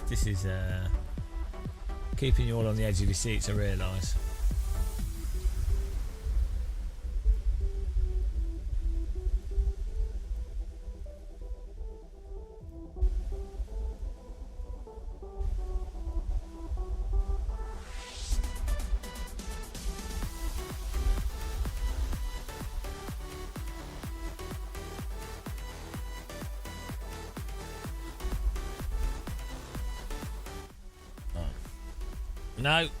No, it's not even working in single player, so it's not a server thing.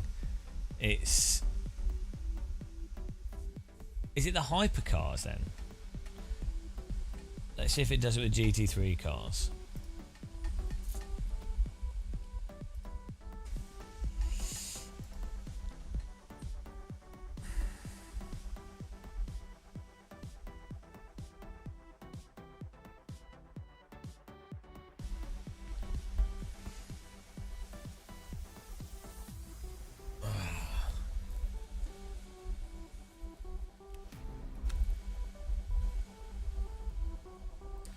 Yeah, well, I mean, Porter Racing, all you had to do was completely ruin your entire life, and then you could have had the freedom. It was that simple. Right.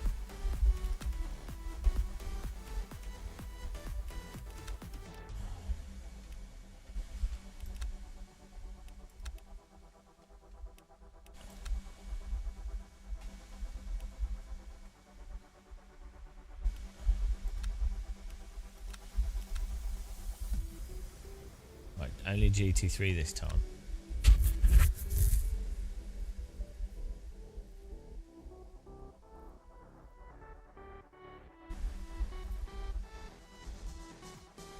This is Le Mans Ultimate Crash.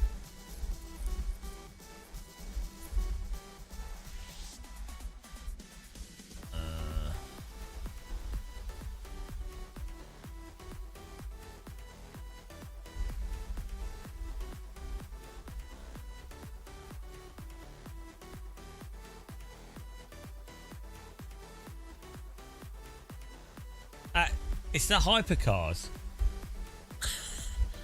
Or could it be the number of cars on the grid?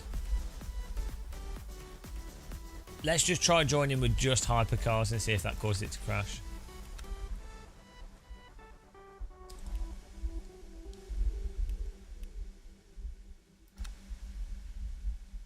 This is my favorite type of gameplay, doing this. You know.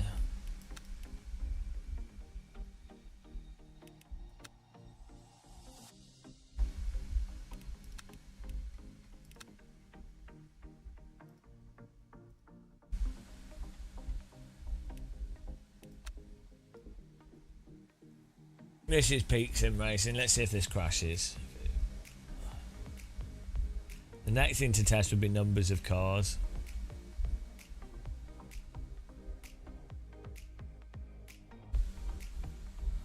It doesn't get better than this, does it? Really?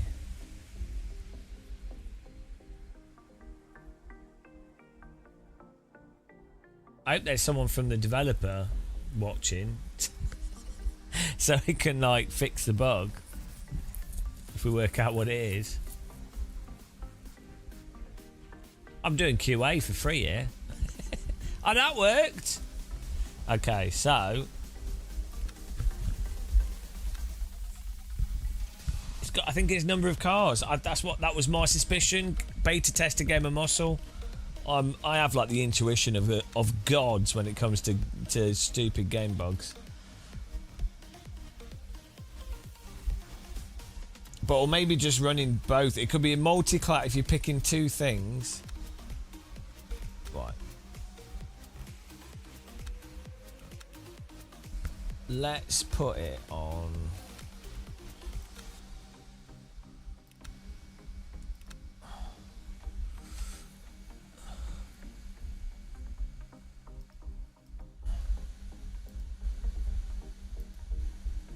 P2 and GT3. Oh no, it's not going to give any. Let's increase the number. Can we increase the number of these?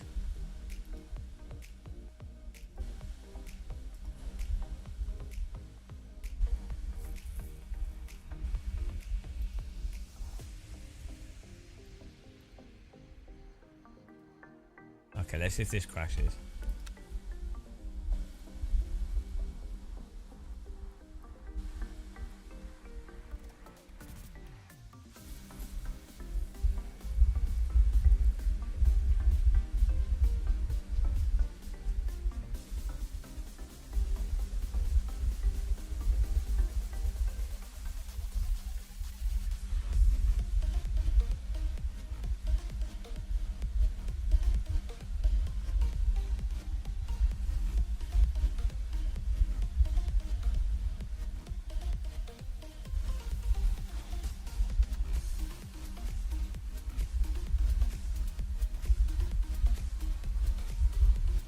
It's multi-class. If you run multiple classes, it crashes. Multiple classes, game crashes. What could be the solution to that? What would cause that? My system's like a decent system. We've got a fresh install of the game. We haven't changed anything.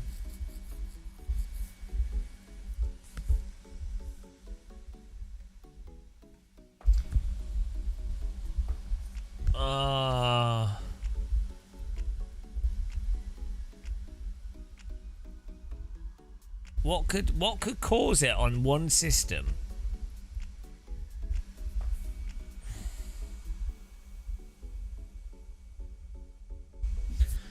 Where else does it save player files? Like user data files outside of the game?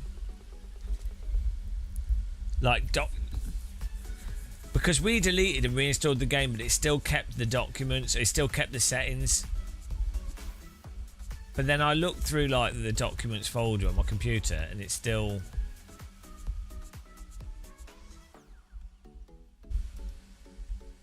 Yeah, I looked through that before. App data. Yeah, it's users app data, I think. Yeah, even the hidden folder, the hidden app data folder, local. No, not Rome.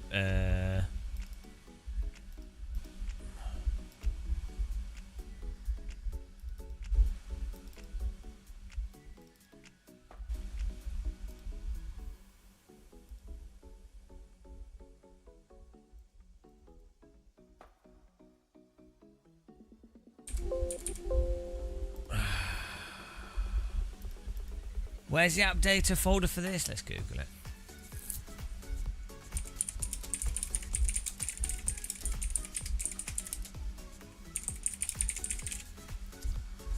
See users, username.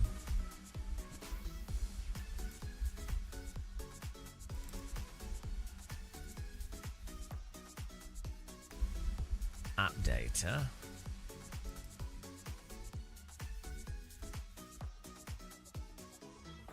What's the game called? Is it the folder? I know it's called Le Mans Ultimate. Maybe the what's the folder called?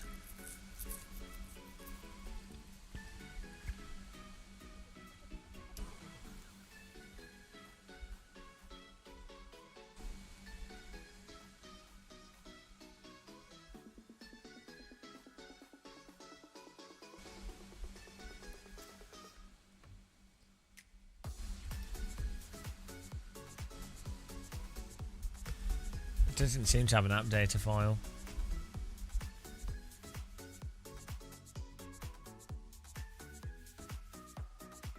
Box folders. Oh.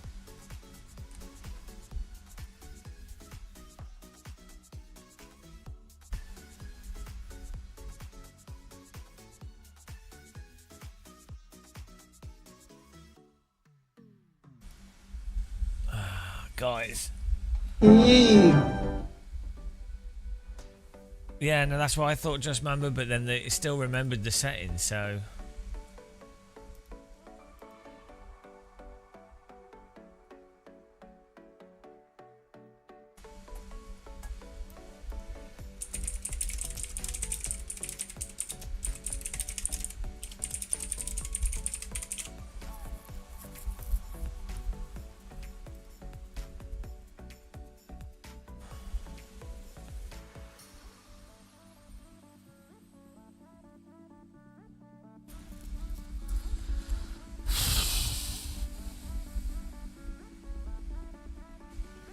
temp folder.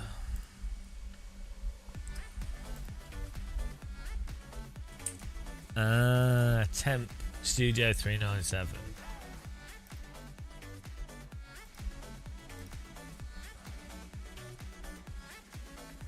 No.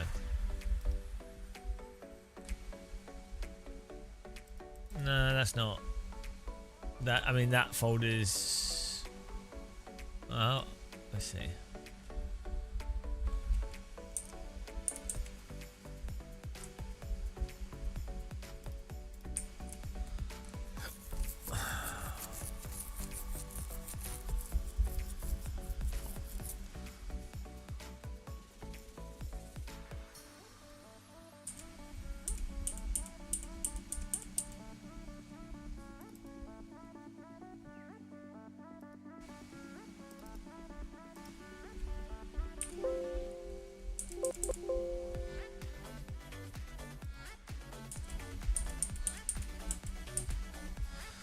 No.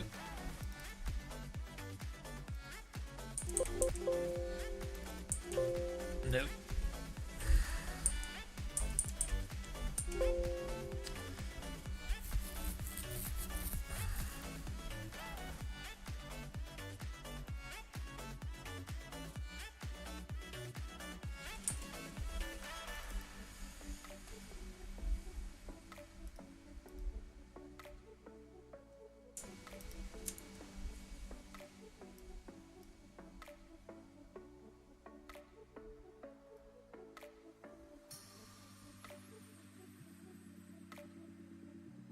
He's saving the bug splat files there, though. That's weird.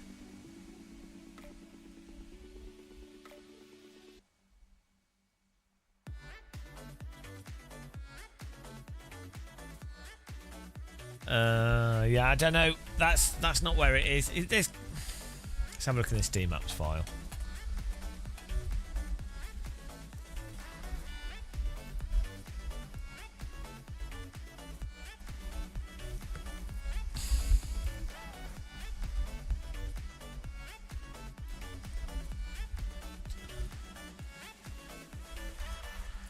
We did a fresh install and it still had the settings, so it must be saving those settings somewhere else outside of the game directory.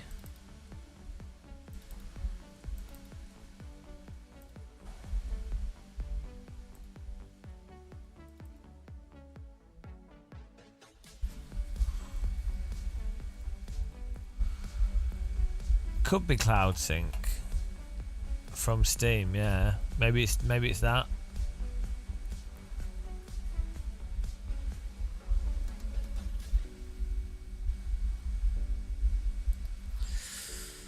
But then, oh dear.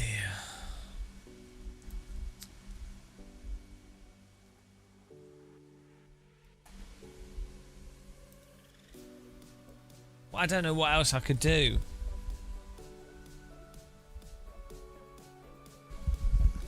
What can I do?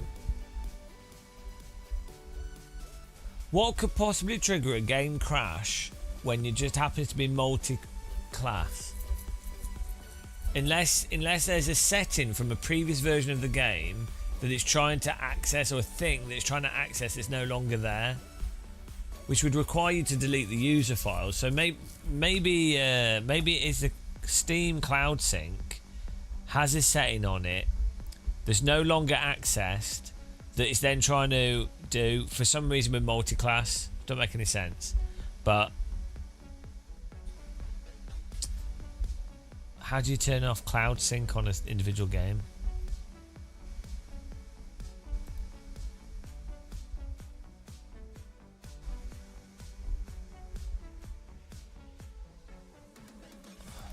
Well, enable Steam overlays.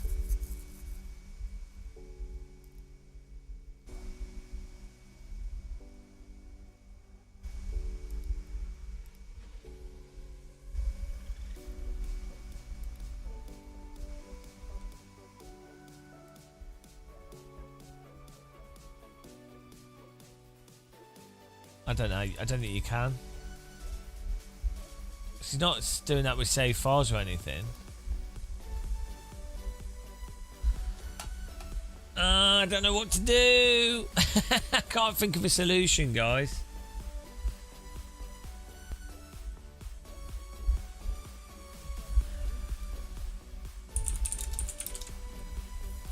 I think ChatGPT knows the answer.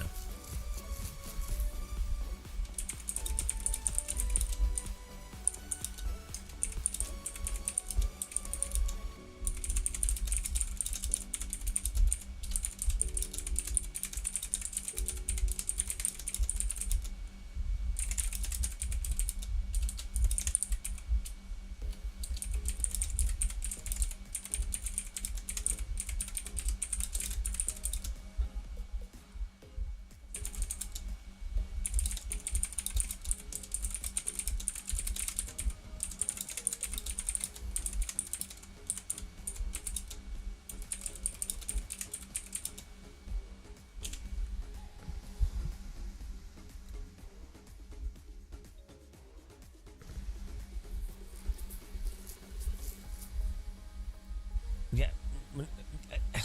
SR, no, it's in single player, Matt, as well. Also, safety rating does not cause a game to crash.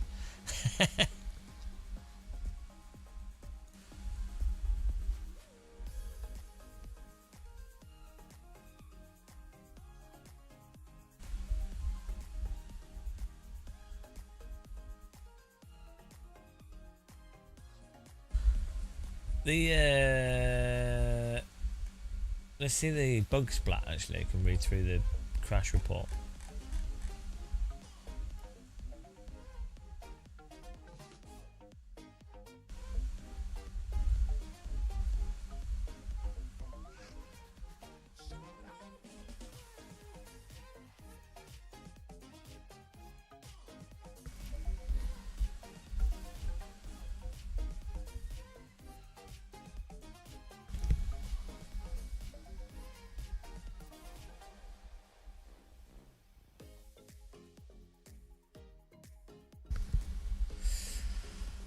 Here we go. Where's the crash? It says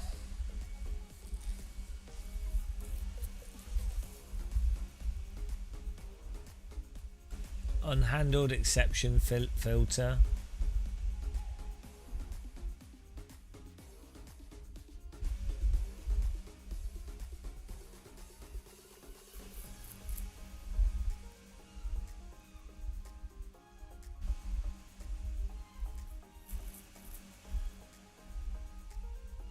Oh, that's just the Bugsplat launcher.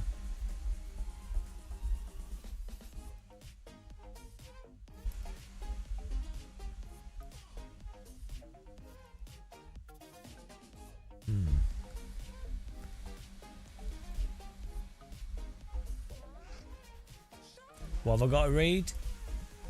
What you guys saying? It's not a RAM issue, is it? Increase page file to 32 gig. Okay. Surely, okay,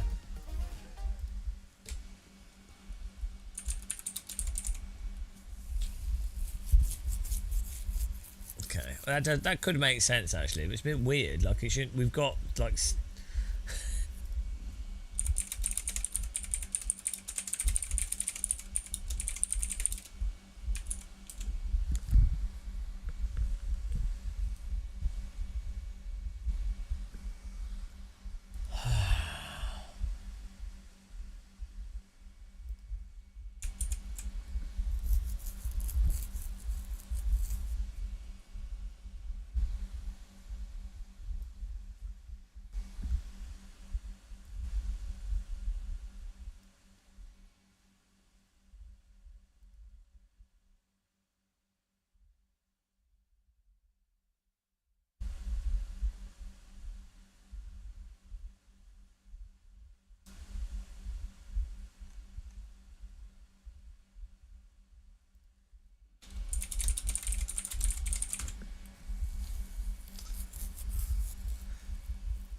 Yeah, unfortunately the cars drive like shit in AMS2.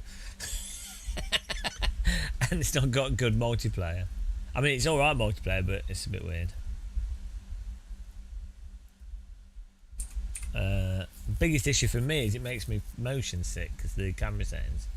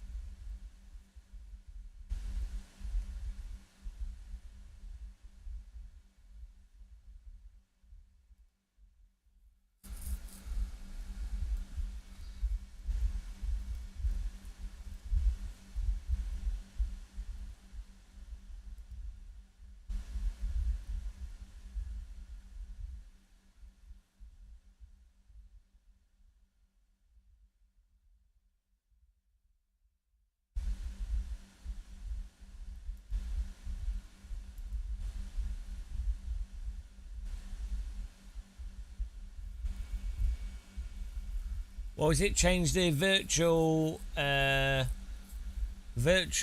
page files or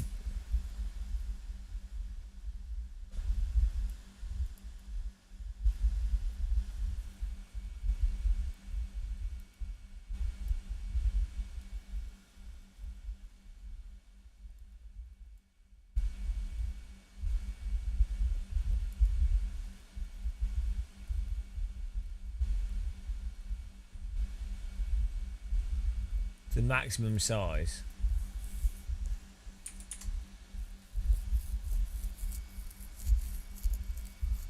Okay. I don't think this will be the fix, to be honest.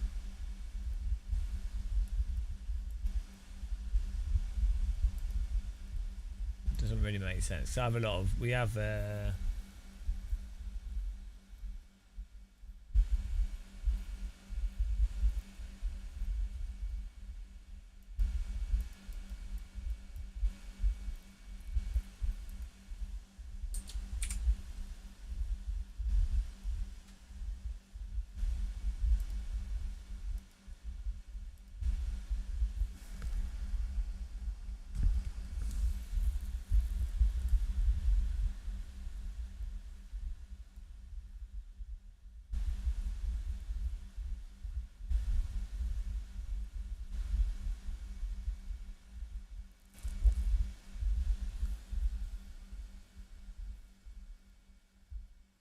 yeah, what? So what did they say? Change the maximum page file size to what?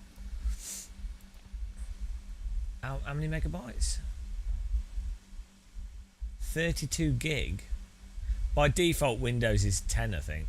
Well, 1 gig.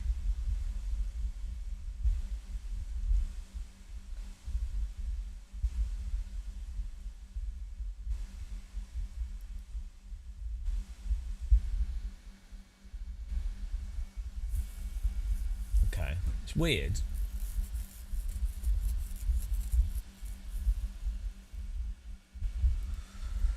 Oh, you have to reboot for this to weirdly. I mean, yeah, we'll see. It's a bit of a weird way. We have 32 gig of RAM in the system though, so we have enough memory to not be using the page files. Let's try that. Does kind of make sense that like I say, if you've got, it's car related, so it makes sense that it's. That's why I was saying reducing the visible cars, if that would do that, but it still loads them. So anyway, let's. I'm going to restart because you have to. At least shouldn't really be an issue though, should it? But let's reboot.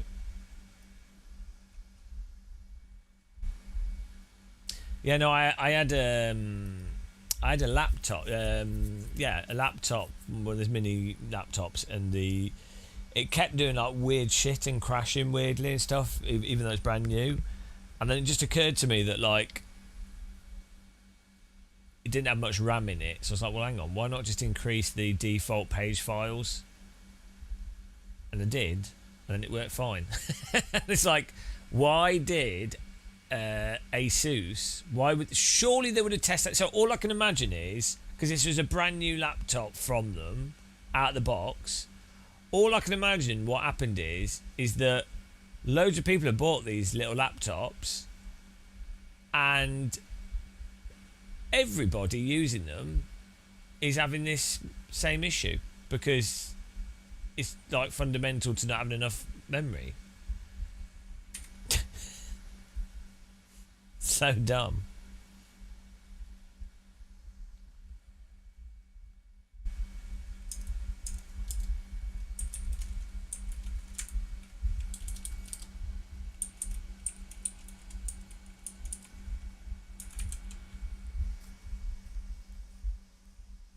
It's computers, guys. Boiling anyone's piss? No, we're trying to get LMU to stop crashing so we can actually do races.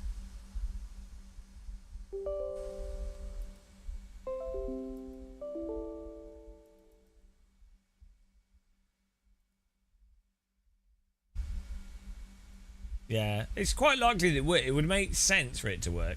It doesn't make much sense because we have 32 gig of RAM in the system, but who knows how it's been programmed and why it would have that problem. But that does mean we should. There's probably a way for them to make it so it's not a problem as well. So good old QA muscle.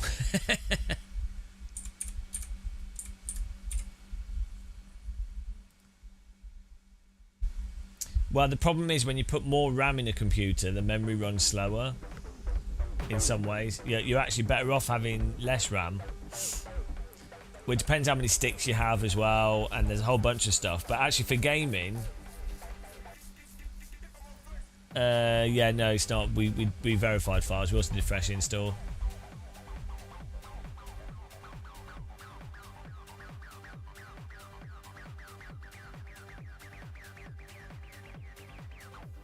Well, John, maybe we can fix your issue eventually. One issue at a time here, matey.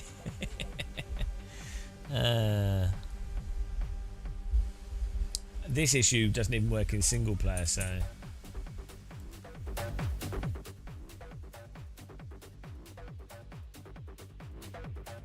Yeah, so why is it that more RAM? It's because if more RAM, the more stuff that's got to switch over. So you're more likely to get errors with stuff switching over, or like for it to stay in sync. The more RAM you have, the I don't know. We'll ask ChatGPT for a concise answer.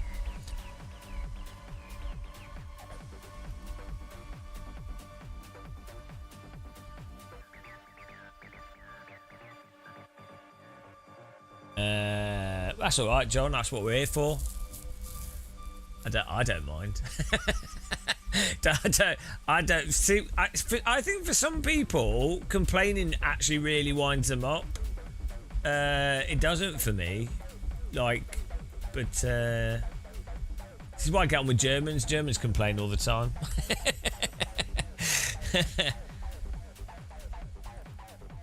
I find it funny.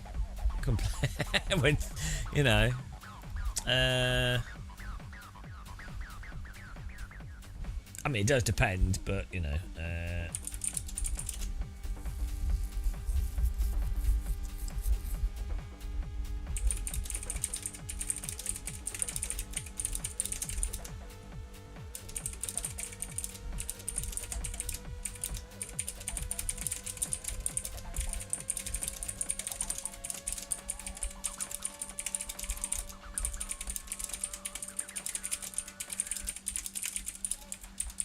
see what it says.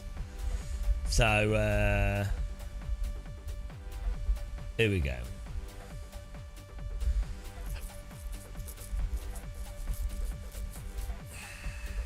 Larger RAM sticks can introduce higher latency. Latency is the time it takes for it to start accessing the RAM. Okay, so it takes longer for it to access the RAM. Why does it take longer for it to access it if there's more? Because presumably it checks, it's just checking part of it. It's not going through all the RAM.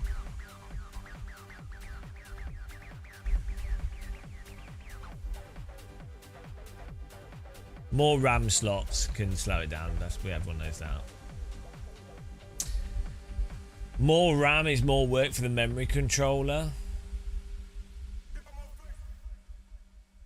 Maybe when you plug it in, it has to address all of it.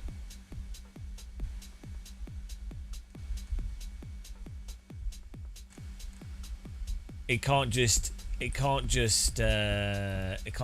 like, hang on.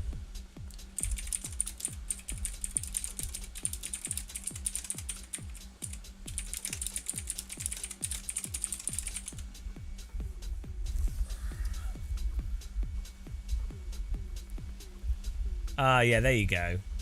So you pick the PC addresses all the RAM, even if it's not using it. So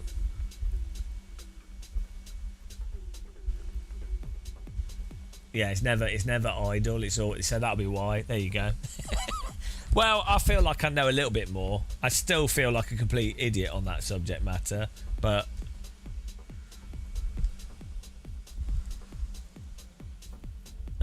Right, let's see if this still does this. That's a good excursion. Did you enjoy that, guys? 250 viewers listening to the musings of a bold man confused about memory. Right, let's see if this settings work.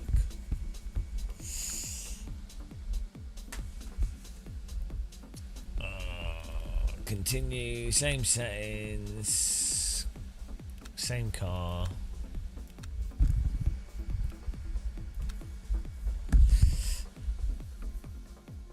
GT3 hypercars.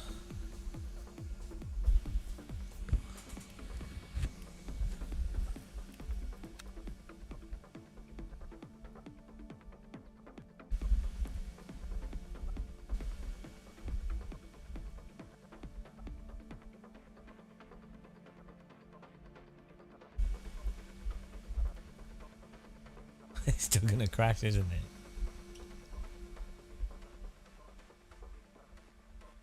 Well, I don't really mind either way. Oh, I could do with some more tea though.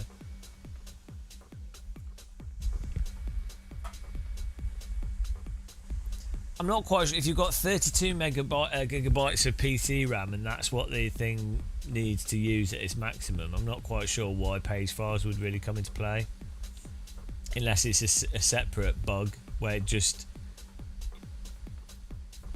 it's expecting that.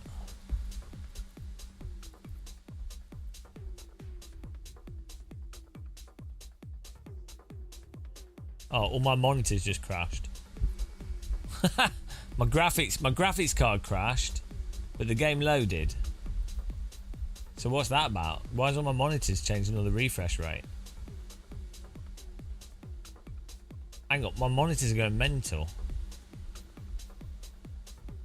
Well, it loaded.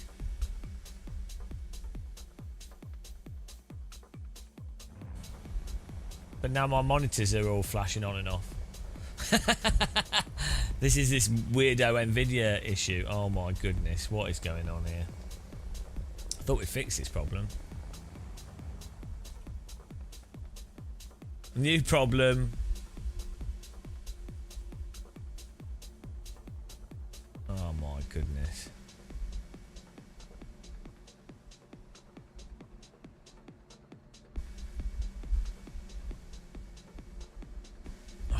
Yeah, this. Let's reboot the PC from scratch rather than restarting. My screens are all flashing. Well, it loaded the game. That's a good start.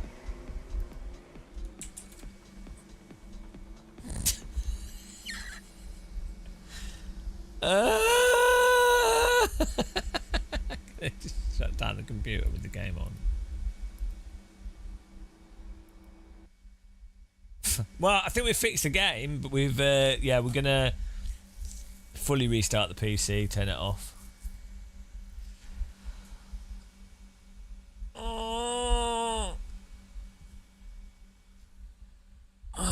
God. Look, Jinbei, like the joke that I would... So I did a degree in games, 3D art and games design, and like multimedia, right? I know other friends of mine have got like degrees in business, accounting, God knows what, like engineering and stuff, right? To get R Factor 1 to work well, not even joking, not even joking, took the same amount of like knowledge base to basically have the first 2 years of an undergraduate degree, because you would certainly need the equivalent of 2 A levels of IT skill. Like, cause I also did a BTEC National in IT, which is 3 A levels worth of IT. So you do like network infrastructure, but you learn how to build a PC. I mean, I already knew it, or I did the course because I already knew how to do it, so I knew I'd pass it. but you know, you basically, so BTEC National level of IT is you can build a computer, you can install Windows, you can set up networking, you can administer a network, like a small network. You could advise on basic, like, you know, you understand Wi-Fi, network rates, routers, all that kind of stuff, all the basic things, resolutions, monitor settings, frame rate, you know, basic IT skills, right? So you could be employed as you wouldn't even be a junior IT technician. From a BTEC National, you could actually run a small IT department, like in a school, for example. After like you'd have someone employ you, but then after you'd be junior for a year, and then you could run it, right? So you'd need that level of IT, a BTEC National of IT, and then you've got there's a whole bunch of like super specific stuff related to like, understanding all the text file stuff, understanding the random graphics card crashes that you'd get with rFactor 1, understanding like weirdo game stuff. You'd need to have knowledge of like force feedback wheels and force feedback wheel settings and audio stuff and like a whole bunch of really obscure stuff. And then you'd need to have understanding of cars and engineering stuff related to car setups. It's actually hilarious. Like, so no joke. To really get rFactor 1 to work, if you were gonna play it seriously, effectively required you to have 2 years of an undergraduate degree, which is a bit, I would argue, a bit of an ask for a video game.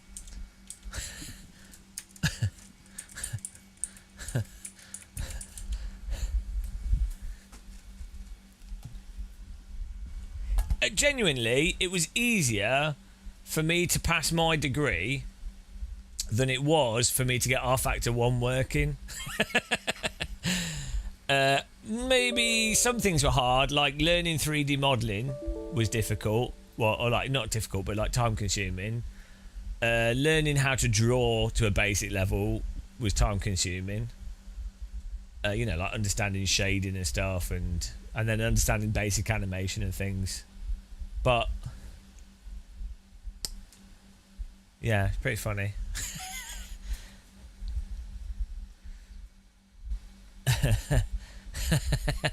Anyway, rFactor 2 wasn't as bad, and LMU's not as bad, but it's still got the heritage there. But it's nice. It's not nostalgic. It's like how iRacing has the heritage of GPL and games that should have died years ago. But that's just part of the fun, guys.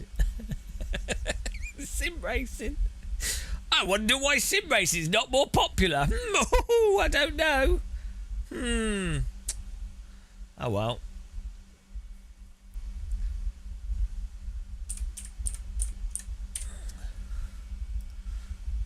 Right.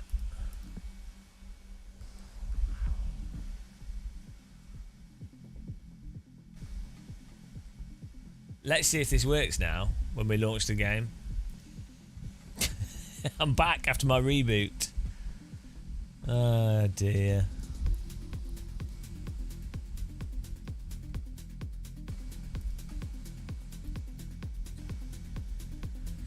We have to be somewhat nerd to even play sim race. Well, but nerd or just loser? It's hard to tell sometimes, isn't it?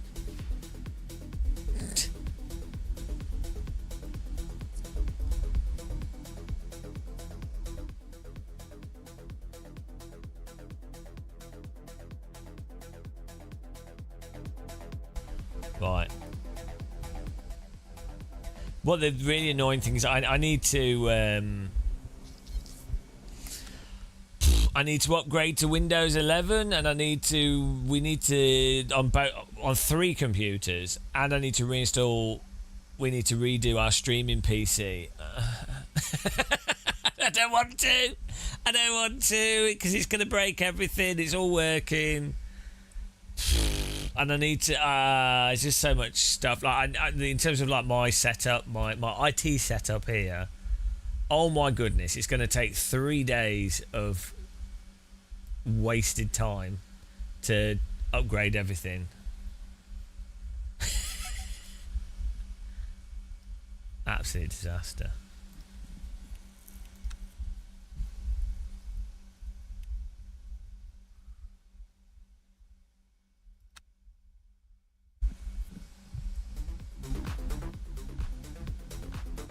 Right, we can try this again. 37 minutes. We can try the offline first.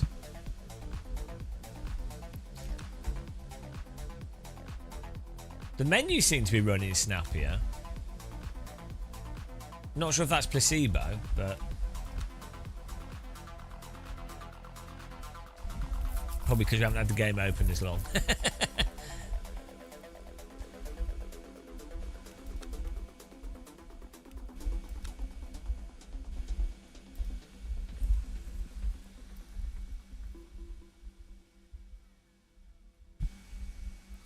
What does that say? I mean, we just have this. Well, did we have that session before?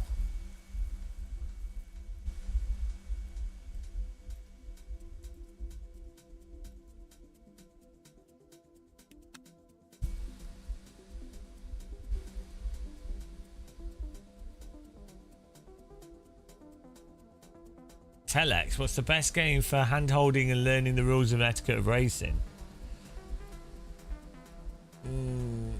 Maybe F1 25.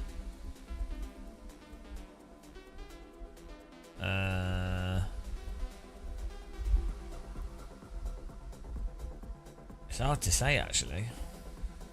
Gran Turismo is pretty good, actually, for getting into stuff.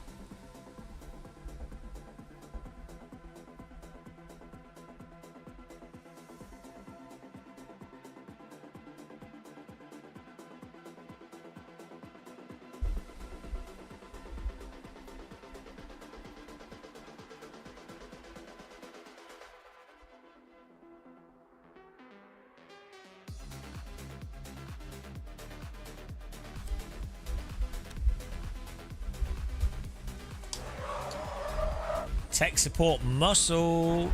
Thanks for the tip in chat though, guys. I wouldn't have thought of that. Chat room saved us. Can you believe it? Bloody hell.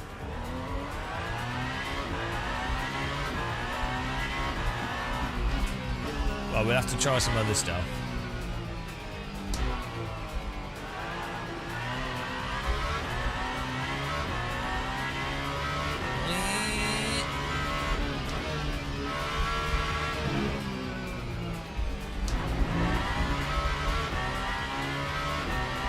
These cars aren't too bad, actually. Hello, Bartman.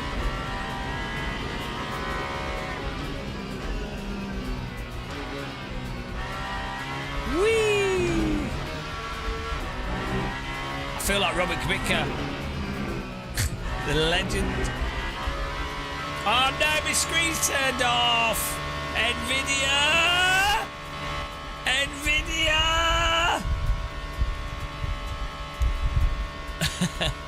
Why?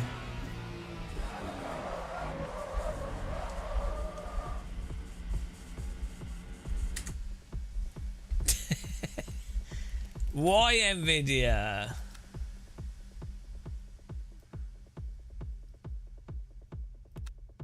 Now it's going mental on them.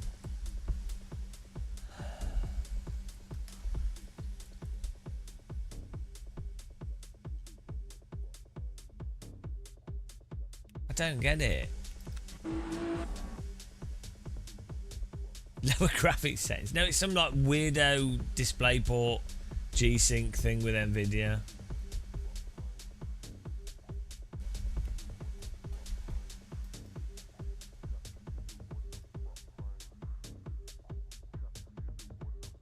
To do with G-Sync.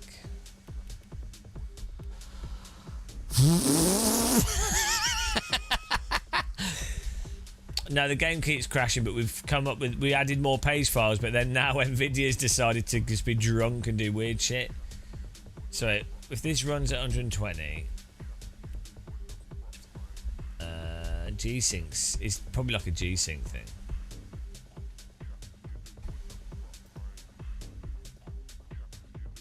This is borderless window mode.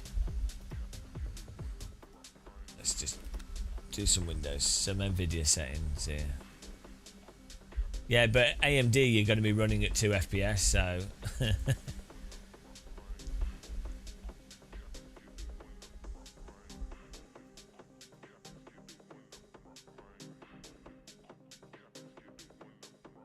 the thing is, we only spent like $2.5 grand on a graphics card, so you know, probably should have spent more money on it.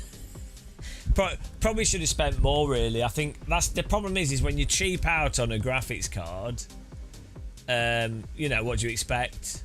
That's the risk of spending such a small amount of money. I mean, I could have bought a car, an actual car, you know. I could have bought like a really nice kayak. Oh dear. Oh well. Technically it's your money, guys. You're the ones watching the adverts and sending me donations and being members, so I actually just spent your money.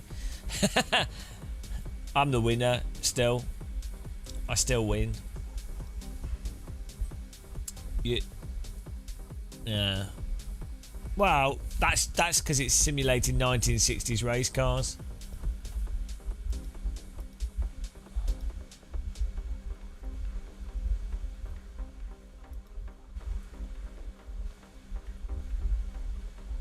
I don't know why some games seem to have issues with G-Sync. Let's just make it. Let's just do the fixed refresh on this. It should run at max FPS anyway. I'm just bugger, wrong game. We're just gonna run this. Hang on. Does it think it's R Factor 2?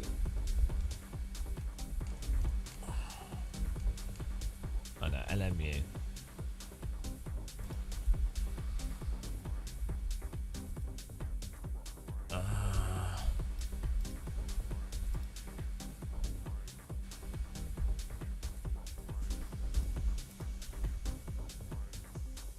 I'm just going to use G-Sync on this. Not G-Sync, just V-Sync.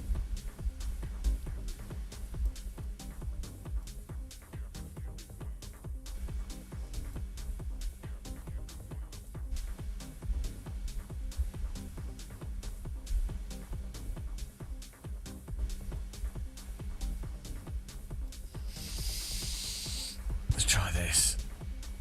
No, it's weird. It's just Nvidia is really weird with it's an issue partly to do with DisplayPort and G-Sync, and then it's an Nvidia thing. It's a known issue. At least they fix the time at which it happens less, and they fix the time it takes to cycle through stuff. But it can lose the well. It's also an LG TV issue with the 50 series graphics cards to do with HDMI. So, but there's a whole bunch of stuff. I won't go into it.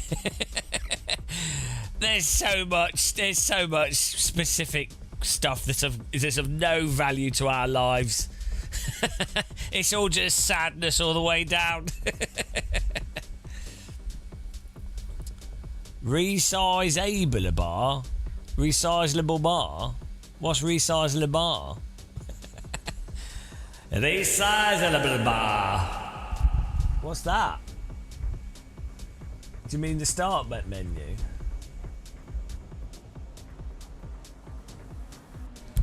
Have the drugs just kicked in for you there?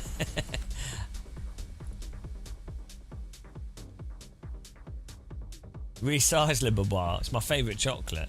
What is it? What do you mean? You need to describe things better. That I can't. You're really hopeful that I can work out. I'm not Sherlock Holmes here.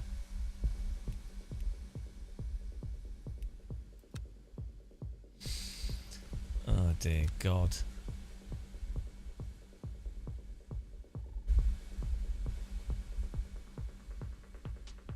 Hang on. 28 minutes, okay. You know, what are you talking about?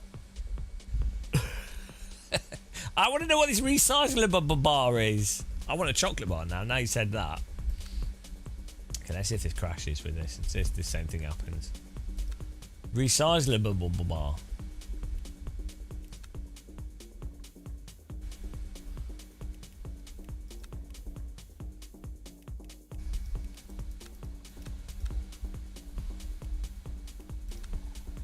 Resizable bar, known as rebar, that allows a computer's CPU to access the entire frame buffer.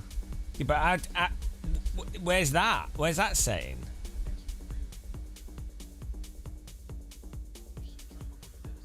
Where's this setting?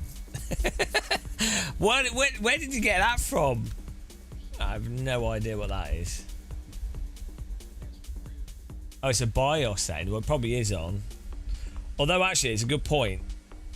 My BIOS I probably do need to reboot and double check BIOS, because I had noticed outside of arts. The pace car is out of control. I did notice there's an issue with my motherboard. This happens on 2 computers I've got, where sometimes when the computer crashes, it resets the BIOS settings and then it stops using XMP.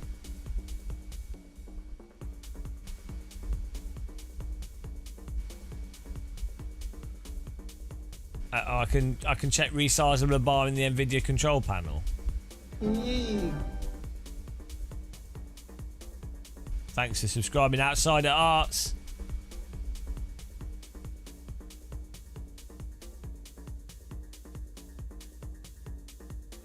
Oh, now the screens are all turned. Even now, these are all turning off.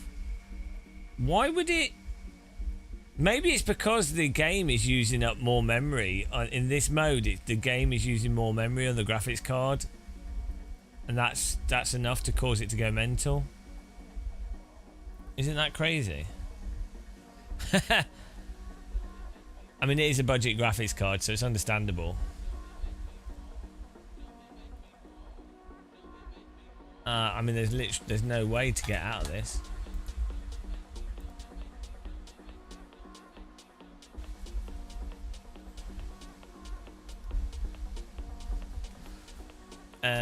Where is the resizable bar? Where's this setting? NVIDIA control panel. Help. Help. Help. Oh, help. System information.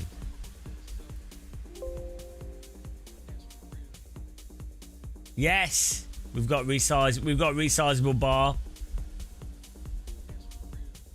Well, what on earth can I do here? Like, why is the game causing my graphics card to go mental?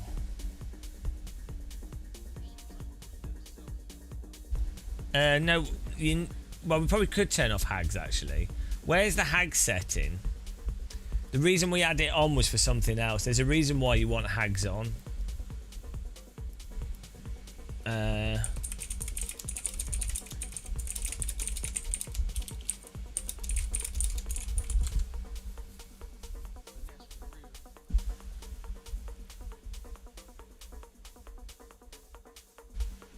You need hags for multi-frame generation and DLSS, so you don't want to turn it off.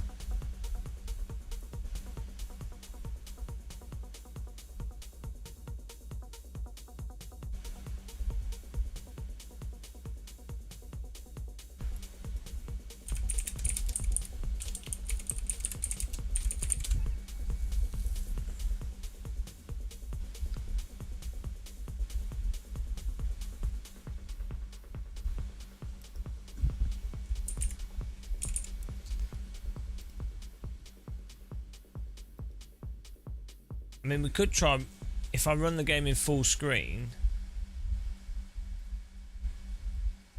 So part of this could be a Windows thing because we run it, we've got, hang on, I've got an idea. I've got a plan. I've got a cunning plan.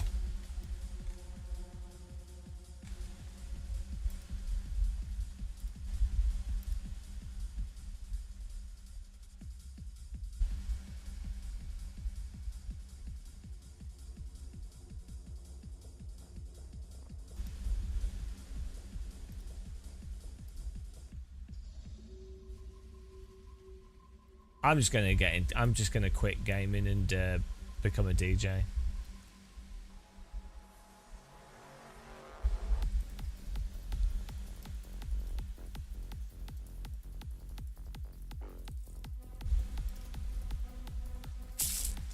Let's try this.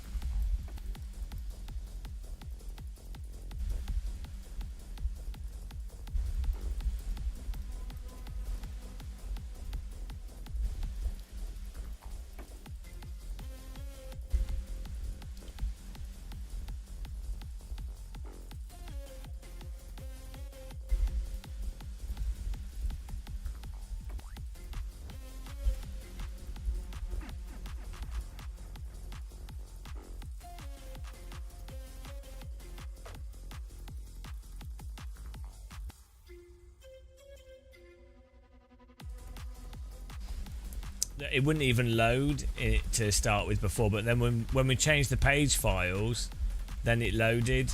But now the graphics card is doing weird stuff. So the game loads now with the larger page file, but the graphics card is now going mental.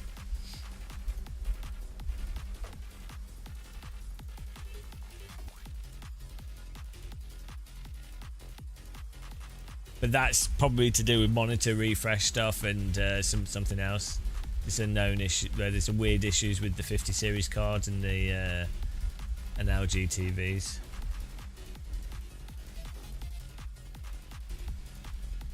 Alright, let's try this.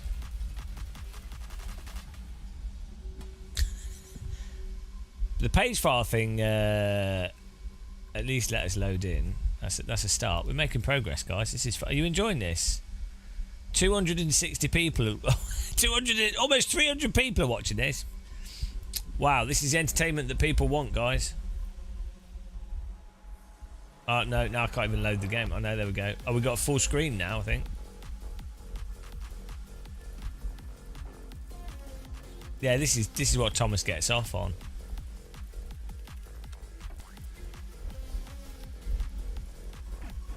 But at least this is 120 now, so this is now V-synced rather than G-sync.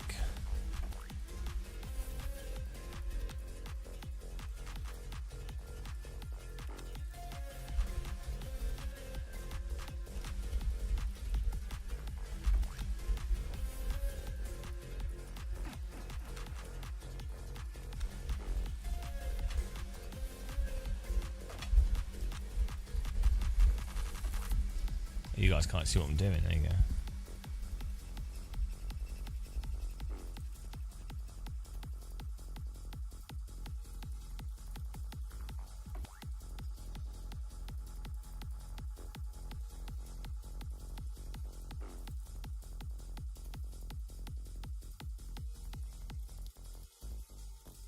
Yeah, I should just delete everything at random. Our best live stream ever was the Microsoft Flight Sim 2024 launch stream, where we literally spent 5 hours watching the load bar. That was awesome. I don't think we'll never get that kind of thing happening again. I really appreciated that. The monitor's turned off. So why there's no, this is not a settings thing.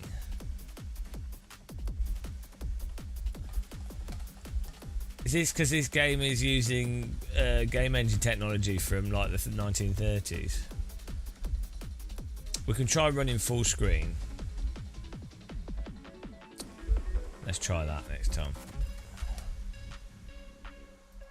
R-Factor 2 and R-Factor 1 were really sensitive to windowed mode, so let's do full screen.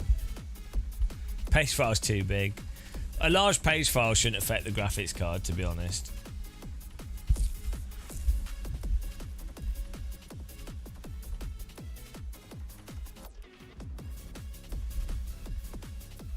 I think what happened is we the rear left tire was 2 degrees too cold. I think that's what's going on there. I think we turned into the corner too much. I think we've got the wrong field of view.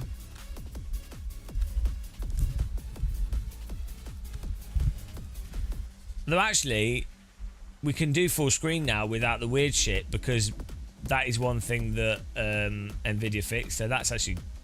no, it's still doing weird shit. now the screen's blinking on and off. Even though it's in full screen. Or maybe that was just because we just did that. Let's see.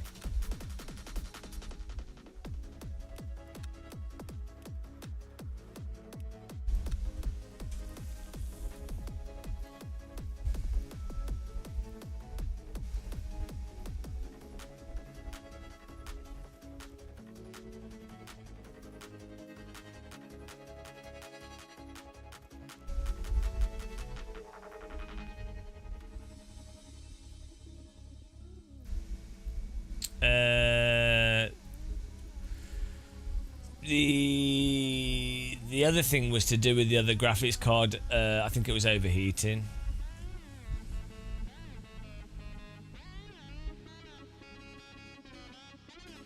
But when that happened, the whole thing turned off.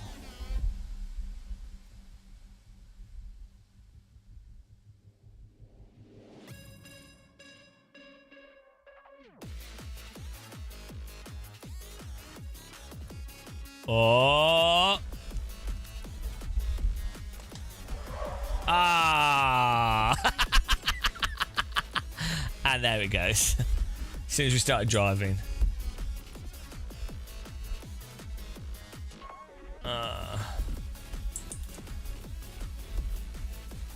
No, I thought we had it then.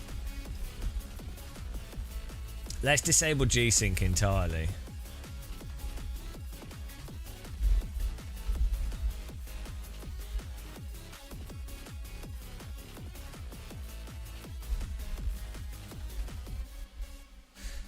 A large part of these issues are G-Sync issues as well.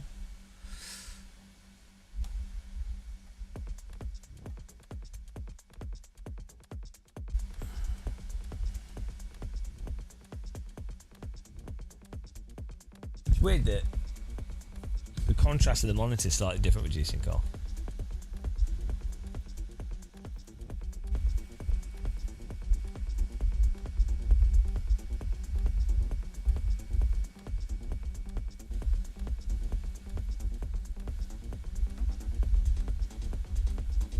This is taking a long time. Oh yeah, maybe this still takes ages. Last time we did this, it took like 5 minutes to go to do G-Sync, but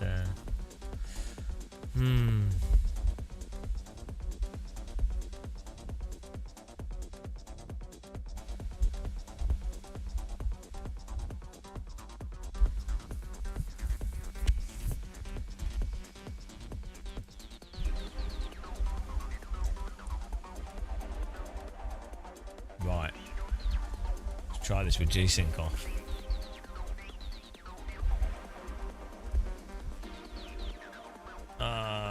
Why is this? Okay.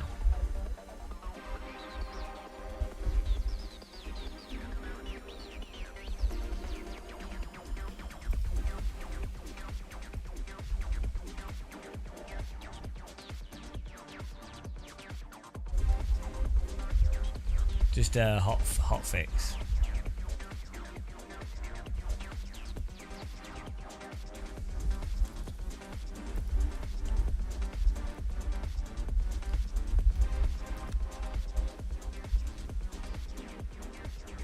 How long we got? Do you think we'll still make it into this race?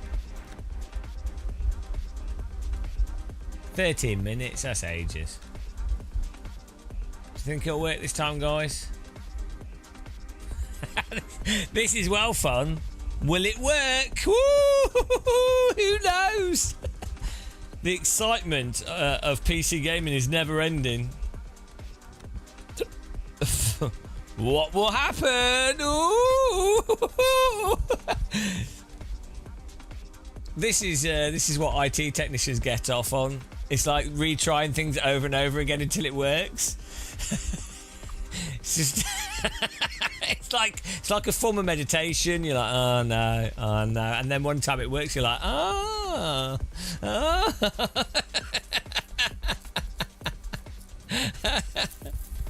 Oh God.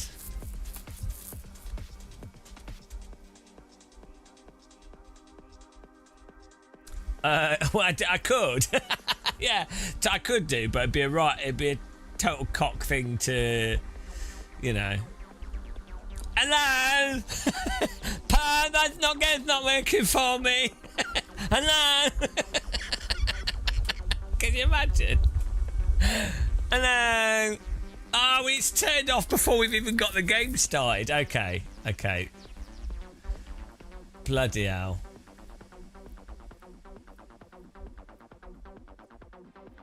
I mean, I can't even.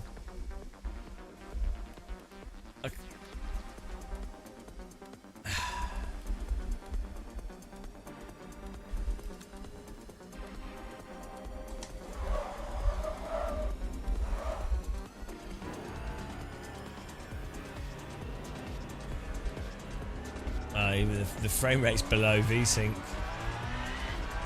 It blinked and now there's weird frame timing issues. With it speeding up and slowing down. Oh dear. It's not good. Oh, and the screen's still turning off. Well, that didn't help. What? Maybe if we make the page file, and not that would fix it, but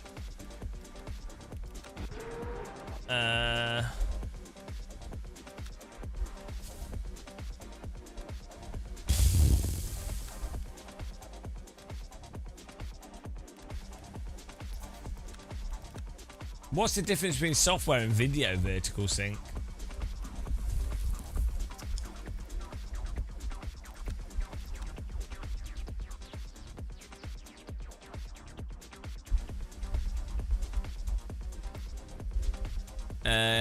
I don't know. I don't know if it would happen with one monitor. It might not do. Could do though.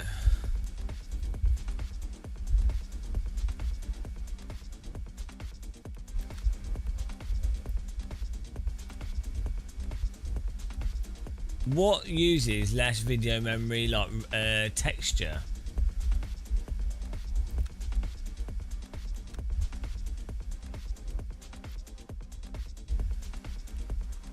Shadows. Textures are the biggest thing, but I mean it shouldn't really matter. Reflections could.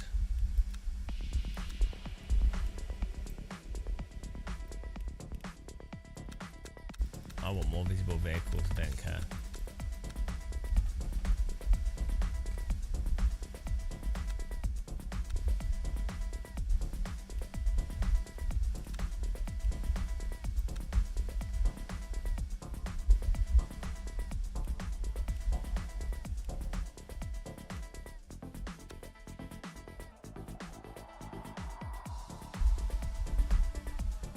Yeah, well, no, we've got we have a 5090 though. So, look, I paid the price of a bloody car for a graphics card, so I want to be able to, yeah. You could develop a game. You can literally develop a video game for the same price of a 5090. You can actually, so. Yeah, like a you could develop a simple mobile phone game for cheaper than a 5090 graphics card. Like if you're on a shoestring budget. Eric, it's nothing to do with that. We have done, but it's nothing to do with that. Oh, screen's still going off. We're back to that where chat suggests stuff that's definitely not the the joy of chat tech tips. Have you tried? Did you try reorientating your sim rig?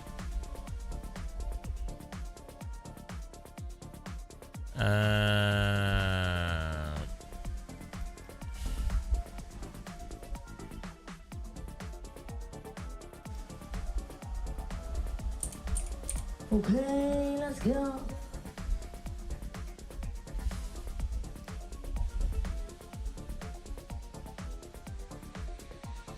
Okay, let's go.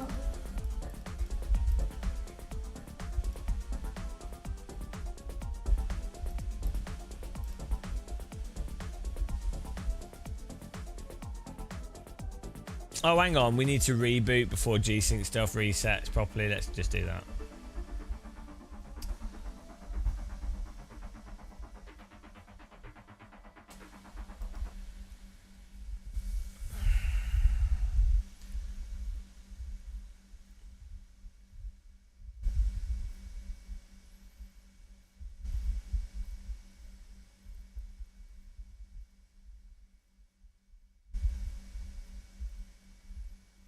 Vinegar would definitely help. I should have checked my BIOS whilst we were rebooting for XMP profiles in case it deleted them. Oh well, too late now.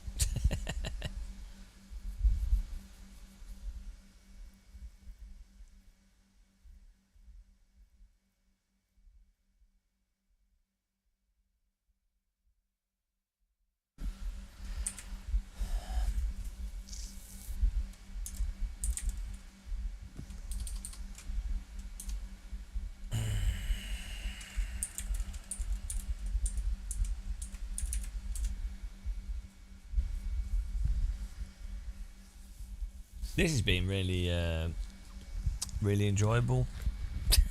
The stream's been alright, actually. Streaming's been fun.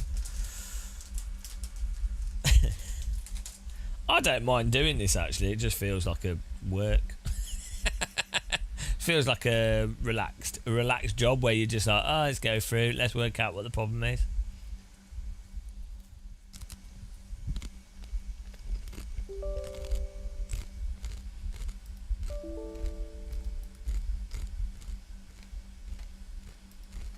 Just literally feels like working as an IT technician.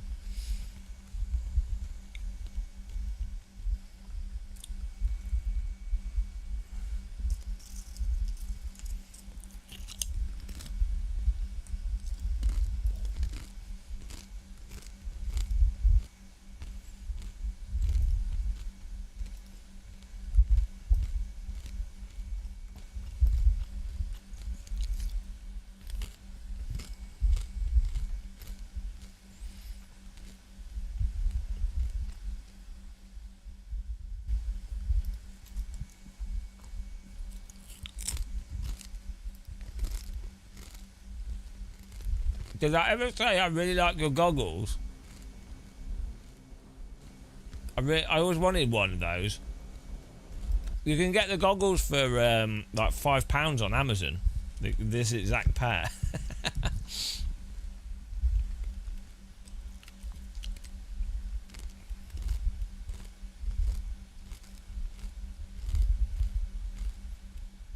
The shader cache things. What's the shader cache thing?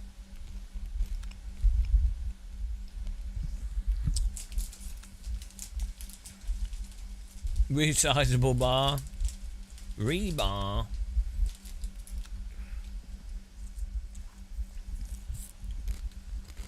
Yeah, these are fancy dress goggles. They're not real goggles.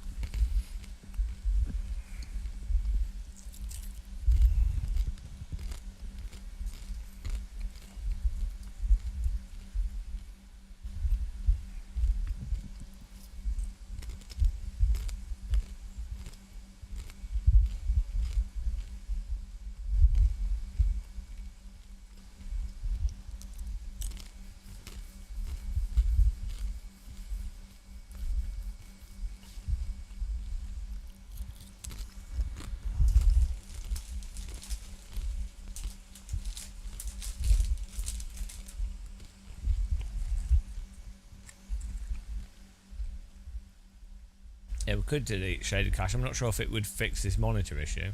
Whoa! Oh! Oh!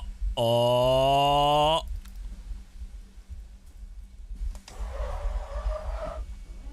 We got 2 minutes till the race.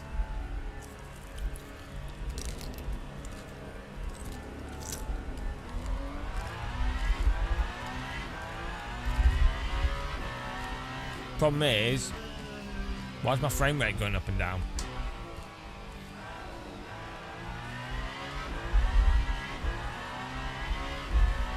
Ah. No.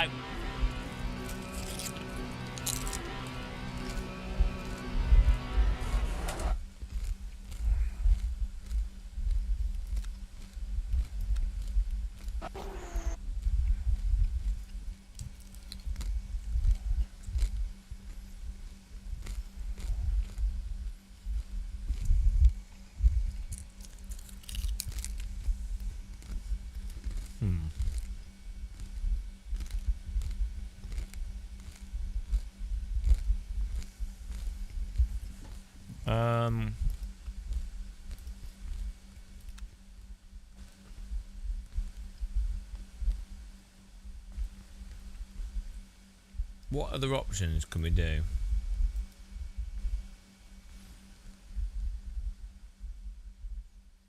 It's not crashing, but that was the page file thing. But maybe because the page files are large, maybe there's some weird interaction.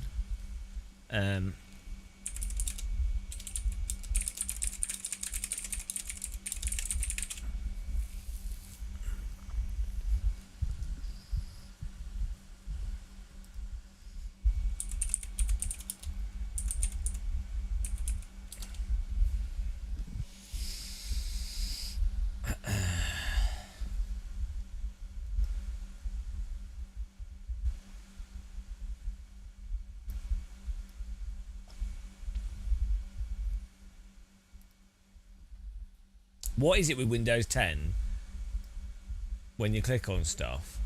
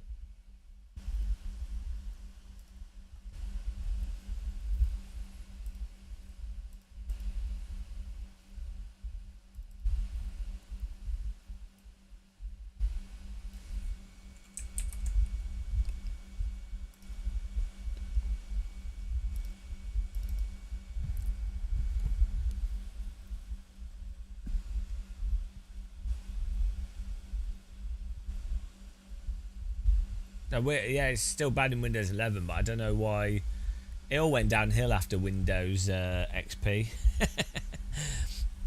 Even that was a mess, but Windows NT was the only good one. That was it.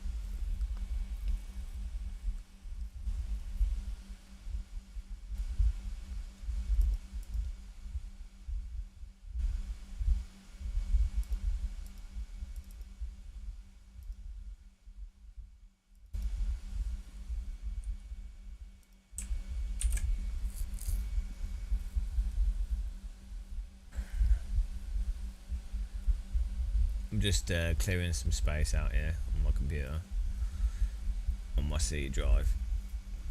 Just give it some more space to breathe. Oh, it's going to take 10 minutes to transfer all those files. A good 130 gig of video files. There we go. Hammer that network. Ever think about joining the military? Not really, no. It wouldn't be suited for me because I'm kind of against. I'm kind of against being sent to other countries to murder people, to be honest. So it that kind of rules me out in the military. And then also I'd kind of I don't want to just follow orders and do stupid stuff. I don't want to tread on a landmine as well. Or be blown up by a IED, you know?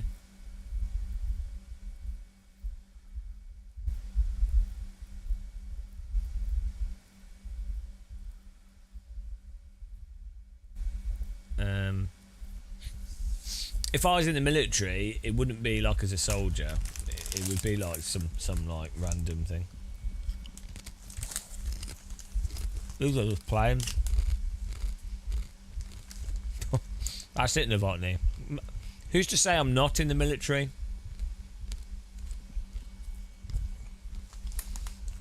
I don't think I'd even pass basic training. Well, I could pass some of them. I've seen what they do to pass it. Like, I know it. Yeah. I could pass some of them, but I wouldn't be able to pass. You have to do a whole bunch of them in sequence.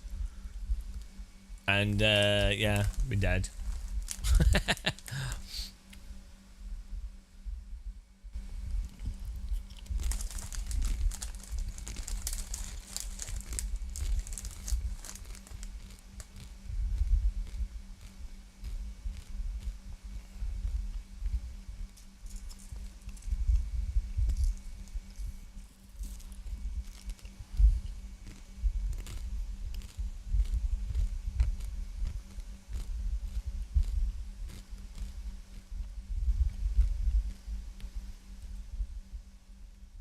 A mock ban. Hello, Crystal Star. Yeah.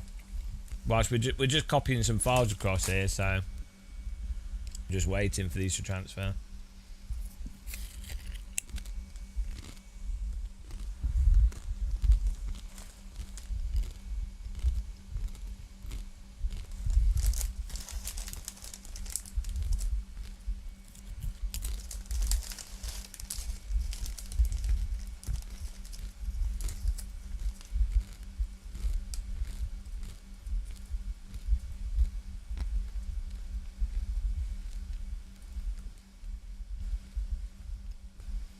Go home and play Tetris. Thanks for watching.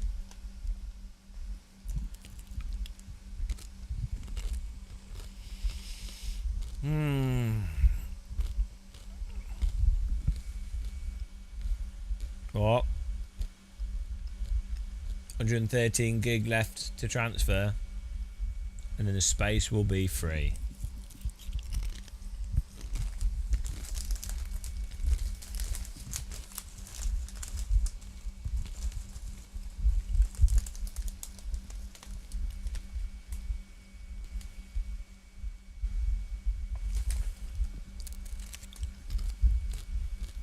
Did I reboot after changing my page files? I can't remember.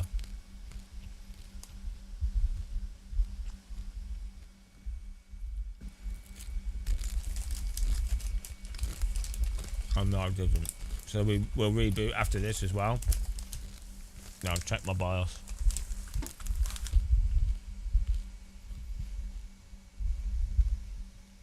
I'm pretty good at Tetris.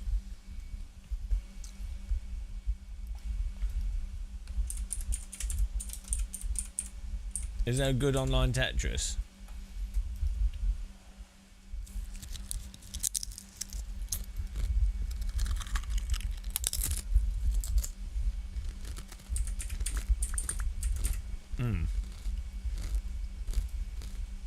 Check this out.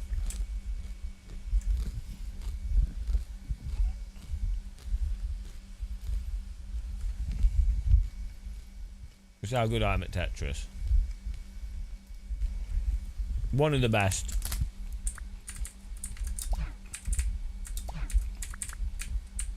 Oh, you can't drag this. Terrible version of Tetris, this.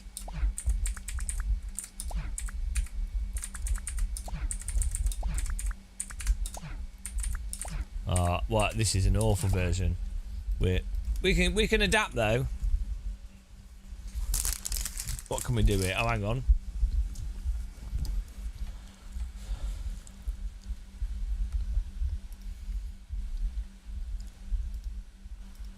Right, here we go.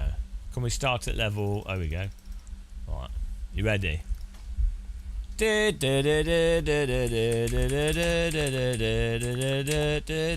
There's no sliding in this tech. They're missing the key mechanic of block sliding. How can you design a game of Tetris and not have the sliding? When Tetris is on the ground, you can still move it. Oh, it's a high scores. I tell you what, we'll start at level 1, guys, and we'll see if you guys can compete with us here. See if you can beat us. See how many lines we can do. Apparently, I'm blind.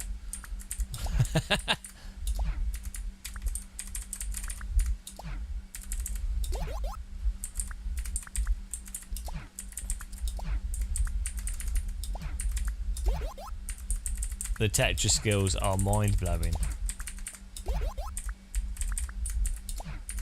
Better at Tetris than sim racing.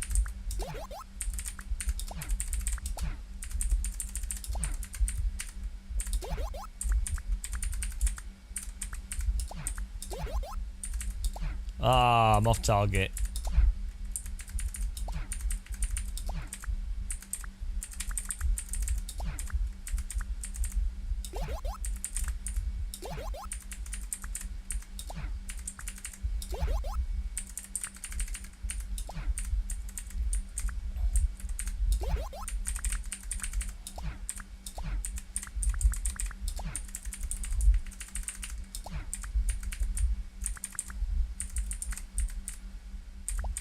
Oh, why did it do that?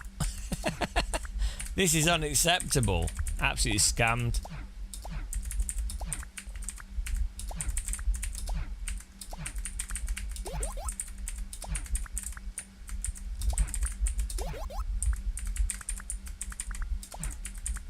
All sim racers should train with Tetris.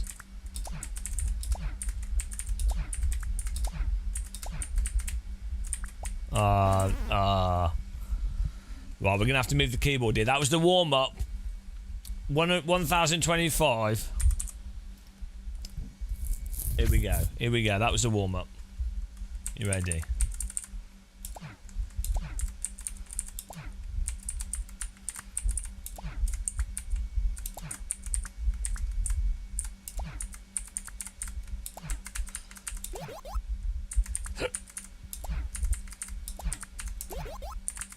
I missed it. I can't tell where the blocks are dropping. What's wrong with me?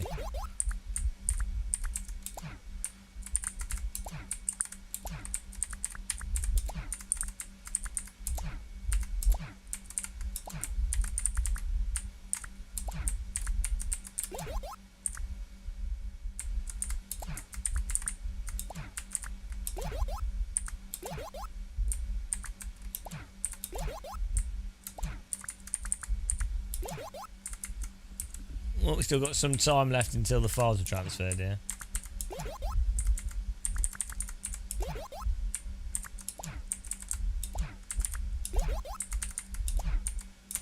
Oh, I've done it again. What a Tetris noob. And again. Oh, God.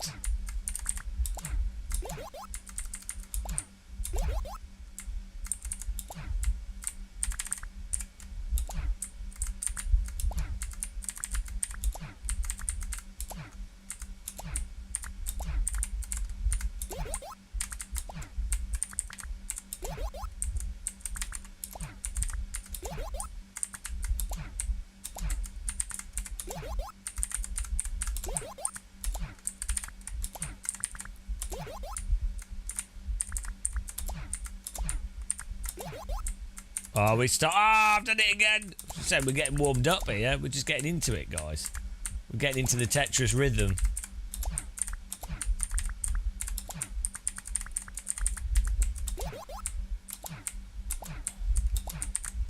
Wow, the randomization code on that.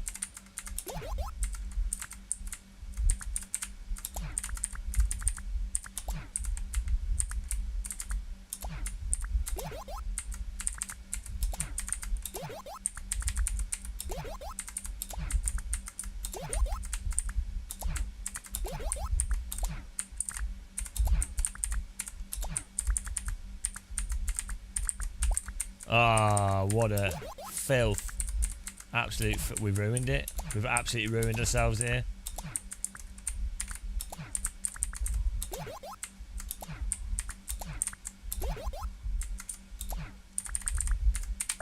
Ah.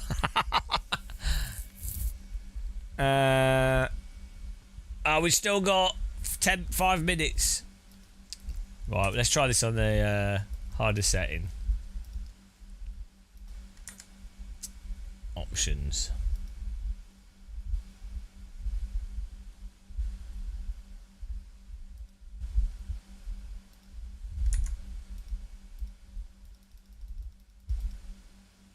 Forever amateur.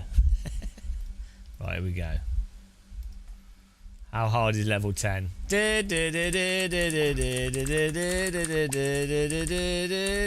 I can't slide. If you can't slide, you can't play the game properly.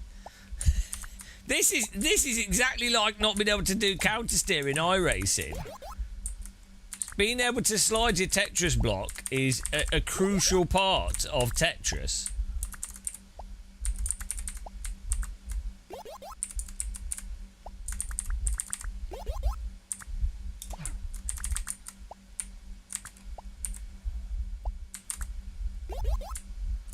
Absolutely on the limit here.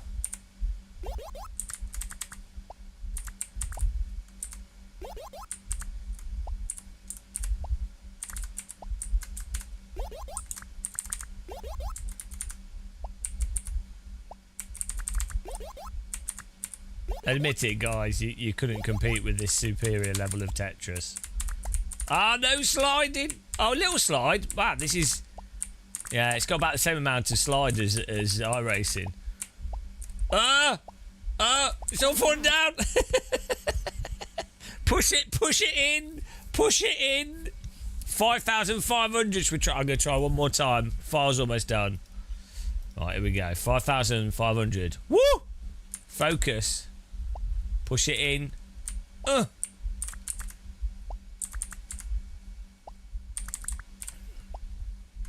Stay in control. Stay in control.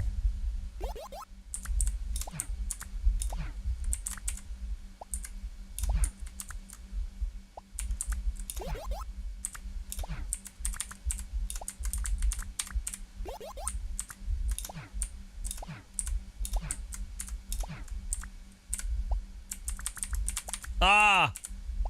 It's already falling apart straight away.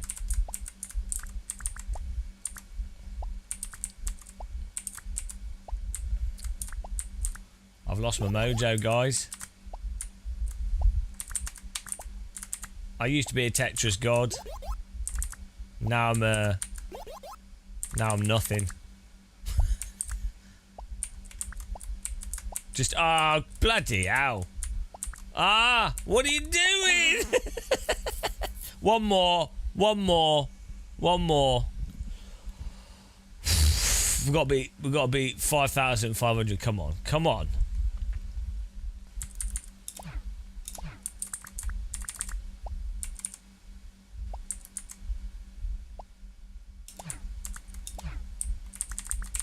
Oh, bugger. Oh my god.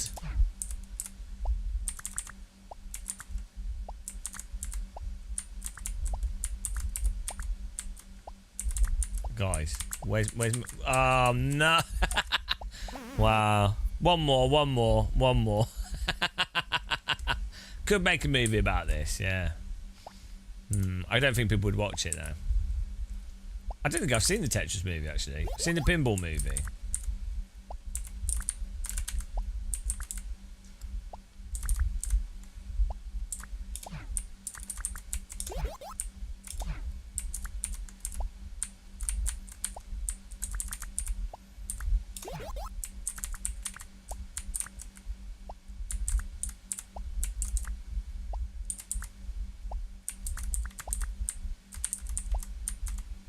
Oh my god, what is... that's it? That's it, guys? I can no longer Tetris? I think it's obviously this version of the game. One more. Last one, guys. Last one. Got to beat 5,000. I can't finish on less than 5,000. That's just not acceptable.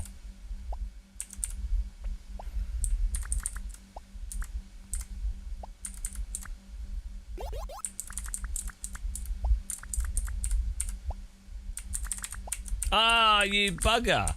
No. It's the non-sliding blocks, guys. I'm telling you. One more. My god. Come on. 5,000.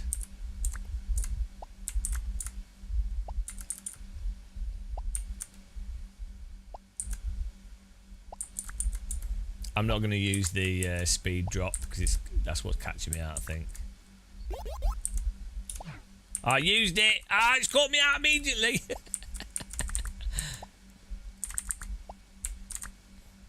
Come on.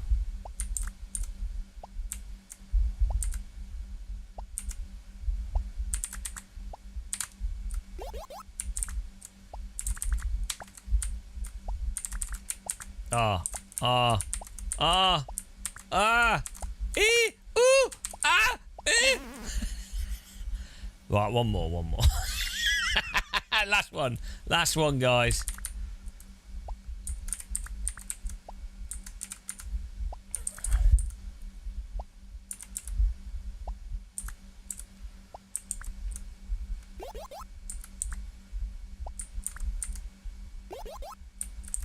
No speed dropping.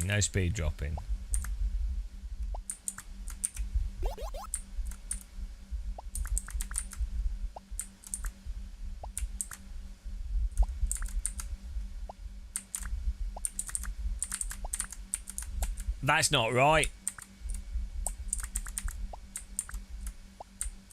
No, right, that's it, I'm done. I mean, not having the block sliding, absolute disgrace. Absolute disgrace there on that version of Tetris, I have to say. Right. We're just copying some files across here. Tetris 99 on the Switch is really good if you like Tetris, by the way. And also Tetris Effect is really good.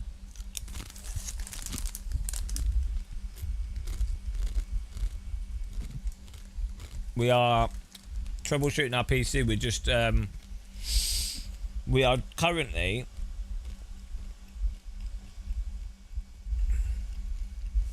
just moving some files across to clear up some space, and we just changed our page file size again.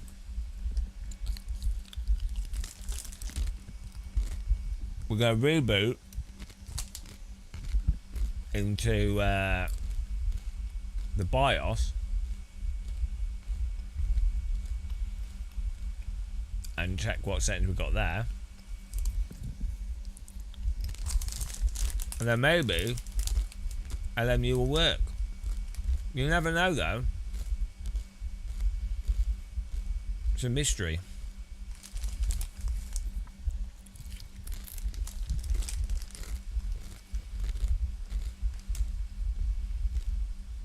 I don't know what other graphic settings we could do that would stop this weird monitor thing.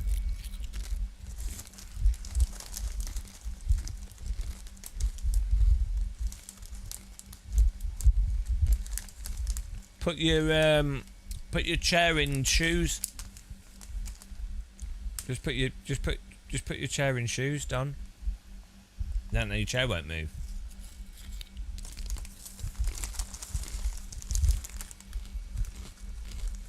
Yeah, you can buy locking wheels as well.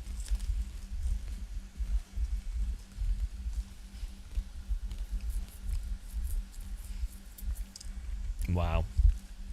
We've got all the sim racing tips. Pro tips. Right, here we go. Reboot. It's almost finished copying.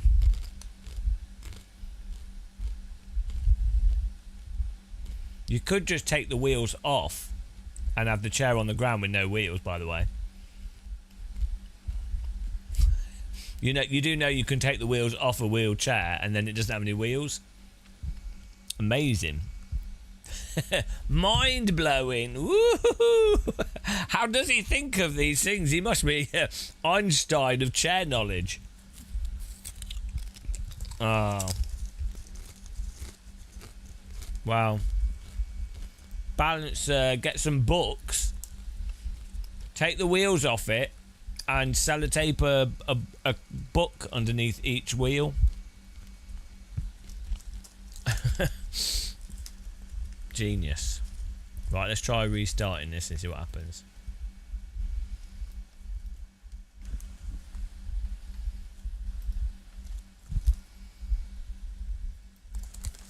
Here we go.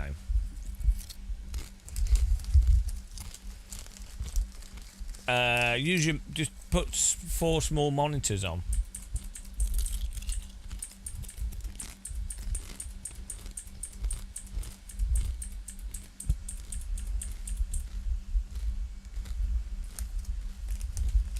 It's BIOS time.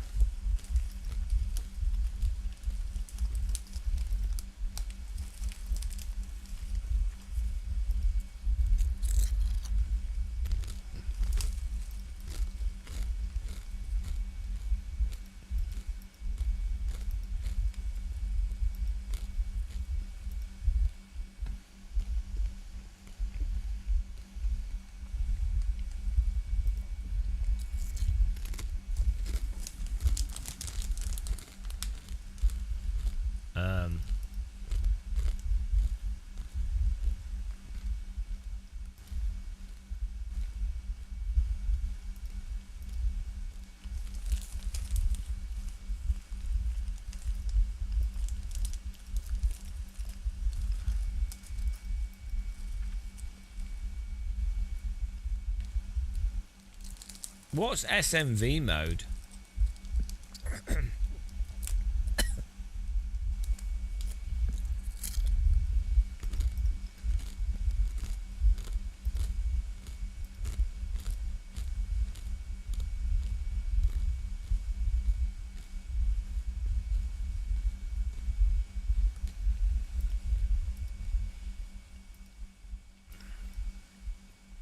I know the monitors, it's all normal stuff.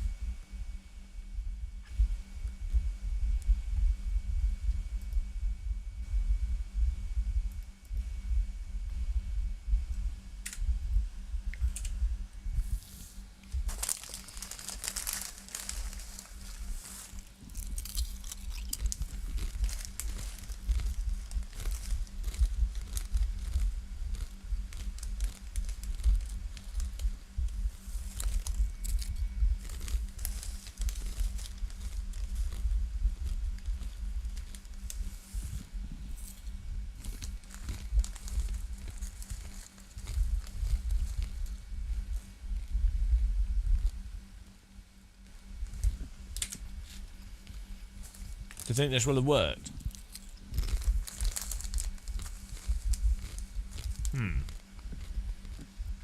Well, at least you're doing real sim racing, which is not driving but troubleshooting annoying issues.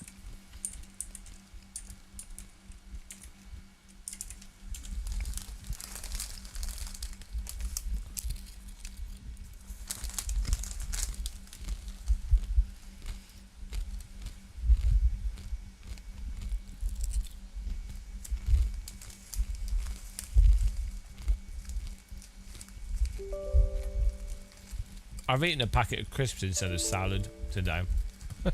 Whoops. Oh well. Which is why I don't buy unhealthy food, because I'll just eat it. Right. Let's see if this helped. What do you guys think? I don't think it will work, but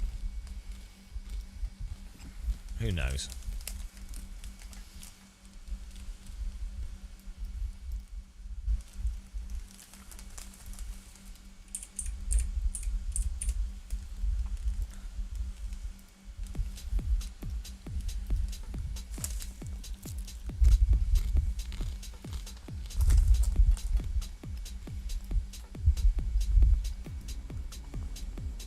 Oh.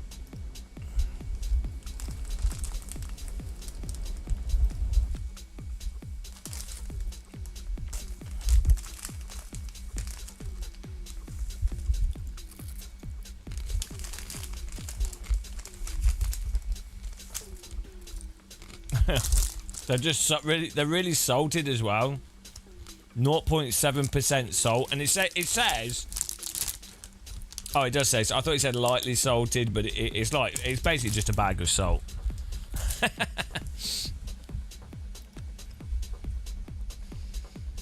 I bought them to have with salsa, but then I ended up eating all the salsa with cucumber and lettuce. Right, here we go. Cashier number 4, please.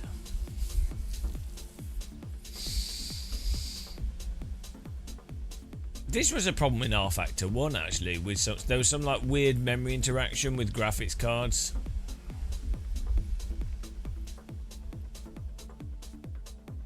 Oh, how do you say salsa? It wasn't lettuce. It was cucumber. Cucumber.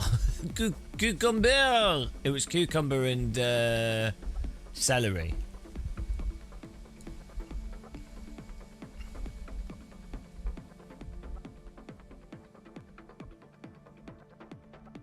Cucumber. Cucumber. Cucumber. Oh, here we go. I'm not optimistic.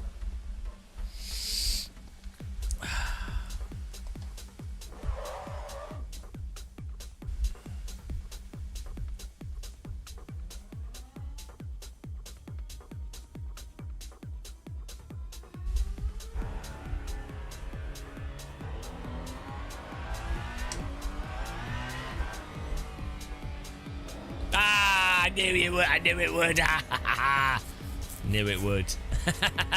I was part of me was like, maybe it's worked. No, of course it hasn't bloody worked. Of course it hasn't.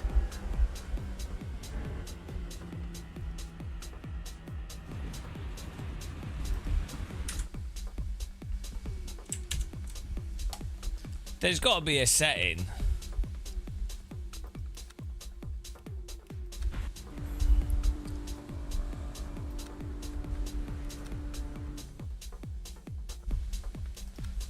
There's got to be like a graphics setting or something.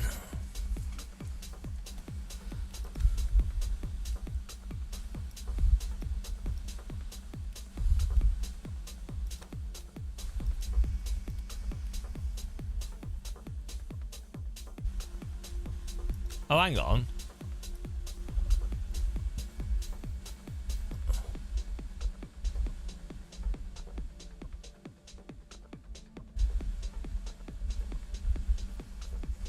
We can run the MSAA at 4. We forgot to click apply last time. Oh no. We forgot to click apply. I know that worked. These settings have to click apply.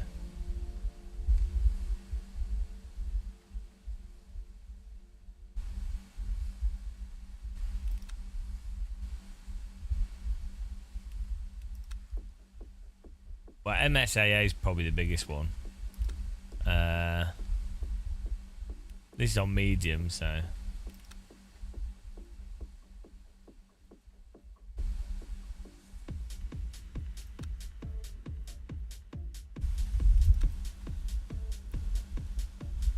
It's just a budget. We're just running a budget GPU.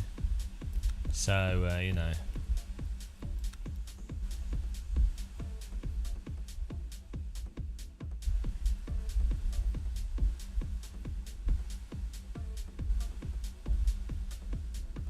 With me, the races normally last about 2 corners, so like 5 minutes.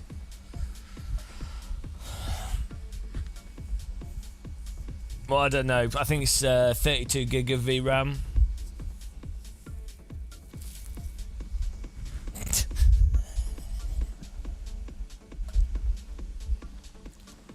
As I say, it's just a budget GPU. So, you know.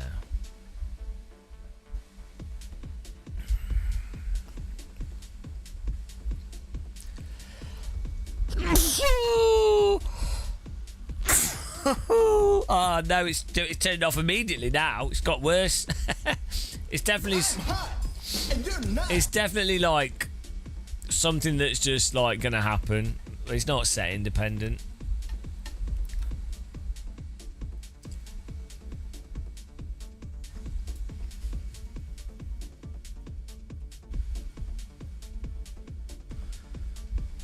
Yeah, I really don't know what we can do. Like,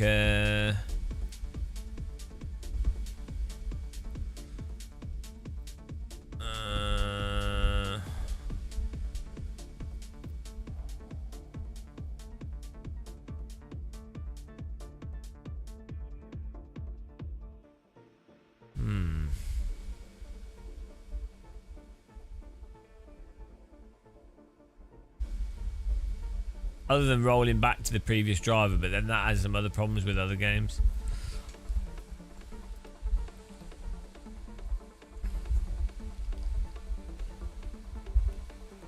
What? SND config? What's that for? What's that doing?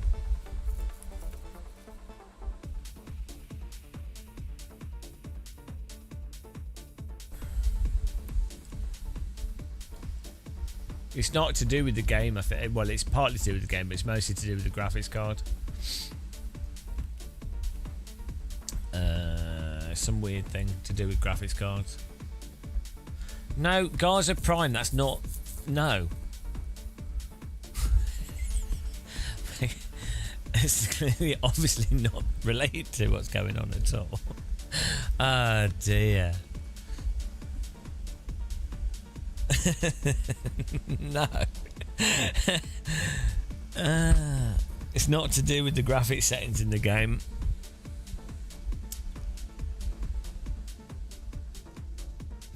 No. Right.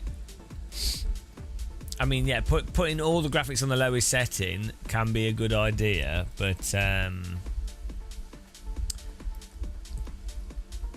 given that the game normally runs at fine on maximum settings, it's some specific thing to do with that specific larger grids with the specific cars. It's not a graphics.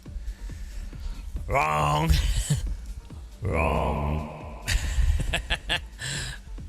The user data file. What was it? The config file and the user data.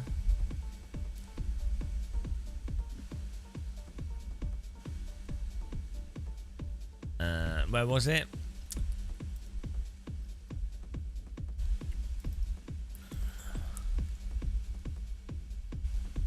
Oh no, it's in the Steam. It's in the Steam file, isn't it?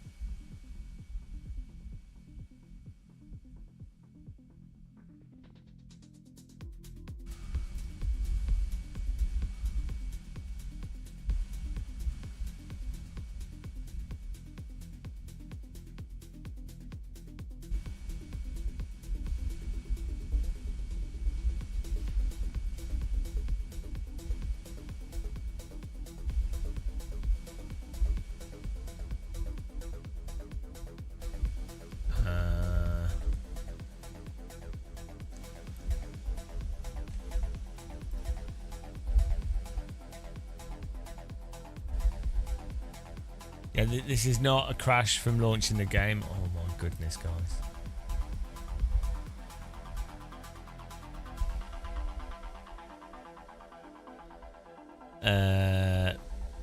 Direct, yeah, that might still fix, but it's not really. It's not actually crashing.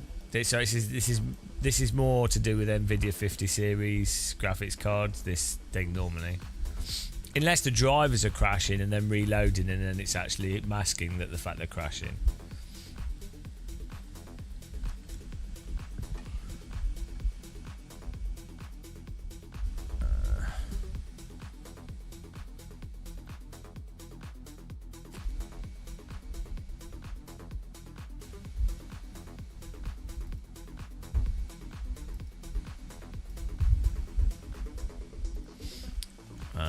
Where was the file? User data. DirectX config.ini and send. What's that? Frequency 48,000. Frequency of what? CF levels.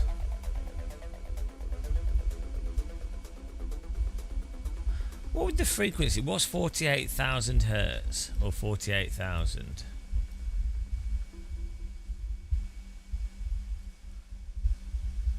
HRTF. What's HRTF? Resample. Is this like a post-processing filter?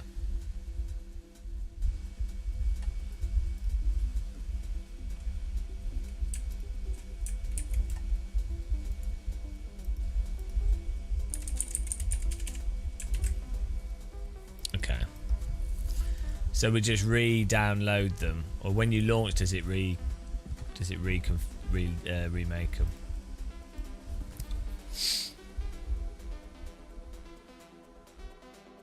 Oh yeah, that would make sense. Yeah.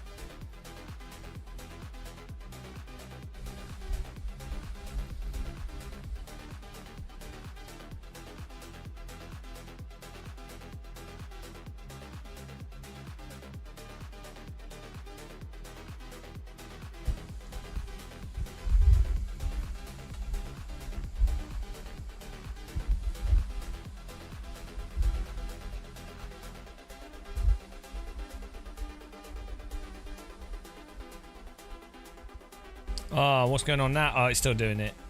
Still doing it.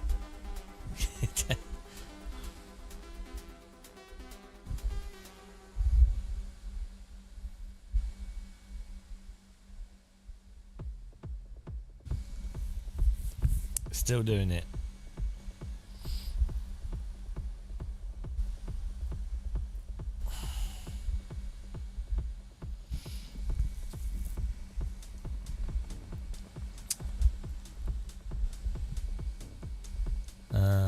Guys.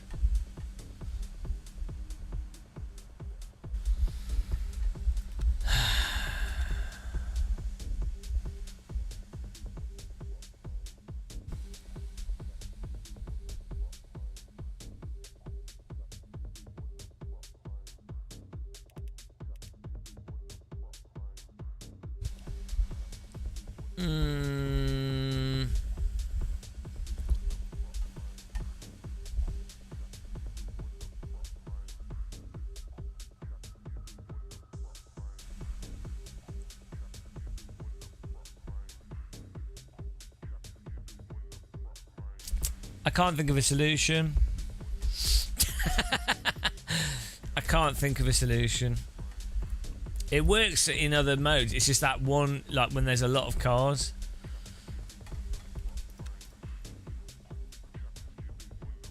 We can try putting the graphics on the lowest setting, but then it's going to obviously do that for everything.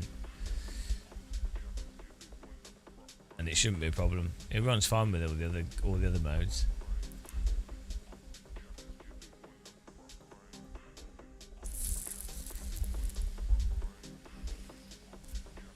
We've already tried that. It's not to do with that. It's to do with the graphics card.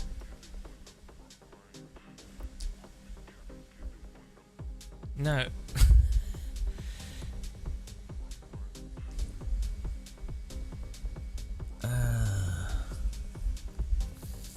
It's just this specific thing with lots of different cars.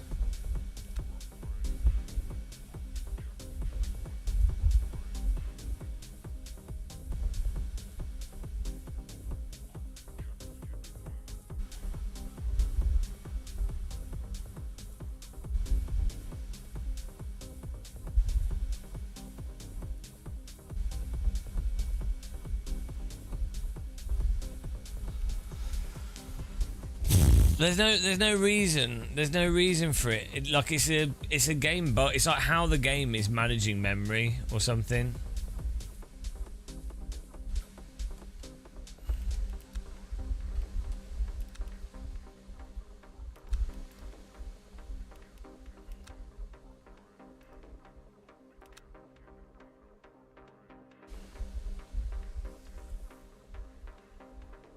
It's not to do with graphic settings. Well, if it is, there must be like a specific thing that's happening where it's loading it. But we're like, the game is running it like it's CPU limited. It's not GPU limited. No.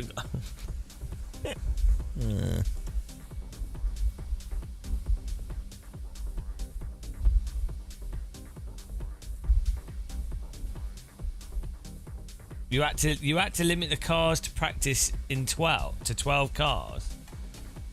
And there's now it's. What is going on now? Why is it doing this constantly? Oh, it's crashing. It's fully crashing the graphics card.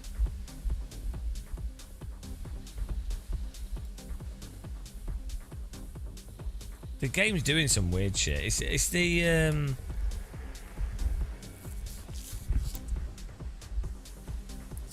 I do not get it. Yeah, how do you recompile the shader cache? How do you do that?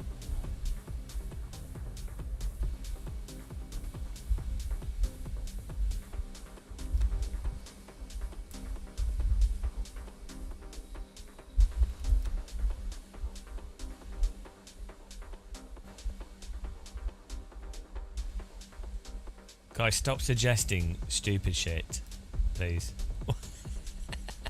Jesus Christ. How do you recompile shader card? Like, how is that even a thing for LMU?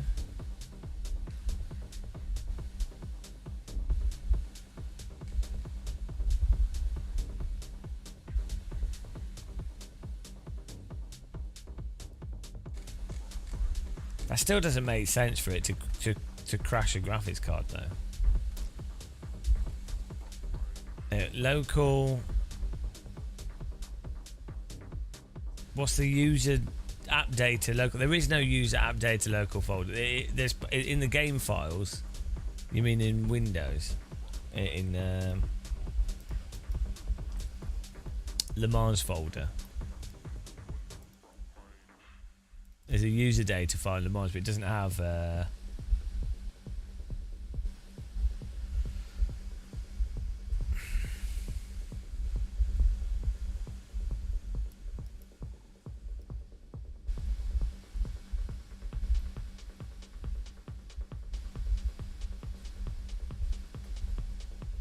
Yeah, I don't know. You guys don't know what you're talking about. You're just suggesting random stuff. Ah, dear. Right, well. We'll get to the bottom of this.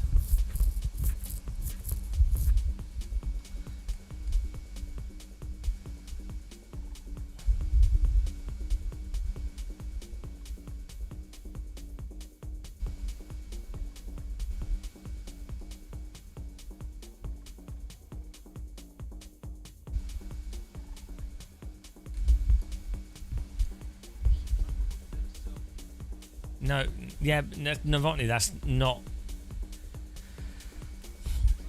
Oh my god. Yeah, but it's not something to report because it's obviously not the. It's not obviously not the problem. Like it's that's obviously completely unrelated. It's some weirdo graphics thing.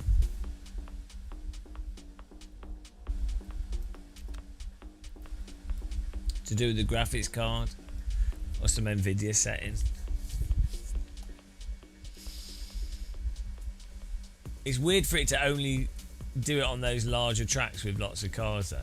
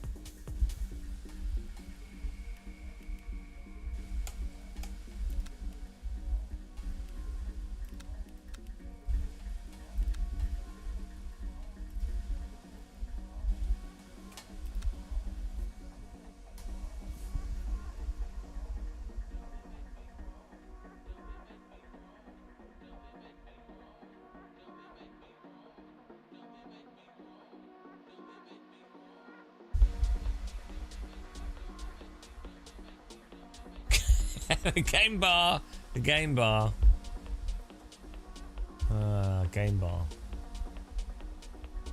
Push the wheel. Push the wheel, guys. Push the wheel. Push the wheel in.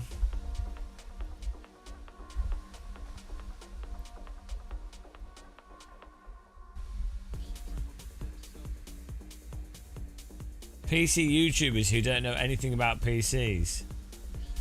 Yeah.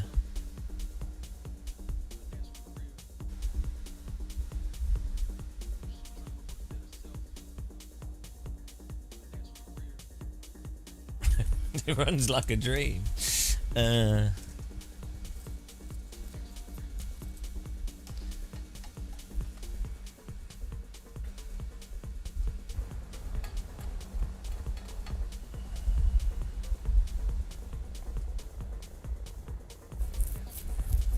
man, it's even worse in Windows.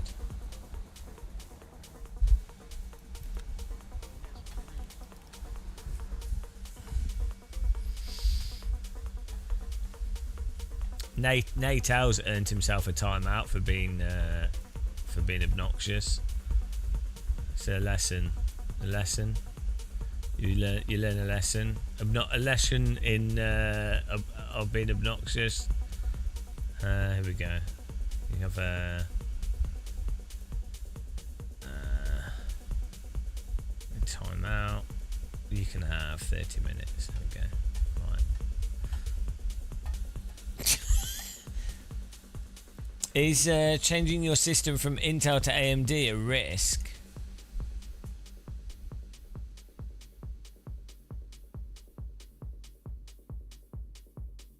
What? You what do you mean? Oh, you mean for graphics card? You can use the you can just uninstall all the graphics drivers. It shouldn't make any difference, to be honest. What do you mean from Intel to AMD? Like I don't know what you mean. Like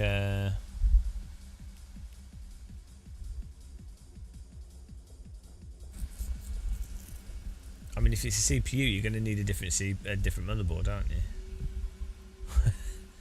So I don't know.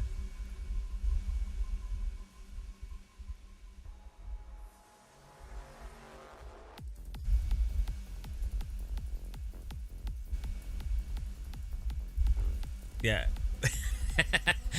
No, I mean, I don't know what.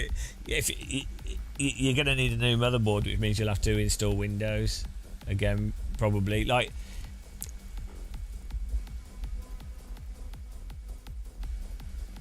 Yeah.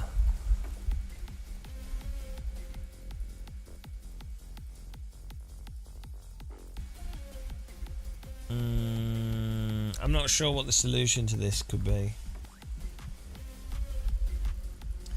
It's weird that it's only happened when we increased the pager file size. The page file size. Does it make any sense?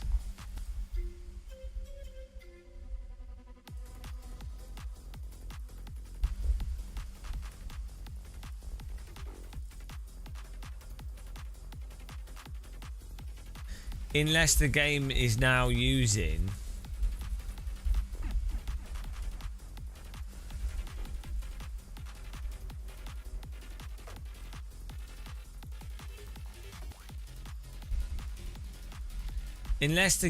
maybe the game randomly uses page files or allocates page files and then tries to shift them onto the graphics card in some way. And because it's using more page files, or because the graphics card has the same amount of RAM as the page files, like maybe there's some like weird thing going on there. Because it wouldn't, without the page files increased, it would just crash. The game would just crash.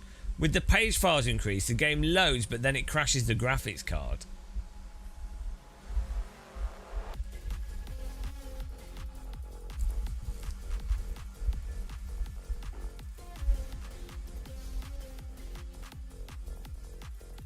It's not crashing. The game's not crashing though. It's crashing the graphics card. Well, it's not. It's causing the monitors to do weird shit, which is from the graphics card trying to access different frame rates and things. We can put all the graphics on the lowest setting, and then we can move stuff up. Oh, we can turn VSync off actually as well. Let's try that first.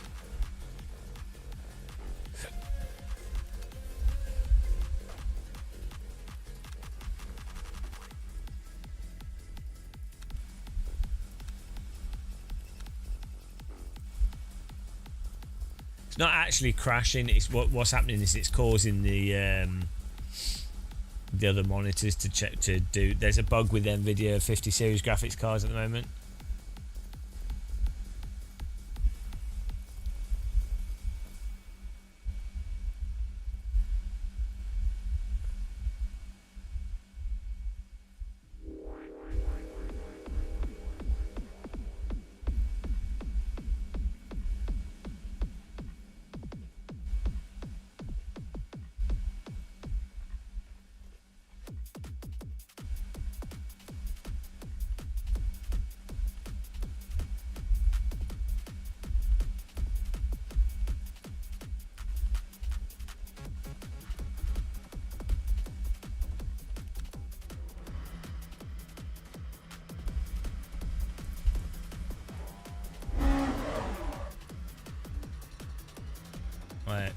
it's still doing it.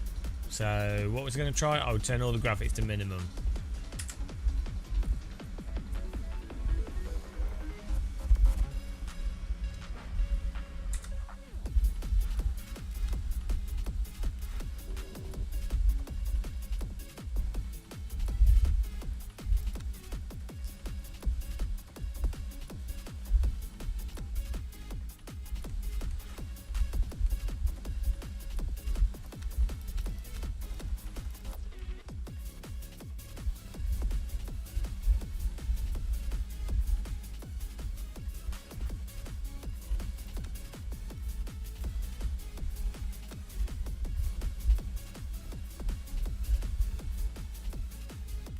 Hello.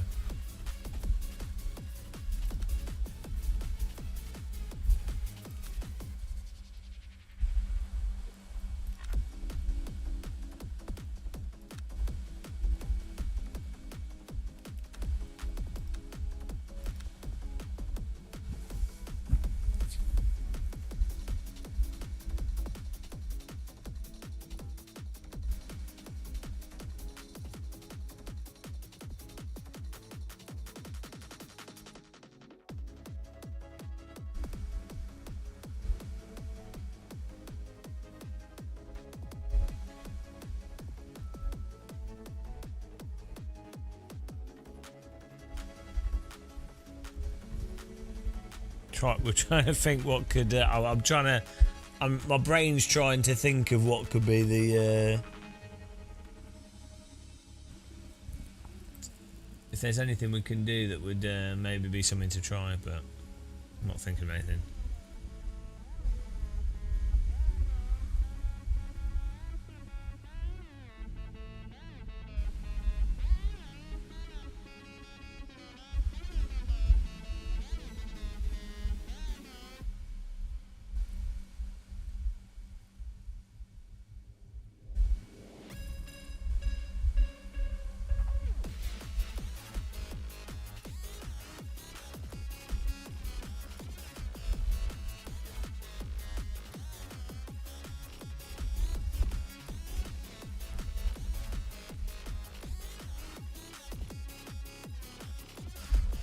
We've had chat suggest some really good things.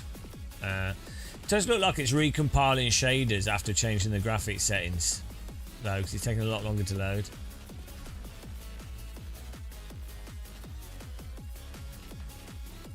Probably has to redo all the textures and things.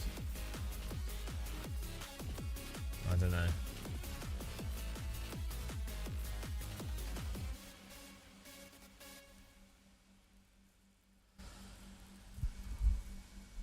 I mean, we could go back to the old NVIDIA driver, but the new NVIDIA driver fixes some fundamental stuff with display ports that we don't really want to go back on.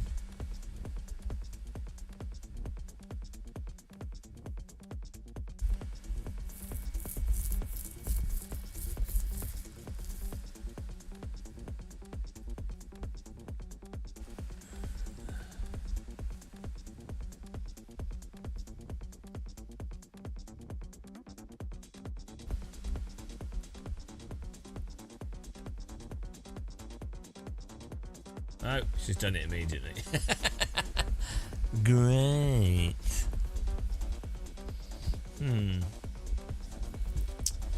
It's definitely some like ultra specific thing with the graphics card.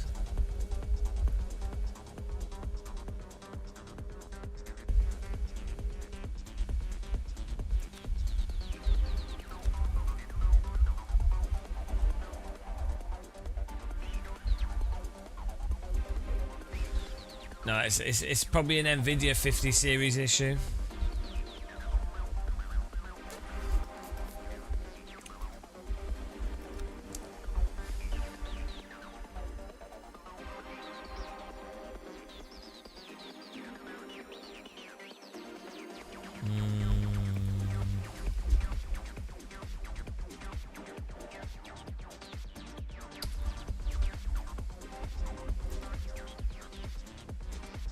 I'm going to change some NVIDIA settings to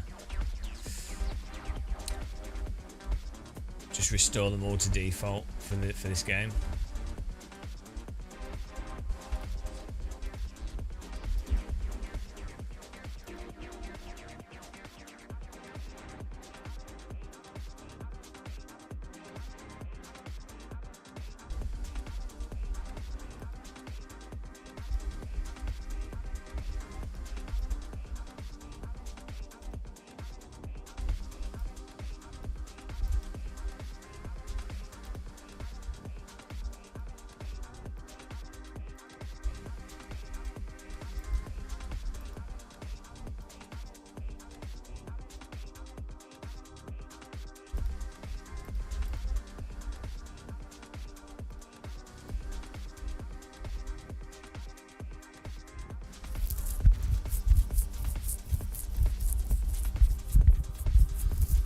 Yeah, I mean, I don't know why it's. I don't know what the issue is.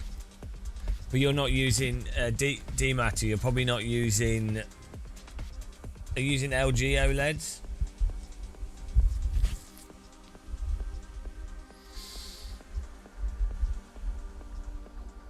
Because I think there's also a specific thing with the NVIDIA, with the 50 series graphics cards and LG TVs. Yeah. So they're probably DisplayPort.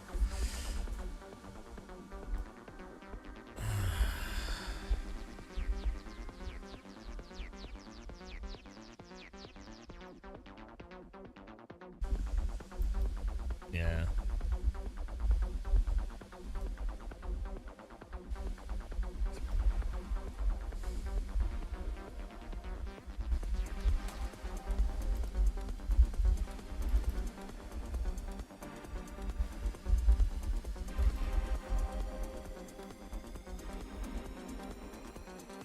We've already done that.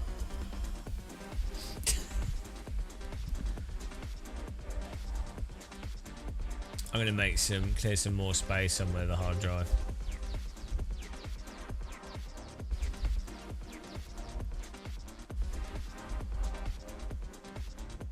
But yeah, it's it just seems like a weird NVIDIA driver issue.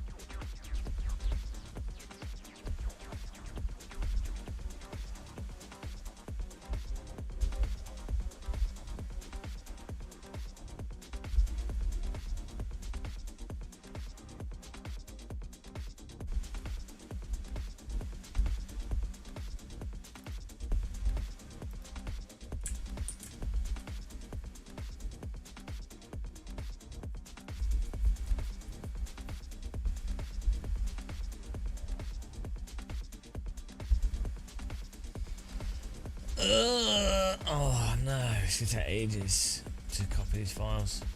Well, you know what? I might just have a break, to be honest. I think I've been.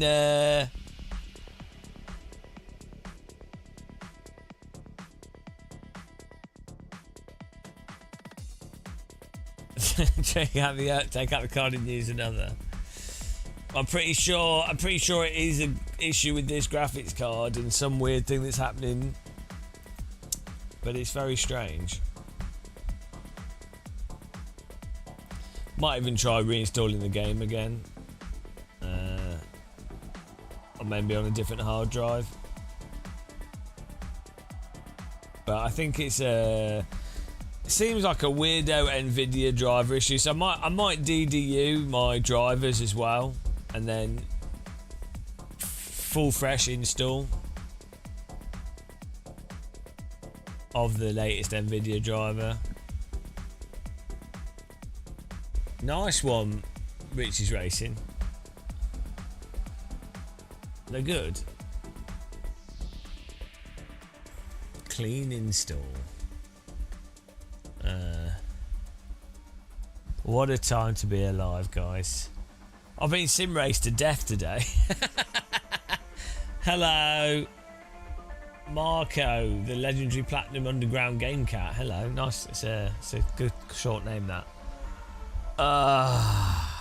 Well. Oh, I got one. Yeah, I plug it into an amp. Play more Tetris than LMU.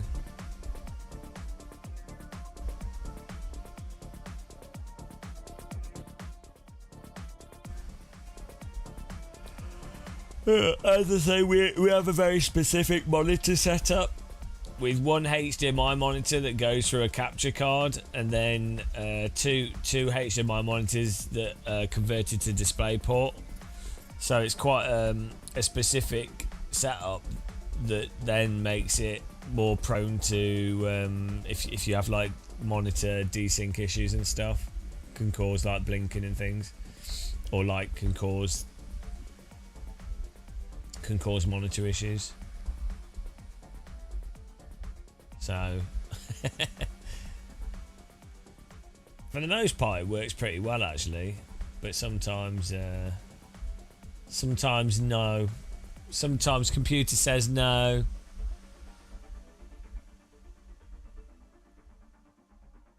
Computer says no.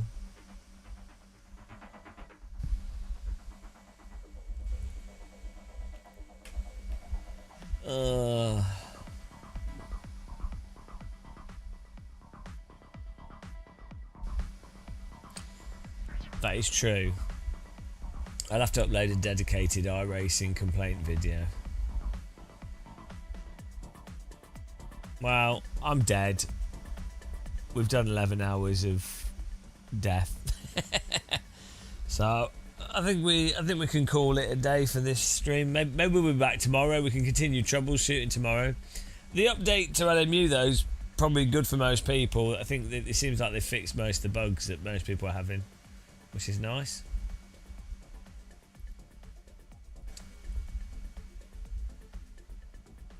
What's Champion Joe doing? Let me send you to... This guy's playing Le Mans. Frank Lucid. There we go. Thanks for watching, guys.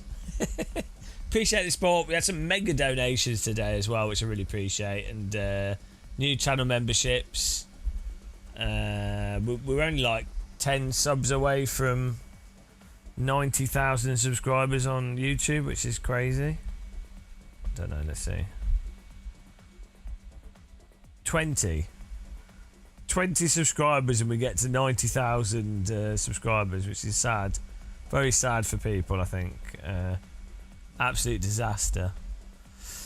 But yeah, there you go. I'll see you guys. Bye.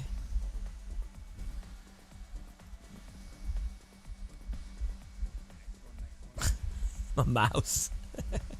Bye.